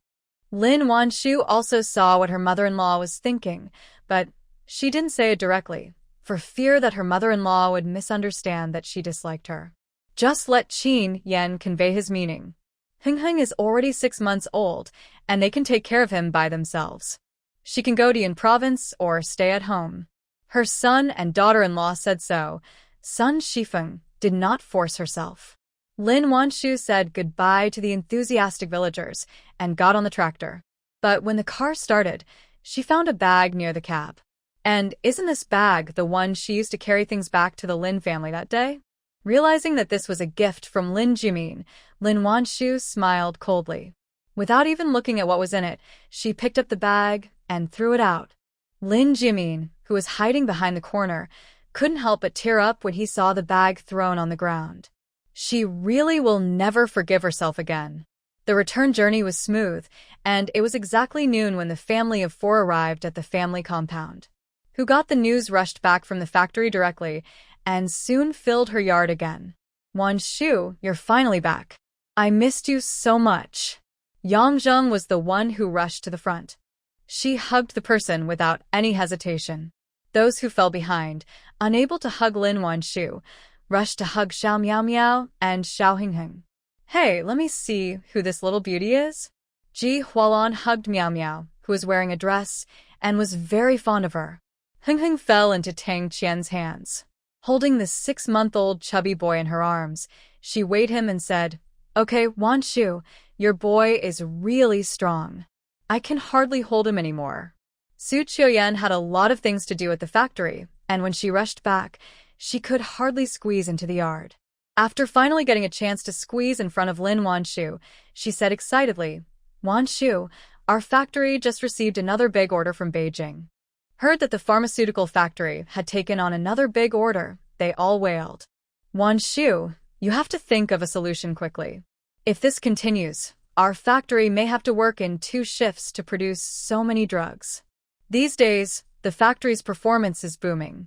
Military wives are both miserable and happy. What makes them painful is that their workload has increased greatly, but what makes them happy is that the factory they helped build has achieved such great benefits that even the leaders praised it. How can they not be proud and proud? Fortunately, they are paid overtime for working overtime. Although the work was a bit tiring, no one complained. Everyone is so enthusiastic every day that they want to make the machines smoke. I have already written the application report. Once it is submitted, our pharmaceutical factory will be able to expand its scale. By then, we can recruit more people and your workload will be reduced. Heard that the pharmaceutical factory was finally going to expand its scale, they couldn't help but cheer. Great! Our pharmaceutical factory is going to become bigger and bigger. Isn't it? In the future, everyone will have a job. Everyone can work. What a great thing it is. Lin Wanshu's application report was quickly approved. Because of the experience from the first time, the efficiency of building the factory was higher this time. Huanju took the twins and Qiu Tingting back to An City to work. My mother-in-law happened to be of retirement age, so I went over to help her take care of the children. Qiu Yong can only travel between the 2 places every weekend to visit his wife and 3 children. There is no way. In his wife's heart, work comes first, children come second, and finally it is his turn. If he didn't go look for her, she might forget about him in a few months. Since the pharmaceutical factory's equipment had been produced before, the production SPED was faster this time. It only took a few months, and not only was the new factory built, but the equipment was also in place. Because many military wives failed the last exam, most of them studied hard after returning home. There are a lot of people to be recruited this time, and basically anyone who can pass the test will be recruited. There were some things that were impossible to learn no matter how hard you tried, so Lin Wanshu didn't let them go. Fortunately, the chicken farm is also going to expand in scale. Since they can't enter the pharmaceutical factory, they can enter the chicken farm, and the military wives are very happy. Of the brigades below also increased further. Basically, apart from the fields used to grow crops, the rest of the land was used to grow medicinal herbs. In just less than half a year last year, each household received an extra 200 to 300 yuan during the Chinese New Year. The members were extremely excited as they had never experienced such a prosperous year. There was no need for the team leader to mobilize them. They were all full of energy and vowed to earn more money this year. Other communes were extremely envious when they saw that they were living a good life with the army. They went to the county to ask the leaders to let their team grow herbs to supply the pharmaceutical factory. How dare the county leaders interfere in military affairs? But seeing that the life in Shanqing commune was getting better and better while other communes were still struggling, they became anxious and went to find Lin Wanshu. At that time, Lin Wanshu had already planned to open a new production line in the pharmaceutical factory, specifically for the production of skincare products. Seeing that the county leaders had come to her, she simply handed over the materials needed for skincare products to other communes for planting. When the county leaders heard this, they were overjoyed. Along were so excited that their faces turned red. "Comrade Lin, don't worry. We promise to provide you with high-quality raw materials." Someone patted his chest and assured, "We can do what they can do. Comrade Lin, just tell us what kind of materials you want, and our team can grow them for you." After hearing this, others were not willing to be left behind. Everyone was poor before, but seeing that other communes were living a good life, the other commune secretaries were all very anxious. Who wouldn't want to fight for the chance to live a good life? Lin Wanshu met those pairs of eager eyes and suddenly felt that the burden on her shoulders became heavier. "Don't worry, secretaries. Everyone will have the opportunity to supply drugs to our pharmaceutical factory." After hearing her say this, the secretaries finally felt relieved. "Then I would like to thank you on behalf of our members." With her words, they can give an explanation to the team below when they return. After receiving the confirmation, the county leaders left with several commune secretaries, all looking very happy. Because the pharmaceutical factory was doing well, her superiors gave her more power. She didn't even have to file an application for the skincare products production line. She could just ask Huanju to help her make the machines. After the production line was put into place, recruitment was directly open to the entire county. Heard that the pharmaceutical factory was still recruiting workers, they were shocked. Anyone who heard the news and had a junior high school education signed up to take the exam. Even Lu Xiaoying came, and it turned out that she also graduated from junior high school. Lin Wanshu has always admired this strong female comrade in her heart. When she learned that she was going to sign up for the exam, she almost couldn't help but want to give her some slack. In the end, seeing that she performed very well and there was no need for her to let her off, Lin Wanshu was so happy. When the test results were announced, she patted Lu Xiaoying on the shoulder and said, "Congratulations, Xiaoying." Lu Xiaoying didn't expect that she would actually have the chance to get a job. She was so excited that tears welled up in her eyes. "Thank you, Wanshu." Because of her, he and his mother-in-law were finally able to support 3 children by collecting and growing herbs. Now that she has a job, her life will surely get better and better. When the women in the team heard that Lu Xiaoying had actually entered the pharmaceutical factory, they were all dumbfounded. "I didn't expect she was so capable that she could pass the exam. I heard the questions were quite difficult." A total of 30 to 40 people were recruited, and there were thousands of people in the county who passed the first round of screening. How could one not admire him for being able to break through the siege among so many people? After learning that Lu Xiaoying had a job, many people became interested again. Everyone was eager to introduce someone to her. However, Lu Xiaoying remained unmoved. No matter who came, she would drive them out harshly. If the situation got serious, she would report it directly to the police station. Her decisive and resolute look scared anyone away from making advances against her. Although the drugs produced by pharmaceutical companies sell very well, skincare products are not necessities after all. When the first batch was produced, everyone was unsure. They are afraid that if the skincare products fail to sell, their jobs will be at risk. Yang Zheng, who is now in charge of sales full-time, started visiting the market early on. But just like what others think, skincare products are not medicines and people don't have a strong need to buy them. So how easy is it to open up the market? Therefore, after running for a month, Yang Zheng gained very little. This made her, who is good at speaking, very depressed. Lin Wanshu had already anticipated this result. She wasn't disappointed. Instead, they asked the factory to produce a batch of small samples, and then, through a trial and consignment method, they stocked the skincare products in department stores in major cities. "Wanshu, we've been giving them so many samples for free for more than half a month. Why haven't they received any orders yet? Yang Zheng was so anxious that her mouth was about to bubble. Lin Wanshu remained calm. Wait a little longer. Don't be anxious. Waiting for what? Yang Zheng now wanted to go to each store and ask, why don't they order such wonderful skincare products? The order should come in half a month. Tell Qiuyan not to stop the factory's production. Hearing this, Yang Zheng's heart suddenly began to race. Still producing? There are a lot of unsold skincare products piled up in the warehouse now. If we produce more, we won't have all of them left over, right? Yes. Reproduction. Lin Wanshu nodded and said seriously, Well. All right then. After hearing this, Yang Zheng could only go to find Su Qiuyan with a bitter face. Forget it, she'll go to the provincial capital later. She just couldn't believe it.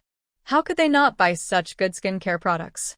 When the people in the factory heard that Lin Wanshu was going to continue producing skincare products, they couldn't help but gasp. Like Yang Zheng, they were all worried that if they failed to keep these skincare products in their hands, the pharmaceutical factory would suffer losses as well and be doomed. However, Su Qiuyan did not question Lin Wanshu's decision at all and continued to conscientiously implement the production targets she issued. Everyone had to suppress their anxiety and concentrate on producing the facial cream. They were even more cautious because they were afraid that a low pass rate would increase costs. Everyone had only one thought in mind, and that was to keep the job. Some people even buy 1 or 2 boxes at their own expense and want to recommend them to their relatives and friends. But you don't know until you wipe it, and you'll be shocked when you do. They had used before, this facial cream is not only moisturizing but also not greasy. After using it for a period of time, the skin becomes moisturized. Some people with darker skin even look a little whiter. This incredible effect drove the women in the factory who had not purchased the product crazy. After all, who doesn't want to become beautiful? The men couldn't help but secretly take a box back home for their wives. Feeling the effect of this facial cream, people in the factory suddenly gained more confidence. There's no reason why something this useful wouldn't sell well. Sure enough, less than half a month later, Yang Zheng came back running excitedly. It's done. Wen City and Lian City have each ordered 500 boxes of facial cream from us. Upon hearing this, the workers couldn't help but cheer. Very good. Finally sold. Although there are only 1,000 boxes in total, it is already a good start. Everyone believes that anyone who has used this facial cream will definitely repurchase it. After all, this effect is visible to the naked eye. For an entire afternoon, the workers were immersed in the joy of selling facial cream. As long as the products can be sold, their jobs can be saved. Wanshu, you are amazing. You said it would be sold out in half a month, and it really took half a month. How did you predict that? Yang Zheng held Lin Wanshu's hand and looked at her with sparkling eyes. Before Lin Wanshu could speak, Su Qiuyan said, I guess it's because the weather is getting colder. Vanishing cream only sells well in winter. After all, the skin will become dry and cracked when the weather is cold. Hearing her say this, Yang Zheng suddenly understood. No wonder Wanshu is so calm. It turns out it's not time for her to use facial cream yet. They have trial packs available in department stores in most cities in Yunnan province. Yang Zheng believes that anyone who has tried this facial cream would find it hard not to be tempted by it. Because the facial cream started to sell well, Yang Zheng was very motivated. In the following period of time, she and Tang Chen traveled to several cities. However, when they came back after running, they found that all the facial creams in the warehouse had been sold out. Director Su, please give us some more goods. The new year is coming soon and all our facial creams are sold out. As Yang Zheng and Tang Chen came out of Lin Wanshu's office in shock, they saw a middle-aged man following Su Qiuyan with a flattering smile. Director Hao, it's not that I don't want to help you, it's just that the facial cream is selling so well that other department stores have already placed reservations in advance, and the orders are now scheduled until after the new year. Su Qiuyan said apologetically. Heard that the orders had been scheduled until after the new year, he immediately felt very regretful. It turned out that he had not been optimistic about the facial cream produced by this pharmaceutical company before, thinking that they were giving out trial packs because they couldn't sell them. They put the facial cream in the corner of the counter and only put the best-selling vanishing cream from previous years in a conspicuous position. But since last week, people have been coming to ask them if they have the facial cream produced by Tang Chen Pharmaceutical Factory. At first, Haoigwa didn't take this matter to heart. It was not until people started buying 2, 3, or 4 boxes that he realized that this facial cream was not simple. But it was too late. In less than a week, 100 or 200 boxes of facial cream were sold out. Those who couldn't buy the products beat their chests and came to him every day to ask when the products would be available again. When Haoigwa saw this scene, how could he sit still? I quickly asked the salesperson to call Tang Chen Pharmaceutical Factory and ask them to send more face cream. Since they're selling on consignment, he doesn't have to spend any money and can just make the difference. Just when he was happily waiting for the other party to send him the facial cream, the reply he got was that the goods were sold out. Now, Haoigwa became anxious. He quickly took a bus from Lon City and wanted to talk to the person in charge of Tang Chen Pharmaceutical Factory. Who would have thought that the reply I got was that the orders had been scheduled until next year? When Haoigwa thought about how they were going to miss out on such huge profits, he felt like a piece of flesh had been cut off. Director Su, I know you must have other ways. Just give us 500. No. Even 100 boxes will do. Please, just do me a favor. The Chinese New Year is coming soon. Other cities have Tang Chen Pharmaceutical Factory's facial cream, but their department store doesn't have it. The loss is not only profit, but also possible customer loss. After all, some time ago, many people came for this cream, and in the end they also took away a lot of other things. If they don't have this facial cream, they might just buy it somewhere else. When he thought of that scene, Haoigwa became anxious and angry. Hearing this, Su Qiuyan looked a little embarrassed. Director Hao, I understand your feelings, but other department stores have placed orders first, so we can't break the rules. Let me ask Director Lin to see if we can get you 50 boxes from somewhere else. Hearing this, Haoigwa was overjoyed. He didn't think 50 boxes were too few and thanked him profusely, saying, Okay, then I'll leave this matter to Director Su. I'll pay you first, and you must give me 50 boxes. As if afraid that she would go back on her word, Haoigwa took out a stack of big Unity bills from his briefcase on the spot. At this time, how could he dare to think about whether to consign it or not? It's good enough if you can buy the goods with money. Looking at Haoigwa's grateful expression, Yangzheng began to doubt her life. She was deeply impressed by Director Hao of Lansher Department Store. When she approached him to say she wanted to sell on consignment and send him a trial pack, he was so arrogant. The only problem is that you are looking down on people with your nose. Who could have thought that in just less than 2 months, the situation would have reversed so drastically? Their facial cream went from being in high demand to being in short supply. Lin Wanshu was expecting the facial cream to be so popular. Before the Chinese New Year, new production equipment was installed in the factory. Also brought into the pharmaceutical factory were 2 drug production lines. It turned out that their medicine, after more than a year of production, was also in short supply in the army. Many troops that were farther away from them were anxiously waiting for their medicine. Even the rheumatism medicine she developed at the beginning of the year is now sold out in seconds. The production SPE-PED is seriously lagging behind the sales SPE-PED. Just 1 year, the size of the pharmaceutical factory doubled. Were not enough people at the beginning, so Lin Wanshu selected some of the top performers from those who had taken the exam before and gave them training. The military wives are all experienced veterans, and those with outstanding performance are directly promoted to team leaders, responsible for training and managing newcomers. The awareness, enthusiasm, and discipline of military wives are unmatched by ordinary people, leaving the newcomers to them.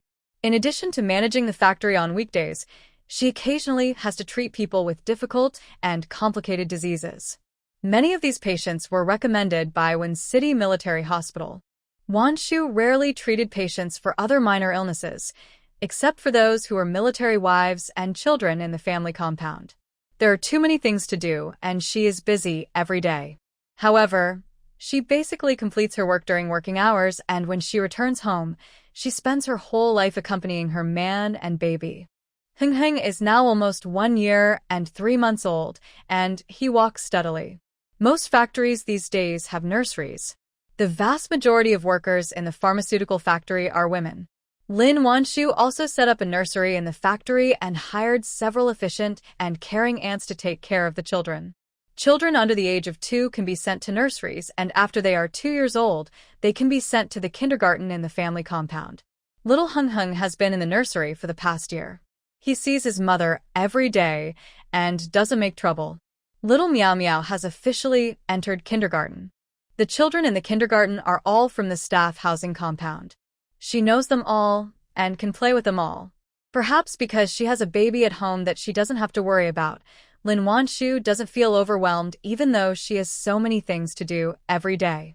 But there was one thing that Lin Wanshu found a little strange. Obviously, Qin Yan had occasionally taken no precautions over the past year, but she never got pregnant with another child. At first, she didn't think much about it and just thought it was because she didn't encounter her ovulation period. But one time it happened to be her ovulation period, and the two of them didn't take any precautions, and she still didn't get pregnant. Then Lin Wanshu vaguely realized that something was wrong. Although pregnancy is not guaranteed during ovulation, she somehow feels that things are not that simple. He was so opposed to having children and had always taken strict safety measures. The only time he got pregnant with Hung Hung was because she teased him too much and he lost control.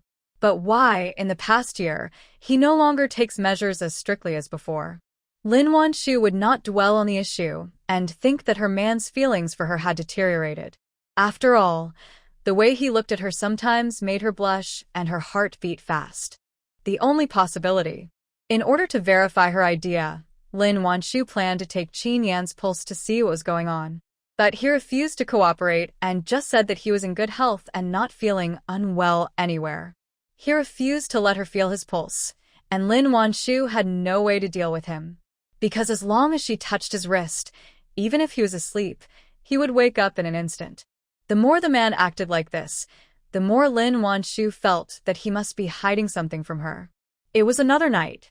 After Lin Wanshu coaxed her 2 babies to sleep, she entered the space early. The figure in the mirror, wearing such a hot outfit, even made her blush and dare not look at it for any longer. I blocked Chi-Chi's perception in advance and turned off the main lights in the room, leaving only the light strips emitting soft light. Not long after, there was a strange movement in the space. Realizing that her man had come in, Lin Wanshu's face continued to heat up. For a moment, she even had the urge to run away. But it's too late. The next second, the man appeared in the space. Qin Yan had just finished taking a shower and returned to the room. Not seeing his wife, he habitually went into the space to look for her. But who would have thought that as soon as I entered, I would see such a blood-boiling scene? Under the dim light, the woman's jade-like skin was faintly visible under a dress that looked as if she was wearing nothing. Although her clothes were extremely daring, her little face looked extremely shy. The ultimate temptation of purity and loveliness. Just one glance, and he felt his nose itchy. Young married woman. The man seemed to be frozen in time, his eyes just staring at people. Hearing the very low and hoarse voice, Lin Wanshu's face turned even redder. But in order to confirm her idea, she suppressed her shyness and walked in front of him gracefully. Soon, the man was aroused and lost control again. At the critical moment, Lin Wanshu felt his pulse. Qin Yan's heart skipped a beat, and when he was about to avoid her, he suddenly remembered that she had just held his hand. Wan, don't. Qin Yan's breath was still disheveled, and his hair was soaked with sweat. His voice was tense, trying to stop people. But the next second, it was blocked by the woman's sweet and soft red lips. Lin Wanshu took advantage of his confusion and quickly checked his veins. She found the 2 broken tubes. She was stunned on the spot. It is true. Ian, you. Up at the man in front of her with a dazed look on his face, her expression was very complicated. There is emotion, heartache, and worry. She didn't expect he would go this far for her. After all, such operations in this era still have considerable risks. If he doesn't handle it properly, his body may suffer serious sequelae. What's more, he has to undergo such high-intensity training in the army. Qin Yan looked at the woman with red eyes and a look of heartache. How could he bear it? Exerted force with his hands, broke free from the strong cloth belt that was holding him, and hugged the person in his arms. Wan, don't cry. I'm fine, right? But Lin Wanshu still felt very distressed. Holding his face in her hands, she asked with red eyes, Does it hurt? Are you feeling uncomfortable anywhere? If you feel uncomfortable, you must tell me, and I will treat you. Being cared for and loved by her wholeheartedly, Qin Yan's heart seemed to be filled with something. He had no way to vent the excitement in his body, and he couldn't help but kiss those tempting red lips. I do feel a little uncomfortable. I need you to treat me, Dr. Lin. Hearing this, Lin Wanshu suddenly became nervous. Where do you feel uncomfortable?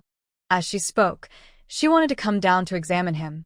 But the next second, he was hugged into that hot embrace again. Here, the man's actions and voice carried ambiguous hints. Lin Wanshu's face immediately started burning. You rascal! She reached out and punched him on the chest. But the only response she got was the man's muffled chuckle. Yes, I am a gangster, but I don't know who just cunned me. Before he could finish his words, someone blocked his lips in embarrassment the next second. He still has the nerve to say that?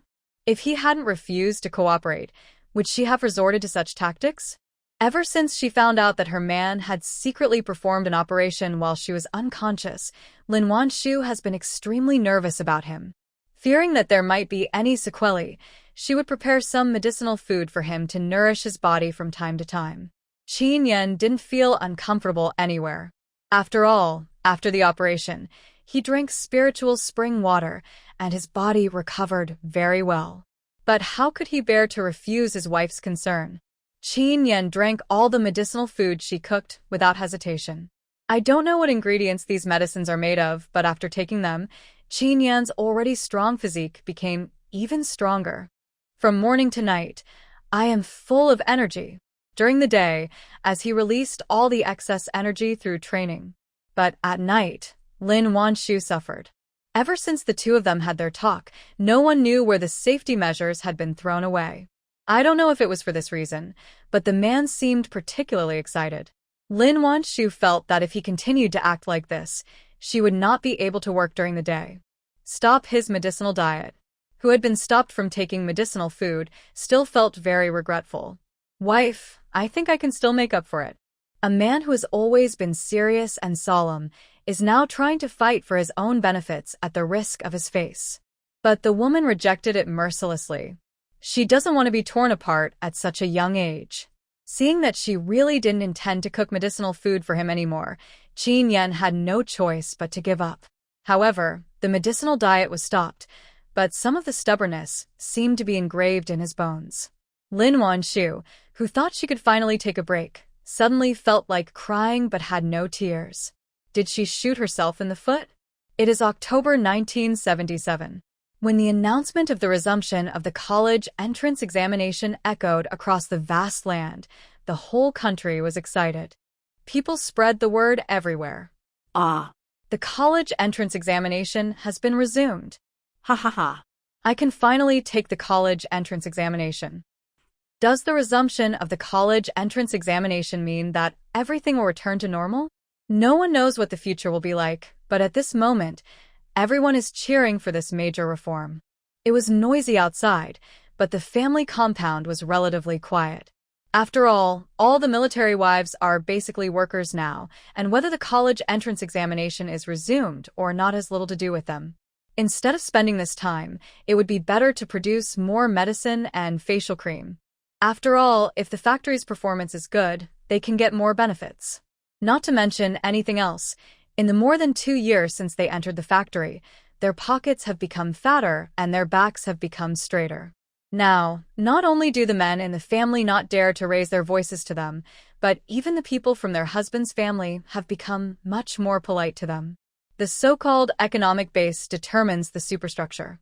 If you have the ability to make money, others will look up to you. On the contrary, those who can only rely on others to survive will inevitably have to depend on others for their favor. Everyone was extremely grateful to Lin Wanshu for helping them stand up straight. During holidays, her house is always crowded with people. Today, He Wenju also returned to the staff quarters, which was rare. Also returning with them were the twins, a boy and a girl, and Xiao Tingting. As usual, everyone gathered in Lin Wanshu's yard to chat. In addition to talking about factory matters, they also talked about the current hot topic of resuming the college entrance examination. As they were talking, He Wenju dropped a bomb's heck. I have quit my job at the machinery factory and am preparing to take the college entrance examination. Hearing this, the military wives were all shocked. Wenju, are you serious? You're going to give up a good job, just like that? Tang Chen said with a look of shock and pain. You should know that He Wenju is now a senior engineer in a machinery factory, and his salary is about 80 or 90 yuan a month. As what their pharmaceutical factory produces. Yang Zhen couldn't understand it either. How difficult is the college entrance examination? After all, I haven't studied for such a long time. And even if I pass, won't I still have to work in a factory after graduation? What's the point of going around in circles like this? Others had similar thoughts. After all, the purpose of getting into college is just to get a good job. Her current job and what she would have if she graduated from a higher university? Probably the only person present who understood He Wenju was Lin Wanshu. Perhaps Wenju has higher ideals and aspirations. Although being a senior engineer in a machinery factory is good, her upper limit is not high. If she has the opportunity to enter a broader stage, her talents will definitely be better displayed. During that conversation, Lin Wanshu was extremely clear about her inner ambitions. After all, this is a warrior who sacrificed his life for the new China. How could she be willing to work in a small machinery factory? He Wenju is a very opinionated and determined person, just because other military wives don't understand. But when she heard Lin Wanshu's words at this moment, she couldn't help but feel a surge of joy in her heart that her ideals were understood. He is worthy of being her best friend. Yes, I want to further my studies and do more for our country. Staying in the machinery factory, the role she can play is really too small. She longed for more opportunities to build the homeland that her companions had fought so hard to save. He Wenju said that she wanted to do her best for the country. Her eyes flashed with dazzling light, and everyone present was stunned. In this simple era, patriotism is a spirit that is respected and admired by everyone. Who doesn't want to contribute to the country as long as there is an opportunity? Therefore, not only did no one laugh at He Wenju's words, but everyone was deeply moved by her. Wenju, since you have made up your mind, then go ahead. We all support you. That's right. I don't have your ability, but I admire your noble spirit. Wow, Wenju, I want to learn from you too. A moment, all the voices of misunderstanding turned into warm praise. When she felt the same simple patriotic sentiments as her former companions. It turns out that she has never been alone on this road. The news of the resumption of the college entrance examination was announced. Everyone went from ecstasy to tension and panic. It turns out that the exam is just 1 month later. With such limited time, it is difficult to even find some information, let alone review. The college entrance examination has been suspended for 10 years, and they have long forgotten most of the knowledge they once learned. Even the books were sold to the scrapyard. A time, the whole country was filled with candidates anxiously looking for books. He Wenju originally planned to go to the county to look for some information, but she didn't expect Lin Wanshu to send her a complete set. Before, Chuyen wanted to study, so when I went to help her find information, I took a set of books and put them at home. Now, I give all these books to you. In fact, Lin Wanshu had already received various information. Lin Wanshu had taken the adult college entrance examination in her previous life. She did not give up studying. Since her rebirth, in addition to reading medical books, she also reviewed these texts on a daily basis. It can be said that she has already mastered most of the knowledge points that need to be learned. She no longer needed the information, so she gave it to He Wenju. Afraid that the knowledge she learned in her previous life might not be able to keep up with the current content, Lin Wanshu was thinking about whether to give her some tutoring. But she just flipped through the book casually, and when she took out the exercises to do, she wrote like a god, as if no question could stump her. Not only that, she also explained to her some of the content that she had not fully understood. Lin Wanshu. Is this the legendary academic genius? It is true that comparing people will make you die, and comparing goods will make you throw them away. However, Lin Wanshu had a good attitude and did not feel unhappy just because others were better than her. He even shamelessly pestered He Wenju and continued to explain to her the remaining knowledge that she had not yet fully understood. The two of them studied together for a month. The time for the college entrance examination finally arrived. I don't know if the questions are too simple or if Lin Wanshu's knowledge is solid enough. After taking exams for 2 consecutive days, she felt relaxed and even finished all the papers early. Qin Yan naturally fully supported Lin Wanshu's decision to continue her studies. He and Lin Wanshu share the same idea that learning never ends. No matter how good the space is, it is an external thing. Only what you have learned in your mind will belong to you forever. I came out of the exam, it had just rained, and it was very cold.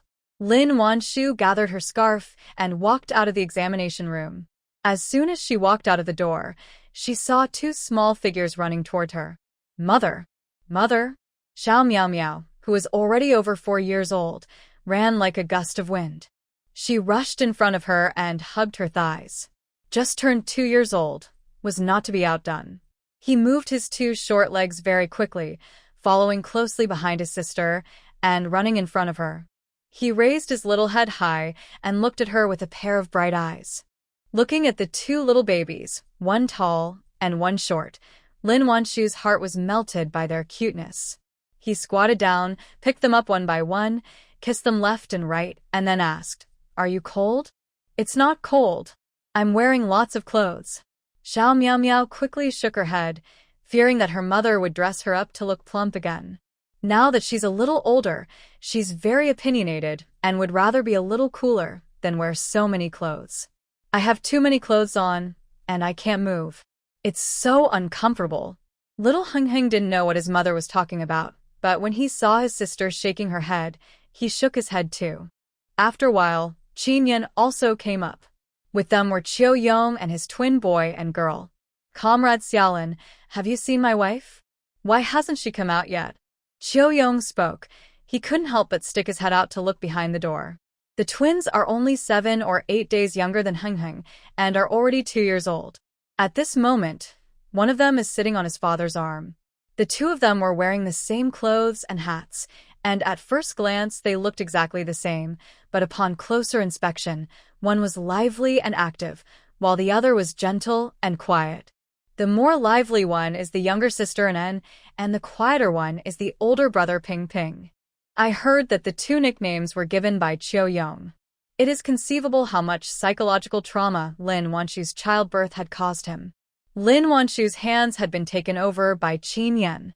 The man not only took the baby away, but also stuffed a hot water bottle into her hands.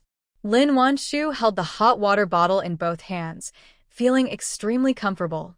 After a pause, she replied, "Wenju and I are not on the same floor. I am on the 1st floor, and she is on the 4th floor. I think she will come down soon." Even she finished such a simple question so quickly, not to mention someone like He Wenju, who has an IQ off the charts. Hearing this, Chiu Yong could only suppress his anxiety and continue waiting. But little Anan became a little impatient and struggled to come down and play with Heng Heng. There was no other choice but for Chiu Yong to put them all down. The little guys got off the ground. They gathered together again, mumbling something, but no one knew what they were saying. It was mainly Anan and Miao Miao who were talking. Heng Heng doesn't talk much to begin with, and Ping Ping talks even less. Although Heng Heng is a man of few words, he would occasionally interject an unclear remark or two. Ping Ping hardly spoke a word from beginning to end, as if she thought their topic was too boring. Lin Wanshu looked at the babies and found them extremely amusing. Not long after, He Wenju also came out. When he saw his wife, how could Chiu Yong forget about his 2 children?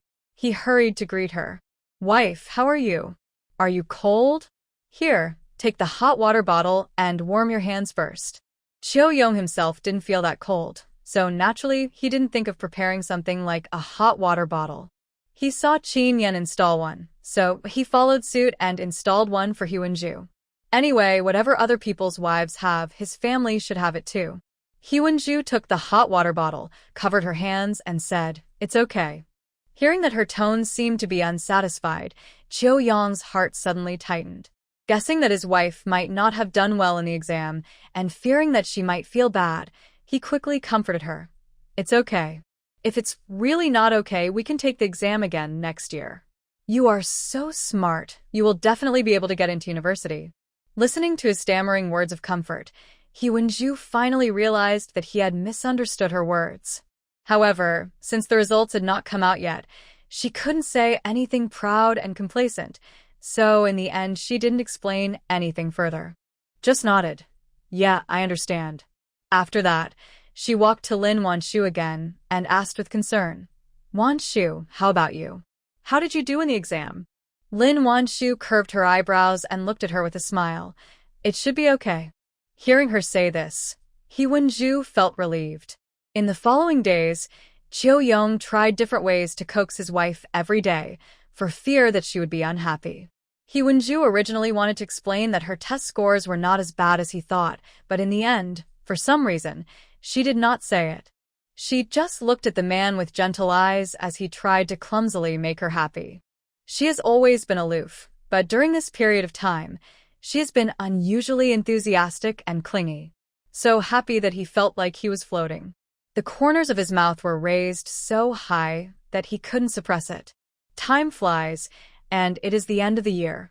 Admission letters from all over the country have come in one after another. That day, when Cho-young got home from get-off work, he saw that his yard was full of people. As soon as he walked into the door, he heard someone speaking to him excitedly. "Captain Chiu, congratulations. Your wife was admitted to Shuemu University." As soon as these words came out, Cho-young was stunned on the spot, his eyes widened. "What? What did you say?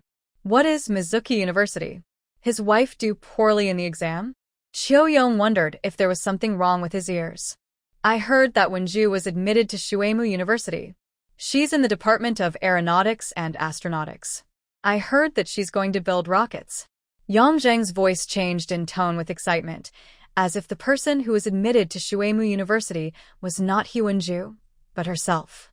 "That's making a rocket." No wonder she looked down on the position of senior engineer in the machinery factory. Clang, the thing in Cho-young's hand fell directly to the ground. The news that Hyunju was admitted to Shuemu University immediately made Cho-young's mind go blank. I didn't react for a long time. His wife was admitted to Shuemu University. Will she build rockets in the future? After finally digesting the sentence, Cho-young laughed out loud like crazy, looking up to the sky. Then, he ran to Hyunju with an excited look on his face, picked her up and started spinning around. "Wife. Wife. You are so amazing. Are you going to build rockets in the future? Isn't this incredible?" Wang Guifin was so excited that she covered her chest. "Shuemu University. Their ancestral graves are really good." "No." She had to call back and tell the old man this great news. The news that Hyunju was admitted to Shuemu University not only caused a sensation in the entire staff housing compound, but also in the entire army. You have to know that when the college entrance examination was just resumed, only a few people could actually get into university. Not to mention that they were admitted to the country's top universities. What kind of terrifying power is this? But while everyone was happy for Hyunju, they couldn't help but worry about Lin Wanshu. The new year is coming soon. Why hasn't she received the notification letter yet? 3 years of living together, not to mention the great help Lin Wanshu gave them, just talking about the relationship between them, the military wives all hoped that she could be admitted to university. Passed by little, and the Chinese New Year was just a few days away. Other people's notices had come one after another, but Lin Wanshu's had not yet been seen. The military wives no longer had much hope that she would be able to get into college. Afraid that Lin Wanshu was in a bad mood, they all took turns to come over and talk to her. Compared to the anxious military wives, Lin Wanshu was the calmest one. "I just followed the steps to prepare the rice cakes for the new year. Wanshu, it doesn't matter if you don't pass the exam. You are already the director of Shengchun Pharmaceutical Factory. It doesn't matter whether you go to university or not. After all, he is the factory director. Even if you graduate from university, you may not be able to become a director, but he is directly a factory manager. Tang Chen understood Huanju's desire to go to college, but she didn't quite understand why Lin Wanshu, who already had this position, still had to take the college entrance examination. Be good to be a factory manager? Others also came to comfort her. That's right, Wanshu, maybe those college students will work under you after they graduate? Listening to the comforting words of the military wives, Lin Wanshu didn't know whether to laugh or cry. But more importantly, I feel warm in my heart. Don't worry, I'm fine. Just like you said, I'm still the factory manager no matter what. Seeing that she was indeed not unhappy, the military wives finally felt relieved. Everyone started to help her make rice cakes. At this moment, there was a commotion outside the door. Amid the noise, Ji Hualan's excited voice was heard. Wanshu's notice has come. Hearing this, the military wives who were still holding dough in their hands suddenly became nervous. Without even putting down the dough, they rushed out excitedly one by one. Where is it? Where is Wanshu's notice? Where did you get admitted? Did it say on the website? The military wives asked in unison. Ji Hualan had run all the way here, and before she could catch her breath, she raised the letter in her hand and said, It's Beijing University. When they heard that it was Peking University, the military wives were stunned at first, and then they were excited. Kyoto University? You mean Kyoto University? Did I hear correctly? Wanshu was admitted to Beijing University. 2 college students from top universities suddenly emerged from their staff housing compound. It's absolutely true. It says on the envelope that it's from Beijing University. Where's Wanshu?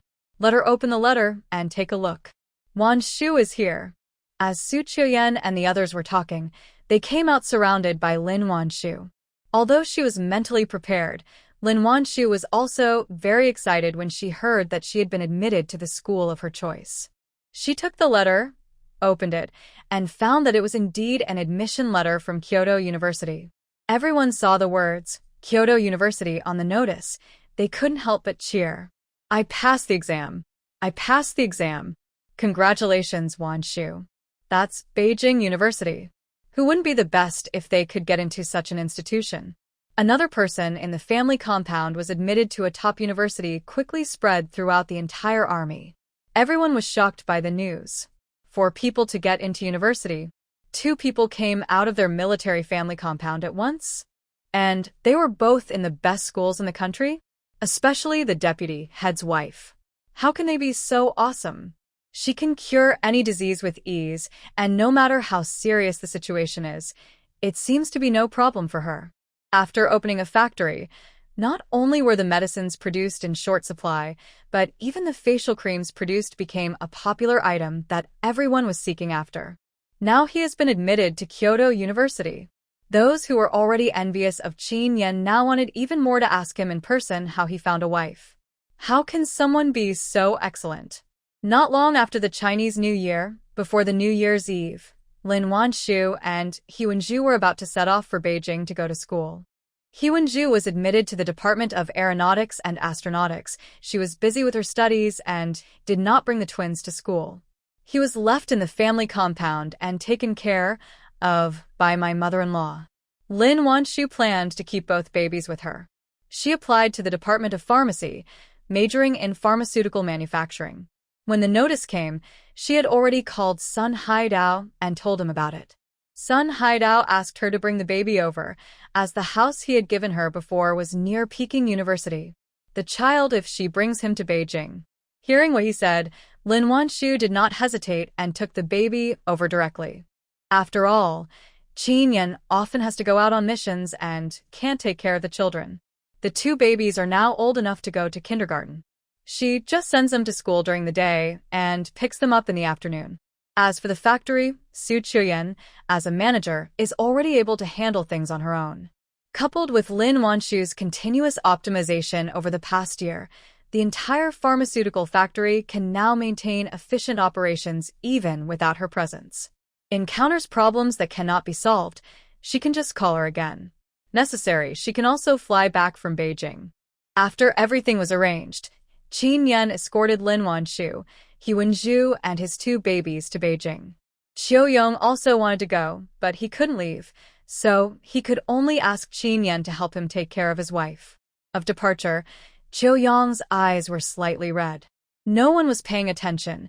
He pulled He Wenju to a corner and asked worriedly, "Wife, when will you come back to see me?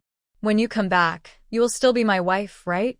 Although she had been very good to him during this period, Qiu Yong always felt uneasy in his heart. His wife is too independent and strong, so strong that sometimes he feels like he is redundant and can be abandoned at any time. Seeing the uneasiness and uncertainty in his eyes, He Wenju couldn't help but reflect on herself. Wasn't a sense of security she gave him enough? Finally, I couldn't help but soften my heart.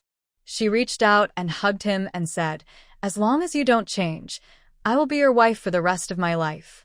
Hearing this, Qiu Yong felt reassured. "You said it. I've decided you're the only one for me in this life." He Wenju smiled.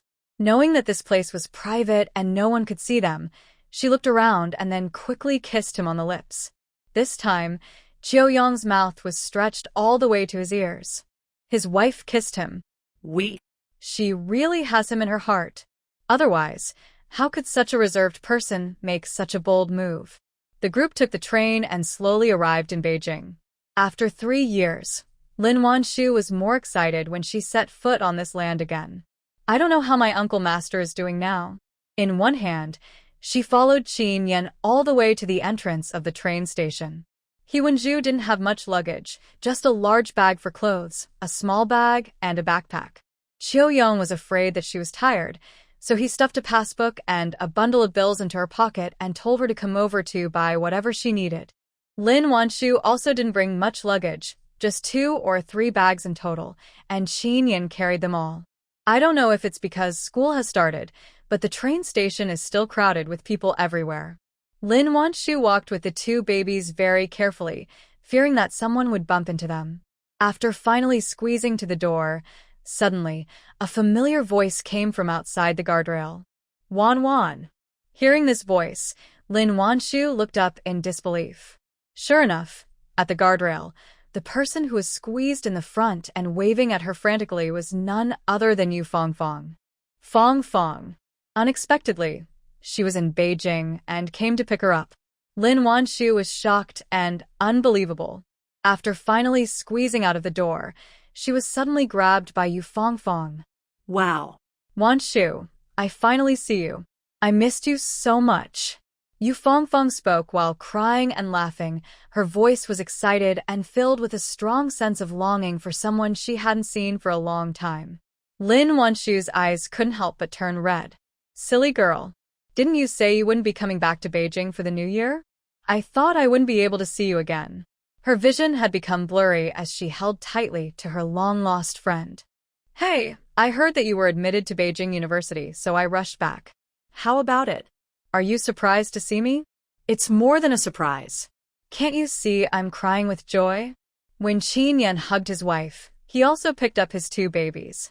At this moment, he was standing aside, looking at the 2 crying and laughing women with a helpless look on his face. He Wenju was also very happy to see Yu Fongfong. After the 2 had hugged each other enough, she went up to her and gave her a hug. "Fongfong, long time no see." Yu Fongfong also hugged her happily and said in an admiring voice, "Wenju, I heard that you were admitted to Shuemu University. Congratulations." She actually has 2 such awesome friends. Now, she can walk around the compound with ease. He Wenju couldn't help laughing when she saw that she was still so lively. "Thank you.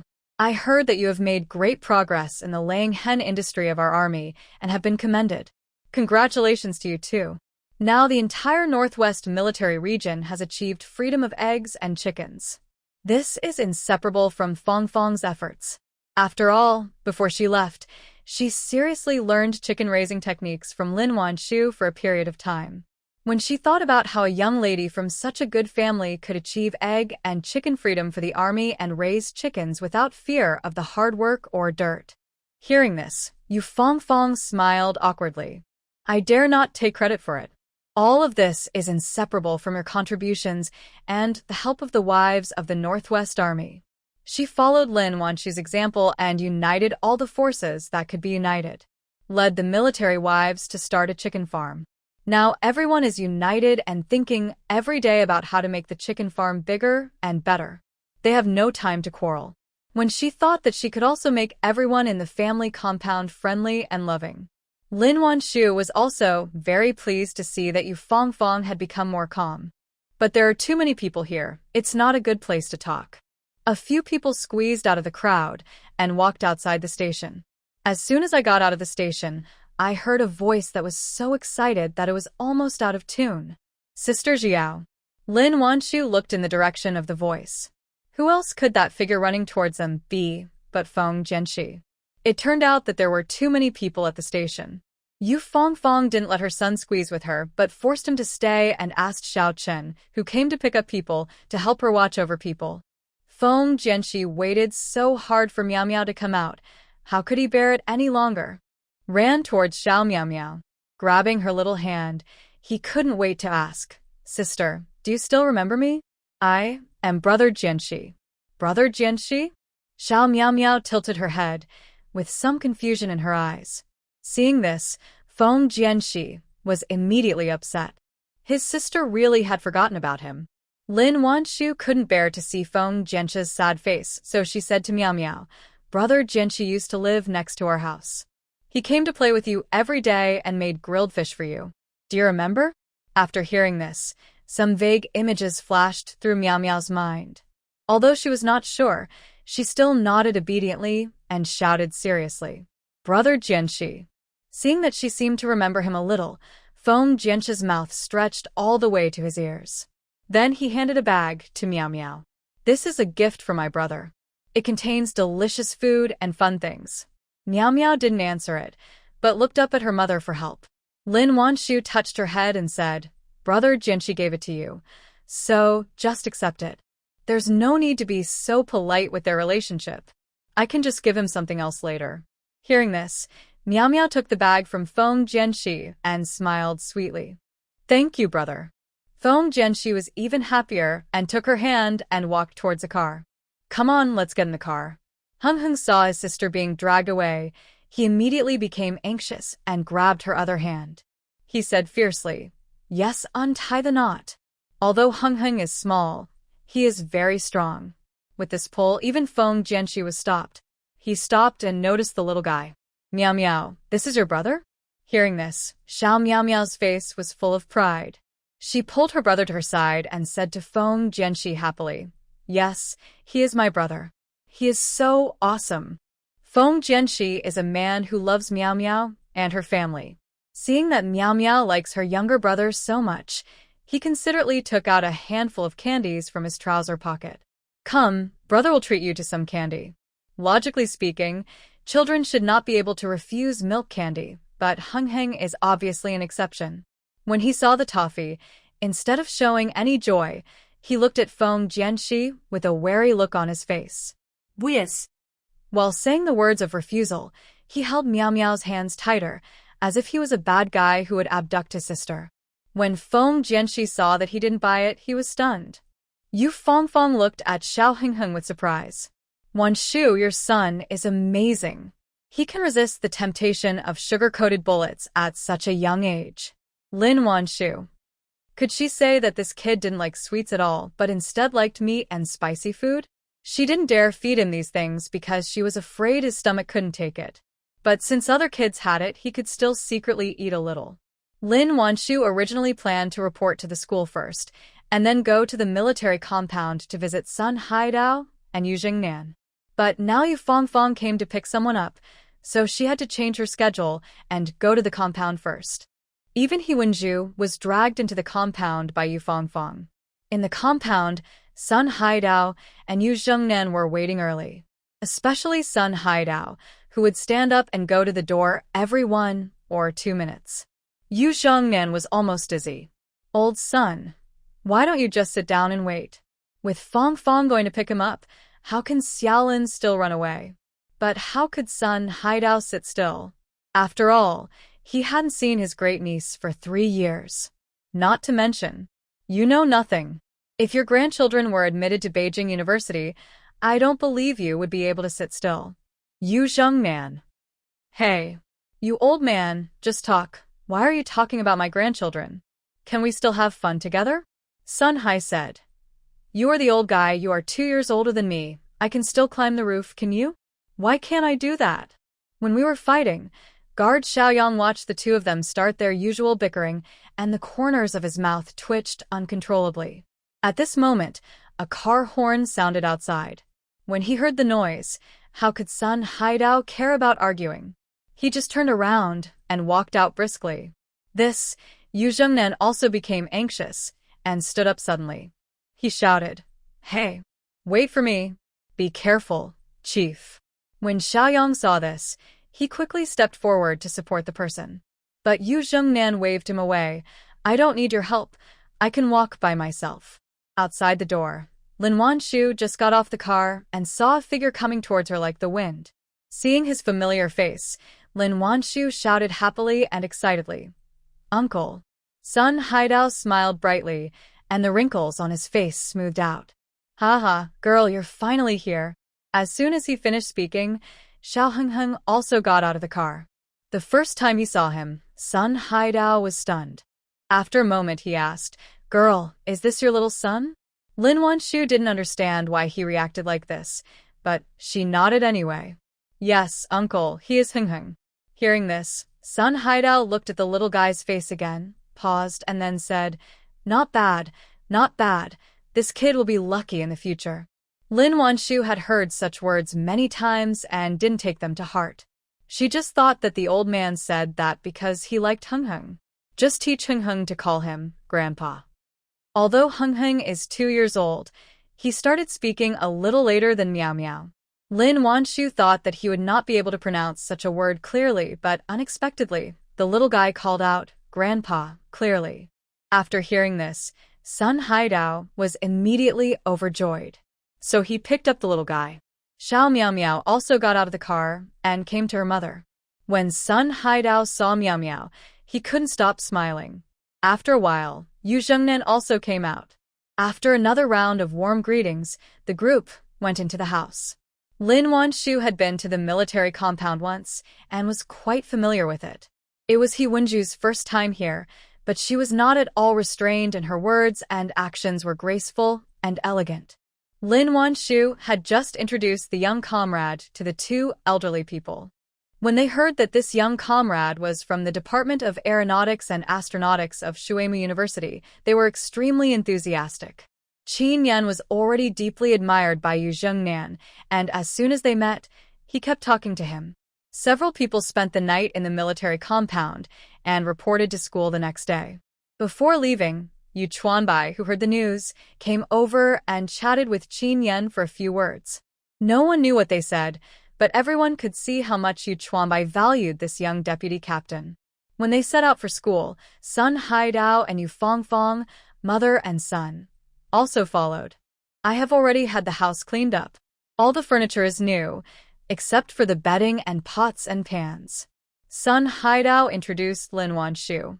Lin Wanshu was naturally very grateful for this. Luckily, my uncle is here, otherwise we wouldn't know who to turn to if we had any problems. Although she could actually handle most of the problems on her own, Lin Wanshu still expressed her dependence on this uncle master. Hearing her say this, Sun Haidao was in a good mood. We are all family. If I don't take care of you, who will I take care of? They first went to see the house, put their luggage there, and then went to report to school. The house is a 2-story building with a fairly large yard. The house is not small, and each floor is probably over 100 square meters. There are 2 rooms, a living room and a kitchen on the first floor, and 4 rooms and a balcony on the second floor, but no living room. The toilet is in the corner of the outside yard. There is no shower room, so people usually go to the bathhouse to take a shower.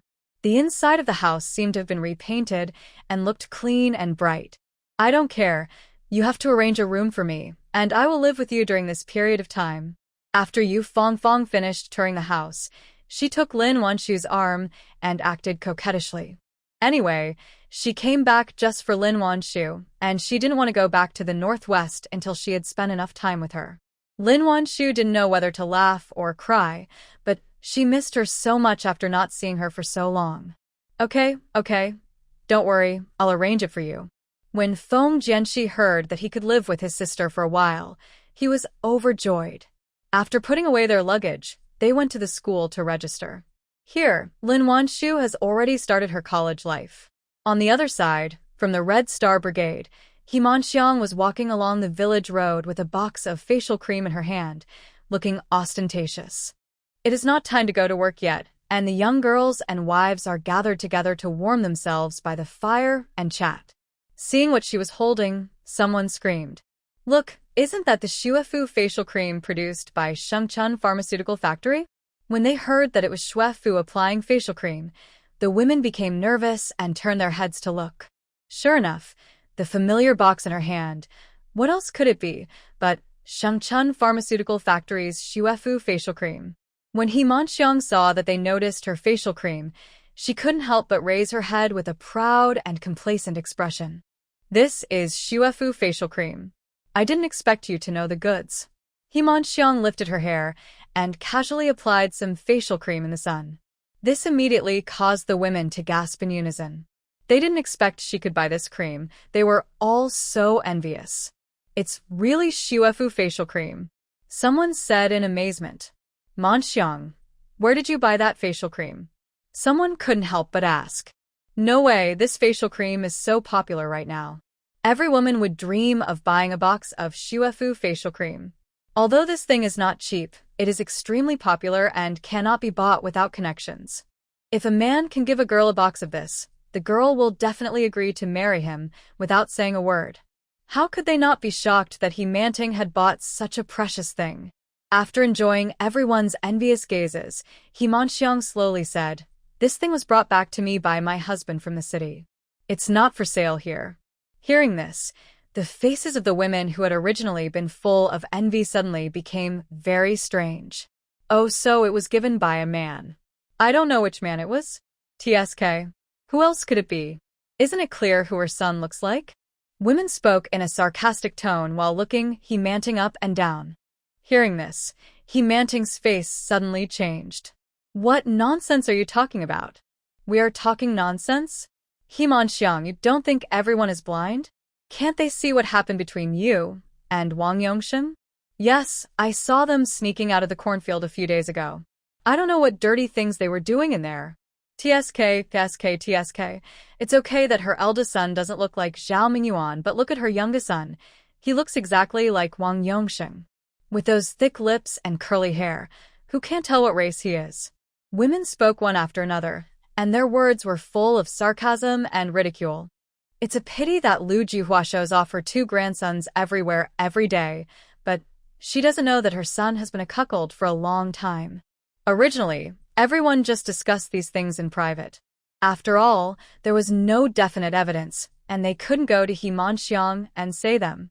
But who made He Manting so unpopular on a daily basis? Now she is showing off a box of facial cream that no one else can buy. How can she not make people hate her? He Manxiang always thought that what she and Wang Yongshen did was perfect. It was not until she was ridiculed in person that she realized that their affair had already been widely spread. "No. I didn't. You are slandering me." Hearing their ridicule, He Manxiang turned pale, as if she had seen a ghost. Where was the sense of superiority she had shown off when she applied facial cream just now? Although Zhao Mingyuan tacitly approved of this, it was an affair after all, and she would be in trouble if the matter became public. But her guilty expression, in the eyes of everyone, confirmed that she must have had an affair with Wang Yongshen. Whether it is slander or not, I think you know better than anyone else. Do you dare to compare your youngest son with Wang Yongshen? A moment, mocking words fell on He Manxiang like snowflakes. How could she dare to stay any longer? She just ran away in a hurry. Just when I was passing by the brigade headquarters, I heard a gossipy voice coming from inside. "Hey, have you heard that Lin Wanshu is the director of Shengchun Pharmaceutical Factory and that Shuefu skincare products were developed by her? Is this true?" "It's true. I saw Lu Saixia receive Shuefu skincare products, which were sent by Shengchun Pharmaceutical Factory. Others only had a facial cream, but she had a whole set, several bottles of various styles. When I asked her, she told me that Lin Wanshu was the factory director. TSK, TSK, TSK, how come he is so amazing? Not only did he get into Beijing University, but he is also a factory director. Qin Yan must have married a rich man. A moment, the entire brigade was filled with envious discussions. He Manting was still a little confused at first, but when she heard everyone inside talking about how Lin Wanshu was the director of Shengchun Pharmaceutical Factory, she felt like she was struck by lightning. Is she the factory manager? How so? When she heard a few days ago that she was admitted to Kyoto University, she found it incredible. Now that she heard that this wildly sought-after skincare product was produced by her, He Manxiang felt as if all her worldviews were about to be overturned. This isn't right. This isn't supposed to be like this. Something has gone wrong. A woman from the countryside like her become a factory manager? Could it be that Qin Yan helped her? After all, he is now the deputy head of the group, so it is normal for him to have this power. But how come she was admitted to Kyoto University?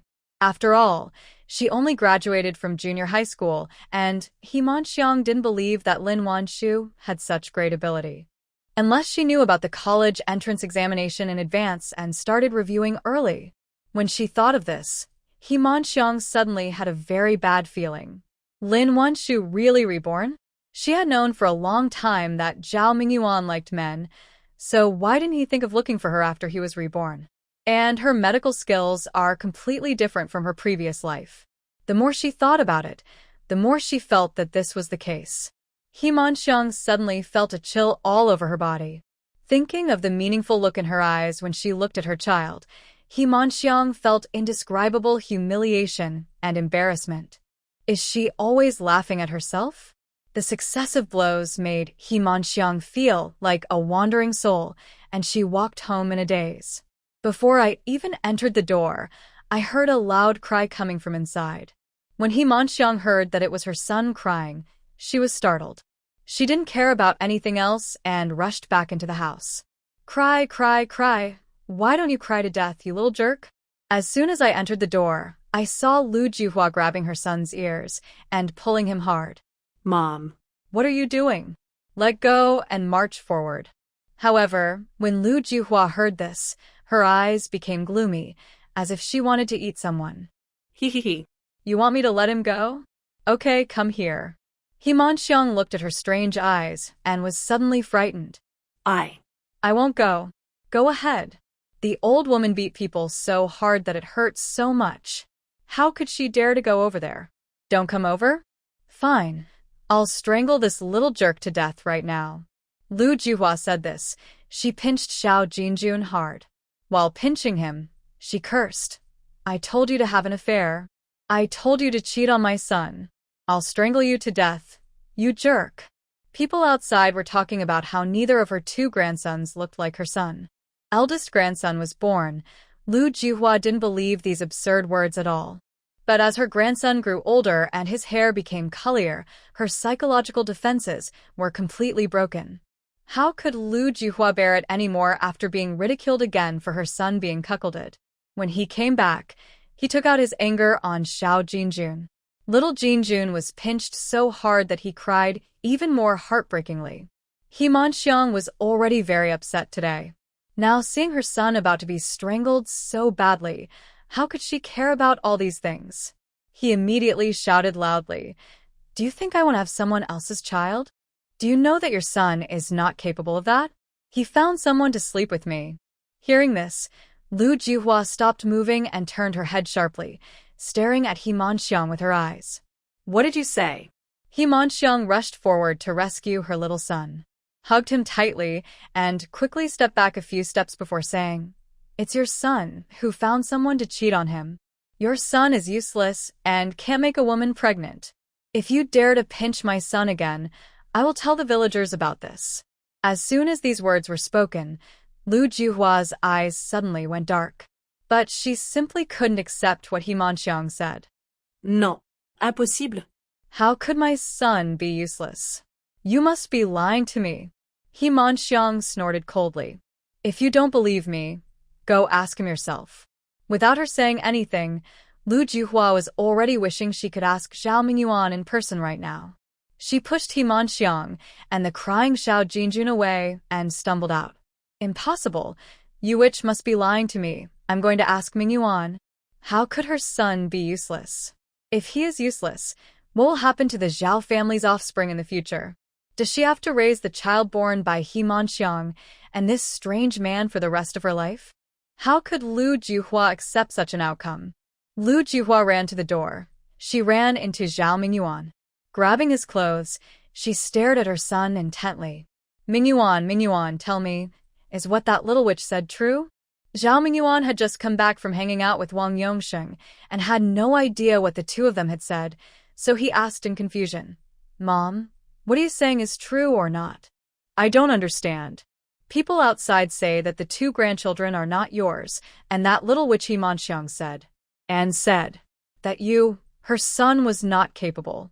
Seeing her like this, Zhao Mingyuan misunderstood and thought that He Manxiang had revealed the fact that he liked men. Suddenly, the blood in my body seemed to be frozen, and my head was buzzing. That his mother knows. Will others know it soon? If people knew that he liked men, would he still have a chance to survive? He opened his mouth, wanting to say something, but he couldn't utter a word of rebuttal. Lu Juhua saw that everything was still unclear. What He Manting said was probably true. Instantly, her legs went weak and she collapsed to the ground. How could this happen? How could this happen? How could you not be able to do this? He is not capable. Won't their Zhao family be extinct in the future? His most difficult thing was discovered by his mother. He squatted down in pain, holding his head with his hands. I don't want this to happen, but what can I do? I just can't have children. Now, I have a grandson for you to take care of. Why do you want to expose me? Hearing him say this, Lu Juhua almost couldn't breathe. How can it be the same? Those two jerks had no blood relationship with her at all. They were born to He Manting, whom she hated the most, and another man. At this moment, He Manxiang also came over with her youngest son in her arms. Seeing Lu Juhua's desperate look, she felt indescribably happy. I told you I didn't lie to you, didn't I? I'm willing to leave you with offspring, so you better be polite to me in the future, or else I'll go out and make a scene, and you won't be able to hold your heads up high anymore. Originally, He Manxiang still took into account Zhao Mingyuan's status as the richest man in the future, so she continued to flatter him, trying her best not to offend anyone. But because Wang Yongsheng had been so good to her in the past 2 years, Zhao Mingyuan was probably jealous and often beat or scolded her. He Manxiang had been enduring in silence for so long that she couldn't stand it anymore and decided to just come clean. Anyway, she will not divorce him, and she will have half of whatever money he makes in the future. Heard that she was going to expose this matter, she immediately became anxious. No, you can't tell anyone. But after she finished speaking, she couldn't help feeling sad. Her son being incompetent or her son being cuckolded. The only thing that was clear was that she would have to raise 2 jerks in the future and their Zhao family would be extinct. When she thought of this, Lu Juhua felt despair. In her previous life? Why did God play such a trick on her? He Manxiang immediately felt certain.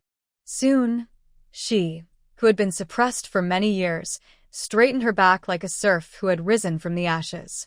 Used to be beaten and scolded, and had to do all the dirty and tiring work, but now she is the one who is turning around and ordering Lu Juhua and Zhao Mingyuan to do this and that. He often brought Wang Yongsheng home openly.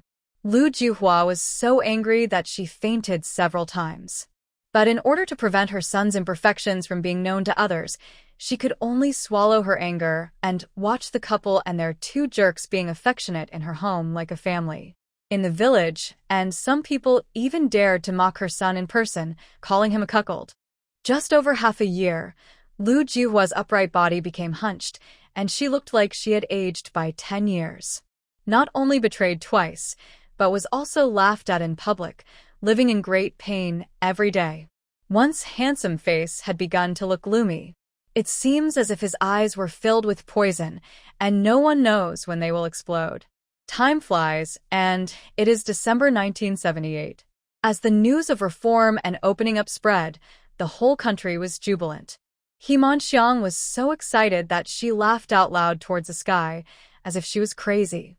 On that day, she went against her usual practice and bought 2 kilograms of meat, prepared good wine and delicious food, and let Zhao Mingyuan and Wang Yongxing drink to their heart's content. In the evening, he even considerately pushed Wang Yongxing to Zhao Mingyuan. His flattering attitude made Zhao Mingyuan completely confused. However, he had been ignored by Wang Yongxing for too long. Now that he had regained his care, how could he care about anything else? The two of them spent some time together sweetly. Wang Yongxing began to encourage Zhao Mingyuan to do business. Ever since Zhao Mingyuan was nearly caught by the inspection team, he has had a psychological trauma on doing business. But he couldn't resist Wang Yongxing's sweet words. Finally, he gritted his teeth, took out the savings he had saved over the past 2 years, and started his business. Not long after Zhao Mingyuan started his business, a piece of news that shocked the whole country came out on the radio. Defense war broke out on the southern border. When He Manxiang thought about her man going out to make money and becoming a rich man, and Lin Wanshu's man about to go to the front line, she would wake up laughing in her dreams. At the same time, Lin Wanshu was spending the new year in Yun province and had not yet returned to school. On the eve of the war, Lin Wanshu expressed her desire to go to the front line with the medical team. Qin Yan naturally disagreed. After all, bullets have no eyes. He didn't want her to take any risk. Ayan, you have the heart to defend your country, and so do I. You can fight the enemy on the front line, and I can treat the wounded soldiers in the rear. Soldiers are not afraid of life and death. So how can I escape just because I am afraid of death? What's more, how could she feel at ease when he was on the battlefield? Qin Yan met the woman's firm and courageous gaze and was immediately shocked. If you refuse, you will never be able to say it again. Well, okay. You have to be careful, stay at the medical point, and don't run around. Thousands of words can only turn into a worrying reminder in the end. There was no time for them to talk more.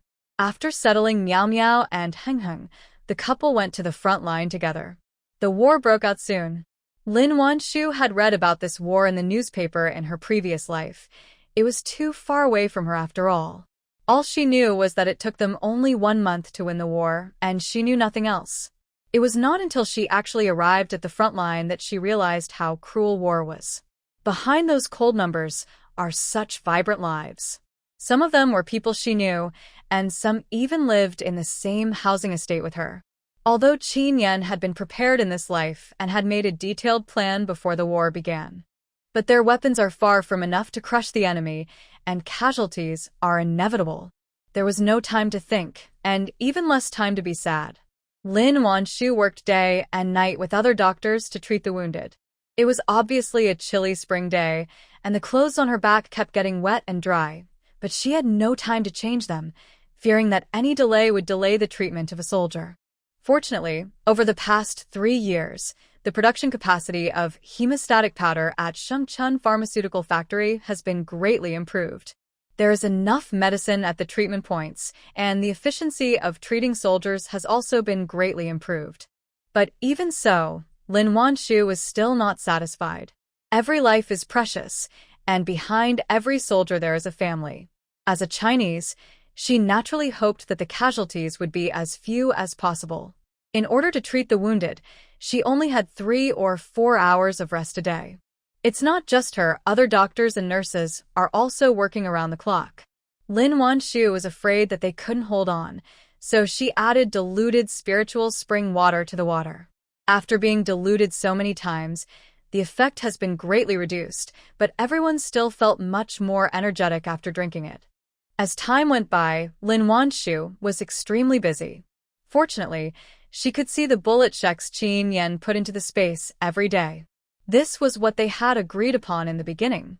The two of them put something into the space every day to report their safety to each other. Here, the couple fights side by side on the front line. On the other hand, Zhao Mingyuan also listened to Wang Yongxing's words and took out his savings to go to Yangqing to get goods and sell them. Had just begun, and most people were waiting and watching. Few people dared to buy or sell things. As usual, Everyone went to the supply and marketing cooperative with money and tickets to queue up to buy things. Sometimes you can't even buy it after waiting in line.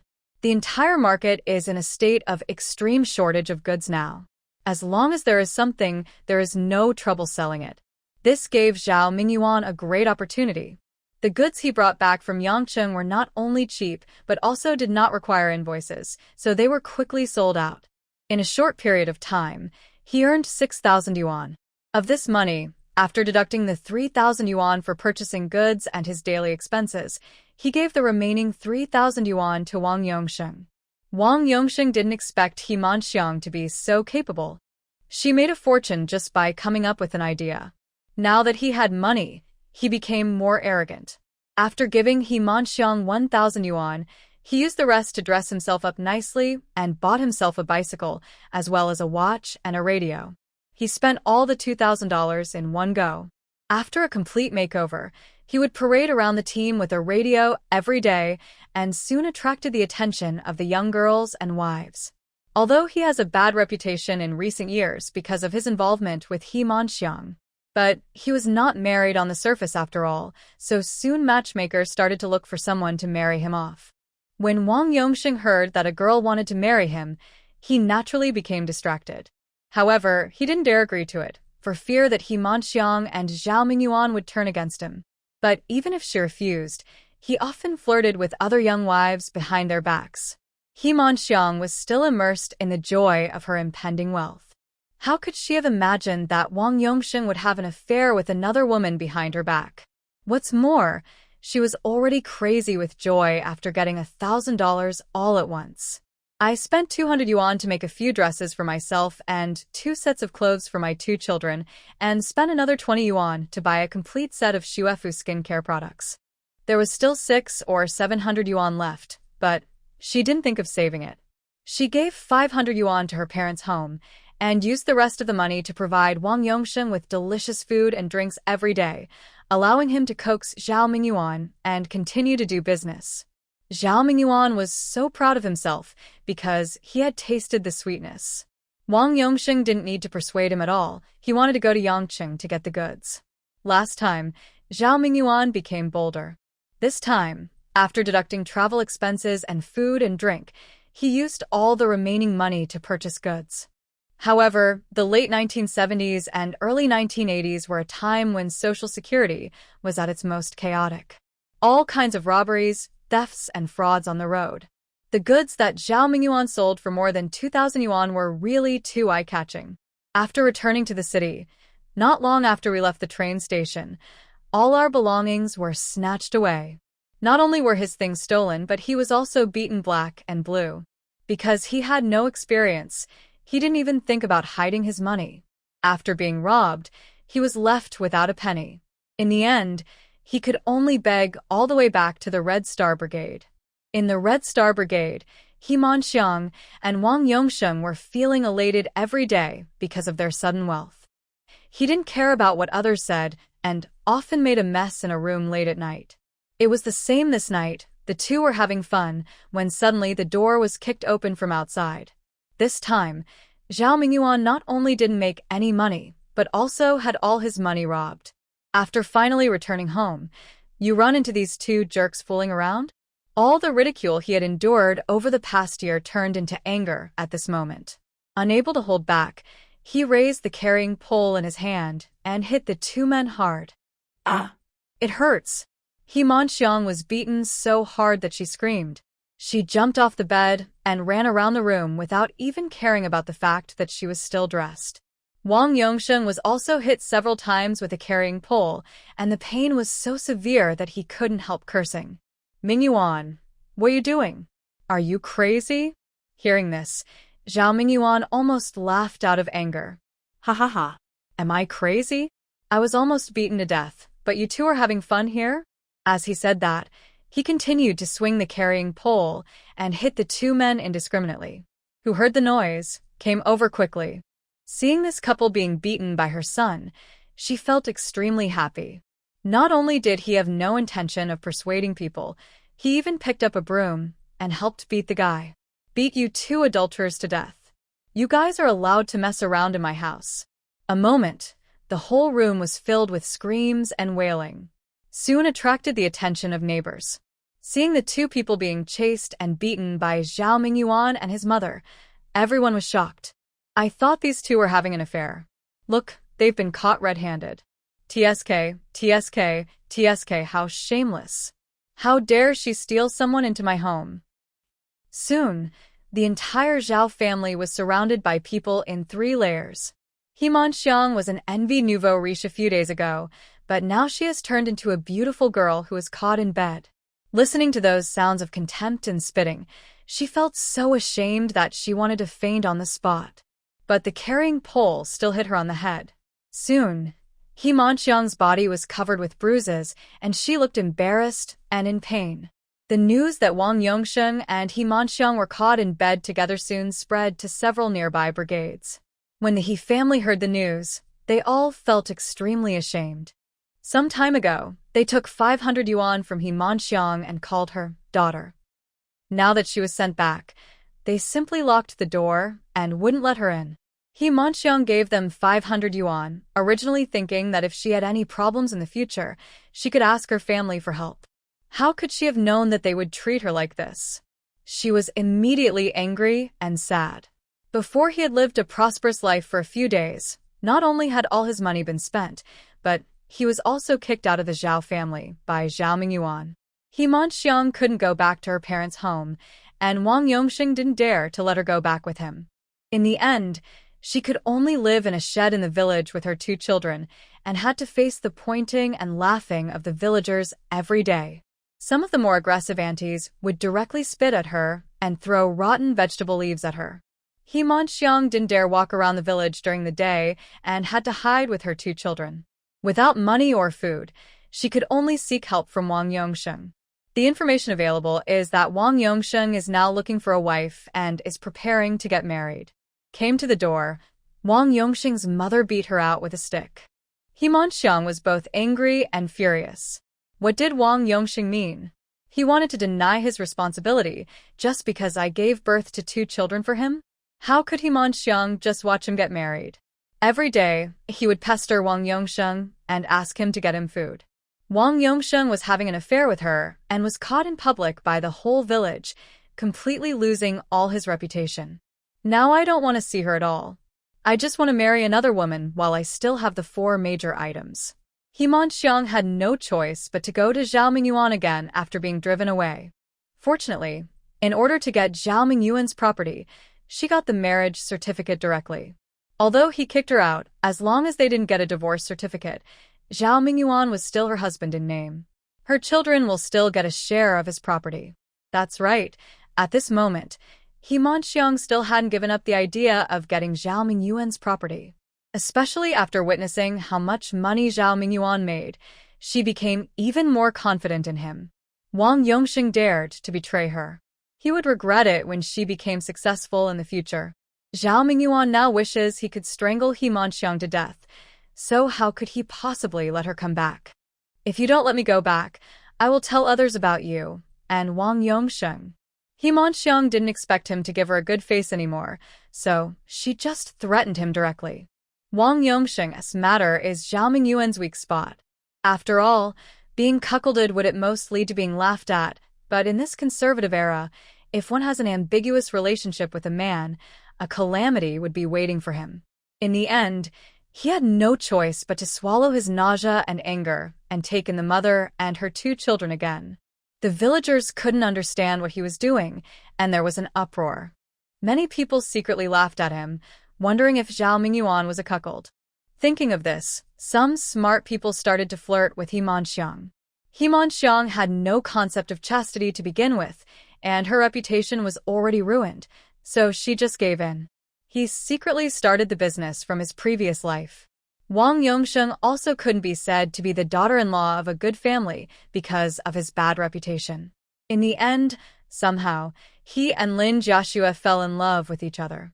In order to avoid any complications, the 2 of them quickly settled down, and it only took about 10 days to get married. Zhao Mingyuan didn't expect that he would actually marry a woman and brought her home. He almost went crazy. But he and Wang Yongsheng have now fallen out, so how could he bring himself to go look for him? In the end, I could only watch him marry another woman. Seeing him getting drunk, He Manxiang advised him, "If I were you, I would go south to get the goods and come back to earn money. As long as I make money, would I be afraid that he won't change his mind?" He Manxiang was extremely disappointed with Wang Yongsheng. Didn't care whether he changed his mind or not. She just wanted to coax Zhao Mingyuan into making money. As long as she has money, she will have Zhang Yongsheng and Li Yongsheng in the future. But Zhao Mingyuan is different. He is obviously a lovesick man. Even though he knew that Wang Yongsheng was not a good person, he still couldn't forget him. By keeping him hooked with this jerk, we don't have to worry that he won't take the bait. Sure enough, after He Manxiang said this, Zhao Mingyuan quickly cheered up. But where does he have the money now? He used all the money in the family to do business, and it was robbed. He Manxiang was willing to give it her all in order to help him make money. Not only did she encourage Zhao Mingyuan to borrow money, she also went to her lovers to borrow money. In this way, the two of them pooled about 1,000 yuan, and Zhao Mingyuan went south again to get the goods. By this time, it had been a full month since the war broke out. But compared to the previous life, this time the war ended a few days earlier. Looking at the date on the newspaper, He Manxiang looked unhappy. Lin Wanshu was definitely reborn. Something she said to Qin Yan that affected the battle situation. But so what? The war has ended for a week and Qin Yan has not sent back any news. He must be a real frontline worker, right? Otherwise, why wouldn't he call back to let us know he was safe? When she thought of this, He Manxiang felt secretly happy. Do you really think it's so easy to be the deputy head's wife? Once her man is dead, she is nothing. With this thought in mind, He Manxiang prayed that Qin Yan would die on the battlefield while secretly continuing her flesh trade. I don't know if it's because of the busy farming season, but no one noticed her frequent transactions. Only the men who had tasted it talked about it in private. Because Wang Yongsheng married Lin Jiaxue, he had originally planned to break up with the couple and live a good life. But who would have thought that not long after, I heard from the villagers that Zhao Mingyuan had gone to the south to make a fortune and returned. Wang Yongsheng had squandered all the 2,000 yuan he had from last time, and was now so poor that he could barely make ends meet. When he heard that his ex-lover had become rich, again shamelessly, Zhao Mingyuan was very proud when he saw that his business could really make Wang Yongsheng change his mind. However, this time, after listening to He Manxiang's words, he did not forgive Wang Yongsheng immediately but asked him to go south with him to make money. Wang Yongsheng didn't want to take such a big risk at all, so he tried his best to coax him. Soon, the two got back together. He Manxiang was no longer surprised by this and ignored them.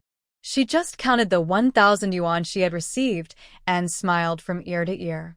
Qin Yan. The Qin family is gloomy every day.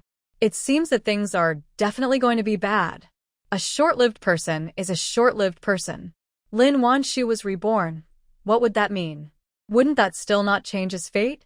Although Zhao Mingyuan and Wang Yongsheng started to live happily again, he had been hurt badly after all. How could he be willing to let Wang Yongsheng get something for nothing? I'll pay the big 4,000. He Manxiang will pay 2,000 and you'll pay 2,000. After this deal, each of us can triple or quadruple our money. The two met privately again. Wang Yongsheng had just begun to persuade Zhao Mingyuan to go south as soon as possible to get the goods when he heard him say this.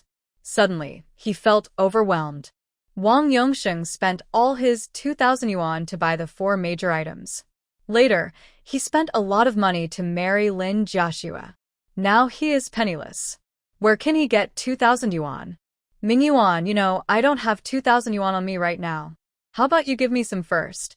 Hearing him say this, Zhao Mingyuan almost laughed out loud. I would pay him 2,000 yuan out of my own pocket, then risk my life to get the goods and sell them, then share the profit with him? He doesn't have to do anything, just ask for money and get it for free. Even though Zhao Mingyuan was completely bewitched by Wang Yongsheng, he still couldn't help feeling a little chilled. Either you pay 2,000 yuan or you come with me to Guangzhou. If he is willing to go to Guangzhou with him, he can give him the 2,000 yuan. But Wang Yongsheng had just married Lin Jiaxue, and they were getting very happy. Why would he be willing to take the risk of going to Guangzhou? He had heard that the journey to the south was full of dangers. Since Zhao Mingyuan was able to return safely and earn so much money, it means that he has already established his own system. It's okay for him to go doesn't mean I can come back safely if I go. Thinking of this, he gritted his teeth and said reluctantly, "Then I'll think of a way to get $2,000 for you." Anyway, it is impossible for him to leave Lin Jiaxue now. Although her reputation was ruined, she was once a woman that many men in the village wanted to marry. Wang Yongsheng felt a subtle sense of satisfaction for being able to marry him. Seeing that he would rather collect money than accompany him south, Zhao Mingyuan would be lying if he said he was not disappointed. The disappointment, he felt a little depressed. When he makes a lot of money, he doesn't believe that Wang Yongsheng will not follow him. With money, he can also avert the humiliation of being laughed at by others. With this idea in mind, after Wang Yongsheng finally borrowed 2,000 yuan from various sources, Zhao Mingyuan took the money and went south to get the goods. Lin Jiaxue didn't know that Wang Yongsheng was in debt, so she asked him for money to buy this, and that as she did before. Wang Yongsheng was very fond of her, so how could she refuse? He gritted his teeth and borrowed several dozen yuan for her to squander. Lin Jiaxue was very proud of getting the money, so she rode her bicycle to the town to buy a complete set of Xuefu skincare products and make herself a dress. Dressed up beautifully and hanging skincare products on the handlebars, she proudly strolled back and forth in front of her ex-husband's house. When the neighbors saw this, they were all shocked. Lin Jiaxue is really capable. She has been seen by others, but she can still find a man with such good conditions to marry. Who said it wasn't? I heard that man bought her 4 big items. Those are the 4 big items. When Wu Dahong got married for the second time, he only bought a sewing machine with all his savings. Lin Jiaxue, who was driven out by him, not only got the 4 big items. The man was also willing to spend money to buy her a set of Xuefu skincare products. Who wouldn't be envious? Enough of the envious looks from everyone. Lin Jiaxue cast a smug look at Wu Dahong's new wife, then rode away on her bicycle. This made Wu Dahong's new wife very angry. On the other hand, after He Manxiang paid off the money she owed before, she actually only had 600 yuan left. The remaining 1,400 yuan was all borrowed except for the money she earned these days. Because she had borrowed money, in order to please them, she basically did not charge any money for the next period of time. Even though she was heavily in debt, she was still cheerful every day, as if she had picked up money. Men are reluctant to spend money in the first place, and now that they are getting a good deal, how could they be polite to her? Whenever they get the chance, no matter where they are, they will pester her. Truth cannot be hidden, and soon, what He Manxiang did was discovered by the men's wives. I knew she was shameless, but I didn't expect her to be so shameless. When the women learned that their husbands had an affair with He Manting, they were furious. They came directly to He Manxiang's house and started tearing, pulling, and beating her. After Lu Jihua beat He Manxiang last time, she regained the upper hand. When she saw someone coming to her house to beat He Manxiang, she not only refused to help, but also handed them a stick. He Manxiang was beaten so badly that her skin was torn and there wasn't a single piece of healthy flesh on her body. Wait. Just wait. There will be a time when you will beg me for help. When Zhao Mingyuan opens a factory, won't they come to kneel down and lick her toes? Bah! You beautiful girl. If you dare to look for my national army again, I will shave all your hair. He Manting's body and face were covered in bloody scratches, and her clothes were torn to shreds as she was dragged to the door, being pointed at and criticized. TSK, TSK, TSK, how shameless. She hooked up with so many men. Even the toilet is not so dirty. Who said she wasn't? I heard people say she was charging money before. How despicable. When they heard that she was charging money, everyone was shocked, and the women were so angry that they wanted to tear her apart alive. How much money did our national army give you? Return it quickly. If anyone has any connections with me, hand over the money immediately, or I'll call the police to arrest you. Lao Yujin pulled He Manxiang's hair with one hand and slapped her in the face with the other hand. He Manxiang's face, which was already bleeding from being scratched, was beaten like a pig's head. She screamed in pain and couldn't help begging for mercy. Stop fighting, stop fighting. I gave the money to Ming Yuan to do business. When he comes back, I will return it to you immediately. But Lao Yujin and the others were so angry that they would not listen to what she said. Seeing that she had no intention of taking the money, they took turns grabbing her flesh and pinching it hard. He Manxiang was pinched so hard that she was in excruciating pain. Finally, seeing that she really couldn't come up with the money, Lao Yujin let her go. I give you 2 days. I don't care whether you borrowed it or stole it. Return the money to me immediately, or I will call the police. The few of them said this viciously, and then walked away. He Manxiang was left lying on the ground, looking half dead. Wait. Just wait for her. When Zhao Mingyuan comes back, she'll use the money to beat them to death. He Manxiang thought hatefully. In the next few days, she was still beaten by debt collectors every day. She was beaten so badly that she dared not go out and could only hide in the house. At the same time, Wang Yongxing began to feel overwhelmed by Lin Jiaxue's extravagant spending. However, when he thought that Zhao Mingyuan would soon bring a lot of money back to him, Wang Yongxing endured it and continued to lend money to Lin Jiaxue to squander. Time passed little by little as the two of them waited in anticipation. It was unknown how long it had been before they finally received the news that Zhao Mingyuan had returned. Zhao Mingyuan is back. Upon hearing the news, He Manxiang dragged her bruised and battered body and ran towards the threshing ground where the tractor was parked. Naturally, among those who went there was Wang Yongxing, who was equally anxious. In the past, now ignore each other when they meet. He Manxiang resented him for being unkind and betraying her and marrying another woman.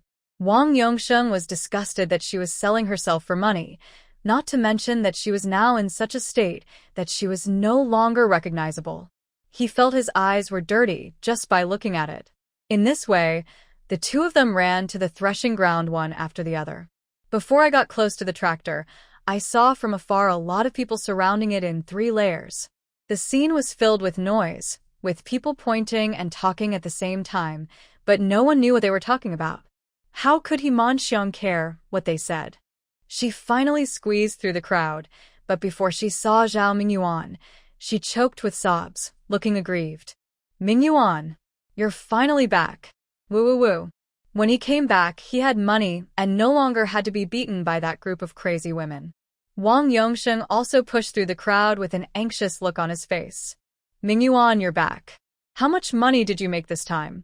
He said that their profits could triple or quadruple, so wouldn't that mean he could get at least 6,000 yuan this time? Just as he was thinking happily, he saw people on both sides looking at him strangely. Wang Yongxing's heart skipped a beat, and he had an inexplicable bad feeling. And at this moment, He Manxiang's terrified scream came from the innermost part. Ah, Mingyuan, what happened to you? Why did you become like this? After hearing this, Wang Yongxing realized that the person on the tractor, who was wrapped like a dumpling, could be no other than Zhao Mingyuan. Seeing him like this, Wang Yongxing's legs and feet suddenly went weak. Suddenly thinking of something, he rushed forward. Mingyuan, Mingyuan, where's the money? Where's the money I gave you? Didn't you say you would make a lot of money back? As he spoke, he grabbed Zhao Mingyuan's arm and shook it. But Zhao Mingyuan didn't have a single piece of healthy skin on his body. How could he withstand such a pinch? The pain was so severe that I almost fainted. He Manxiang was also very anxious. She grabbed his other arm and yelled, "How could you get yourself into this state? Where's the money? Where did it go? Take it out now." I still have a debt to pay. If she doesn't pay back the money, she will be beaten to death by those crazy women. The others couldn't stand it anymore, so they stepped forward to pull the two apart. What are you doing? Don't you see that Zhao Mingyuan is seriously injured? Why are you torturing him like this? But Wang Yongxing was so anxious now that he didn't care about anything else. Let me go. He owes me money. He owes me $2,000. I have to pay him back. He Manxiang also struggled desperately, as if she wanted to go up to Zhao Mingyuan and strip him to see where the money was. When Zhao Mingyuan listened to Wang Yongsheng's cruel and heartless words, his heart suddenly felt like a hole had been broken in it, and the cold wind was whistling. He owed him? How can he have the nerve to say such a thing? Last time. But in the end he owed me that? Just at this moment, Qin Jinbong came over with the militia. These days, because there has been no news from his son, his hair has turned a lot whiter, and he looks much more haggard. But even so, his voice was still full of energy. Who is causing trouble here? As soon as these words fell, the scene fell silent for a moment, and then someone said, "Captain, Zhao Mingyuan was robbed and nearly beaten to death. His legs were broken, and it was Hua from the village who saw him and sent him to the hospital for treatment. He was just brought back to the brigade, and these two are blocking everyone from carrying Zhao Mingyuan back to rest." Hearing this, Qin Jinbong's face suddenly turned dark. Nonsense. Get out of the way. Lift Mingyuan off the tractor first. The militiamen acted quickly. As soon as Qin Jinbong finished speaking, they stepped forward and pulled Wang Yongsheng and the other man apart. The others quickly moved Zhao Mingyuan to a stretcher and carried him home. Upon hearing that Zhao Mingyuan was robbed, He Manxiang and Wang Yongsheng's faces turned pale. How so? He was robbed? His leg was broken? Wouldn't that mean all their money was wasted? He Manxiang did not give up and checked the tractor carefully again. When she saw that it was empty and there was nothing on it, she collapsed to the ground. He muttered to himself, "Impossible. How is this possible? He is obviously very capable and will become the richest man in the future. Man be robbed and have his legs broken?" Wang Yongsheng was very annoyed at the moment because the 2,000 yuan he lost was all borrowed. Hearing that she dared to say that, he immediately became furious and kicked her. Which? If you hadn't instigated me, how could I have lost 2,000 yuan? I don't care. If Zhao Mingyuan can't pay the money, you have to pay it to me. He Manxiang didn't expect him to be so shameless. Not only did he ask her for money, but he also kicked her. The severe pain made her angry and hateful, and her head was buzzing. I want to compensate you. Wang Yongsheng, how dare you say such a thing? I gave birth to 2 sons for you, and you married someone else without any regard for our old relationship. Now you dare to ask me for money? Are you still a human being? Heard her admit with her own mouth that the 2 sons were Wang Yongsheng's. There was an uproar among those who had not left yet. I said those 2 species belonged to Wang Yongsheng, right? What do you think Zhao Mingyuan wants? He knows that his son is not his, but he still continues to live with He Manxiang? This is what puzzles everyone. Anyone with a bit of blood in his veins would want to kill the adulterous couple on the spot. But they just acted as if nothing had happened and continued to live under the same roof. How can this not be strange? When Wang Yongsheng saw that He Manxiang had actually spilled all her secrets, he was startled, and his wandering rationality quickly returned to its original state. No. Forget it, I'll go find Zhao Mingyuan. Anyway, otherwise he would be finished. Those relatives have started to collect the debt, and he has promised to pay them back in the next few days. If he had no money, they would definitely take away all 4 major items from him. By then, Lin Jiaxue will also turn against him. After saying this, Wang Yongsheng ran away. He Manxiang was left alone to face the pointing and criticizing of the crowd. She had just been kicked and was in so much pain that she couldn't even stand up. But she couldn't care less. Her mind was filled with only one thought. Zhao Mingyuan's leg was broken. Can he still make money in the future? Can he still become the richest man? He Manxiang quickly figured out that not only were Zhao Mingyuan's legs broken, but even his tendons were torn. The doctor at the hospital said that even if he recovered from his injury, it would be difficult for him to walk normally, and he would have to use crutches. Hearing that his legs and feet could not be recovered, He Manxiang collapsed to the ground. Zhao Mingyuan's legs are broken. How can he do business in the future?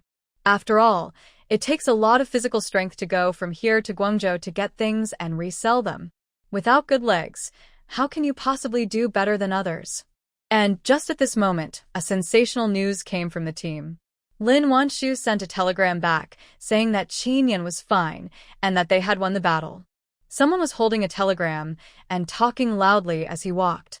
Hearing this, the members immediately became excited. Really? He's okay?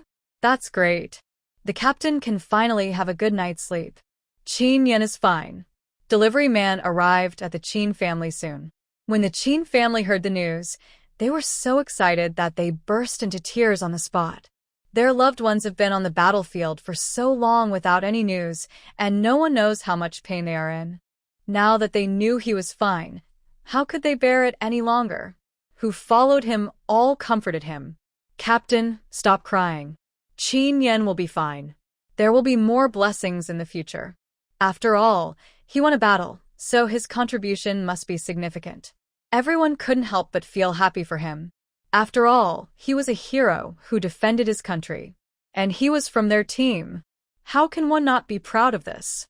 He Manxiang looked at everyone with excited expressions, as if the one who returned safely was not Qin Yan, but their own relatives. She almost choked on a mouthful of blood. The battlefield is such a cruel place. Why is he not hurt at all? On the contrary, Zhao Mingyuan just went to do business, but both his legs were broken because of robbery. Not only did he not make any money, he also owed a lot of debts. He Manxiang was like a wandering soul, walking around the village in a daze. Why did God play such a trick on her? She had clearly seized the opportunity to marry the future richest man, but in the end he broke both legs and his future was uncertain. He Manxiang was suffering when she ran into Lao Yujin. Which? Zhao Mingyuan promised to pay me back when he came back. Where's the money? With his hands on his hips, Lao Yujin glared at He Manxiang with a ferocious look. He Manting was trembling with fear. I don't have any money. She doesn't have a penny on her now, and she didn't receive a penny from all the free things she had done those days. After waiting for a long time, Zhao Mingyuan finally came back, but all his money had been robbed. She going to get money for her now? When he heard that she refused to pay back the money, he then waved to the people behind him. He Manxiang's screams were heard from the corner of the village road. At the same time, the borderline of Yun province. The war had ended 2 or 3 months earlier, but the cleanup of the battlefield was still ongoing. The injured who have undergone preliminary surgery have been sent to hospitals for treatment one after another. Both Qin Yan and Lin Wanshu remained on the front line. Qin Yan arranged the soldiers, withdrawal in an orderly manner, while Lin Wanshu continued to take care of the injured soldiers in the medical point. Make sure their wounds don't get infected and get worse. In fact, during these days, she has used the spiritual spring water in the space several times and successfully saved several lives that were almost lost. But Lin Wanshu didn't regret it at all. She was even glad that she had such a miraculous thing. Otherwise, in such a critical moment, even the most skilled doctor would be powerless to save the patient. No one knew how much time had passed, so long that Lin Wanshu began to wonder if she had been here for several years, when the last soldier at the treatment center was also withdrawn. And she finally received the order to withdraw. Since the war, and she and Qin Yan have met several times. But every time we met, we only had a quick meeting and couldn't even say a few words before we parted. This time she pulled back. She didn't see him. Probably because he had other things to deal with. Lin Wanshu did not force him to stay, but followed the medical team back to the army. After working at high intensity for such a long time, she finally got home and fell asleep directly, without even taking a shower. I don't know how long I slept. In my dream, there is still a battlefield with raging gunfire and those young faces. Some had broken hands, some had broken feet, and their bodies were covered in blood, but no one was willing to leave the front line. Lin Wanshu was so anxious that she was running around in circles. I wish I could rush over to stop their bleeding and bandage them. Return. Stop rushing, you will die. Lin Wanshu shouted to the seriously injured soldiers, but what responded to her were the soldiers' brave and fearless words. I'd rather die 1 step forward than live half a step back. The people are in the battle. With my company of brave generals here, the enemy will never be able to reach Laozhan. I don't know when. Lin Wanshu's pillowcase has been wet. But she didn't notice it at all. I could only look at the figures who came one after another with heartache and sadness. She didn't know how long it had been before she felt a warm sensation gently sliding across her cheek. The rough fingertips rubbed her skin, and it was a bit painful. Lin Wanshu suddenly woke up. As soon as I opened my eyes, I saw a face with a scruffy beard. Seeing her, Lin Wanshu's already red and swollen eyes suddenly felt sore again. Unable to hold back, she stood up and hugged him tightly. She was on the front line, she was busy saving lives every day and had no time to think about anything else. But she stopped at this moment, and all the emotions that she had suppressed for a long time surged up uncontrollably. Qin Yan hated to see his wife cry. If it were in the past, he would definitely pick the person up and comfort him. But at this moment, he was unusually silent. He just held the woman in his arms quietly, without saying a word. How can I not feel heartbroken? To the front line together, but so many people stayed there forever. The iron-blooded man who remained calm in the face of death now had tears in his eyes. Of them spoke a word. They just hugged each other quietly. The cruelty of war is beyond the imagination of ordinary people. I hope that after this battle, the country can usher in lasting peace. After returning to the staff quarters, it was almost summer vacation, so Lin Wanshu simply stopped going to school. After a short rest and comforting her 2 babies, she quickly went back to work in the factory. Because she had been prepared in advance, the sales of her skincare products have grown exponentially since the reform and opening up. The current production capacity can no longer keep up with such a large market. And the types of skincare products are too single. Lin Wanshu plans to directly separate the skincare product production line from Shengchun Pharmaceutical Factory, not only to expand the scale but also to add several new categories. Going to the battlefield. With Su Qiuyan in the factory, a new site had already been selected. Just wait for construction to start. On this side, the factory was being built in full swing, while on the other side, many soldiers were unable to stay in the army due to serious injuries and were facing retirement and transfer. Having gotten used to life in the army, many people feel at a loss when they think about retiring and returning to their hometowns. But they will not complain. After all, being able to come back alive is already a great fortune. How many brothers who once fought side by side remained on that land forever? Qin Yan felt bad when he saw the soldiers who had no complaints even when facing retirement. According to existing regulations, the compensation for those who have been demobilized and have a job is almost negligible. Others who have participated in the war and returned to farming after being discharged from the army will receive a war allowance every month, and if they are disabled, they will also receive disability compensation. However, the country was still poor after all, and the subsidies were not enough to ensure that people had enough food and clothing. Soldiers who return from the army still have to fend for themselves. If the person has healthy hands and feet, it's not a big deal, but if the person is disabled, you can imagine how difficult life will be in the future. But no matter how uncomfortable he felt, there was nothing he could do. After all, the national conditions were there. He could only try his best to get more soldiers opportunities to transfer to civilian jobs. At least I have a job, and my life is secure. However, the industry at that time was too backward. Even after the reform and opening up, there were still far too few jobs to satisfy the employment of so many people. Just when he was having a headache, Lin Wanshu brought back a plan. What's this? Qin Yan was writing something on the desk in the room. When he saw the plan handed over by Lin Wanshu, he couldn't help but ask curiously. You'll know when you see it. Lin Wanshu kept it a secret, her eyes sparkling like stars in the sky. Although he didn't know what she wrote, just looking into those eyes, Qin Yan's heart, which had been heavy recently, felt a little relieved. Under her expectant gaze, he opened the plan. The next second, Qin Yan was stunned. It turns out that the top line of words read, Veteran Reemployment Program. The plan details the factory's development plan. Due to the great expansion of the factory scale, the original 100 or 200 jobs have now increased to thousands of people. It has increased several times. Nearly half of the positions give priority to veterans.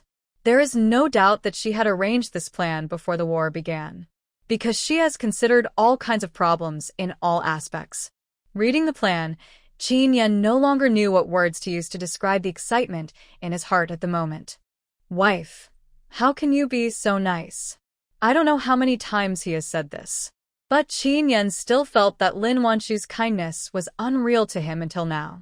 To the front line herself, accompanying him to fight without fear.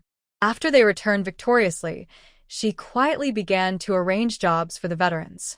Every time when Qin Yan thought that his love for her couldn't be more, she would always let him know in the next second that his love could be even stronger. Lin Wanshu looked at him tenderly. "Ian, they are not only your soldiers, but also my comrades in arms and heroes guarding our country's borders. I only hope that these heroes can find a good home." Hearing this, Qin Yan could no longer suppress his inner excitement. He hugged the person in his arms, his voice full of joy and gratitude. "Wan, I want to say thank you to you on behalf of the soldiers." The news that injured veterans were able to work in factories soon spread throughout the army. In an instant, the entire army was plunged into a sea of excitement. Learned that their comrades were going to retire and return home, they felt extremely sad. After all, who would be willing to retire if they could continue to stay in the army? What's more, some of the comrades are disabled. What can they do when they return home? Now hearing that these comrades can get such good arrangements, the joy in the soldiers' hearts can no longer be described in words. Had recovered from their injuries, first returned to their hometown to reunite with their families, and then returned to Lan County one after another when the factory was almost completed. If the disability is serious and the person is unable to work, a family member may be allowed to take his place. However, half of the salary will be deposited into the soldier's savings account.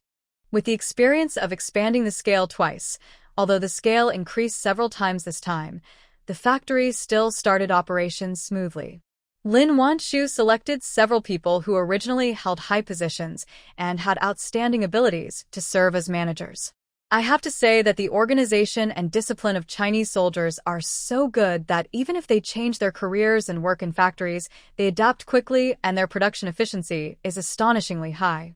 With the acceleration of reform and opening up, women's natural love of beauty has also been greatly released. Not only do they pursue various fashionable styles in clothing, but they also spend a lot of money on dressing up. Before the reform, Shuefu skincare products had set off a skincare craze across the country. Everyone knows how effective this skincare product is, and they all recognize this brand. After the reform, Shuefu launched a series of cosmetics, which were sold out as soon as they were launched on the market. Those who bought it were overjoyed, while those who couldn't were beating their chests and stamping their feet. There is no other reason, it's just because Shuefu brand cosmetics are so magical. Other cosmetics look fake and powdery when applied on the face, but Shuefu's liquid foundation, when applied on the face, makes it look like your skin is naturally that good. Who doesn't want a set of such useful cosmetics? Even though the price is not cheap, they are willing to save money and buy one. In this way, relying on this skincare and beauty product, the Shuefu series swept the entire domestic skincare and beauty market in a short period of time. The factory was profitable, so Lin Wanshu applied to her superiors to set up a special guarantee fund. The fund is mainly used to ensure the basic living of the families of sacrificed soldiers and disabled soldiers who did not choose to work in factories, but returned to their hometowns. Learn that the army still took such good care of them. He worked even harder. As for Lin Wanshu, who proposed to set up the fund, they admired and respected her from the bottom of their hearts. Basically, no matter what Lin Wanshu said regarding matters in the factory, they obeyed unconditionally. Thanks to the good factory structure, good management, and enough capable people, Lin Wanshu continued to manage the factory life while studying. Time soon arrived, and it was the Spring Festival of 1981. Because of the previous war, they did not return to their hometown. Although the situation has not been stabilized yet, the people fighting have been replaced by people from other military regions. Qin Yan was on vacation during the Spring Festival, and since Lin Wanshu happened to graduate this year, the family of 4 went back to their hometown together. Returned to Ling County after 5 years, he was already 6 years old. Originally, Lin Wanshu was worried that he would be a taciturn person like his father, but she was obviously overthinking it. Although the little guy was very serious and didn't talk much when he was young, he became very naughty when he grew up. Every day, he took a group of kids to run around the compound, sometimes climbing up trees, sometimes going down to the river. Lin Wanshu couldn't help but feel veins popping out on his forehead when he saw this. Fortunately, Meow Meow was there and was able to control him. Otherwise, he would have gone to heaven. Meow Meow is 8 years old now. She used to run around the yard chasing her brothers and sisters when she was a child, but now she has become a quiet little beauty. My favorite thing to do every day is reading. Sometimes after finishing the children's books, she would read her books of medicinal herbs with pictures. Lin Wanshu didn't know whether she could understand it or not, but if she wanted to, she could just let her watch. This time, the family of 4 came back in a car. As soon as the car arrived at the entrance of the village, it immediately caused a sensation. Look. It's a car. Soon, both sides of the road were filled with people. Everyone looked around at the 4-wheeled vehicle with curiosity. In an era when bicycles were the equivalent of BMWs in later generations, it goes without saying how much of a stir a car could cause. Everyone watched and exclaimed in amazement. Is this really a sedan? The kind of car that only the chief executive can ride in? It is indeed a sedan. I only saw one from our county government. Could it be someone from the county? Just as everyone was guessing who was in the car, someone suddenly shouted, "It's Qin Yan. I saw it." The person driving the car is Qin Yan. Hearing this, everyone present couldn't help but gasp. What did you say? Did Qin Yan drive this car back? You're not seeing things, are you? How could Qin Yan be driving a sedan instead of a military vehicle? The person who just spoke said with certainty, "You are not mistaken. It is Qin Yan. If you don't believe me, just follow him and you will know." Everyone hadn't seen enough, so how could they bear it any longer after hearing this? Suddenly, everyone couldn't help but chase after him. Was trapped in the crowd, looked at the car gradually going away. She felt like she was struck by lightning and couldn't come back to her senses for a long time. She also saw the person sitting in the passenger seat just now. Recognized that familiar figure even if it turned into ashes. It's Lin Wanshu for sure. She actually came back in a sedan. He Monxiang was in a daze, trapped in the crowd, and could only move forward with the flow of people. Soon, a group of people followed the car and arrived at the Qin family. After the car stopped, the driver's door opened. Then, a tall and long-legged figure walked down from the cab. When they saw that it was really Qin Yan, the scene suddenly became lively. Villagers couldn't help but flock forward to greet him. Soon, he was surrounded by enthusiastic villagers. "Qin Yan, you're back? How was the battle? Were all the monkeys driven away? Qin Yan, what took you so long to come back? Are you not hurt?" Listening to everyone's concerned words, Qin Yan's eyes softened unconsciously. Infine. The monkey has been driven away. The current war is more for training soldiers from various military regions. When to stop is no longer up to the monkeys to decide. Hearing that the monkey was driven away, everyone cheered. There were too many people crowding the car. Lin Wanshu finally got out of the car, but was soon surrounded by people again. The villagers loved this miracle doctor who cured their rheumatism no less than Qin Yan. After another round of inquiries, the Qin family members who had just come out after hearing the noise finally squeezed in. Saw her son coming back safe and sound. Her eyes immediately became red. "You're finally back." Mom was so worried about me. As soon as she hugged him, son Shifeng couldn't stop crying. The others were also wiping away tears. Although they knew that he was fine and doing well in the army, he was on the battlefield after all. How could they feel at ease if they didn't see him for a day? The newly appointed Secretary Huang saw that the Qin family had finally met and must have a lot to talk about, so he did not let the villagers continue to disturb them. "Just drive everyone back. The car is right here and it won't move." They came back to celebrate the new year. "You'll see the same thing tomorrow." When everyone heard this, they agreed and decided not to stay any longer. Soon, the crowd dispersed. Lin Wanshu then opened the car door and let her son and daughter get out. The two got off the car. They heard Qin Yiwu's excited voice. "Sister, Heng, you're finally back." A few years, the 3 Qin Yiwu brothers have grown a lot taller. Qin Jiao hadn't seen these brothers for a long time, but she was not reserved and greeted them gracefully. Big brother, second brother, third brother. Seeing the soft and tender sister who seemed like a different person, the brothers were stunned at first, And then they responded a little stiffly. Hey. Sister. Sister. Lin Wanshu looked at the brothers who didn't know what to do with their hands and feet and couldn't help but laugh. She said to Qin Yiheng, who was standing beside her, Heng, why don't you call me brother? Hearing this, Qin Yiheng looked the brothers up and down, paused, and then said, They can't beat me. Why should I call them brother? If they want to call him, they should call him Brother Heng. The three brothers didn't expect their younger brother to say that, and they were stunned again. The first one to come to his senses was so angry that he laughed. Hey, you little brat, you're so arrogant? How about I practice with you? Even as tall as his shoulders, yet you dare to speak so arrogantly? Qin Yixuan was also unconvinced and said, Yes, come and practice. Third brother will let you have a hand.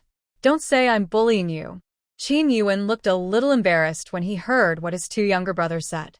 Don't talk nonsense, brother. I was just joking. Who's kidding you? If the three of you can beat me together, I'll call you brothers. Qin Yiheng crossed his arms across his chest, looking unruly. Lin Wanshu was speechless. She didn't know who this little brat looked like. Obviously, both Qin Yan and I are so calm. Who was talking to Sun Shifeng, just glanced at his son when he heard his words, then looked away, not intending to pay any attention to him. Qin Yiheng was still provoking his brothers, but when he felt the look from his father, he couldn't help but shudder. Before he could figure out what his father meant, he was slapped on the head. You're so rude. They're your cousins. Call them politely. From his sister, the rebellious look on Qin Yiheng's face collapsed in an instant. Lowered his head and spoke in a somewhat listless voice. Big brother, second brother, third brother. Hearing this, Qin Ziyao withdrew her hand with satisfaction. Beating my younger brother is addictive. No wonder Sister Qingqing likes to beat Wang Wei so much. Who was beaten, did not dare to complain at all, let alone resist.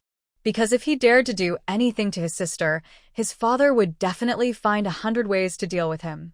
A 5-kilometer load-bearing cross-country race was nothing. If he annoyed him off, he would just throw him into the jungle without giving him any food. Qin Yiheng could only eat whatever he could get.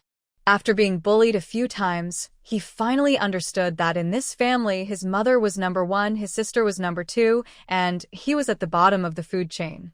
Qin Yiheng didn't know what the food chain meant, but according to what Brother Shinyu said, he had the lowest status in the family. Oh, what a miserable life. However, Qin Yiheng just sighed and quickly cheered up. His sister doesn't let him fight. He will fight secretly later. Qin Jinbong hadn't seen these two little ones for a long time and was very surprised to see them. I quickly asked them to go home. Qin Yan had already driven the car into his yard. The family circled the car several times, their eyes full of amazement. Second brother, where did this car come from? Qin Jinbong couldn't help but asked curiously. Qin Yan glanced at Lin Wanshu, his eyes full of pride. This is a reward given to Wanwan by the state. It turned out that Lin Wanshu's Xuefu series of skincare products were actually sold overseas and earned a lot of foreign exchange. In addition, the drugs produced by the pharmaceutical factory are basically based on the prescriptions she provided. These drugs are not only effective but also affordable and are very popular across the country. Not only does it pay a lot of taxes to the local government, but it also provides jobs for nearly 2,000 people. Her superiors directly awarded her a car and tens of thousands of yuan. Hearing that this car was a national award, the Qin family was immediately excited. Great! Wanshu has made great progress and has even been recognized by the country. Qin Jinbong and Sun Shifeng kept praising him.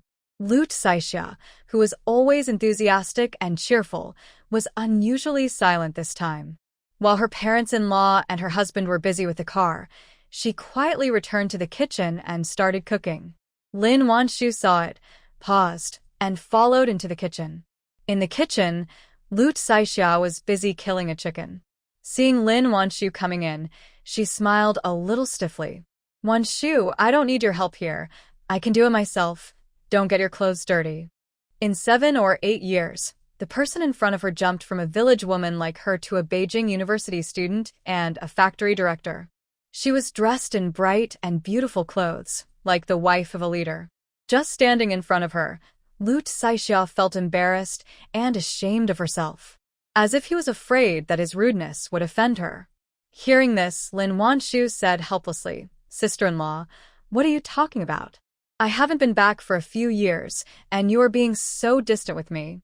After saying that, she rolled up her sleeves, squatted down, and plucked the chicken feathers with her. With his nimble movements, how could he look like a factory director or a college student? Lu Saixia saw this. Her nervousness instantly disappeared. Instead, there was a long-lost sense of familiarity. Watching her pluck the chicken's feathers quickly, Lu Saixia also joked, "If I had known that you still had the skill of killing chickens, I should have called you in just now. Isn't it? Without me, you will lose a useful helper." Sisters-in-law chatted and laughed, and the initial awkwardness between them soon disappeared. The two of them worked together to pluck the chicken's feathers. Lu Saixia stopped her from opening the chicken's stomach. Lin Wanshu didn't force it and sat by the stove to help boil water. As she cooked, she said, "Now that reform and opening up have taken place, the country also supports ordinary people to do business. Have my sister-in-law and elder brother ever thought about doing something?" Hearing this, Lu Saixia was stunned and stopped moving her hands. "How can I have no ideas? They all come from the same family. The brother-in-law has become the deputy head of the group and will be able to move up to a higher position in the future. The sister-in-law is not only a college student, but also a factory manager. But she and Qinhua are farmers who only know how to dig the ground every day. With such a gap, she would be lying if she said she wasn't disappointed. What's more, even if she can't think for herself, she still has to plan for the future of her two children. To be honest, I have thought about starting a small business, but I have no experience and I am afraid that I will lose all my money if I fail."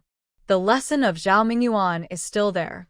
Couldn't help but back off after seeing his miserable state. Lin Wanshu took in her eager yet nervous expression and had an idea in her mind. "It's fine as long as you have an idea, sister-in-law. I have a business and I need help. I don't feel comfortable asking outsiders, so I thought of looking for you and my brother." Hearing this, Lu Saixia immediately became energetic. "What business? What do you want us to do for you?" "I'm planning to set up a construction company. I'll figure out how to raise funds, and I'll help manage it for you, big brother." When she heard this, "Company? I only dared to set up a stall to sell some small items, but she actually planned to start a company?" Lu Saixia is not as ignorant as other villagers. After communicating with Lin Wanshu through letters over the years, she has a certain understanding of the company. After all, her Xuefu skincare products now belong to Xuefu Biotechnology Company. I heard that the company went to High City on its own. In short, it is something high-end and can make a lot of money. Lin Wanshu looked at her shocked expression and didn't know whether to laugh or cry. "Yes, it's the company. Sister-in-law can ask big brother. If you are interested, we can talk slowly after dinner." As soon as he finished speaking, Qinhua's voice came from the door. "No need to ask, I heard everything. I agree, sister-in-law. Just tell me what you need me to do." She said she was asking him for help, but Qinhua knew clearly that Lin Wanshu was going to help them. It would be very unkind of him not to agree quickly. Seeing that he was indeed insightful, Lin Wanshu was extremely satisfied. Without further ado, she started talking to him about her plans. She was also involved in the real estate industry in her previous life and was familiar with the ins and outs of it. After a brief chat, Qinhua's eyes suddenly lit up. He looks eager to start a company right away. Qin Jinbong listened to their conversation and then spoke. "I have no objection to you two doing business together, but as your father, I have to say this. No matter how the business goes, you should not have any grudges between brothers. Big brother, you should abide by the law when you do things outside, and don't bring shame to your brother." Hearing this, Qinhua's expression changed. After a pause, he said seriously, "I understand, Dad. Where brothers turn against each other because of their own interests, and he doesn't want to let that happen with his brothers. To him, family ties are more important than anything else." Lin Wanshu and the others also nodded solemnly. Soon, Lin Wanshu and Qinhua decided to start a company. After the family had discussed it, the two couples flew to Shenzhen for a field investigation before the Spring Festival. At the same time, He Manting's face was almost distorted as she listened to the villagers praising Lin Wanshu in different ways every day. So much has happened this year. Zhao Mingyuan's legs were completely broken. Not to mention going out to earn money, even walking normally was a luxury for him now. Because of his broken leg, he became extremely irritable and either cursed or beat people every day. But even though Zhao Mingyuan had become like this, He Manxiang still had no intention of divorcing him. After all, he really made a lot of money all at once. This shows that he is indeed good at making money. He is just in a temporary slump now, and he will stand up again soon. He Manxiang brainwashes herself every day, as if this could convince myself that I had not married the wrong person. But the creditors didn't care about that. They took turns coming to her and Zhao Mingyuan every day to urge them to pay back the money. Don't pay back the money. We will take away all their belongings. Now the entire Zhao family's home is empty, except for the fact that the stove has been demolished. However, even though they had moved so many things, it was still a drop in the bucket.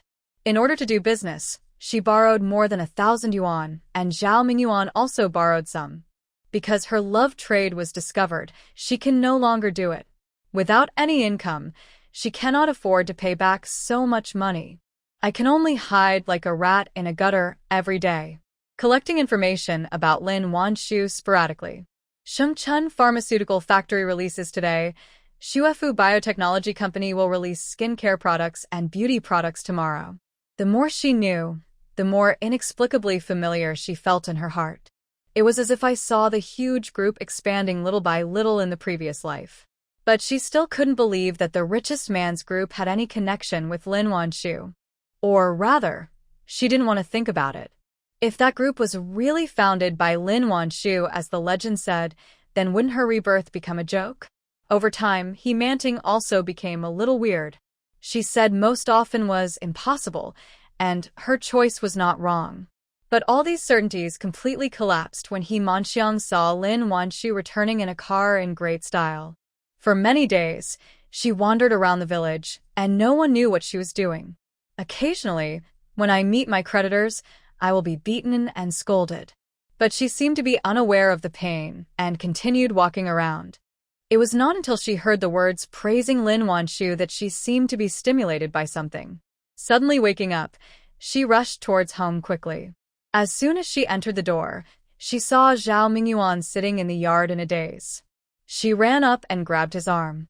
Zhao Mingyuan, let me take you to Yangcheng. We can get back on our feet there. Yes, as long as he went to Guangzhou, he would surely become rich soon and bring her to the peak of her life. Hearing this, Zhao Mingyuan finally looked up at her, but his gaze was as if he was looking at a lunatic. Go to Guangzhou? How? What are you going to take? The house had been emptied, and even the little money his mother had left had been taken away. They are now heavily in debt and penniless. Forget about going to Guangzhou. I should be thankful that I can just barely survive. He Manxiang knew that they were now penniless, but she was unwilling to accept it. Didn't she marry him just so he could make money? If he couldn't make money, I don't care. You have to get to Guangzhou even if you have to crawl. As she spoke, she shook Zhao Mingyuan frantically, her eyes wide open, and she looked like a madman. He had to earn money, even if he had to beg. He had to go to Yangcheng. Zhao Mingyuan was shaken by her and felt like his brain was about to fall apart. He was immediately furious. You crazy, go crazy if you want. After saying that, he suddenly pushed her away. Half a year ago, because all the things in the house were moved out, they were hungry every day, and He Manxiang was so thin that her cheeks were almost sunken. How could she, who was so light and fluttery, withstand such a push? The next second, he fell to the ground with a thud and couldn't get up for a long time. Who pushed the person down, didn't even look at her, and went out on crutches. The direction he was heading was exactly the small house from which Wang Yongsheng had just been separated. It turned out that Wang Yongsheng had a hard time this year because Zhao Mingyuan was robbed and the 2,000 yuan he borrowed was all gone. Seeing that he had no money to pay back, his relatives simply took away his 4 major items. Lin Joshua found out that he was actually a hollow person, not only without money, but also in debt. Even the 4 major items that she was so proud of were gone.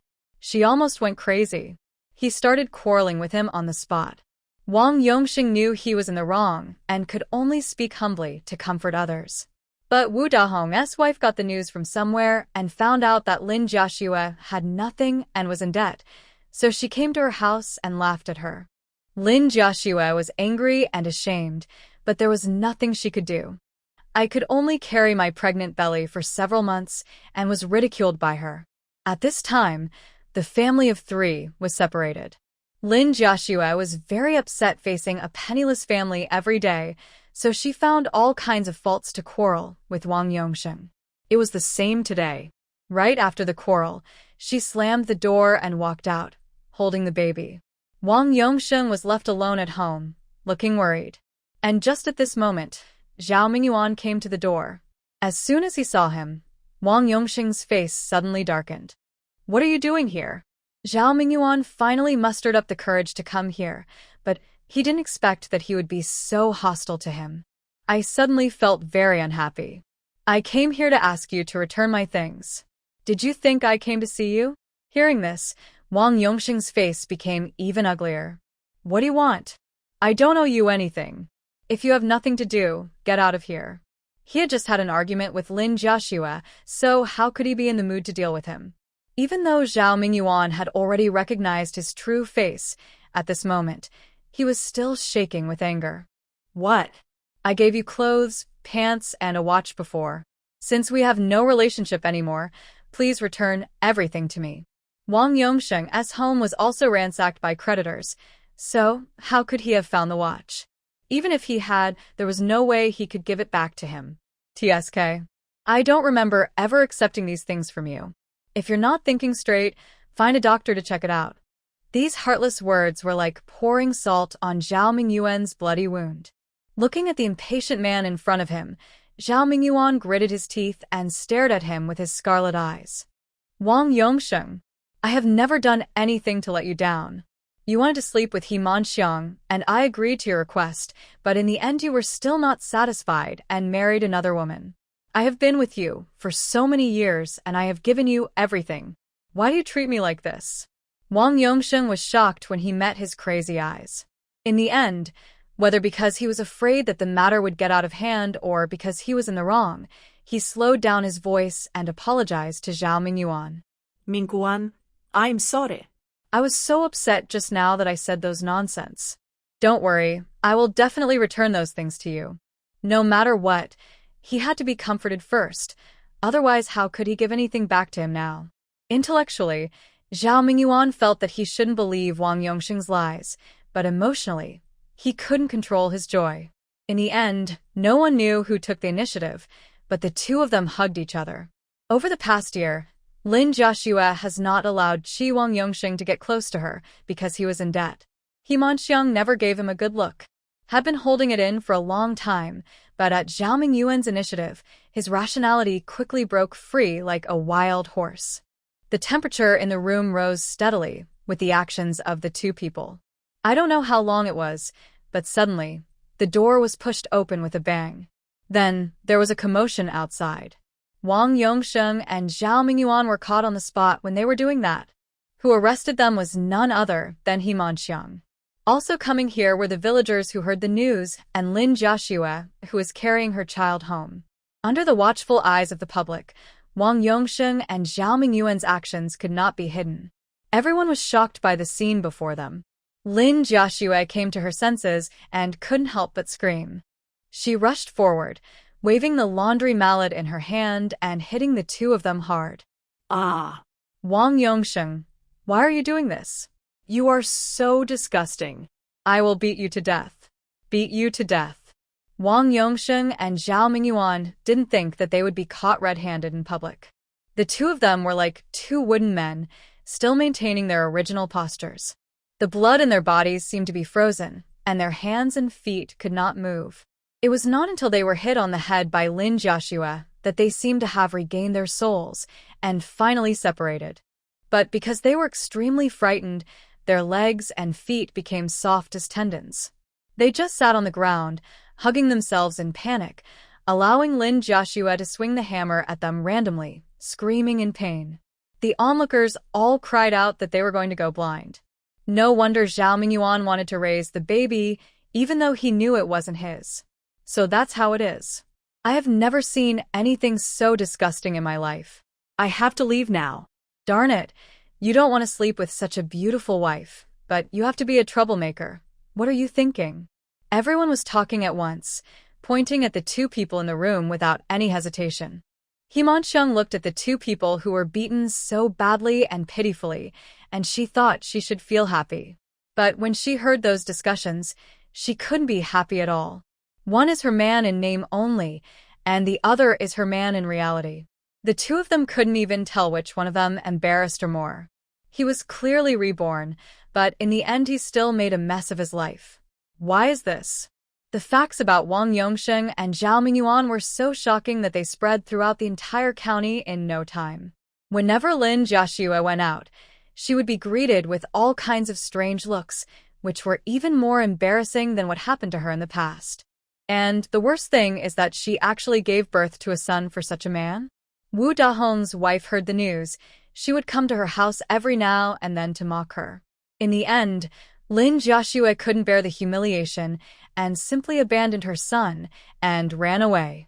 No one knew where she went.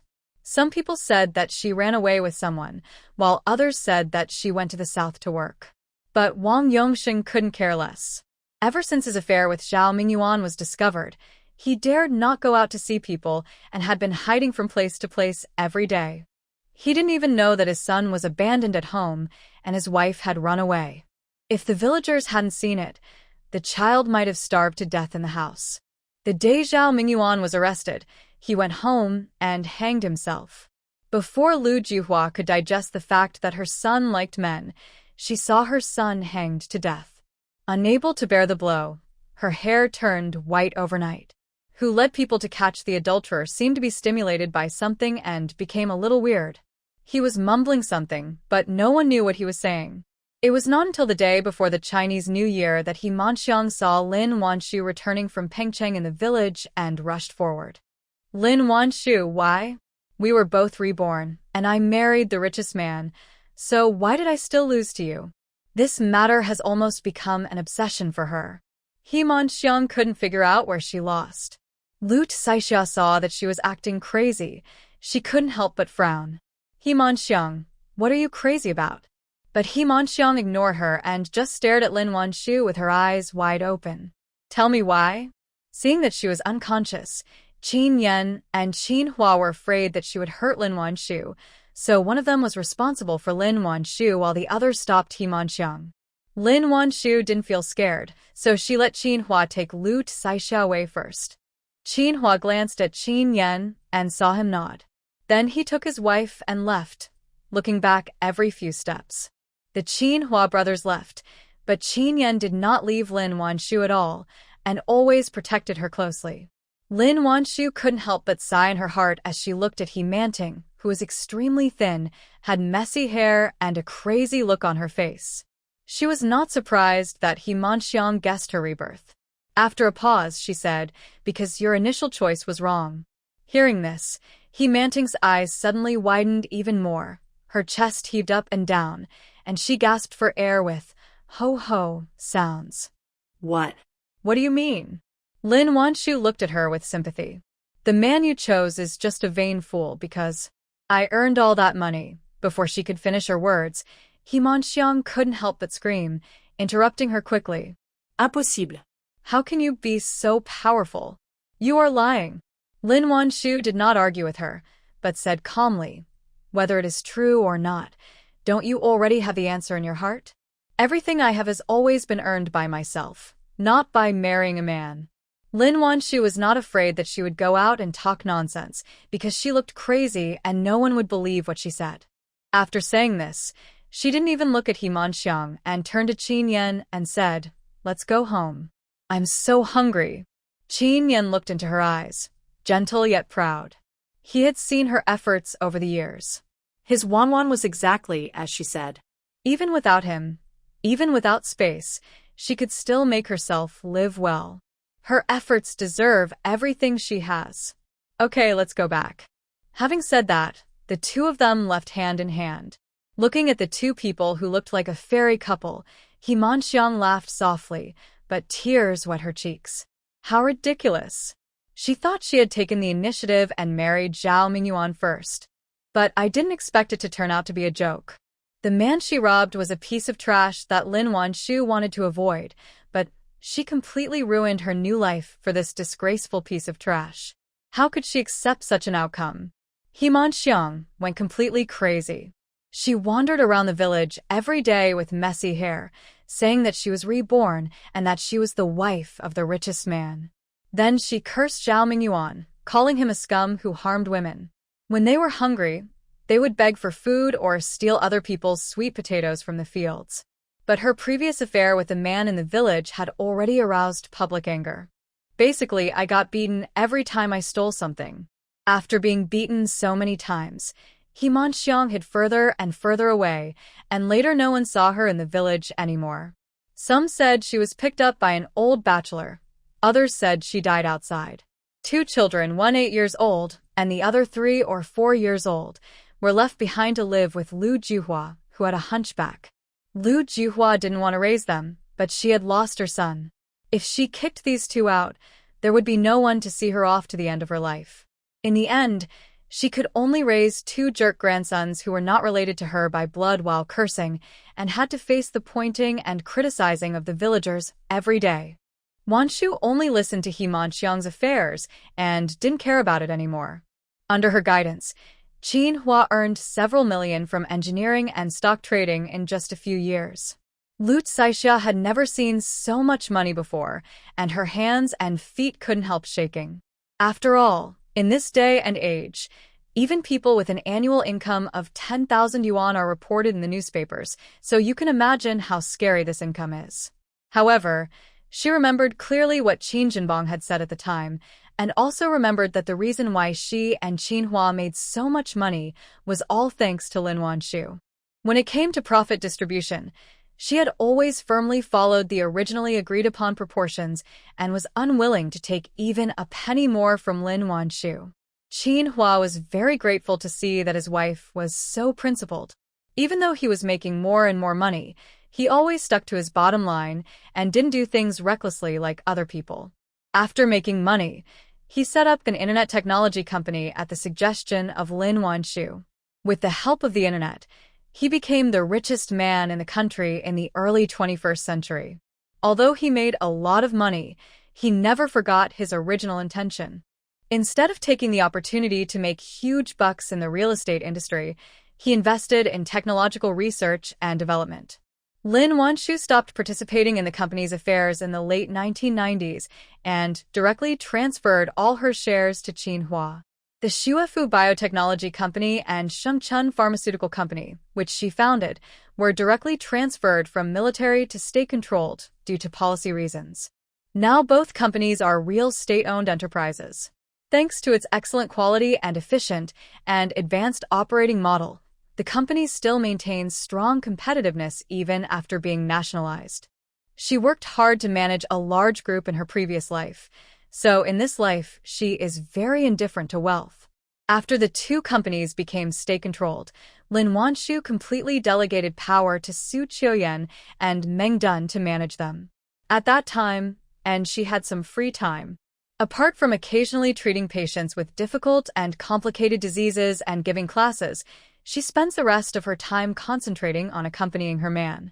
Qin Xiao inherited her talent and made her mark in the medical field when she was only in her 20s. Qin Yiheng, who was unruly when he was a child, was thrown into the army by Qin Yan at an early age, so he went directly to the military camp after graduating from the military academy. Since the 2 were not at home, they were the only ones left at home. But Qin Yan wished they were not at home. They have been married for more than 20 years and should be an old couple. All the passion they have should be transformed into family affection. Lin Wanshu thought so too. However, it is not known whether it is because they have been drinking spiritual spring water, but even though they are in their 40s or 50s, they still look like they are in their 30s. Not only does she look young, but her physical condition is also as good as that of young people. Without those two annoying people disturbing him, Qin Yan became even more clingy. Lin Wanshu was growing flowers. He built a fish pond next to it to raise fish. Lin Wanshu was writing. He was reading a book beside her. Even when cooking, he would help cut the vegetables and pass the seasonings. It was as if he was afraid of wasting every second with her. Lin Wanshu knew clearly that the regrets and missed opportunities in his previous life had left him with too great a psychological shadow.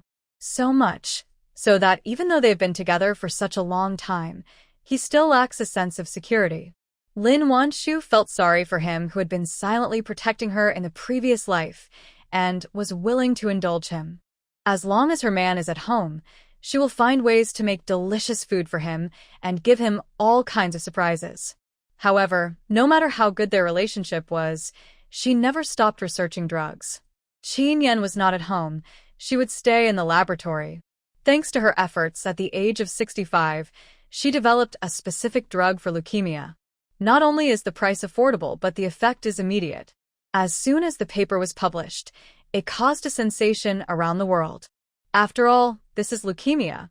Although it is not completely incurable, a full course of treatment will cost at least tens of thousands, or even hundreds of thousands.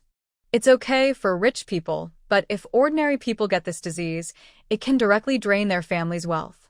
It is conceivable how explosive the medicine developed by Lin Wanshu is. Almost as soon as the paper was published, she quickly became an internet celebrity. The internet is flooded with reports about her. Netizens are lining up to worship this big man who can conquer blood cancer. Soon they were no longer satisfied with this simple report, and many people began to dig up more information about her. I don't know who found the photo of her when she was admitted to Peking University. After seeing her stunning appearance, netizens were gobsmacked. Jazina, she can make a living with her looks, but she insists on relying on her ability. Who understands? Xiao Mimi, she is beautiful and a top student. I have decided that from today on, she is my goddess. Slippers kill cockroaches in seconds. Woo woo woo. My mom asked me why I was kneeling down to look at my phone. Netizens wanted to continue digging deeper, but found that they could not find any more information. Someone who knew the inside story secretly said that not only was she beautiful and highly educated, but the man she married was a senior general in the army. As for how high his position was, it was beyond their imagination. The message was just sent out and was quickly cleared. But there were still people with sharp eyes who saw it. Suddenly, netizens became more curious about Lin Wanshu's identity. When people heard that she was a professor at Kyoto University, some smart people wanted to secretly ambush her at the school gate. But no one squatted there once from beginning to end. Even a single photo of her in class on the internet. She is very mysterious. Unable to dig out more information, they could only give up with regret. But the legend about her has never disappeared. It is said that she was born in the countryside and she and her husband were childhood sweethearts. They are deeply in love and have always been a model couple in the army. It is said that she has already developed several drugs that have caused a sensation in the industry and are the subject of key national protection. Others say that the well-known Chinese brand Xuefu was founded by her. The more they learned about her, the more fascinated they became. The legend about her on the internet has never disappeared. Have always been talked about by netizens, traveled around the country together after retirement. At the age of 80, they settled down in Yun province. The climate here is warm, making it more suitable for retirement than Beijing. They have space to recuperate. Both of them are still in good health even though they are in their 80s. This place carries too many memories for them, and Lin Wanshu later purchased several properties here. They now live in a 2-story house surrounded by mountains and water. The house is neither big nor small, but it is decorated very warmly. The yard is still full of flowers and plants, and there are cats and dogs. On the first floor and the second floor is reserved for their children who come to visit them occasionally. Neither of them liked to be disturbed, so the nanny and security guard lived in another house next to the house. Apart from cooking and cleaning, they rarely appear on weekdays. Couples stayed together no matter what they did, just like they did every day. It seems like I will never get tired of staying here. Although they lived far away from the downtown area, people still came to visit them every now and then. Most of them are Lin Wanshu students, and there are also many patients who have been cured by her. Actually, quite a few people looking for Qin Yan, but they were all stopped by the guards. Except for a few people who can see him, most of the people who visit him cannot enter this courtyard. In this way, the two stayed together for another 10 years. They have clearly spent their entire lives together, so logically speaking, it should be a happy life. But for some reason, Lin Wanshu was still reluctant to leave. I can't bear to leave the man I've loved all my life. His 99th birthday, his home was filled with friends and grandchildren. Amid the hustle and bustle, Lin Wanshu felt a little tired, so she went back to her room to rest. Outside the window, the peach blossoms are in full bloom. Clusters of flowers hang on the branches, and the pink color everywhere makes people's eyes dizzy. Chi-Chi's frustrated voice was heard in the space. Wan, can't you think of a solution? Hearing this, Lin Wanshu sighed in her heart. I'm sorry, I've already tried, but there's really no way to separate you from the space. It turned out that Chi-Chi had a premonition that Lin Wanshu's life was about to come to an end, so she begged her to be pellet off so that she could return to the four-dimensional world. Originally, Lin Wanshu was willing to let her go because she had helped him for so many years and no longer had the skill to absorb luck. But she didn't know if it was because Chi-Chi had merged too thoroughly with the space. She had no way to separate her out. Finally had no choice but to give up. I'm sorry, Kiki. Lin Wanshu panted and spoke with some difficulty. Chi-Chi wanted to cry but had no tears. But what could she do? Forget it. I was going to die anyway, so living a few decades longer is a win. After comforting herself, she retreated into her own space and became depressed. Lin Wanshu closed her eyes and rested for a while. I don't know how long it took, but the side of the bed became dented. In a daze, Lin Wanshu felt a warm and dry hand caressing her eyebrows. Knew who it was without even opening her eyes because of that familiar touch. Sure enough, as soon as I opened my eyes, I was faced with a face that was engraved in my bones. She has been watching it for decades, but why does she just feel like she can't get enough of it? The corners of her lips curved slightly, and she moved inside with difficulty. Then, she spoke slowly. Ian, can you lie down with me for a while? Good. The man spoke. He took off his shoes and lay down next to her. The two of them lay side by side, their hands clasped together at some point. The sound of Lin Wanshu's breathing was heard in the room. Ian. I still want to hear you talk about your past life. Although she occasionally dreamed about his past, she felt that she still knew too little about him. After the two of them settled down in Yun province, she liked to pester him and tell him about every detail of her past life whenever she had nothing to do. Hearing her labored voice, Qin Yan's throat tightened, and he subconsciously tightened his grip on her hand a little more. After a pause, his vigorous and powerful voice was heard in the room. There is a wild peach tree on the mountain, in a very remote location. No one knew about it until one day, I saw you appear under the tree. Lin Wanshu listened to his voice. Sometimes it felt like it was in the sky, and sometimes it felt like it was right next to her ear. She wanted to hear more clearly, but her consciousness became more and more blurred. But even so, she still struggled to understand what he said. Occasionally give a vague response or two. Qin Yan's eyes turned red as he listened to her increasingly weak voice. But he still suppressed his discomfort and continued to talk about the past that she liked to hear. I don't know when, until she no longer responded, Qin Yan's heart seemed to stop beating. After a long while, he held her body, which had no pulse or heartbeat, in his arms with trembling hands. Wan, wait for me. Underground, how could he bear to leave her alone? In the yard, Qin Jiao was a little worried when she saw that Lin Wanshu hadn't come out for a long time, so she planned to go and check on her. When she reached the door, she raised her hand and knocked. Mom, how are you? The room was silent, no response.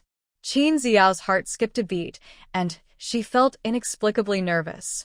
The knock on the door became a little stronger. Mom, are you in there? Can I open the door?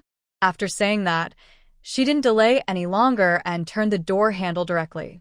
The moment the door opened, Qin Jiao's pupils shrank. Dad. Mom. The sound immediately attracted other guests in the yard. Looking at the two people hugging each other tightly on the bed, everyone was stunned. By the time they realized what was happening, everyone present had tears in their eyes. Chief. Academician Lin. Grandma. Suddenly, the whole room was filled with sobbing. And in a corner where no one was paying attention, a strange light flashed. Then it transformed into a transparent, almost invisible light, circling around the two people on the bed before disappearing. Su Qiuyan has been extremely busy since she became the manager of the pharmaceutical factory. Her time in the factory on weekdays and only returns to the staff quarters at night. Sometimes when I get busy, I even live in the dormitory. Lu Jingsong was extremely depressed, but he didn't dare to complain at all.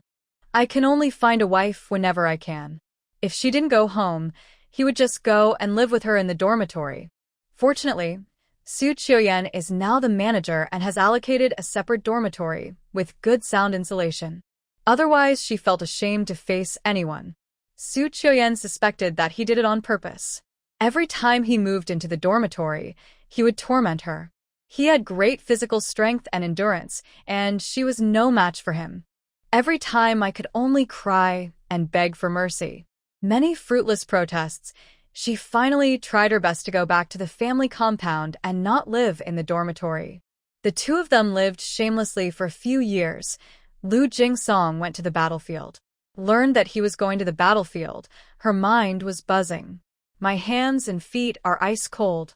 Looking at the man in front of her, her vision was blurred. She couldn't tell him not to go to the battlefield because she knew that as a soldier, it was his duty to defend his country. But knowing this doesn't mean she isn't afraid or worried. Su Qiuyan held back the tears in her eyes and nodded at him. I see. I'll get you whatever you need to prepare. As she said this, she stood up. But before she took 2 steps, she found that her legs and feet were already weak and could not support her body at all. Before she fell, a pair of strong arms grabbed her waist and held her in his arms. Wife, don't cry. The man stroked her cheek with his caring hand, and Su Qiuyan realized that she had already been in tears. But she still bit her lips tightly to prevent herself from crying out loud. Well, I won't cry. She spoke. She clutched the shirt on his chest tightly with both hands. But the tears were like a faucet. They couldn't be stopped. Lu Jingsong was heartbroken, but he couldn't say anything to comfort her. He couldn't give her any assurances. Bullets have no eyes, and no one can guarantee that they can survive the battlefield unscathed. Not to mention being safe and sound, he didn't even know if he could come back alive. After they hugged each other for a while, Su Qiuyan pushed him away, gritted her teeth, supported herself, and walked to the cabinet. After taking out a box from inside, she took out the medicines one by one. This is hemostatic powder. This is a bandage. This is anti-inflammatory medicine. This is medicine for traumatic injuries. Su Qiuyan tried hard to make her voice steady. But in the end it was still broken into pieces.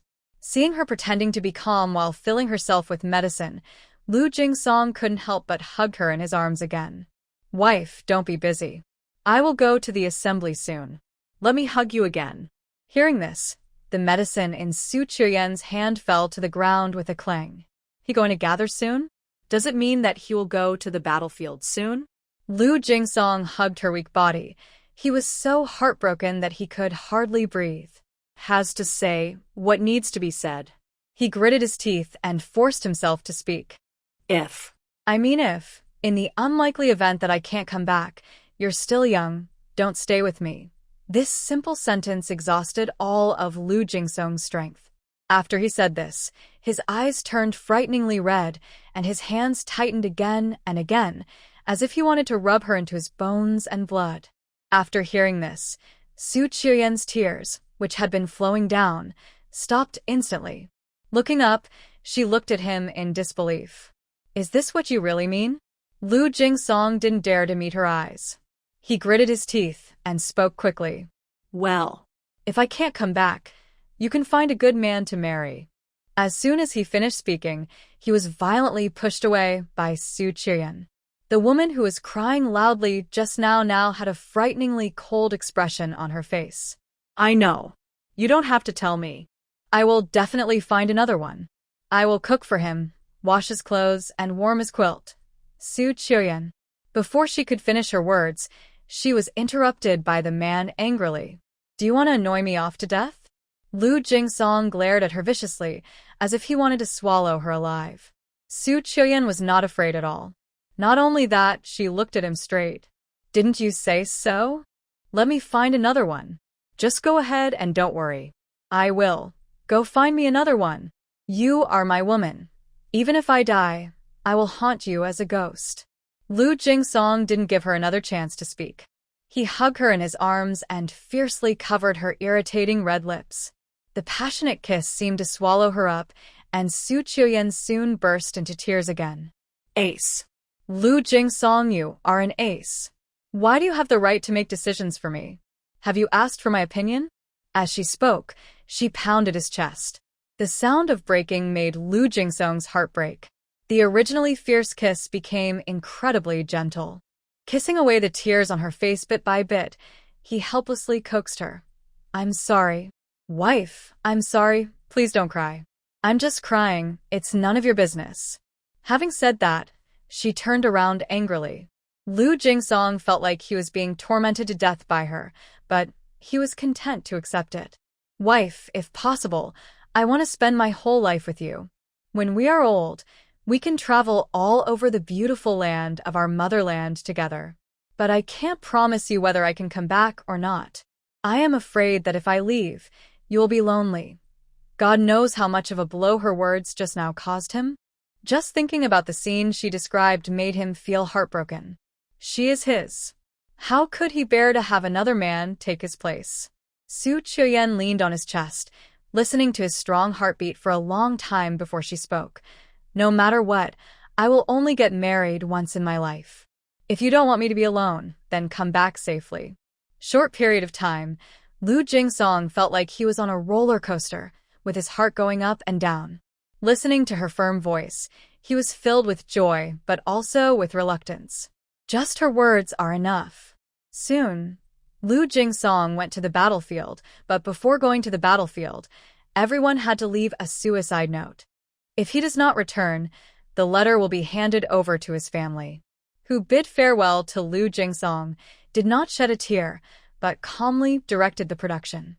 Especially various medicines for injuries, the quality and quantity must be guaranteed, and the soldiers on the battlefield must have access to the best medicines and have them available at any time. In fact, she didn't need to say anything. The military wives also put in their best efforts and gritted their teeth to produce medicine.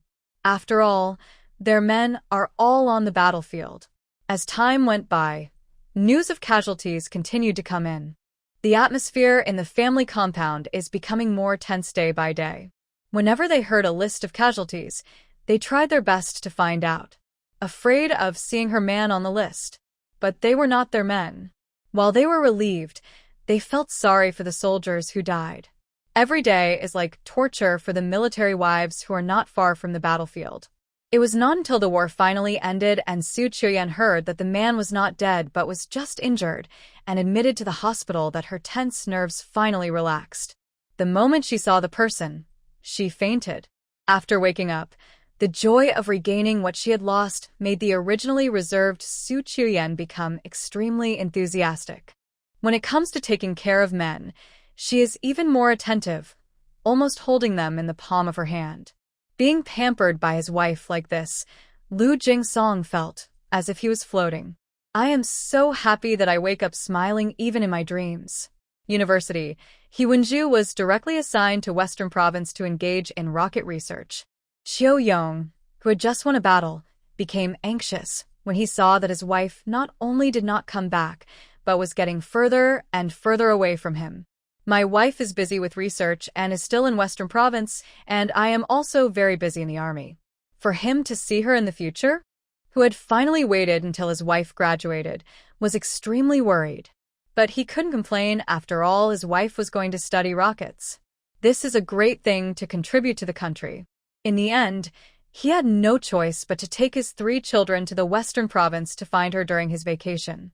After running back and forth for 2 years, his promotion and transfer order finally came down. I don't know if it's because the organization sympathized with the couple and separated them into 2 places. He was transferred directly to Western Province, which was not far from He Wenju's research base. Cheo-young almost cried with excitement. After so many years, he can finally live with his wife again. Who can understand this feeling? After being separated for a long time, he can now understand the feelings of those military wives who are left behind. After finally being able to live with his wife again, he still disregarded the dignity of a deputy division commander. He is completely obedient to his wife. Nonsense. With such a powerful wife, how could he not give in to her? He Wenju knew that her man had no sense of security, so as long as she was free, she would devote all her time to him.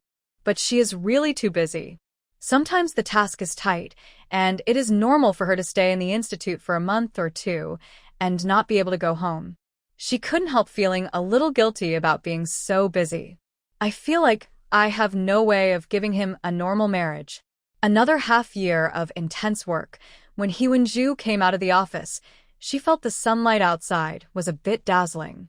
She returned home exhausted and fell into a deep sleep as soon as she lay down. She finally woke up and opened her eyes. She met the man's worried and distressed eyes. "How long have I slept?" He Wenju's voice was a little hoarse.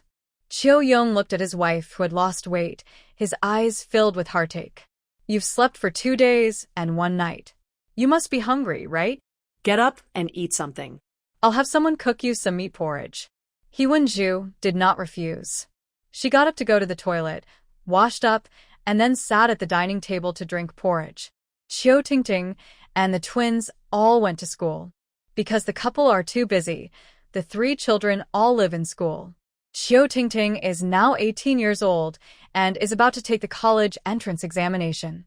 Ping, who is only 10 years old, is also about to take the college entrance examination with her.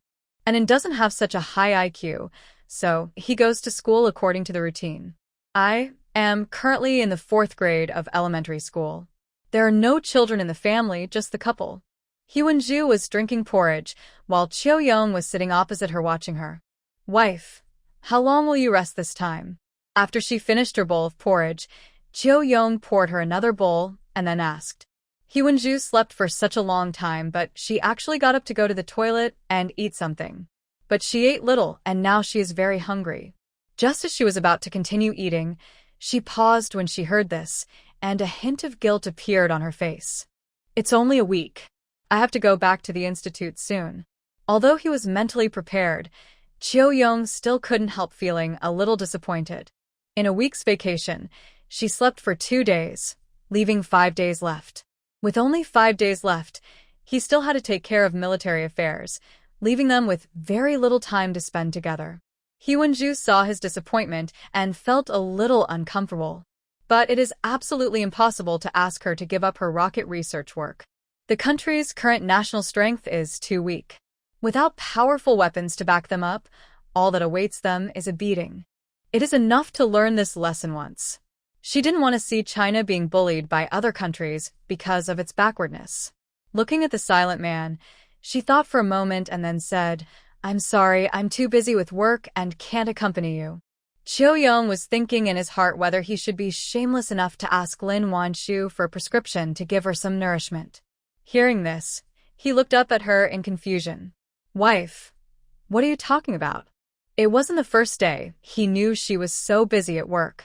He Wenju pursed her lips, somewhat afraid to meet his eyes. After a pause, he said, "You know, my work will be very busy now and in the foreseeable future. I can't take care of your daily life like other wives do." Hearing this, Cheo-young inexplicably had a bad feeling. "I'm fine. Why do I need you to take care of me?" "Why are you talking about this?" He Wenju lowered her eyes, took a deep breath, and then said, "Besides not being able to take care of you, I also don't have time to accompany you. Everyone in the family compound feels sorry for you. I thought about it and decided that we should just get divorced, and you can find another one." Cheo-young didn't expect that what she was going to say was this. Suddenly, his face turned as black as the bottom of a pot. Tell me, who is gossiping in your ears? I'm going to go find your man and argue with him. Is really outrageous. He finally managed to live with his wife, but someone came to sow discord between them. He Wenju. No one is gossiping about me. These are my own thoughts. Hearing this, Chiu Yong was so angry that he laughed. He Wenju, have you forgotten what you promised me? Hearing this, He Wenju's heart skipped a beat, and the hand holding the spoon tightened unconsciously. She opened her lips, wanting to say something, but didn't know how to start. Chiu Yong's face was somewhat gloomy, and his voice came out directly from between his teeth. You promised me that as long as I don't change, you will be my wife for life. It's only been a few years, and you changed your mind so quickly? Looking at his dark eyes that seemed to suck him in, He Wenju felt a little helpless. I've never been married, so I don't know how to run a marriage, but I see other men have hot meals and hot dishes when they come home, but I can't give you anything. This is unfair to you. Chiu Yong looked at the woman with red eyes and couldn't help but let out a long sigh. Walking to her side, he raised his hand to wipe away the tears from the corners of her eyes. Silly wife, you are not me. How do you know that I don't like this kind of life? Hearing this, He Wenju was stunned. Aren't you feeling unbalanced? After all, everyone else has a wife at home to accompany them. Looking at her guilty and uneasy little face, Chiu Yong couldn't help but sigh again. What are you thinking about in your little head? I have such a great wife that I wake up laughing in my dreams. They are just jealous of me and can't bear to see me marry a wife from Shuemu University, so they say such things. I am willing to wait for you, not to mention half a year, even 1 or 2 years, 2 or 3 years. You are the one who makes great contributions to the country. Without you, our national defense cannot be strong. Don't say such things anymore. I don't like to hear them. As a soldier, he wants the country to be strong more than anyone else. But he doesn't have that kind of power. He can only do his job well and guard the country's borders. And his wife not only has this ability, but also has such lofty ideals. He was so happy that he didn't have time to complain that she didn't have time to accompany him. There's loneliness for sure, but when you think of those soldiers who died on the battlefield, what does this loneliness matter? After hearing what he said, He Wenju couldn't hold back any longer and threw herself into his arms, her voice choked with sobs. I take everything you said seriously. She didn't expect that she was so lucky to meet a man who shared the same ideals as her. Old saying goes, money is easy to get, but a true friend is hard to find. Alone were enough to make her fall in love with him and spend the rest of her life with him. Yes, I said. Don't listen to their gossip anymore. Let's live a good life. He Wenju smiled, and her smile was very happy. Yes. All up to you. When Yu Fangfang was first transferred to Western Province, she was dumbfounded. At first glance, all you see is desolate yellow, without even a hint of green. When the wind blew, it blew up yellow sand all over the sky, filling her mouth and nose with sand. Was a delicate girl to begin with, and she couldn't help but blush. How could there be such a terrible place? Is this really suitable for human beings? Feng Yandong knew that conditions in the northwest were difficult, and he was mentally prepared, but he didn't expect the conditions here to be so harsh. Yu Fangfang with red eyes, he couldn't help feeling regretful. If I had known this would happen, I would have kept her in Beijing. As soon as Yu Fangfang saw his expression, she knew what he was thinking. Suddenly, the tears that were about to fall were held back by her. I'm telling you, don't underestimate me. Even though there's not a blade of grass here, I'm sure I can accomplish something big. Her nose and eyes were red, and even her voice was nasal, but she puffed out her chest, hugged the basket in her arms, and spoke proudly. Feng Yandong wanted to say that he didn't need her to do anything big, as long as she could live a comfortable life. But after meeting her sparkling eyes, he swallowed the words back. Good. If she really can't stay there any longer, he'll send her back to Beijing. In this way, the family of 3 began their life in Western Province. Originally been ambitious to make a career, soon couldn't help crying. There is no other reason, it's just that the water here is so unpalatable, it's actually bitter. But even such water is still as precious as oil here. The western province is dry all year round with little precipitation. Every household dug a water cellar and collected rainwater when it rained for daily use. Sometimes there is chicken and duck droppings in places where rainwater passes, and they also flow into the water cellar. After sedimentation, they can be used as usual. Feng Yandong felt so distressed when he saw how thin she had become. Finally, he heard that there was non-bitter water 20 miles away, so he went to exchange some with his fellow villagers and brought some back for her to drink. With the water that Feng Yandong exchanged for her, Yu Fangfang finally managed to adapt to life in the northwest. Soon, she brought home 2 hens and started her chicken-raising plan. Feng Yandong is the regiment commander. She doesn't need to report to anyone how many chickens she wants to raise, and no one dares to cause trouble in the army.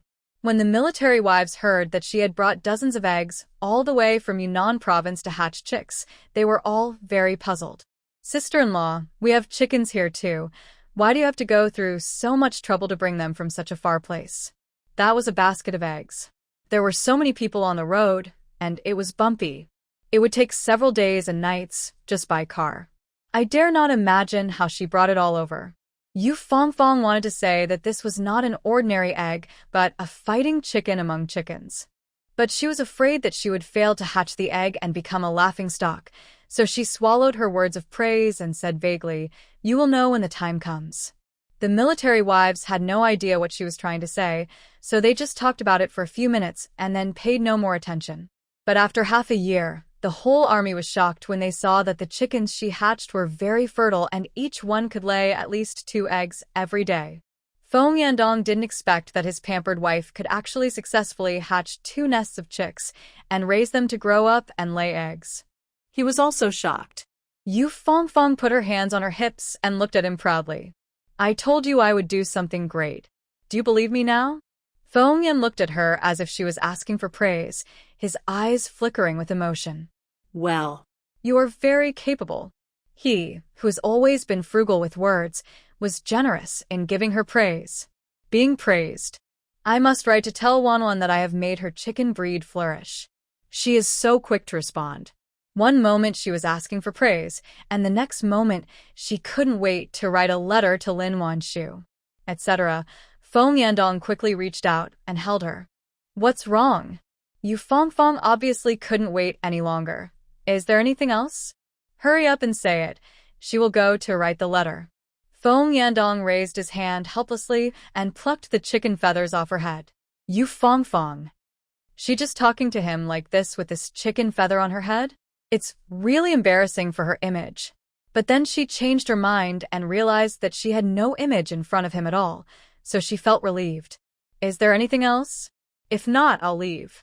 After saying that, Yu Fangfang turned around and left happily. Feng Yandong. It turned out to be the right decision to separate her from Comrade Kobayashi. He suspected that if the two of them stayed any longer, he would have nothing to do. Yu Fangfang happily shared her achievements with Lin Wanshu. She ambitiously opened a chicken farm. Since Lin Wanshu already had ready-made experience, she could just use it directly. Yu Fangfang's high egg production has spread throughout the military region. The commander was very supportive of her plan to open a chicken farm. "If you need people, give them. If you need money, give them money. Be sure to let her breed more of these laying hens." With the support from above, Yu Fangfang's chicken farm developed very smoothly. Soon, their group was the first to achieve egg and chicken freedom. Both the soldiers and their families were grateful to Fangfang for being able to eat eggs to their heart's content. Her superiors even held a special commendation meeting for her to praise her outstanding contributions to the army. Although Yu Fangfang was already in charge of a large chicken farm at that time, she still had the temper of a child. Receiving the award, she couldn't wait to get in front of Feng Yandong. "Look, this is the medal I got, as well as the towel and enamel cup." She looked like a child seeking praise, and you couldn't tell that she was already 30 years old. But Feng Yandong did not think she was childish. Instead, he praised her seriously. "Yeah, you're awesome. Yu Fangfang. Can't you say something nicer?" Virtue. Knowing that her man would not be able to get much praise from her, She took her medal and went to find another military wife. Was happily chatting with the military wives and didn't notice the darkening gaze of the man behind her.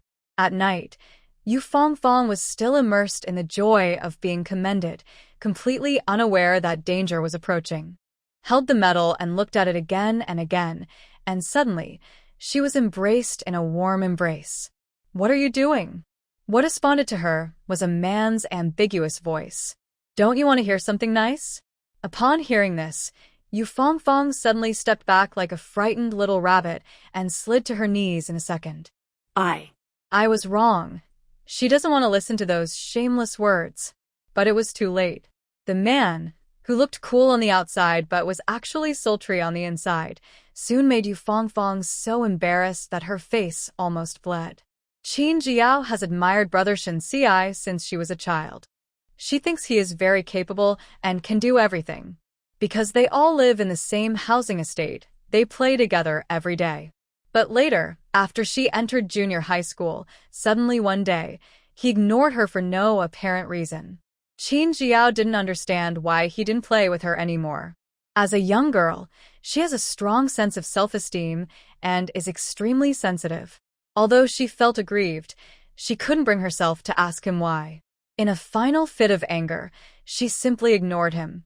Sometimes when she met him in the staff quarters, she pretended not to see him. The two became strangers until Qin Jiao graduated from junior high school and Shin Shuwen was transferred out of Yunnan province, and they completely lost contact.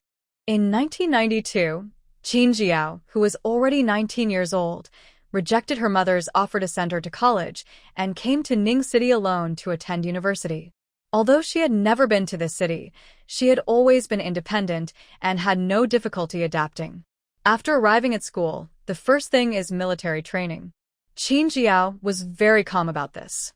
Even though Qin Yan loves her very much on weekdays, he is very serious when it comes to training himself. Various physical training and confrontational training, she successfully developed good skills. Can knock down a big man easily. This is also why her father agreed to let her go to college alone. On the day of military training, early in the morning, Qin Jiao heard the call to assemble and sat up from the bed reflexively. She quickly changed into the military uniform issued by the school, folded her quilt, and went to the public bathroom to wash up. After she finished washing up, people in the dormitory were still slowly getting dressed. "Jiao, why are you so fast?" Li Qiong rubbed her eyes and asked. Qin Jiao arrived 2 days in advance and was already very familiar with the people in the dormitory. "I'm used to it." "You better hurry up, or you'll get scolded for being late. Being scolded is the least of your worries. If you are not careful, you may even be punished." Hearing this, Li Qiong's sleepiness was almost scared away. "It's not that serious, right?" "I don't know, but it's better to hurry up. I'll go to the gathering first." Having said that, she went out. When the others heard this, they dared not delay any longer. They quickly folded their quilts, washed up, and rushed to the assembly point. Qin Jiao arrived. There weren't many people there. After finding the counselor, she joined her class. At this moment, there is an instructor standing in front of each class. Qin Jiao ran in a hurry just now and didn't even notice whether the instructor was round or flat. I just caught a glimpse of a tall and slender figure out of the corner of my eye. After finding the girls' row, she stood directly there. But just as she stood firm, a cold yet majestic voice came from the front of the team. "Stand here." Hearing the voice, Qin Jiao widened her eyes and looked up in disbelief. The next second, a strange yet familiar handsome face came into view. It's Shen Xiai. Qin Jiao didn't expect that he would be here and become her instructor. She couldn't come back to her senses for a long time. Isn't he in the central military region? When was he transferred here? Although Qin Jiao and Shen Xiai have not been in contact for many years, Shen Yu is a chatterbox, and he has never stopped writing to her over the years. Not only did he write letters, he sometimes also called her. As they talked more, they naturally had to mention Shen Xiai. But Qin Jiao didn't like to listen. Usually, she would change the subject after he finished talking for a few words. To see someone she hadn't seen for several years standing in front of her, Perhaps because she didn't react, the man frowned slightly. Before he could speak, Qin Jiao quickly withdrew her gaze and stood at the position he designated with an expressionless face. That is the first person in the first row.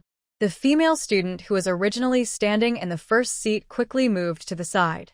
But as she moved, she couldn't help but secretly glance at the instructor. After taking a look, my heart couldn't help but beat wildly. So handsome. How can there be such a handsome man? Lu Zengru felt that one glance was not enough, so she raised her eyes and wanted to take another peek. But this one glance made her shudder all over. Such a cold look. Not only was it cold, but it was also mixed with an indescribable boredom. Lu Zengru was so frightened that she quickly looked away. How could she dare to look around anymore? Qin Jiao was unaware of Lu Zengru's little trick. She was standing in the line, watching her nose and her heart, without even glancing over there out of the corner of her eyes. It was as if the person standing in front of the team was not the brother who had accompanied her throughout her childhood, but a complete stranger. I don't know how long it took, but the others returned to the team one after another. Shen Xi's face didn't look very good. Li Qiong had time to sigh at their good luck for being assigned such a handsome instructor. She felt her skin tighten. I have a very ominous feeling in my heart. The male students were standing at the back and didn't notice Shen Xi's expression. Everyone couldn't help but steal a glance at Qin Jiao out of the corner of their eyes. The glimpse just now made these boys who had just entered the university campus extremely excited. What a beautiful female classmate. She is prettier than any female star on TV. Such a pretty girl. Will she be their classmate in the future? Just thinking about it makes me feel so happy that I almost faint. As I was stealing a pee-peck, I heard a cold voice. Your assembly time is 10 minutes and 5 seconds. Shen Xi looked at the stopwatch and glanced at the team calmly. Now, even the most dull-witted person could sense the danger. Not daring to look around anymore, they all straightened up immediately, not daring to breathe. But it's too late. Following time, the whole class was trained to death. The instructor made them lift their feet for 5 minutes without letting them put them down. Although half of the students are from rural areas, their physical fitness is also good. But they still found it a bit difficult to stand still with their feet raised. Within 5 minutes, some people began to stagger. Lu Zengru's feet had fallen to the ground twice. She felt as if her legs were filled with lead, heavy and heavy. She was almost crying from the training, and she didn't know how many times she had cursed the instructor in her heart. How could she still have the infatuation she had at the beginning? This Chun is a straight man who has no idea how to be gentle with women. What's the use of being handsome? Among the crumbling figures, one person stood out. That is Qin Jiao, standing in the first row. She stood straight and steady as a rock, and her foot-lifting movements were as standard as in a textbook. If you don't know, you might think she was a soldier. Such training is indeed a piece of cake for Qin Jiao. Apart from being a little hot from the sun, she felt relaxed. Following training, she was still very methodical and no one could find any fault with her. In other words, she didn't give Shen Xi any chance to find fault with her at all. After finally making it to the end of the training, the students collapsed on the ground. Qin Jiao also found a place to sit down and rest. As soon as I sat down, a somewhat shy voice came from the side. Heko, classmate, what's your name? Qin Jiao turned her head and saw a tall man who looked somewhat honest and simple, with red ears. It was obvious that he mustered up the courage to come and talk to her. Heko, my name is Qin Jiao. Qin Jiao smiled and nodded at him. In an instant, the tall man looked like a shrimp thrown into boiling water, his entire face and neck turned red. What to do with his hands and feet?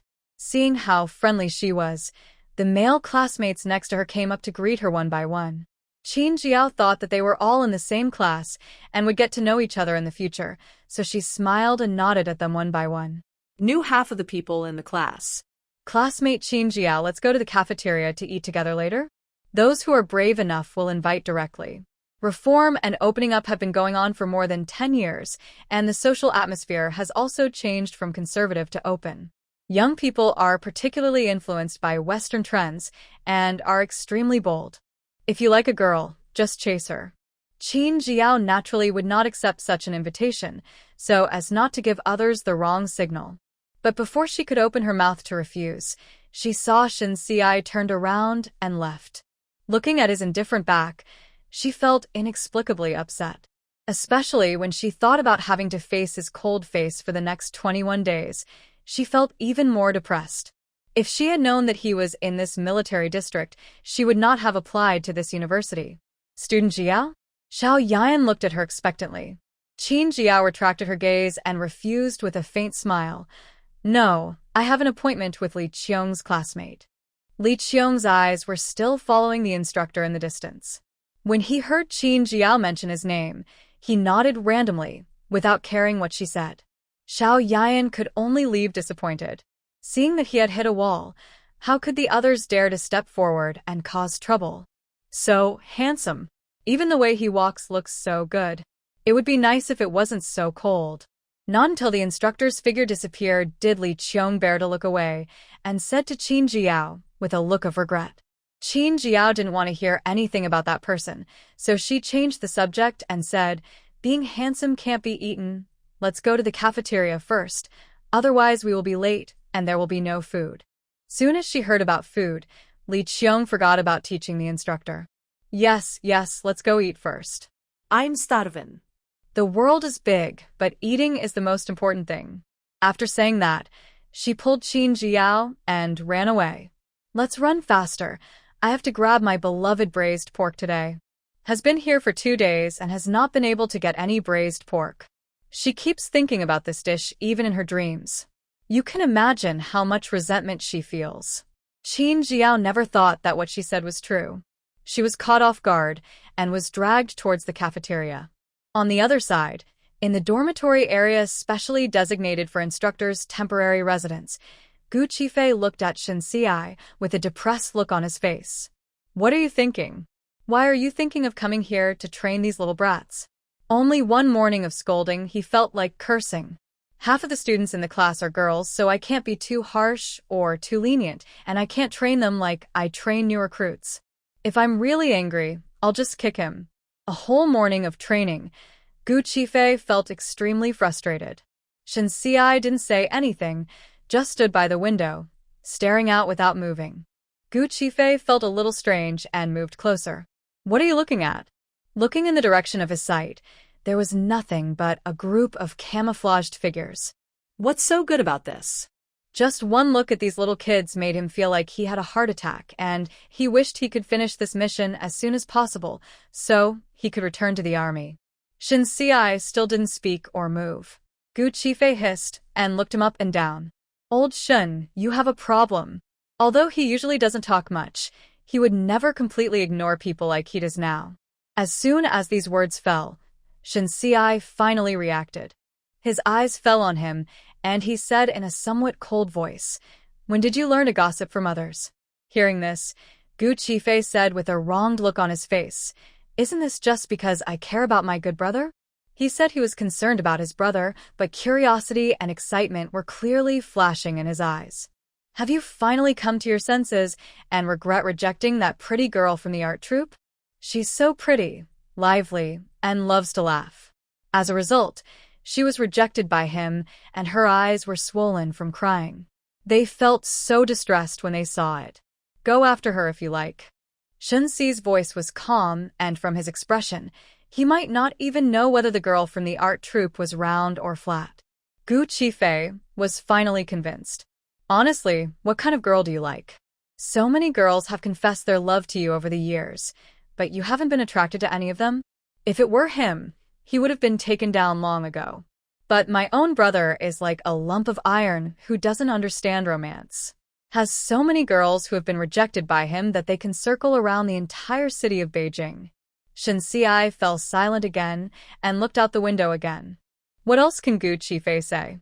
I could only sigh, sit back on the stool board, and count on my fingers how many days it would take to finish this darn military training. Following time, Qin Jiao continued to conduct military training seriously every day, completely ignoring the popular Shen Xiai in the school. When she was free, she would go to the phone booth to call her mother and chat.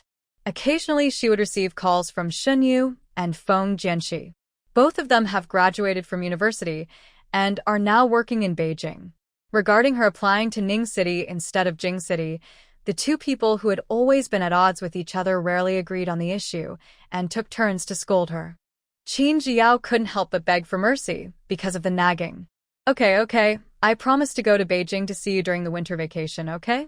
Rubbing her forehead, she spoke to the person on the other end of the phone with a headache.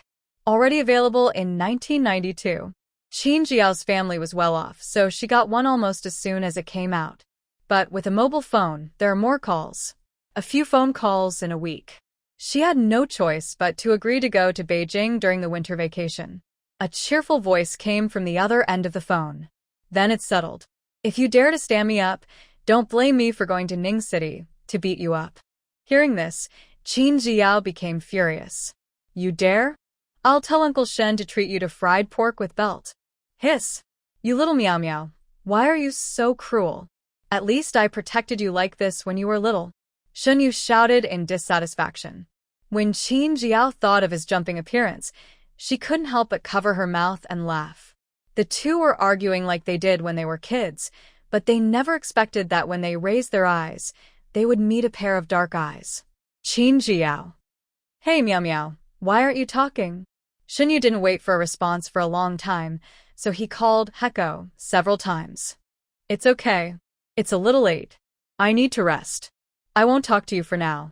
Qin Jiao retracted her gaze and spoke to the other end of the phone. Okay then, I'll call you in a few days. Shen Yu's somewhat lost voice came. Qin Jiao said goodbye to him and hung up the phone. Under the tree, the slender figure was still standing quietly. People coming and going couldn't help but cast glances at him with admiration or amazement. But Qin Jiao seemed to still not see this person. She lowered her eyes and walked past him. In the moment when they passed each other, where no one noticed, the man's hand hanging at his side curled up. But Qin Jiao, who walked past him, was not as calm as she looked. How could I not be sad? It was obvious that he doted on her so much when she was a child that he almost picked the stars in the sky for her. But the person who loved me so much suddenly changed one day.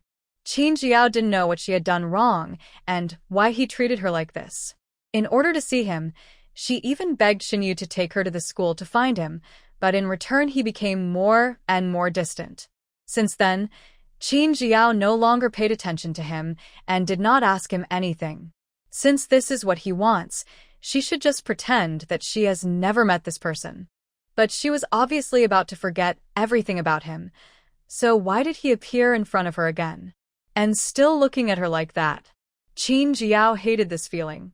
Pursing her lips, she quickened her pace and left. The following military training was still no different from the past week. But Qin Jiao's beauty caused quite a stir in the school. Every day there are all kinds of people coming to talk to her. There are students of the same grade, as well as students of higher grades. And among all these people, one in particular stood out. That is the campus hunk of Ning City Medical University. This hunk is not only handsome, but also a well-known talent. I heard that his score was enough to get him into Beijing University, but I don't know why he chose the medical university in Ning City. Student Qin, I have a question can I discuss with you? Afternoon military training had just ended, and as expected, Qin Jiao ran into Su Qingrang again.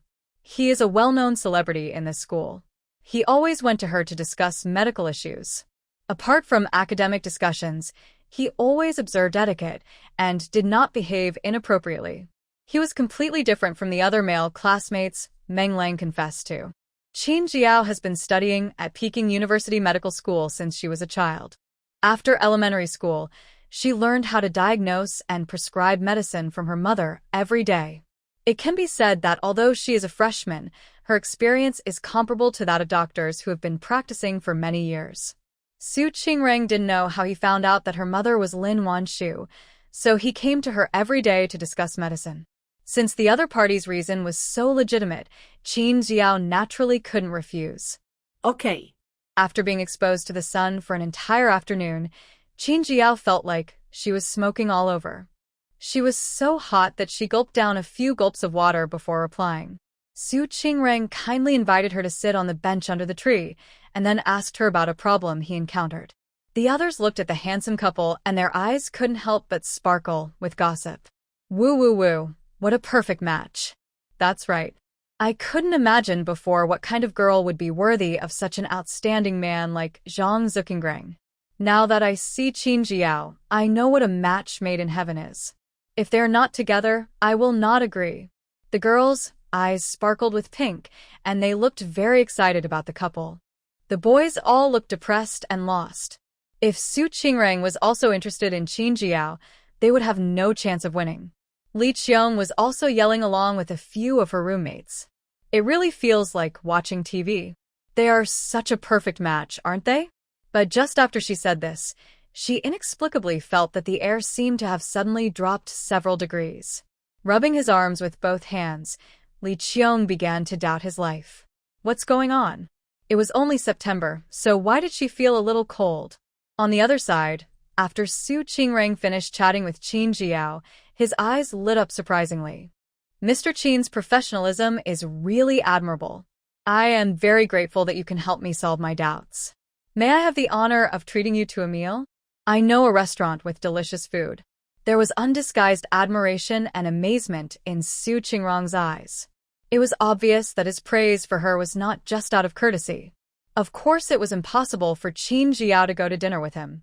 After all, she was already in college, and she couldn't be so naive as to think that he really treated her to a meal out of pure gratitude. I was about to refuse. I felt a pair of eyes that I couldn't ignore, looking straight at me. She knew who it was without turning her head. Was on the tip of her tongue, was swallowed down somehow. Okay. She nodded. The next second, that gaze was like a sharp sword, as if it was going to pierce her. Su Qingrang didn't expect that she really agreed. A hint of surprise flashed across his gentle and handsome face, and he made a gesture of invitation to her. Thank you, Mr. Qin, for your presence. Qin Jiao didn't turn around, but picked up her kettle, said heko to Li Qiong, and followed Su Qingrang. Cheer came from behind, as if Su Qingrang was about to win the beauty. Su Qingrang was talking about was naturally outside the school. It is only 200 meters away from the school, so the location is not too remote, and there are quite a lot of people there. Qin Jiao felt relieved when she saw this. But I couldn't help feeling a little regretful in my heart that I shouldn't have agreed to have dinner with him just out of spite. Although Su Qingrang is good-looking and very professional, Qin Jiao has been surrounded by various outstanding boys since she was a child, and she has become immune to handsome men. She knew that she was attractive and was very careful when interacting with boys. Avoid giving people the wrong signals. Su Qingrang also knew how difficult it was to approach Qin Jiao. It is natural that he was very excited to be able to invite such a beautiful woman. The two entered the store. Su Qing took her to a seat by the window with familiarity. Soon, the waiter came over with the menu. Su Qingrang asked her very gentlemanly what she wanted to eat. Qin Jiao felt a little confused and had no appetite at all. But since she was already here, it would be inappropriate for her to leave now. I planned to order some food, eat quickly, and then go back to school. Her plan was good, but during the meal, Su Qingrang discussed a few cases with her. Qin Jiao had no choice but to calm down and chat with him. The meal, it was already dark. After returning to school, I couldn't see the road clearly. Although the school has streetlights, they are not very bright. Qin Jiao didn't plan to let him take her back to the dormitory, so she said goodbye to him.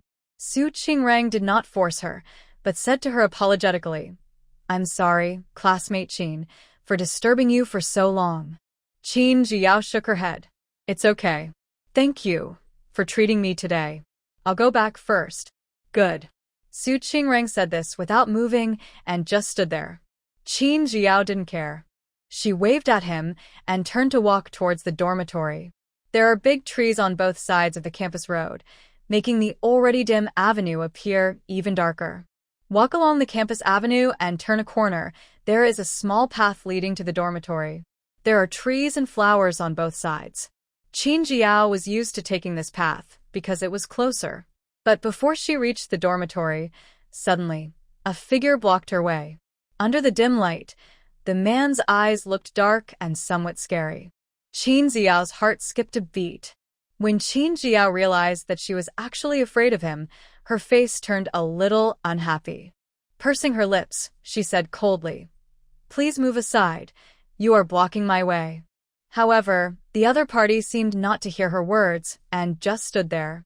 Qin Jiao clenched her fists, the annoyance in her heart becoming more and more out of control. What does he mean? You Just came back now? A man's hoarse voice came from the darkness. What's it to you? Qin Jiao said in a bad tone. He was the one who ignored her, so what right did he have to question her now? As soon as these words fell, the tall figure in the darkness seemed to sway. After a long time, the unique low voice of a man was heard again on the path. Uncle Qin asked me to take care of you, so I naturally have the responsibility to ask about it. Hearing this, Qin Jiao sneered with disdain. I'm already 19 years old, not a child. Do I need you to take care of me? Just take care of yourself. After saying that, she turned around and left without planning to argue with him any further. But the next second, her arm tightened and she was grabbed by the hand. Qin Jiao was startled. If she hadn't had a trace of rationality left in her, she would have almost screamed out. What you do? Her hushed voice was filled with anger. Although she had become a stranger to him, Qin Jiao still remembered the kindness he had shown her and did not want to ruin his future. After all, if an instructor was caught pulling a female student like this, he would definitely be punished severely. Shin Siai didn't know what he was doing. He had restrained himself for so many years and didn't want to get close to her, but when he saw her walking with other male classmates, he still couldn't bear it. He is a pervert. A pervert who has special feelings for the girl next door, who is so much younger than him. Junior high school that year, and when Shin Siai discovered her feelings, she was shocked and embarrassed. She was still so young, but he couldn't help wanting to get closer to her. Unable to face his own feelings, Shin Siai could only force himself to stay away from her. But it's of no use. The more you restrain yourself, the more intense the emotions become. Until he couldn't bear it anymore, he would take the opportunity to go home and secretly glance at her.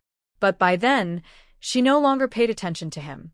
Every time they passed by each other, Shin Siai felt happy and painful. He was happy that he could finally see her, but he was also sad that she had become completely estranged from him. He restrained himself from revealing any of his emotions. Later, his father left Yun province, and he never had the chance to meet her again. I could only get a few words from Shenyu. Shin Siai felt that he was sick, and very sick. Every day I collect information about her like a pervert. He heard someone confess his love to her. He couldn't sleep all night, fearing that she would really agree to those young men.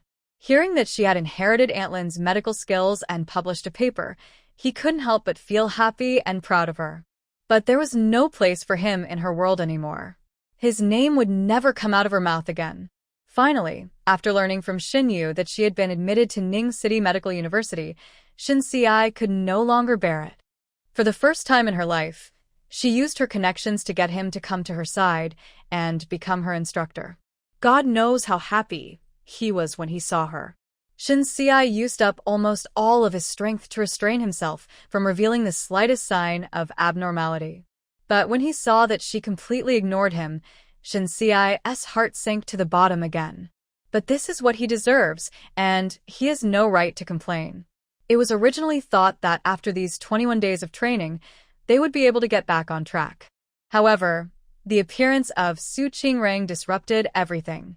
The boy was not only outstanding but also cunning. He knew that she was difficult to approach, so he would look for her every day under the pretext of discussing academic matters. Whenever he saw the two of them sitting together and heard everyone say that they were a good match, Shin Si's heart felt like it was being tortured and bloody.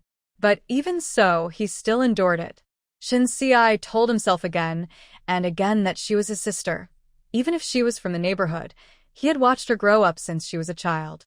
However, everything got completely out of control after seeing her accept Su Qingrang's invitation. He can't do it at all. Letting him watch her being with another boy was more painful than killing him. With his hands tightly grasping her arms, Shin Si's eyes were pleading. Zizi, don't go out with him anymore, okay? This was the nickname he gave her, and he would only call her that in private. When she first fell in love, Qin Xiao's heart couldn't help but flutter just by hearing this nickname. But now, she just found it ridiculous. Why should I listen to you? Who do you think you are? Also, don't call me Gigi. My name is Qin Xiao. After saying that, she shook off his hand forcefully and left quickly. Behind him, the man's eyes were bloodshot. Qin Xiao returned to the dormitory with her heart pounding wildly. One else in the dormitory. My roommates must have gone to the classroom, had free time tonight, and had no plans to go to the classroom. She was going to take a shower and go to bed. But after taking a shower and lying on the bed, she couldn't fall asleep. Shinxi's deep gaze and pleading words kept flashing through her mind, and she felt angry and depressed. Finally, she impatiently pulled the quilt over and suffocated herself in it. The next day was cross-country training. Qin Xiao came to the class assembly with dark circles under her eyes. As soon as she stood firm, she noticed the man's worried eyes glancing at her. Qin Xiao ignored him and continued to watch his eyes and nose. After lining up, the students in camouflage uniforms set off in a mighty procession. They went cross-country, happened to be a mountain not far from the school. For Qin Xiao, this kind of training is no different from a spring outing. After all, she has to carry at least 30 kilograms of weight during her daily cross-country training. For students it's simpler, and they don't need to carry such heavy things. It's just a symbolic load of 10 pounds. Qin Xiao walked in front holding the flag, relaxedly. The students behind started to pant for breath.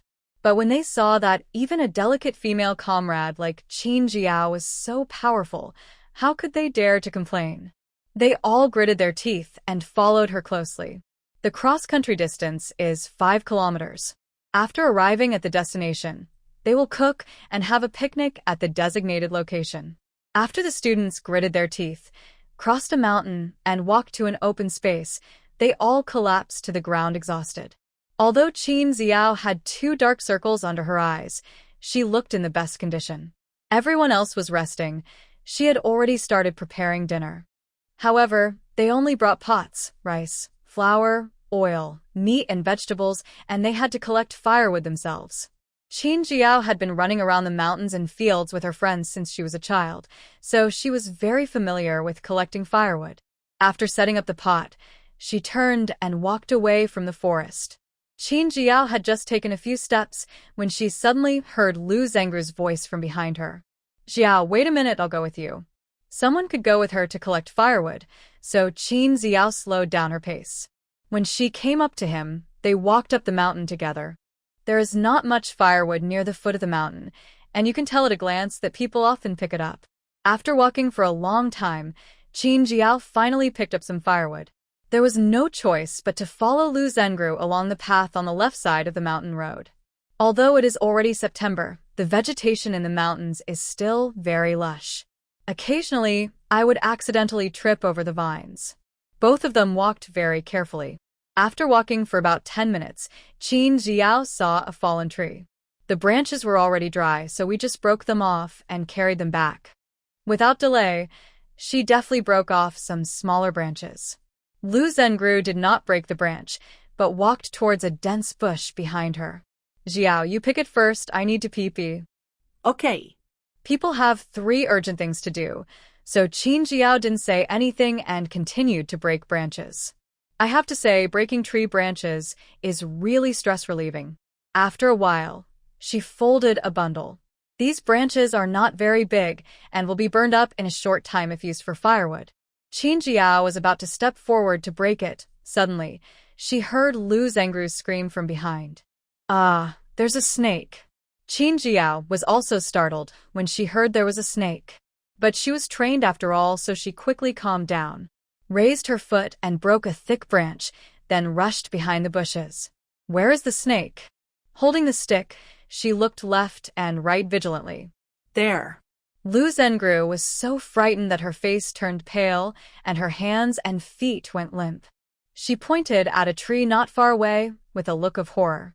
Qin Xiao turned her head and saw a cobra spitting out its tongue and looking straight at them. Her hands subconsciously clenched the stick, and she quickly calculated in her mind where to hit the snake in order to kill it with one blow. But before she could make a move, the snake tilted its head. It swayed from side to side as if dancing. It didn't seem like he wanted to attack her, but rather wanted to play with her. Qin Jiao swallowed and inexplicably remembered her physique that was particularly attractive to animals. However, she did not dare to take it lightly, and instead said to it in a negotiating tone, "I won't hit you. Can you just leave on your own?"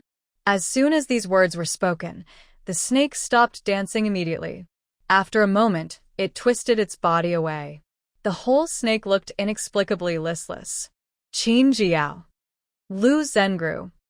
Ji. Kiao. How could it listen to you? She asked in disbelief. Qin Jiao shook her head. It might be a coincidence. We have almost finished picking up the firewood. Let's go back first. Oh. Okay. Lu Zengru was eager to leave here as soon as possible, so she didn't delay and picked up a bundle of firewood and left quickly. Qin Jiao. Finally, she broke off a few thick branches, tied them up with a rope, and then carried them down the mountain. But not long after they walked away, they ran into the same cobra again.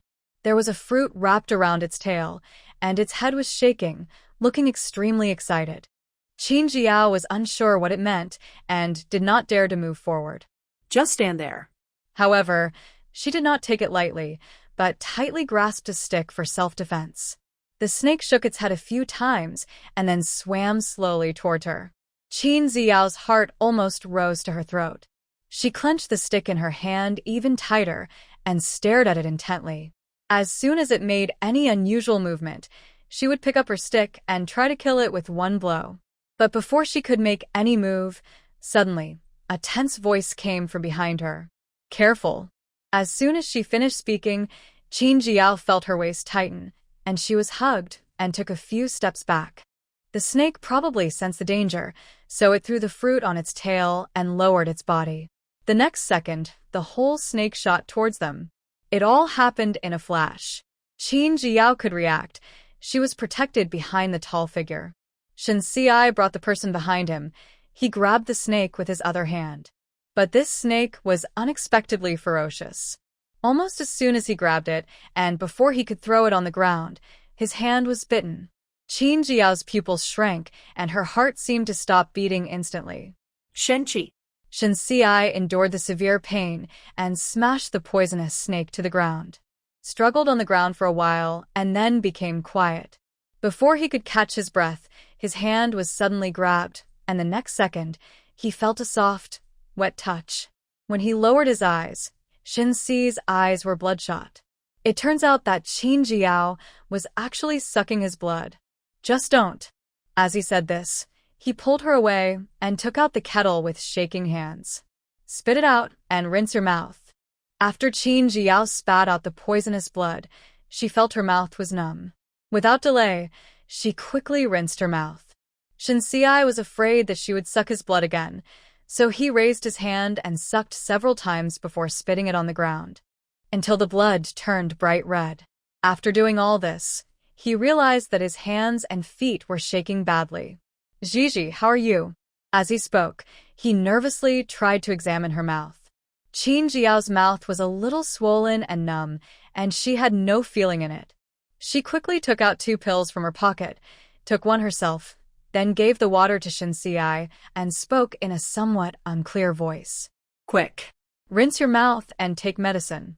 This is the antidote developed by her mother, and it is very effective. Even though she knew the effect was very powerful, Qin Jiao was still worried. It was not until she saw him swallow the medicine that she collapsed to the ground, gasping for air. What happened just now happened too suddenly. She had no time to think and just wanted to save him instinctively. But after the rescue, she felt very awkward and turned her head away, not wanting to see him. Shen Xiai squatted in front of her and looked at her with burning eyes. Qin Jiao was very annoyed and didn't want to pay any attention to him. He stood up with his weak legs and reached out to pick up the firewood he had thrown on the ground. Shen Xi's heart twitched, but he knew he was in the wrong, so he didn't dare to say anything and picked up the firewood first. "I'll get it," If he wants to take it, let him take it. Qin Jiao didn't care. She withdrew her hand and turned away. But she had been frightened quite a bit just now, and her legs and feet were still shaking slightly. It is said that it is easier to go up a mountain than to go down. Qin Jiao had no strength in her legs and feet to begin with, and the road here was almost undeveloped, so it was very difficult for her to walk. But even so, she still didn't give Shenxiai any chance to help her.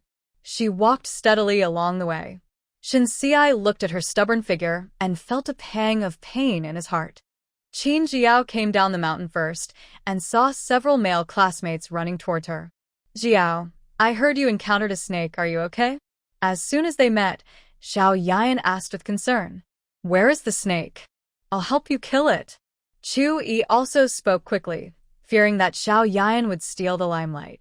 I'm fine, the snake is dead. Qin Jiao shook her head and didn't want to say more. Xiao Yan wanted to say a few more words of concern when he saw the instructor coming out carrying a bundle of firewood. As soon as they met, Xiao Yan couldn't help but shiver. Instructor. Instructor. He shouted stutteringly. Shenxiai glanced at him and said in a calm voice, Have you completed all the tasks I assigned to you? As soon as these words were spoken, several male comrades suddenly felt their skin tighten. Not yet, let's go now, let's go now. Xiao Yan finished speaking. He ran away. The others didn't dare to stay any longer, and they all ran away quickly like mice seeing a cat. After a while, Qin Jiao and Shenxiai were the only ones left there. Qin Jiao. Not wanting to stay with Shenxiai any longer, she left quickly. Shenxiai looked at her indifferent back, and his eyes couldn't help but dim a little. Li Qiong had just come back with water and was startled when she heard that Qin Jiao had encountered a snake. Just as I was about to look for someone, I saw her and Shenxiai coming back one after another.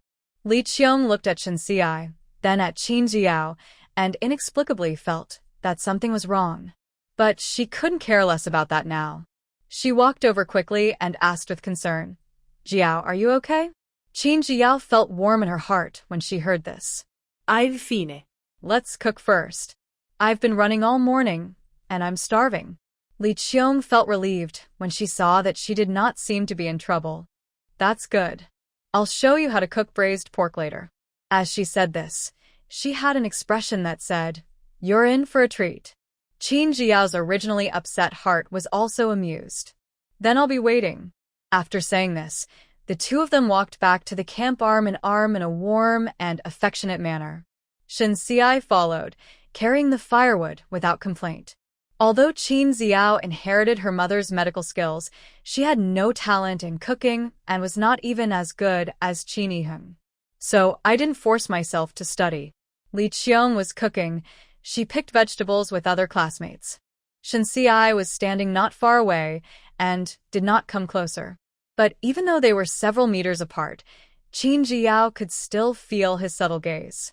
This made her feel even more irritated, and her movements of picking vegetables became unconsciously heavier, as if she was not picking vegetables, but someone's hair. Jiao, that's enough, leave 2 leaves. If you pick more, there will be none left. Wang Wenyue, who was standing by, saw that she was almost picking all the leaves off and spoke quickly. Qin Jiao. Looking at the vegetables with almost only the stalks left in her hands, she blushed and felt a little embarrassed. I didn't pay attention and picked too many. As she said this, she put the vegetables down. Shenxiai looked at her adorable appearance. His eyes softened and a hint of nostalgia flashed across his face. When Gu Qifei saw this, his jaw almost dropped to the ground, and he looked as if he had seen a ghost. Unable to help himself, he sneaked up to him. Hey, Lao Shen, what were you looking at just now? Why do you look so lustful? Is it true that the iron tree is going to bloom? As Gu Qifei spoke, he looked left and right curiously, trying to find the person who can make the iron tree bloom. But after looking around, I didn't see any suspicious people. After all, there are only little kids here. Suddenly, he saw a female counselor with blushing cheeks looking at him shyly not far away. Gu Qifei immediately understood. So, you like female teachers? Qin Jiao has already picked the vegetables and is now washing them next to the bucket. Gu Qifei's words just happened to reach her ears. Suddenly, all the crisp and tender vegetables in her hands were washed and broken by her. Shenxi's face looked a little bad, and he looked at Gu Qifei with cold eyes. "You're free?" Gu Qifei was so frightened by his look that he stepped back suddenly. Hee. "I remember that there were two fish fighting over there just now. I went to stop them." After saying that, he put some oil on his feet and ran away. Are you kidding? Who doesn't know who Shenxi is? He looks like a decent person on the surface, but he is a dark person inside. He has suffered a few losses, and now he has learned his lesson. After Gu Qifei left, Qin Jiao picked up the vegetables that were almost broken into pieces after washing, and left too. Shenxi didn't know whether she heard it or not. He was afraid that she had misunderstood, so he wanted to explain to her that he didn't like any female teachers at all. But Qin Jiao didn't give Shenxi any chance at all. During the picnic, she was basically with her female classmates, and Shenxi had no way to get close to her. Not only that, during the following military training, she seemed to be deliberately avoiding him. Except for training time, Shenxi never saw her. Seeing that the military training would be over tomorrow, Shenxi's heart felt like it was being roasted on fire. He was anxious and painful, but there was nothing he could do. The last night of military training was a cultural evening. The party was held in the auditorium, and each class prepared a program to perform. Qin Jiao did not perform, but just sat quietly in the audience. Their class was at the back, and she came late, so she sat directly in the corner. On the stage, and thunderous applause from the audience, and the scene was very lively. But Qin Jiao was in no mood to watch any performance, because there was always a figure standing next to him. Taking advantage of the darkness in the audience where nothing could be seen clearly, he stared at her with undisguised burning gaze. Qin Jiao felt angry and annoyed by being stared at. She finally waited until the party was over, but she didn't stay for even a second and got up to leave. But the moment they passed each other, something was stuffed into her hand. Qin Jiao reflexively wanted to throw it back to him. Just at this moment, the lights in the auditorium came on. In her hand away, she suddenly stopped. When she confirmed what was in the small box, her face was full of surprise and disbelief. It turns out that Qin Jiao not only learned medicine from her mother, but also became fascinated with painting when she was in Beijing. She said she was obsessed with painting, but in fact she was fascinated by those colorful paints. Are not made from chemical products, but extracted from nature. Her favorite is a light emerald color. But this pigment only appears in one extremely dangerous mountain. Not only is the climate there harsh and the terrain complex, it is also shrouded in fog and has an abnormal magnetic field. Ordinary people to get lost inside and get into danger. Precisely because this kind of paint is rare, Qin Jiao cherishes the only box she has.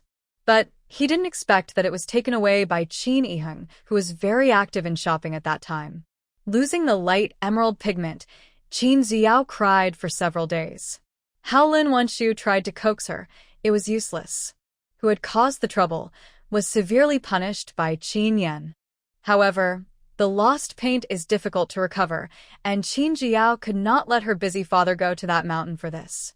By the time the paint was gone, Qin Jiao had become completely estranged from Shenxi. She never thought that he would know about this and get her the same paint. Looking at the colorful paint in her hands at this moment, one can imagine the complexity of Qin Jiao's mood. But Shenxi had already left with other instructors. Qin Jiao's heart suddenly became a mess when she remembered what Li Qiong had whispered to her in the afternoon, that the instructor would leave tonight. The party was over. Li Qiong said she wanted to have a midnight snack. Qin Jiao was not in the mood to eat, so she didn't go with them. Holding the small box of paint in her hand, she wandered aimlessly around the campus.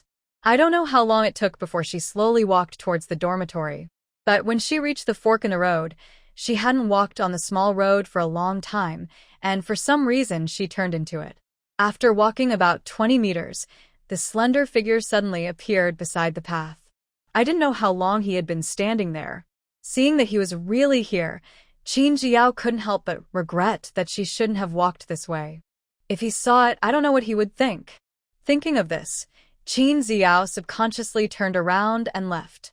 But after a few steps, his arm was grabbed again. Don't go. Shen Xi's low voice was filled with pleading. I'm going back to the army soon. Can we have a good talk? Qin Jiao wore her own clothes at night.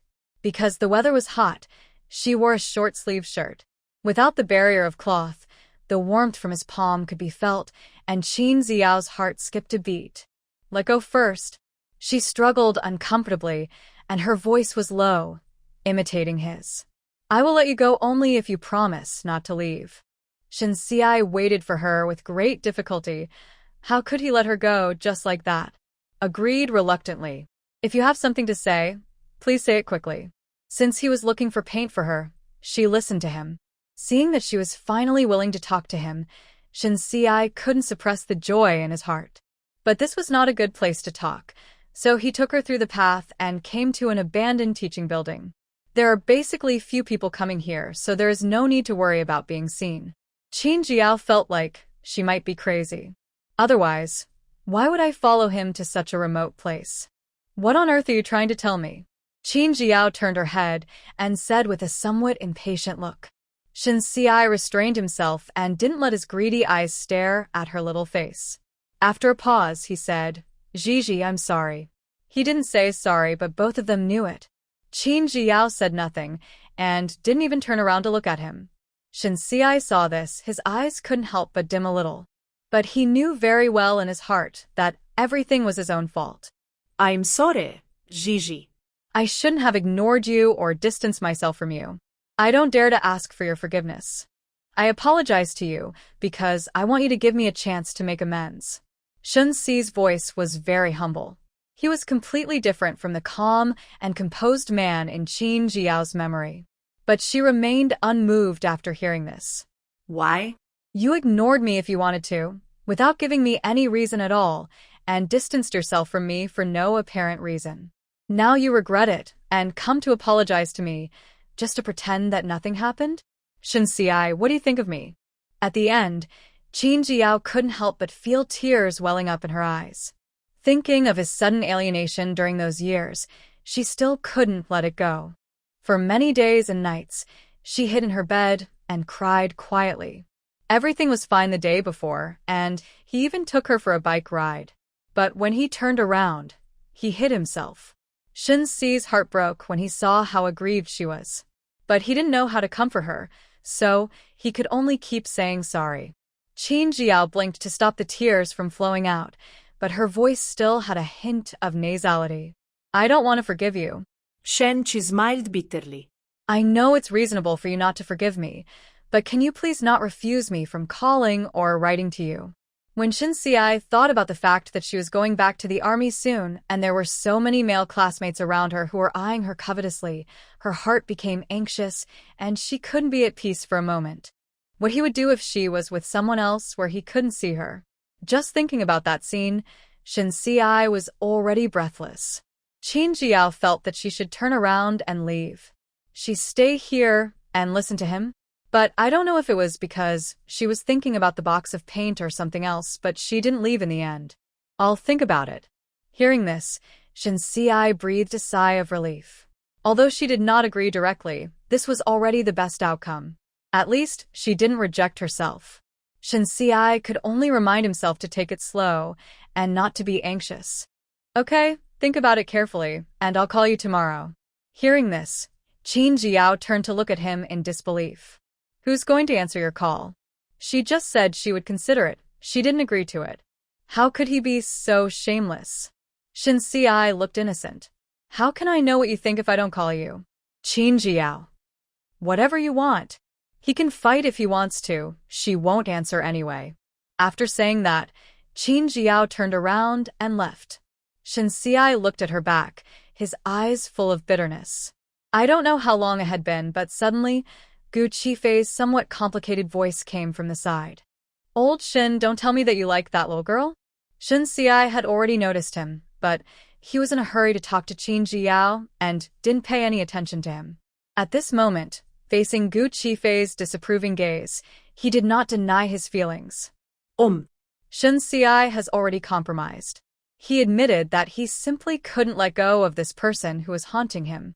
Even though there were many difficulties ahead, he asked for her forgiveness. Hearing him admit it, Gu Qifei took a breath. You are confused. We are here to train them. How can you be interested in a student? Isn't this harming the flowers of the motherland? Besides, if this matter were discovered, his future would be ruined. She is not an ordinary student. Shen Xiai had always kept the matter of Qin Jiao deep in his heart and told no one, so Gu Qifei didn't know about the relationship between him and Qin Jiao. I'm not blind. Of course I know she's not ordinary, but you can't have evil thoughts just because she's pretty. He is obviously a good young man, so why did he become confused at the critical moment? In the past, Gu Qifei always worried that Shen Xiai didn't like women, otherwise why would he reject so many confessions from girls? Now that I see it, it turns out you think I'm not pretty enough. It has to be this kind of beauty. Why couldn't we see before that he was a lustful person? No, you can't be confused. Come back with me immediately. The more Gu Qifei thought about it, the more anxious he became, and he wished he could drag him away from this dangerous place immediately. Shen Xiai no longer concealed his relationship with Qin Jiao. I've known her for almost 18 years. Hearing this, Gu Qifei's eyes widened. 18 years? This little girl should be about 19 years old. That means he knew her when she was just over 1 year old. So, this is his childhood sweetheart? He has never been interested in other women. Is it because he already has a lover? Duck. You re not here for military training just for your childhood sweetheart, are you? Knowing that he was not just attracted by her beauty, Gu Qifei finally felt relieved. But after the shock, he couldn't help gossiping again. This time, Shen Xiai still did not deny it. At this point, Gu Qifei began to doubt his life. It turns out that the guy he thought was a tough guy was actually a lovesick guy. Over the years, he has been with all kinds of female comrades, fat or thin, but none of them have been able to impress him at all. My childhood sweetheart just went to college, and she chased after me eagerly. Okay, you hid it well enough. You even hid it from your brothers. Gu Qifei said with a look of resentment. Shen Xiai didn't explain anything further, but urged him to go back quickly. It's too late. Go back and collect your things. Hearing this, Gu Qifei didn't say anything else. After all, this is a school, not a good place to talk. Anyway, he is in the army and can't run away. I'll ask him later. After Shen Xiai returned, he originally planned to call Qin Jiao the next afternoon. However, he never expected that his superior would assign him a task temporarily. Time was urgent, so Shen Xiai called her and wanted to talk to her. But I called her several times and she didn't answer. In the end, he had no choice but to hang up the phone feeling frustrated. Mobile phones were a new thing. Shen Xiai was in the army and didn't have one, so he didn't know it could send text messages. Since she didn't answer the phone, he had no choice but to suppress his anxiety and go on the mission. Qin Jiao did deliberately not answer his call. She was still angry and didn't want to lose face, so she happily went over to him when he waved. What was the sadness she had gone through during those years? If he was serious, he wouldn't just make a few calls. After hanging up these calls, Qin Jiao didn't take them to heart. Then I started my university campus life. She is popular and her professional knowledge is as strong as that of a teacher. All her classmates, both boys and girls, like to play with her. Even the kittens and puppies passing by would wag their tails at her. It can be said that her university life was extremely lively. However, after the excitement, she couldn't help feeling a little lost and depressed. It turned out that the phone she hung up had never rung again in these days. At the beginning, Qin Jiao didn't take it seriously. She studied as usual every day and participated in club activities. But gradually, she began to feel a little irritated. I have nothing to do every day. I always stare at my phone in a daze. After waiting for more than 10 days, Qin Jiao became angry when the number from Ning City did not ring again. Big liar. And you said you would compensate her? Just this attitude? Go to blacklist. Her mobile phone is the most advanced one on the market, so it naturally has a blacklist function. After viciously adding that number to the blacklist, she plunged into her studies. She swore that if she paid any attention to him again, she would be a pig. Shin Si's mission took almost a month to complete, and when he came back, it was already National Day. After returning to the army, he called Qin Jiao without stopping. But no matter how many times I called, there was only a busy tone on the other end, and I couldn't get through. Realizing that he had been blocked by her, Shin Si's eyes suddenly turned red with anxiety. It happened that he had 2 days off, and without hesitation, he drove his car to the school to look for someone. At that time, Qin Jiao had already made an appointment with Li Qiong to visit the scenic spots in Ming City before the holiday. But I didn't expect that when the day of holiday came, she stood me up. "Student Qin, I heard you were going to visit Yueshan Mountain. I happen to have 2 tickets. How about we go together?" Qin Jiao was standing at the school gate with a backpack on her back.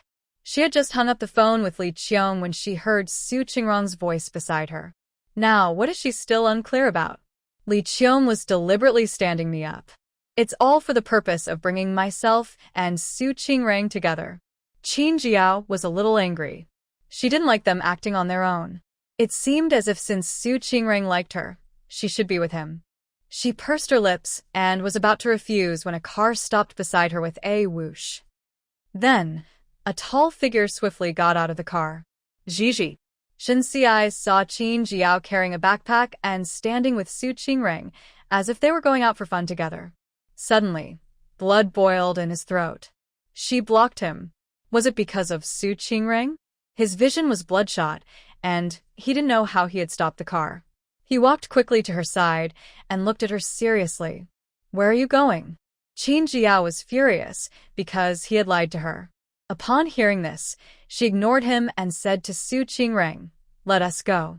"Qin Jiao." Shin Si grabbed her arm, and his whole body felt like it was about to break. Did she really accept Su Qingrong? She's going out with another man? "Let me go." Qin Jiao struggled hard, as if she wanted to stay away from him. Shin Si's whole body was shaking, and his heart seemed to be torn apart and bleeding. Did he really lose her? She no longer forgives herself, but chooses to be with another man? I don't know when my hands loosened little by little, and Shin Si stood there in a daze. Seeing his expression as if he had lost the whole world, Qin Jiao's heart skipped a beat. An unknown feeling kept churning in her heart. What does he mean? It was obviously him who ignored her and broke his promise, so who is he doing this for now?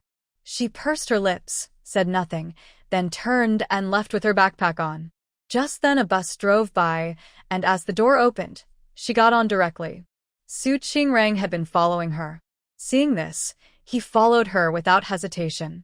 Shin Si seemed like a wooden man without a soul, standing there straight. He stared at the bus as it slowly drove away. He. Shin Si, you deserve it. Why is he so self-righteous? He could have taken good care of her while she grew up. But he alienated her because of that ridiculous sense of morality. He just likes her. I've liked her for a long time, so what? If emotions could be controlled, why would there be so many infatuated men and resentful women in this world? But he has no chance. She chose someone else. Shin Si didn't know how he got back to the car. Sitting in the cab, he covered his chest with his hands, trying to ease the heart-wrenching pain. But it's of no use at all. The thought of her getting on the bus without looking back and leaving with another man.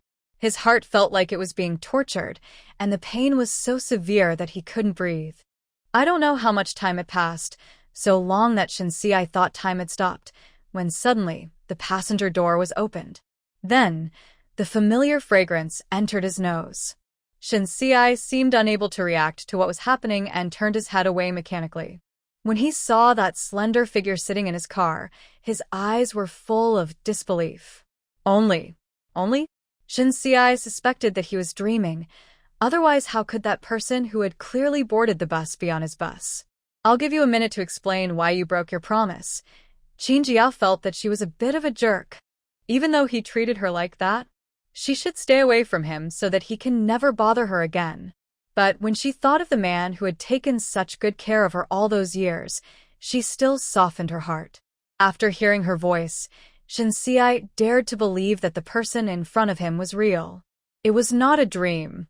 The ecstasy of regaining what he had lost made him unable to restrain himself any longer, and he hugged her in his arms. Gigi. Great. You didn't go with him. You're back. Qin Jiao was hugged so tightly that she almost couldn't breathe. She had never experienced such a thing before, and she felt embarrassed and panicked at once. You. What are you doing? Let me go. How could he hold her like this? She is not his. But Shun Xi had just experienced such pain. How could he let go now? I'm sorry, Gigi. I didn't mean to break my promise. I was on a mission, and I wanted to call you that day, but you didn't answer. God knows how he managed to get through this period. She was afraid that she would be angry because she didn't call her, and she was also afraid that another gay man would chase her away. Shun Xi felt that every minute and every second was torture. Because he was anxious to find her, Shun Xi completed the task assigned by his superiors as quickly as possible. But who would have thought that as soon as he came back, he would encounter a scene that would shatter his soul? After hearing his words, Qin Jiao fell silent. My father is a soldier, so logically, I should be used to them suddenly going on missions. But for some reason, as soon as she saw him, all her rationality disappeared. She never thought that he was going on a mission. Her mind was filled with the thought that he was going to distance himself from her again. It turned out that what he said was just a prank that he had come up with on the spur of the moment. When she heard that he was going on a mission, and she hung up the phone on him. Seeing that she didn't speak, Shun Xi became anxious. Zizi, I didn't lie to you. I really did go on a mission. I can't tell you what the mission was, but can you trust me? These words sound like what a scumbag would say to coax a little girl. But Qin Xiao knew that what he said was true. I see. I didn't say I didn't believe it. She muttered something. Hearing this, Shun Xi was so happy that he was almost speechless. Unable to hold back, he hugged her tighter, as if he was holding a lost treasure. Qin Jiao felt very uncomfortable, so she reached out and pushed him. Let go quickly, don't let anyone see you. After all, there were people coming and going at the school gate, and he was driving a car which was very ostentatious. Hearing this, Shun Xi seemed to have just woken up from a dream. He let her go reluctantly, then fastened her seatbelt and said, Where do you want to go? I'll take you there. I've already hugged him, so it would be too hypocritical to say I'm ignoring him now. Qin Jiao was still angry in her heart. Her attitude softened. I'm going to Yueshan. Seeing that she didn't refuse and was willing to let him accompany her to play, Shun Xi's heart seemed to fly to the clouds, and he felt a little dizzy. Good. As he said this, he drove the car out steadily. It is more than 100 kilometers from the school to Yueshan. The roads were not easy to travel on back then, and it took almost 2 hours to get there. After arriving at Yueshan, Shun Xi didn't rush up, but took her to have a meal. Then I bought some water and her favorite snacks and fruits. Qin Jiao's backpack had already been taken away by him. The things he bought now were also held in his hands. With his free hand, he didn't hesitate to grab her little hand. Qin Jiao blushed. I feel like he has become a different person. Let me go, I can walk by myself. She didn't want to hold hands with him. That was too intimate. But after what happened just now, Shun Xi has completely let go of all his worries and just wants to let her know his feelings urgently. He didn't want to endure the pain of losing her again. This mountain is a bit high. You will be very tired if you climb it. I will hold your hand to save you some energy. If he wasn't afraid of scaring her, he would have wanted to carry her up there. Where had Qin Jiao seen him so domineering before? She was a little overwhelmed for a moment. In the end, I just stood there and let him lead me up the mountain step by step. Shun Xi was like a young boy, feeling a little dizzy all the way. Where was his usual calm and composed self? The only thing that Qin Jiao still felt familiar with was the meticulous care. She barely had to ask for him to know what she wanted. Gradually, the much more mature face in front of me overlapped with the boy in my memory. Qin Jiao started to become pampered because of his care. Just like the years before. No, I can't eat anymore. Qin Jiao had been fed a lot of food, and her stomach was very full. After eating 2 orange slices, she refused to eat anymore. This, Shen Xiai didn't force him and put the rest of the orange into his mouth and ate it himself. The two had already climbed halfway up the mountain and were now enjoying the breeze in the pavilion. Qin Jiao supported her chin with her arm, looking at the scenery outside the pavilion in a daze. In fact, there was nothing to see. After all, she had seen too many mountains. I came out today just to relax. Who would have thought it would turn out like this in the end? What is her relationship with him now? Qin Jiao was a little confused. Following time, Shen Xiai seemed like a different person. Whenever he has time, he calls Qin Jiao. The weekends, he would come and pick her up to go out and play. The two seemed to have returned to their previous intimacy. But the fact that he once distanced himself from her always remained like a thorn in Qin Jiao's heart. Afraid that he would suddenly distance himself from her again, she never dared to take that step. The two of them just got along in a lukewarm manner, and neither of them broke the paper. Shen Xiai was actually very anxious, but he didn't dare to push her too hard, for fear that she would hide from him again like before. But he was not idle either.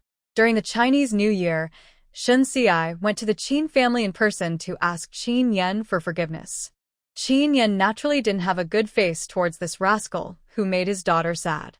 But he couldn't resist the fact that his wife liked him, so in the end, he only made things difficult for him symbolically and turned a blind eye.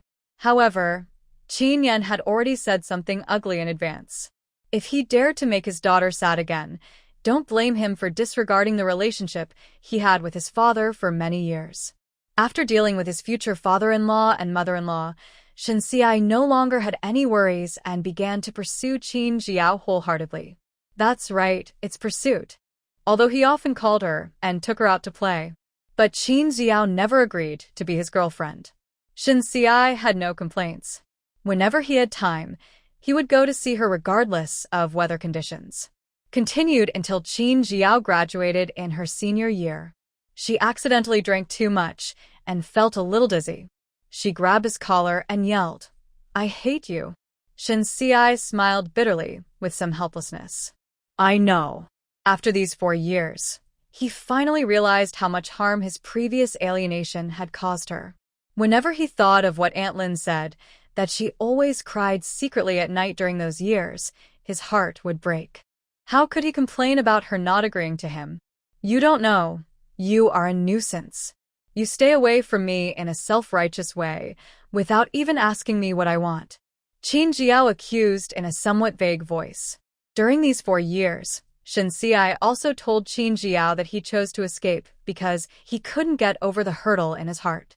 But Qin Jiao couldn't let it go. He was able to distance himself from her for the so-called morality in the past. Will he distance himself from her again for other reasons in the future? I dare not agree. I'm afraid you will suddenly disappear again. When talking about this, Qin Jiao's eyes became red. This shows how big the psychological shadow is. Shen Xiai was heartbroken beyond words. Holding the person in his arms, he kept coaxing him. No, never again. Without her, he was like a walking corpse. Shen Xiai never wanted to try that feeling again. How can you guarantee that? Qin Jiao sat up, and her originally hazy eyes became a little clearer. Shen Xiai helped her sit against the head of the bed, then took out his passbook and several sets of Beijing property and car red deeds, and handed them all to her. All these are for you. If I make you sad again, I will lose everything. However, upon hearing this, the little drunk turned his head away. I don't want it. I have my own. She has houses all over the country, several cars, and more money in her cards than she can ever spend. After all, her uncle is now the richest man in the country. His mother, as a major shareholder of the company, earns more than him. Shenqi.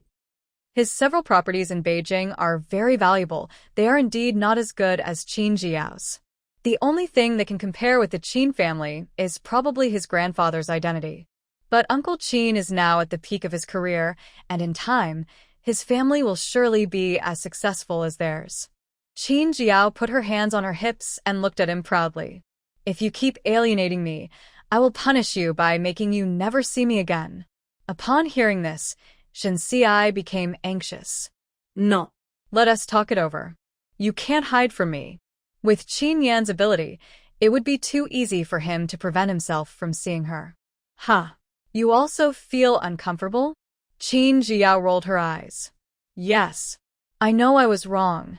Shen Xiai hugged her in his arms again, as if he was afraid that she would suddenly disappear. Qin Jiao vented her anger. The last bit of anger in her heart finally dissipated. Well, then, in view of your sincere repentance, I promise you. Hearing this, Shen Xiai was stunned at first, and then he was ecstatic. Really? Then, I will file a report tomorrow.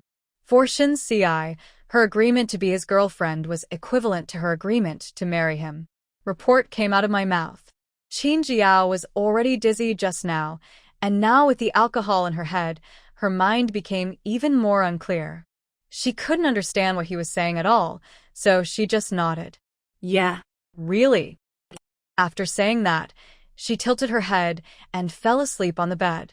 She was so drunk that she had no idea what she had agreed to. It was not until half a month later when Shen Xiai came back with the marriage report that she widened her eyes and looked at him in disbelief. I just agreed to date you. Why did you even file a marriage report? She hasn't even started a relationship yet, but she's about to get married? Zizi, I've waited too long. I finally got your consent. I'm afraid something might happen, so I want to settle it down first. Don't worry, even if we get married, you'll still be the same as now, and you can do whatever you want. Shen Xiai didn't know how he had managed to survive these 4 years. Now that she finally gave in, how could he wait any longer? He just wanted to marry her home now to avoid any further complications. Looking at the deep affection in the man's eyes, Qin Jiao somehow swallowed her words of protest. Well. All right then. After all, 4 years is not a short time. It is really inhumane for him, a physically healthy adult male, to endure it for so long. Recalling how he secretly took cold showers when she occasionally stayed overnight in the house he bought, Qin Jiao couldn't help but feel soft-hearted. Seeing that she agreed, Shen Xiai was ecstatic. Soon, the two got their marriage certificate and called their parents to discuss the marriage. The two families were already as close as one, and whether it was Lin Wanshu, Shen Shuwen, or Ji Hualan, they were all happy to see the two children get together. Although Qin Yan was still not very satisfied, but when he looked around, he felt that apart from Shen Xiai, there was indeed no one more worthy of his daughter. Only person who was sad in both families was probably Shen Yu. On the wedding day, he and Feng Jianqi got drunk. If you make her sad again, don't blame us for being rude to you. Had been somewhat at odds with each other, stood on a united front for a rare occasion and uttered harsh words to Shen Xiai. You won't stand a chance. Shen Xiai said this calmly and threw the two drunkards into the room. How are brother Shen Yu and brother Jianqi? Qin Jiao also went upstairs and asked with a worried look on her face. They're already asleep, let's go. Having said that, he didn't give her a chance to get closer to the room, and he took her hand and left. Qin Jiao. Wan, wake up soon. Lin Wanshu opened her eyes. She heard a childish voice. And that sound didn't seem to come from my ear, but rather. Realizing that something was talking in her head, Lin Wanshu suddenly opened her eyes, and her sleepiness disappeared without a trace. Who are you? She asked with a look of horror. But just as she finished her words, she heard Lin Jiashua's angry voice coming from the room. Lin Wanshu, why are you going crazy? You're making so much noise. Don't be afraid. I'm here to help you. My name is Chi-Chi. If you want to say anything, just think it in your mind. I can hear you. Don't say it with your mouth. I'm afraid that others will think you're crazy. Chi-Chi explained quickly, trying to dispel her fear of herself. But this is nothing but a fantasy. After all, no one can remain calm if a strange voice suddenly appears in their head. Lin Wanshu is no exception. Why did you come to me? Forcing herself to calm down, she tried to say it in her mind as she said, Woo, what do you think I want? If it weren't for your future self trapping me in space and making it impossible for me to escape, I would have been swept here by the turbulence of time and space. It brings tears to my eyes just talking about it. Chi-Chi originally thought that she was going to die, but she didn't expect that Lin Wanshu's obsession was too deep. In addition, She made medicine and saved countless people in her previous life. With the blessing of merit, she and the space were able to return to the time point she regretted the most. However, Lin Wanshu now has no memory of those 2 lives. What she has to do is to help her save teacher Meng Huaying and not miss her lover from her previous life. What space? What lover? Listening to her, Lin Wanshu felt that these words were too absurd. However, she still took to heart what she said about teacher Meng being in danger. You mean teacher Meng is injured now? Yes, she can still hold on for another half an hour. If you don't go over, she'll die. Hearing this, Lin Wanshu was shocked. But her natural defensiveness made her distrust her. Just when she was doubting whether the other party's words were true or false, suddenly, a mysterious feeling came over her. The next second, a strange little world appeared in my mind. And the little talking thing was in the little world, flapping its wings and urging her constantly. Wan, don't hesitate any longer. It will be too late if you go too late. If you don't trust me, just try to concentrate and take the things in the space and you will know. As she spoke, she brought out a packet of medicine powder. This is the medicine you developed in the future. It has a very good effect in stopping bleeding. Try to remove the space. Since it concerned teacher Meng's safety, Lin Wanshu did not hesitate any longer and tried to take out the powder as she said. As soon as the thought flashed through my mind, the next second, there was a package in my hand. Lin Wanshu was so shocked that she was speechless. See, I didn't lie to you, did I? Hurry up. It takes more than 20 minutes to walk from here to the hillside. If you go late, it will be too late. Chi-Chi flapped her wings and flew up and down, wishing she could catch her to save people. Lin Wanshu didn't hesitate any longer and got off the bed. Perhaps she made too much noise, which caused Lin Jiaxue to scold her in dissatisfaction. Neuropathy. Lin Wanshu ignored her and rushed out after opening the door. No one in this family cared about her and no one paid any attention to the fact that she ran out in the middle of the night. Lin Wanshu followed Chi-Chi's instructions and ran towards the slope of Leguzi Mountain, 1 step deep and 1 step shallow. It would be around 10 o'clock at night. According to Chi-Chi, teacher Meng went on a home visit and came back very late. When he was about to return to school, he fell down the hillside. Although she was still full of doubts, Lin Wanshu did not slow down at all.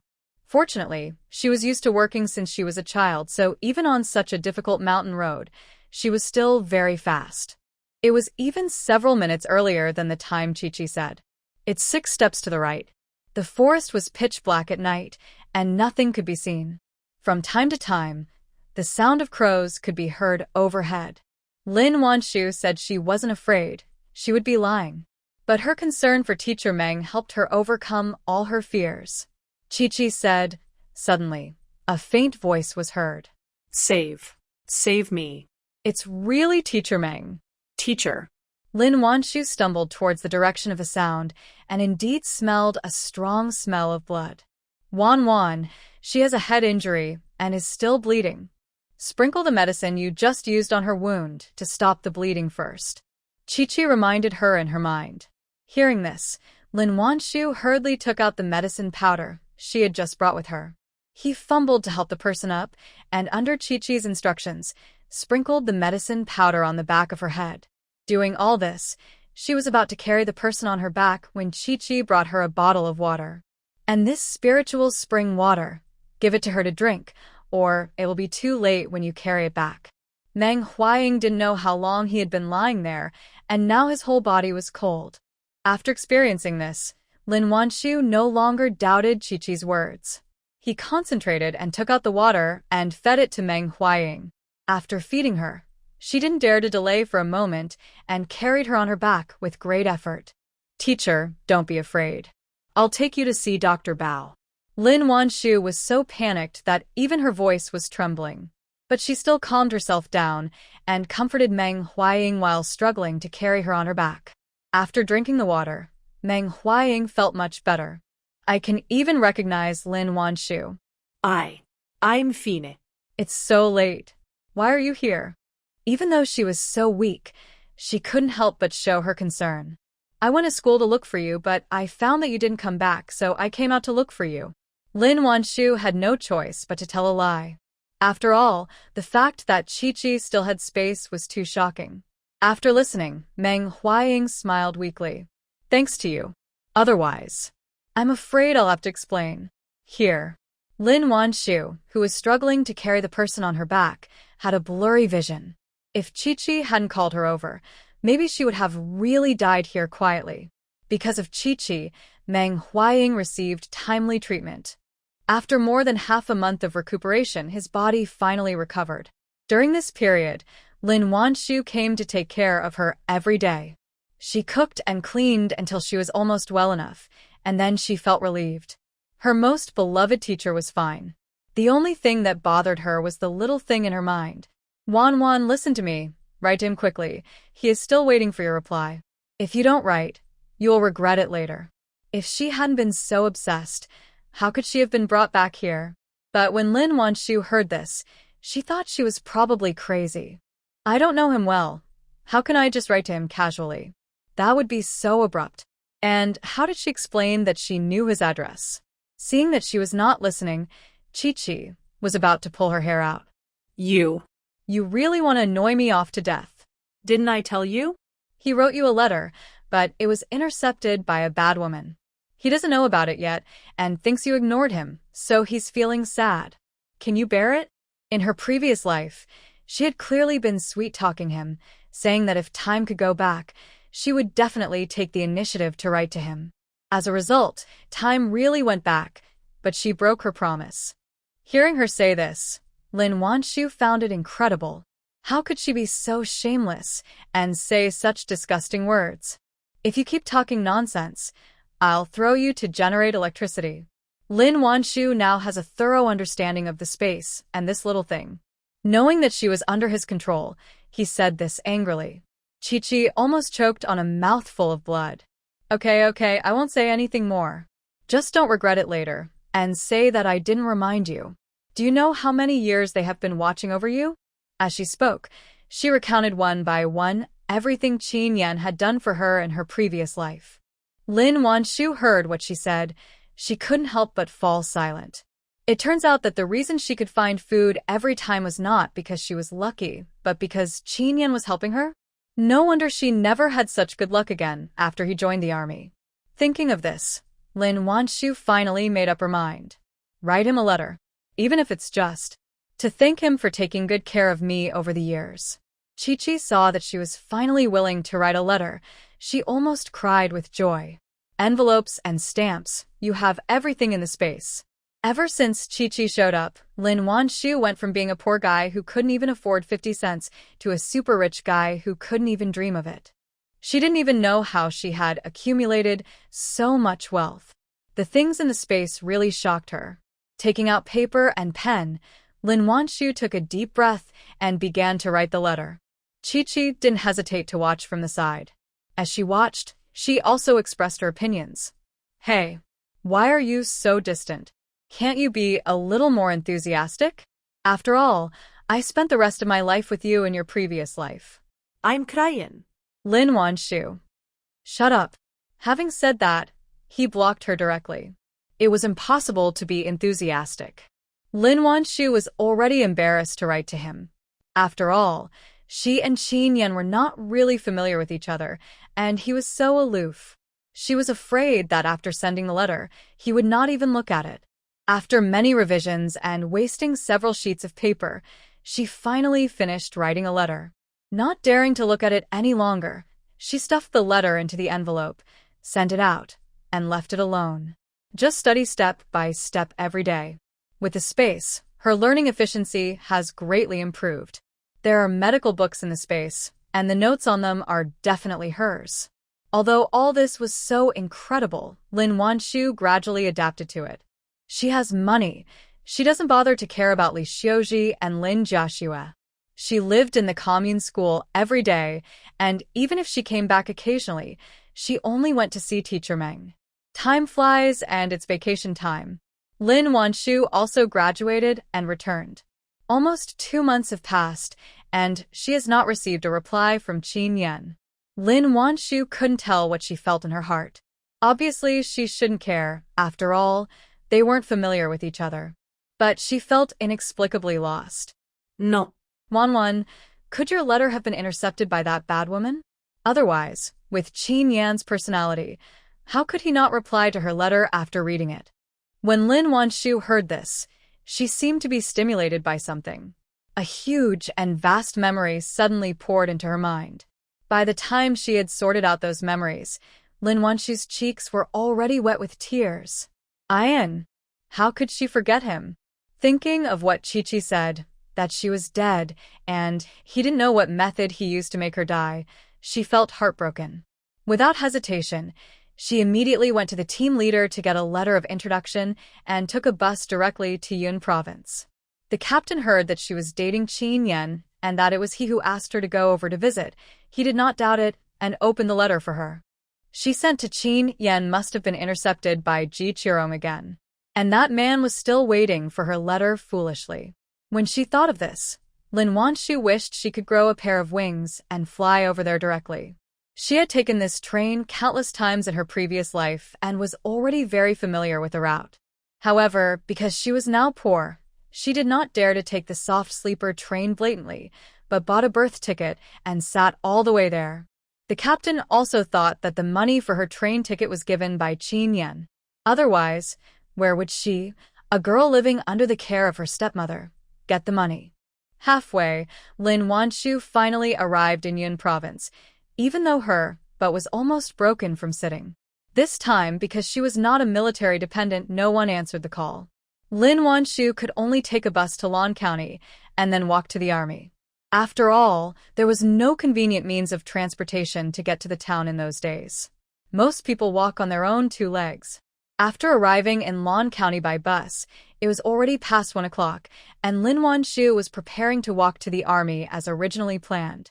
To meet a person in military uniform at the station. With almost no hesitation, she quickly walked towards him. Heko, comrade. Lu Ningqiang came to the station to pick up a military wife. When he saw a strange female comrade looking for him, he was stunned.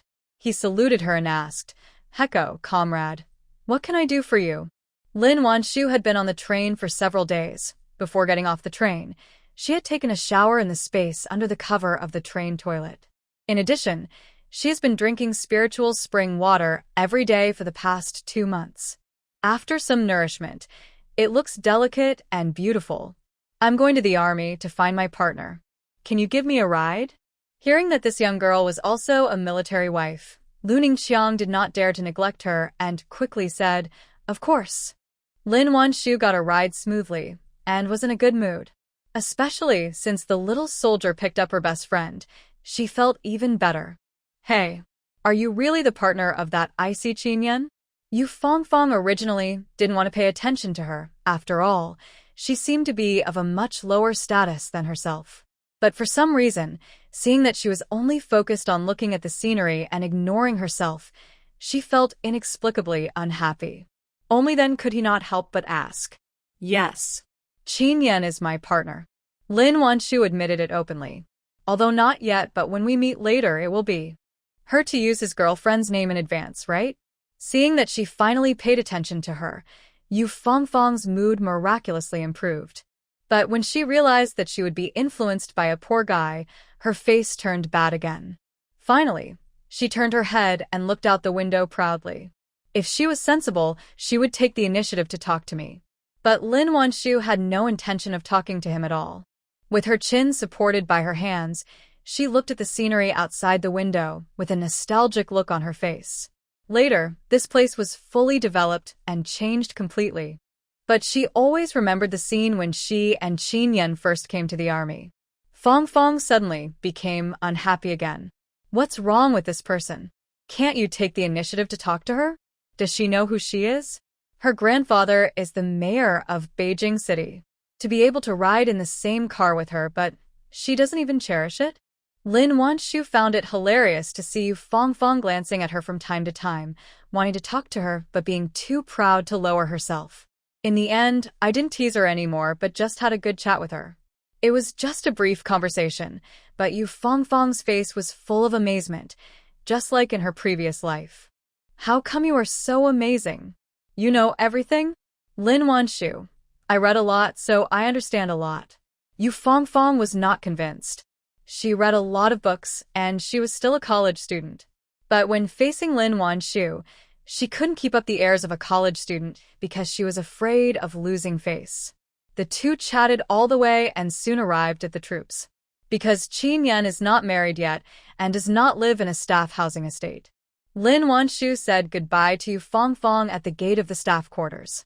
Remember to come see me when you have time. After getting off the car, Yu Fangfang held her hand and refused to let go. Lin Wanshu saw that she still liked to stick to her like in her previous life, and her eyes were very gentle. Well, I'll come back to see you. After hearing this, Yu Fangfang reluctantly let go of his hand. Arriving at the army, Lin Wanshu waited for someone in the reception room. Lu Ningqiang went to help her find Qin Yan. At that time, Qin Yan was writing something in the office when he saw a young soldier walking towards him with a few letters. Captain Qin, these are letters from your company. One of them is for you. When Qin Yan heard that there was a letter for him, a hint of excitement flashed in his eyes. Reaching out to take the letter, he couldn't wait to check the envelope. But when he saw the handwriting on the envelope clearly, the excitement was replaced by a deep sense of loss. Qin Yan suppressed his disappointment and opened the letter. Sure enough, it was sent to him by his family. After reading it quickly, he put the letter back into the envelope. Just after being disturbed by this, his mood became visibly depressed. Why hasn't she replied to my letter? The letter was not from Lin Wanshu, so Qin Yan could only suppress his disappointment and get back to work. I don't know how long it took, but the voice of a little soldier was heard from the door again. Report, Captain Qin, there is a girl in the reception room looking for you. She said she is your girlfriend. Hearing this, Qin Yan couldn't help but frown. I don't have a partner. He didn't look very well. Lu Ningqiang didn't expect him to say that, and he was stunned on the spot. After a pause, he said with a stiff upper lip, But she said she was your girlfriend. I'm sure I didn't hear it wrong. Qin Yan was so angry that he almost laughed when he heard that someone was pretending to be his girlfriend. Said coldly, let her go. I don't have a partner. By the female nurse before was still there, and Qin Yan was very ruthless towards this bold girl. Lu Ningqiang saw that he didn't even want to see her. He sent the man away and suddenly couldn't help but feel sympathy for the girl. I wanted to persuade him to at least go and meet him. But when I saw his cold face, I couldn't say any words of advice. Well, I'll go talk to her. Poor girl. How could she like such an icy thing? Dejectedly, and spoke with some reluctance. Girl, did you find the wrong person? Captain Qin said he doesn't have a girlfriend and won't come out to see you. He spoke very reservedly, fearing that she would be sad. But after hearing this, Lin Wanshu was not sad at all. She even smiled with her eyes curved. Did you forget to tell him that I'm from my hometown? My name is Lin Wanshu. Hearing this, Lu Ningqiang was stunned. He really didn't say it, because the company commander's aura was too strong, and he got nervous and forgot about it. Go talk to him again, I guarantee he will come out. Seeing how confident she was, Lu Ningqiang had no choice but to go find someone again. Captain Qin. Captain Qin. That girl said. Qin Yan was already feeling very upset because he hadn't received Lin Wanshu's letter. Now he met a girl who came from nowhere and pretended to be his partner. Suddenly, the anger in my heart could no longer be controlled. Whatever she says, let her go. Upon hearing this, Lu Ningqiang gritted his teeth, made up his mind, and said quickly, She said she was from your hometown. Her name is Lin Wanshu. If the company commander refuses to go out again this time, there is nothing he can do. But just as he finished speaking, the company commander, who had an impatient look on his face, suddenly stood up. What did you say her name was? Qin Yan stared at him intently. Lu Ningqiang was startled. Resisting the urge to run away, he said in a trembling voice, She said her name is Lin Wanshu. As soon as he finished speaking, Lu Ningqiang saw Qin Yan rushing out like a gust of wind. I didn't expect him to react so strongly when he heard the name. Lu Ningqiang's jaw dropped to the ground. What's going on? Is that girl his match? In the reception room, Lin Wanshu was drinking water leisurely, with no sign of anxiety on her face. The other little soldier was shocked by her calmness. I couldn't help but secretly wonder in my heart whether this girl was Captain Qin's girlfriend, before he could figure out what was going on. Suddenly, a tall and slender figure came to the door of the reception room like a gust of wind. After seeing clearly who was coming, the little soldier's eyes widened. Qin Yan stood at the door of the reception room, staring straight at the slender figure inside. It's her. Is it really her? Why is she here? And she said. She was his girlfriend? Seeing him standing there blankly, Lin Wanshu couldn't help but want to tease him. I just heard that you asked me to go back. Hearing this, Qin Yan's heart tightened, and he couldn't help but walk into the reception room. Saw thee. I didn't know it was you. Looking at the person in front of him, his mind was still a little dizzy and he couldn't react at all to what was going on. He just spoke based on instinct. Lin Wanshu ever seen him so helpless and immature? Her heart softened instantly. I couldn't bear to tease him anymore, so I smiled at him with my eyes curved. Can you treat me to a meal? I've been on the bus for 2 days and 1 night, and I'm so hungry. Hearing that she was hungry, Qin Yan didn't care about anything else. He quickly said, I'll take you to eat. As he spoke, he registered her and led her back to the army canteen. It's still lunchtime, and the cafeteria is full of people eating. Seeing him leading a pretty girl in, the soldiers couldn't help but look at them curiously. Qin Yan didn't care about their looks. After seating her at her seat, he went to get her food. Lin Wanshu had been to the army many times in her previous life, so she was very familiar with the place and did not feel uncomfortable at all. After Qin Yan came back from getting his meal, the two of them sat face to face and started eating. Although they had been together until old age in their previous life, to Qin Yan now, she was still just the girl he had a crush on. Therefore, after preparing the meal for her, he didn't know what to say. Looking at the girl opposite him who was eating seriously, Qin Yan's heart was up and down, feeling both happy and confused. How did she get here? She also said that I was her boyfriend.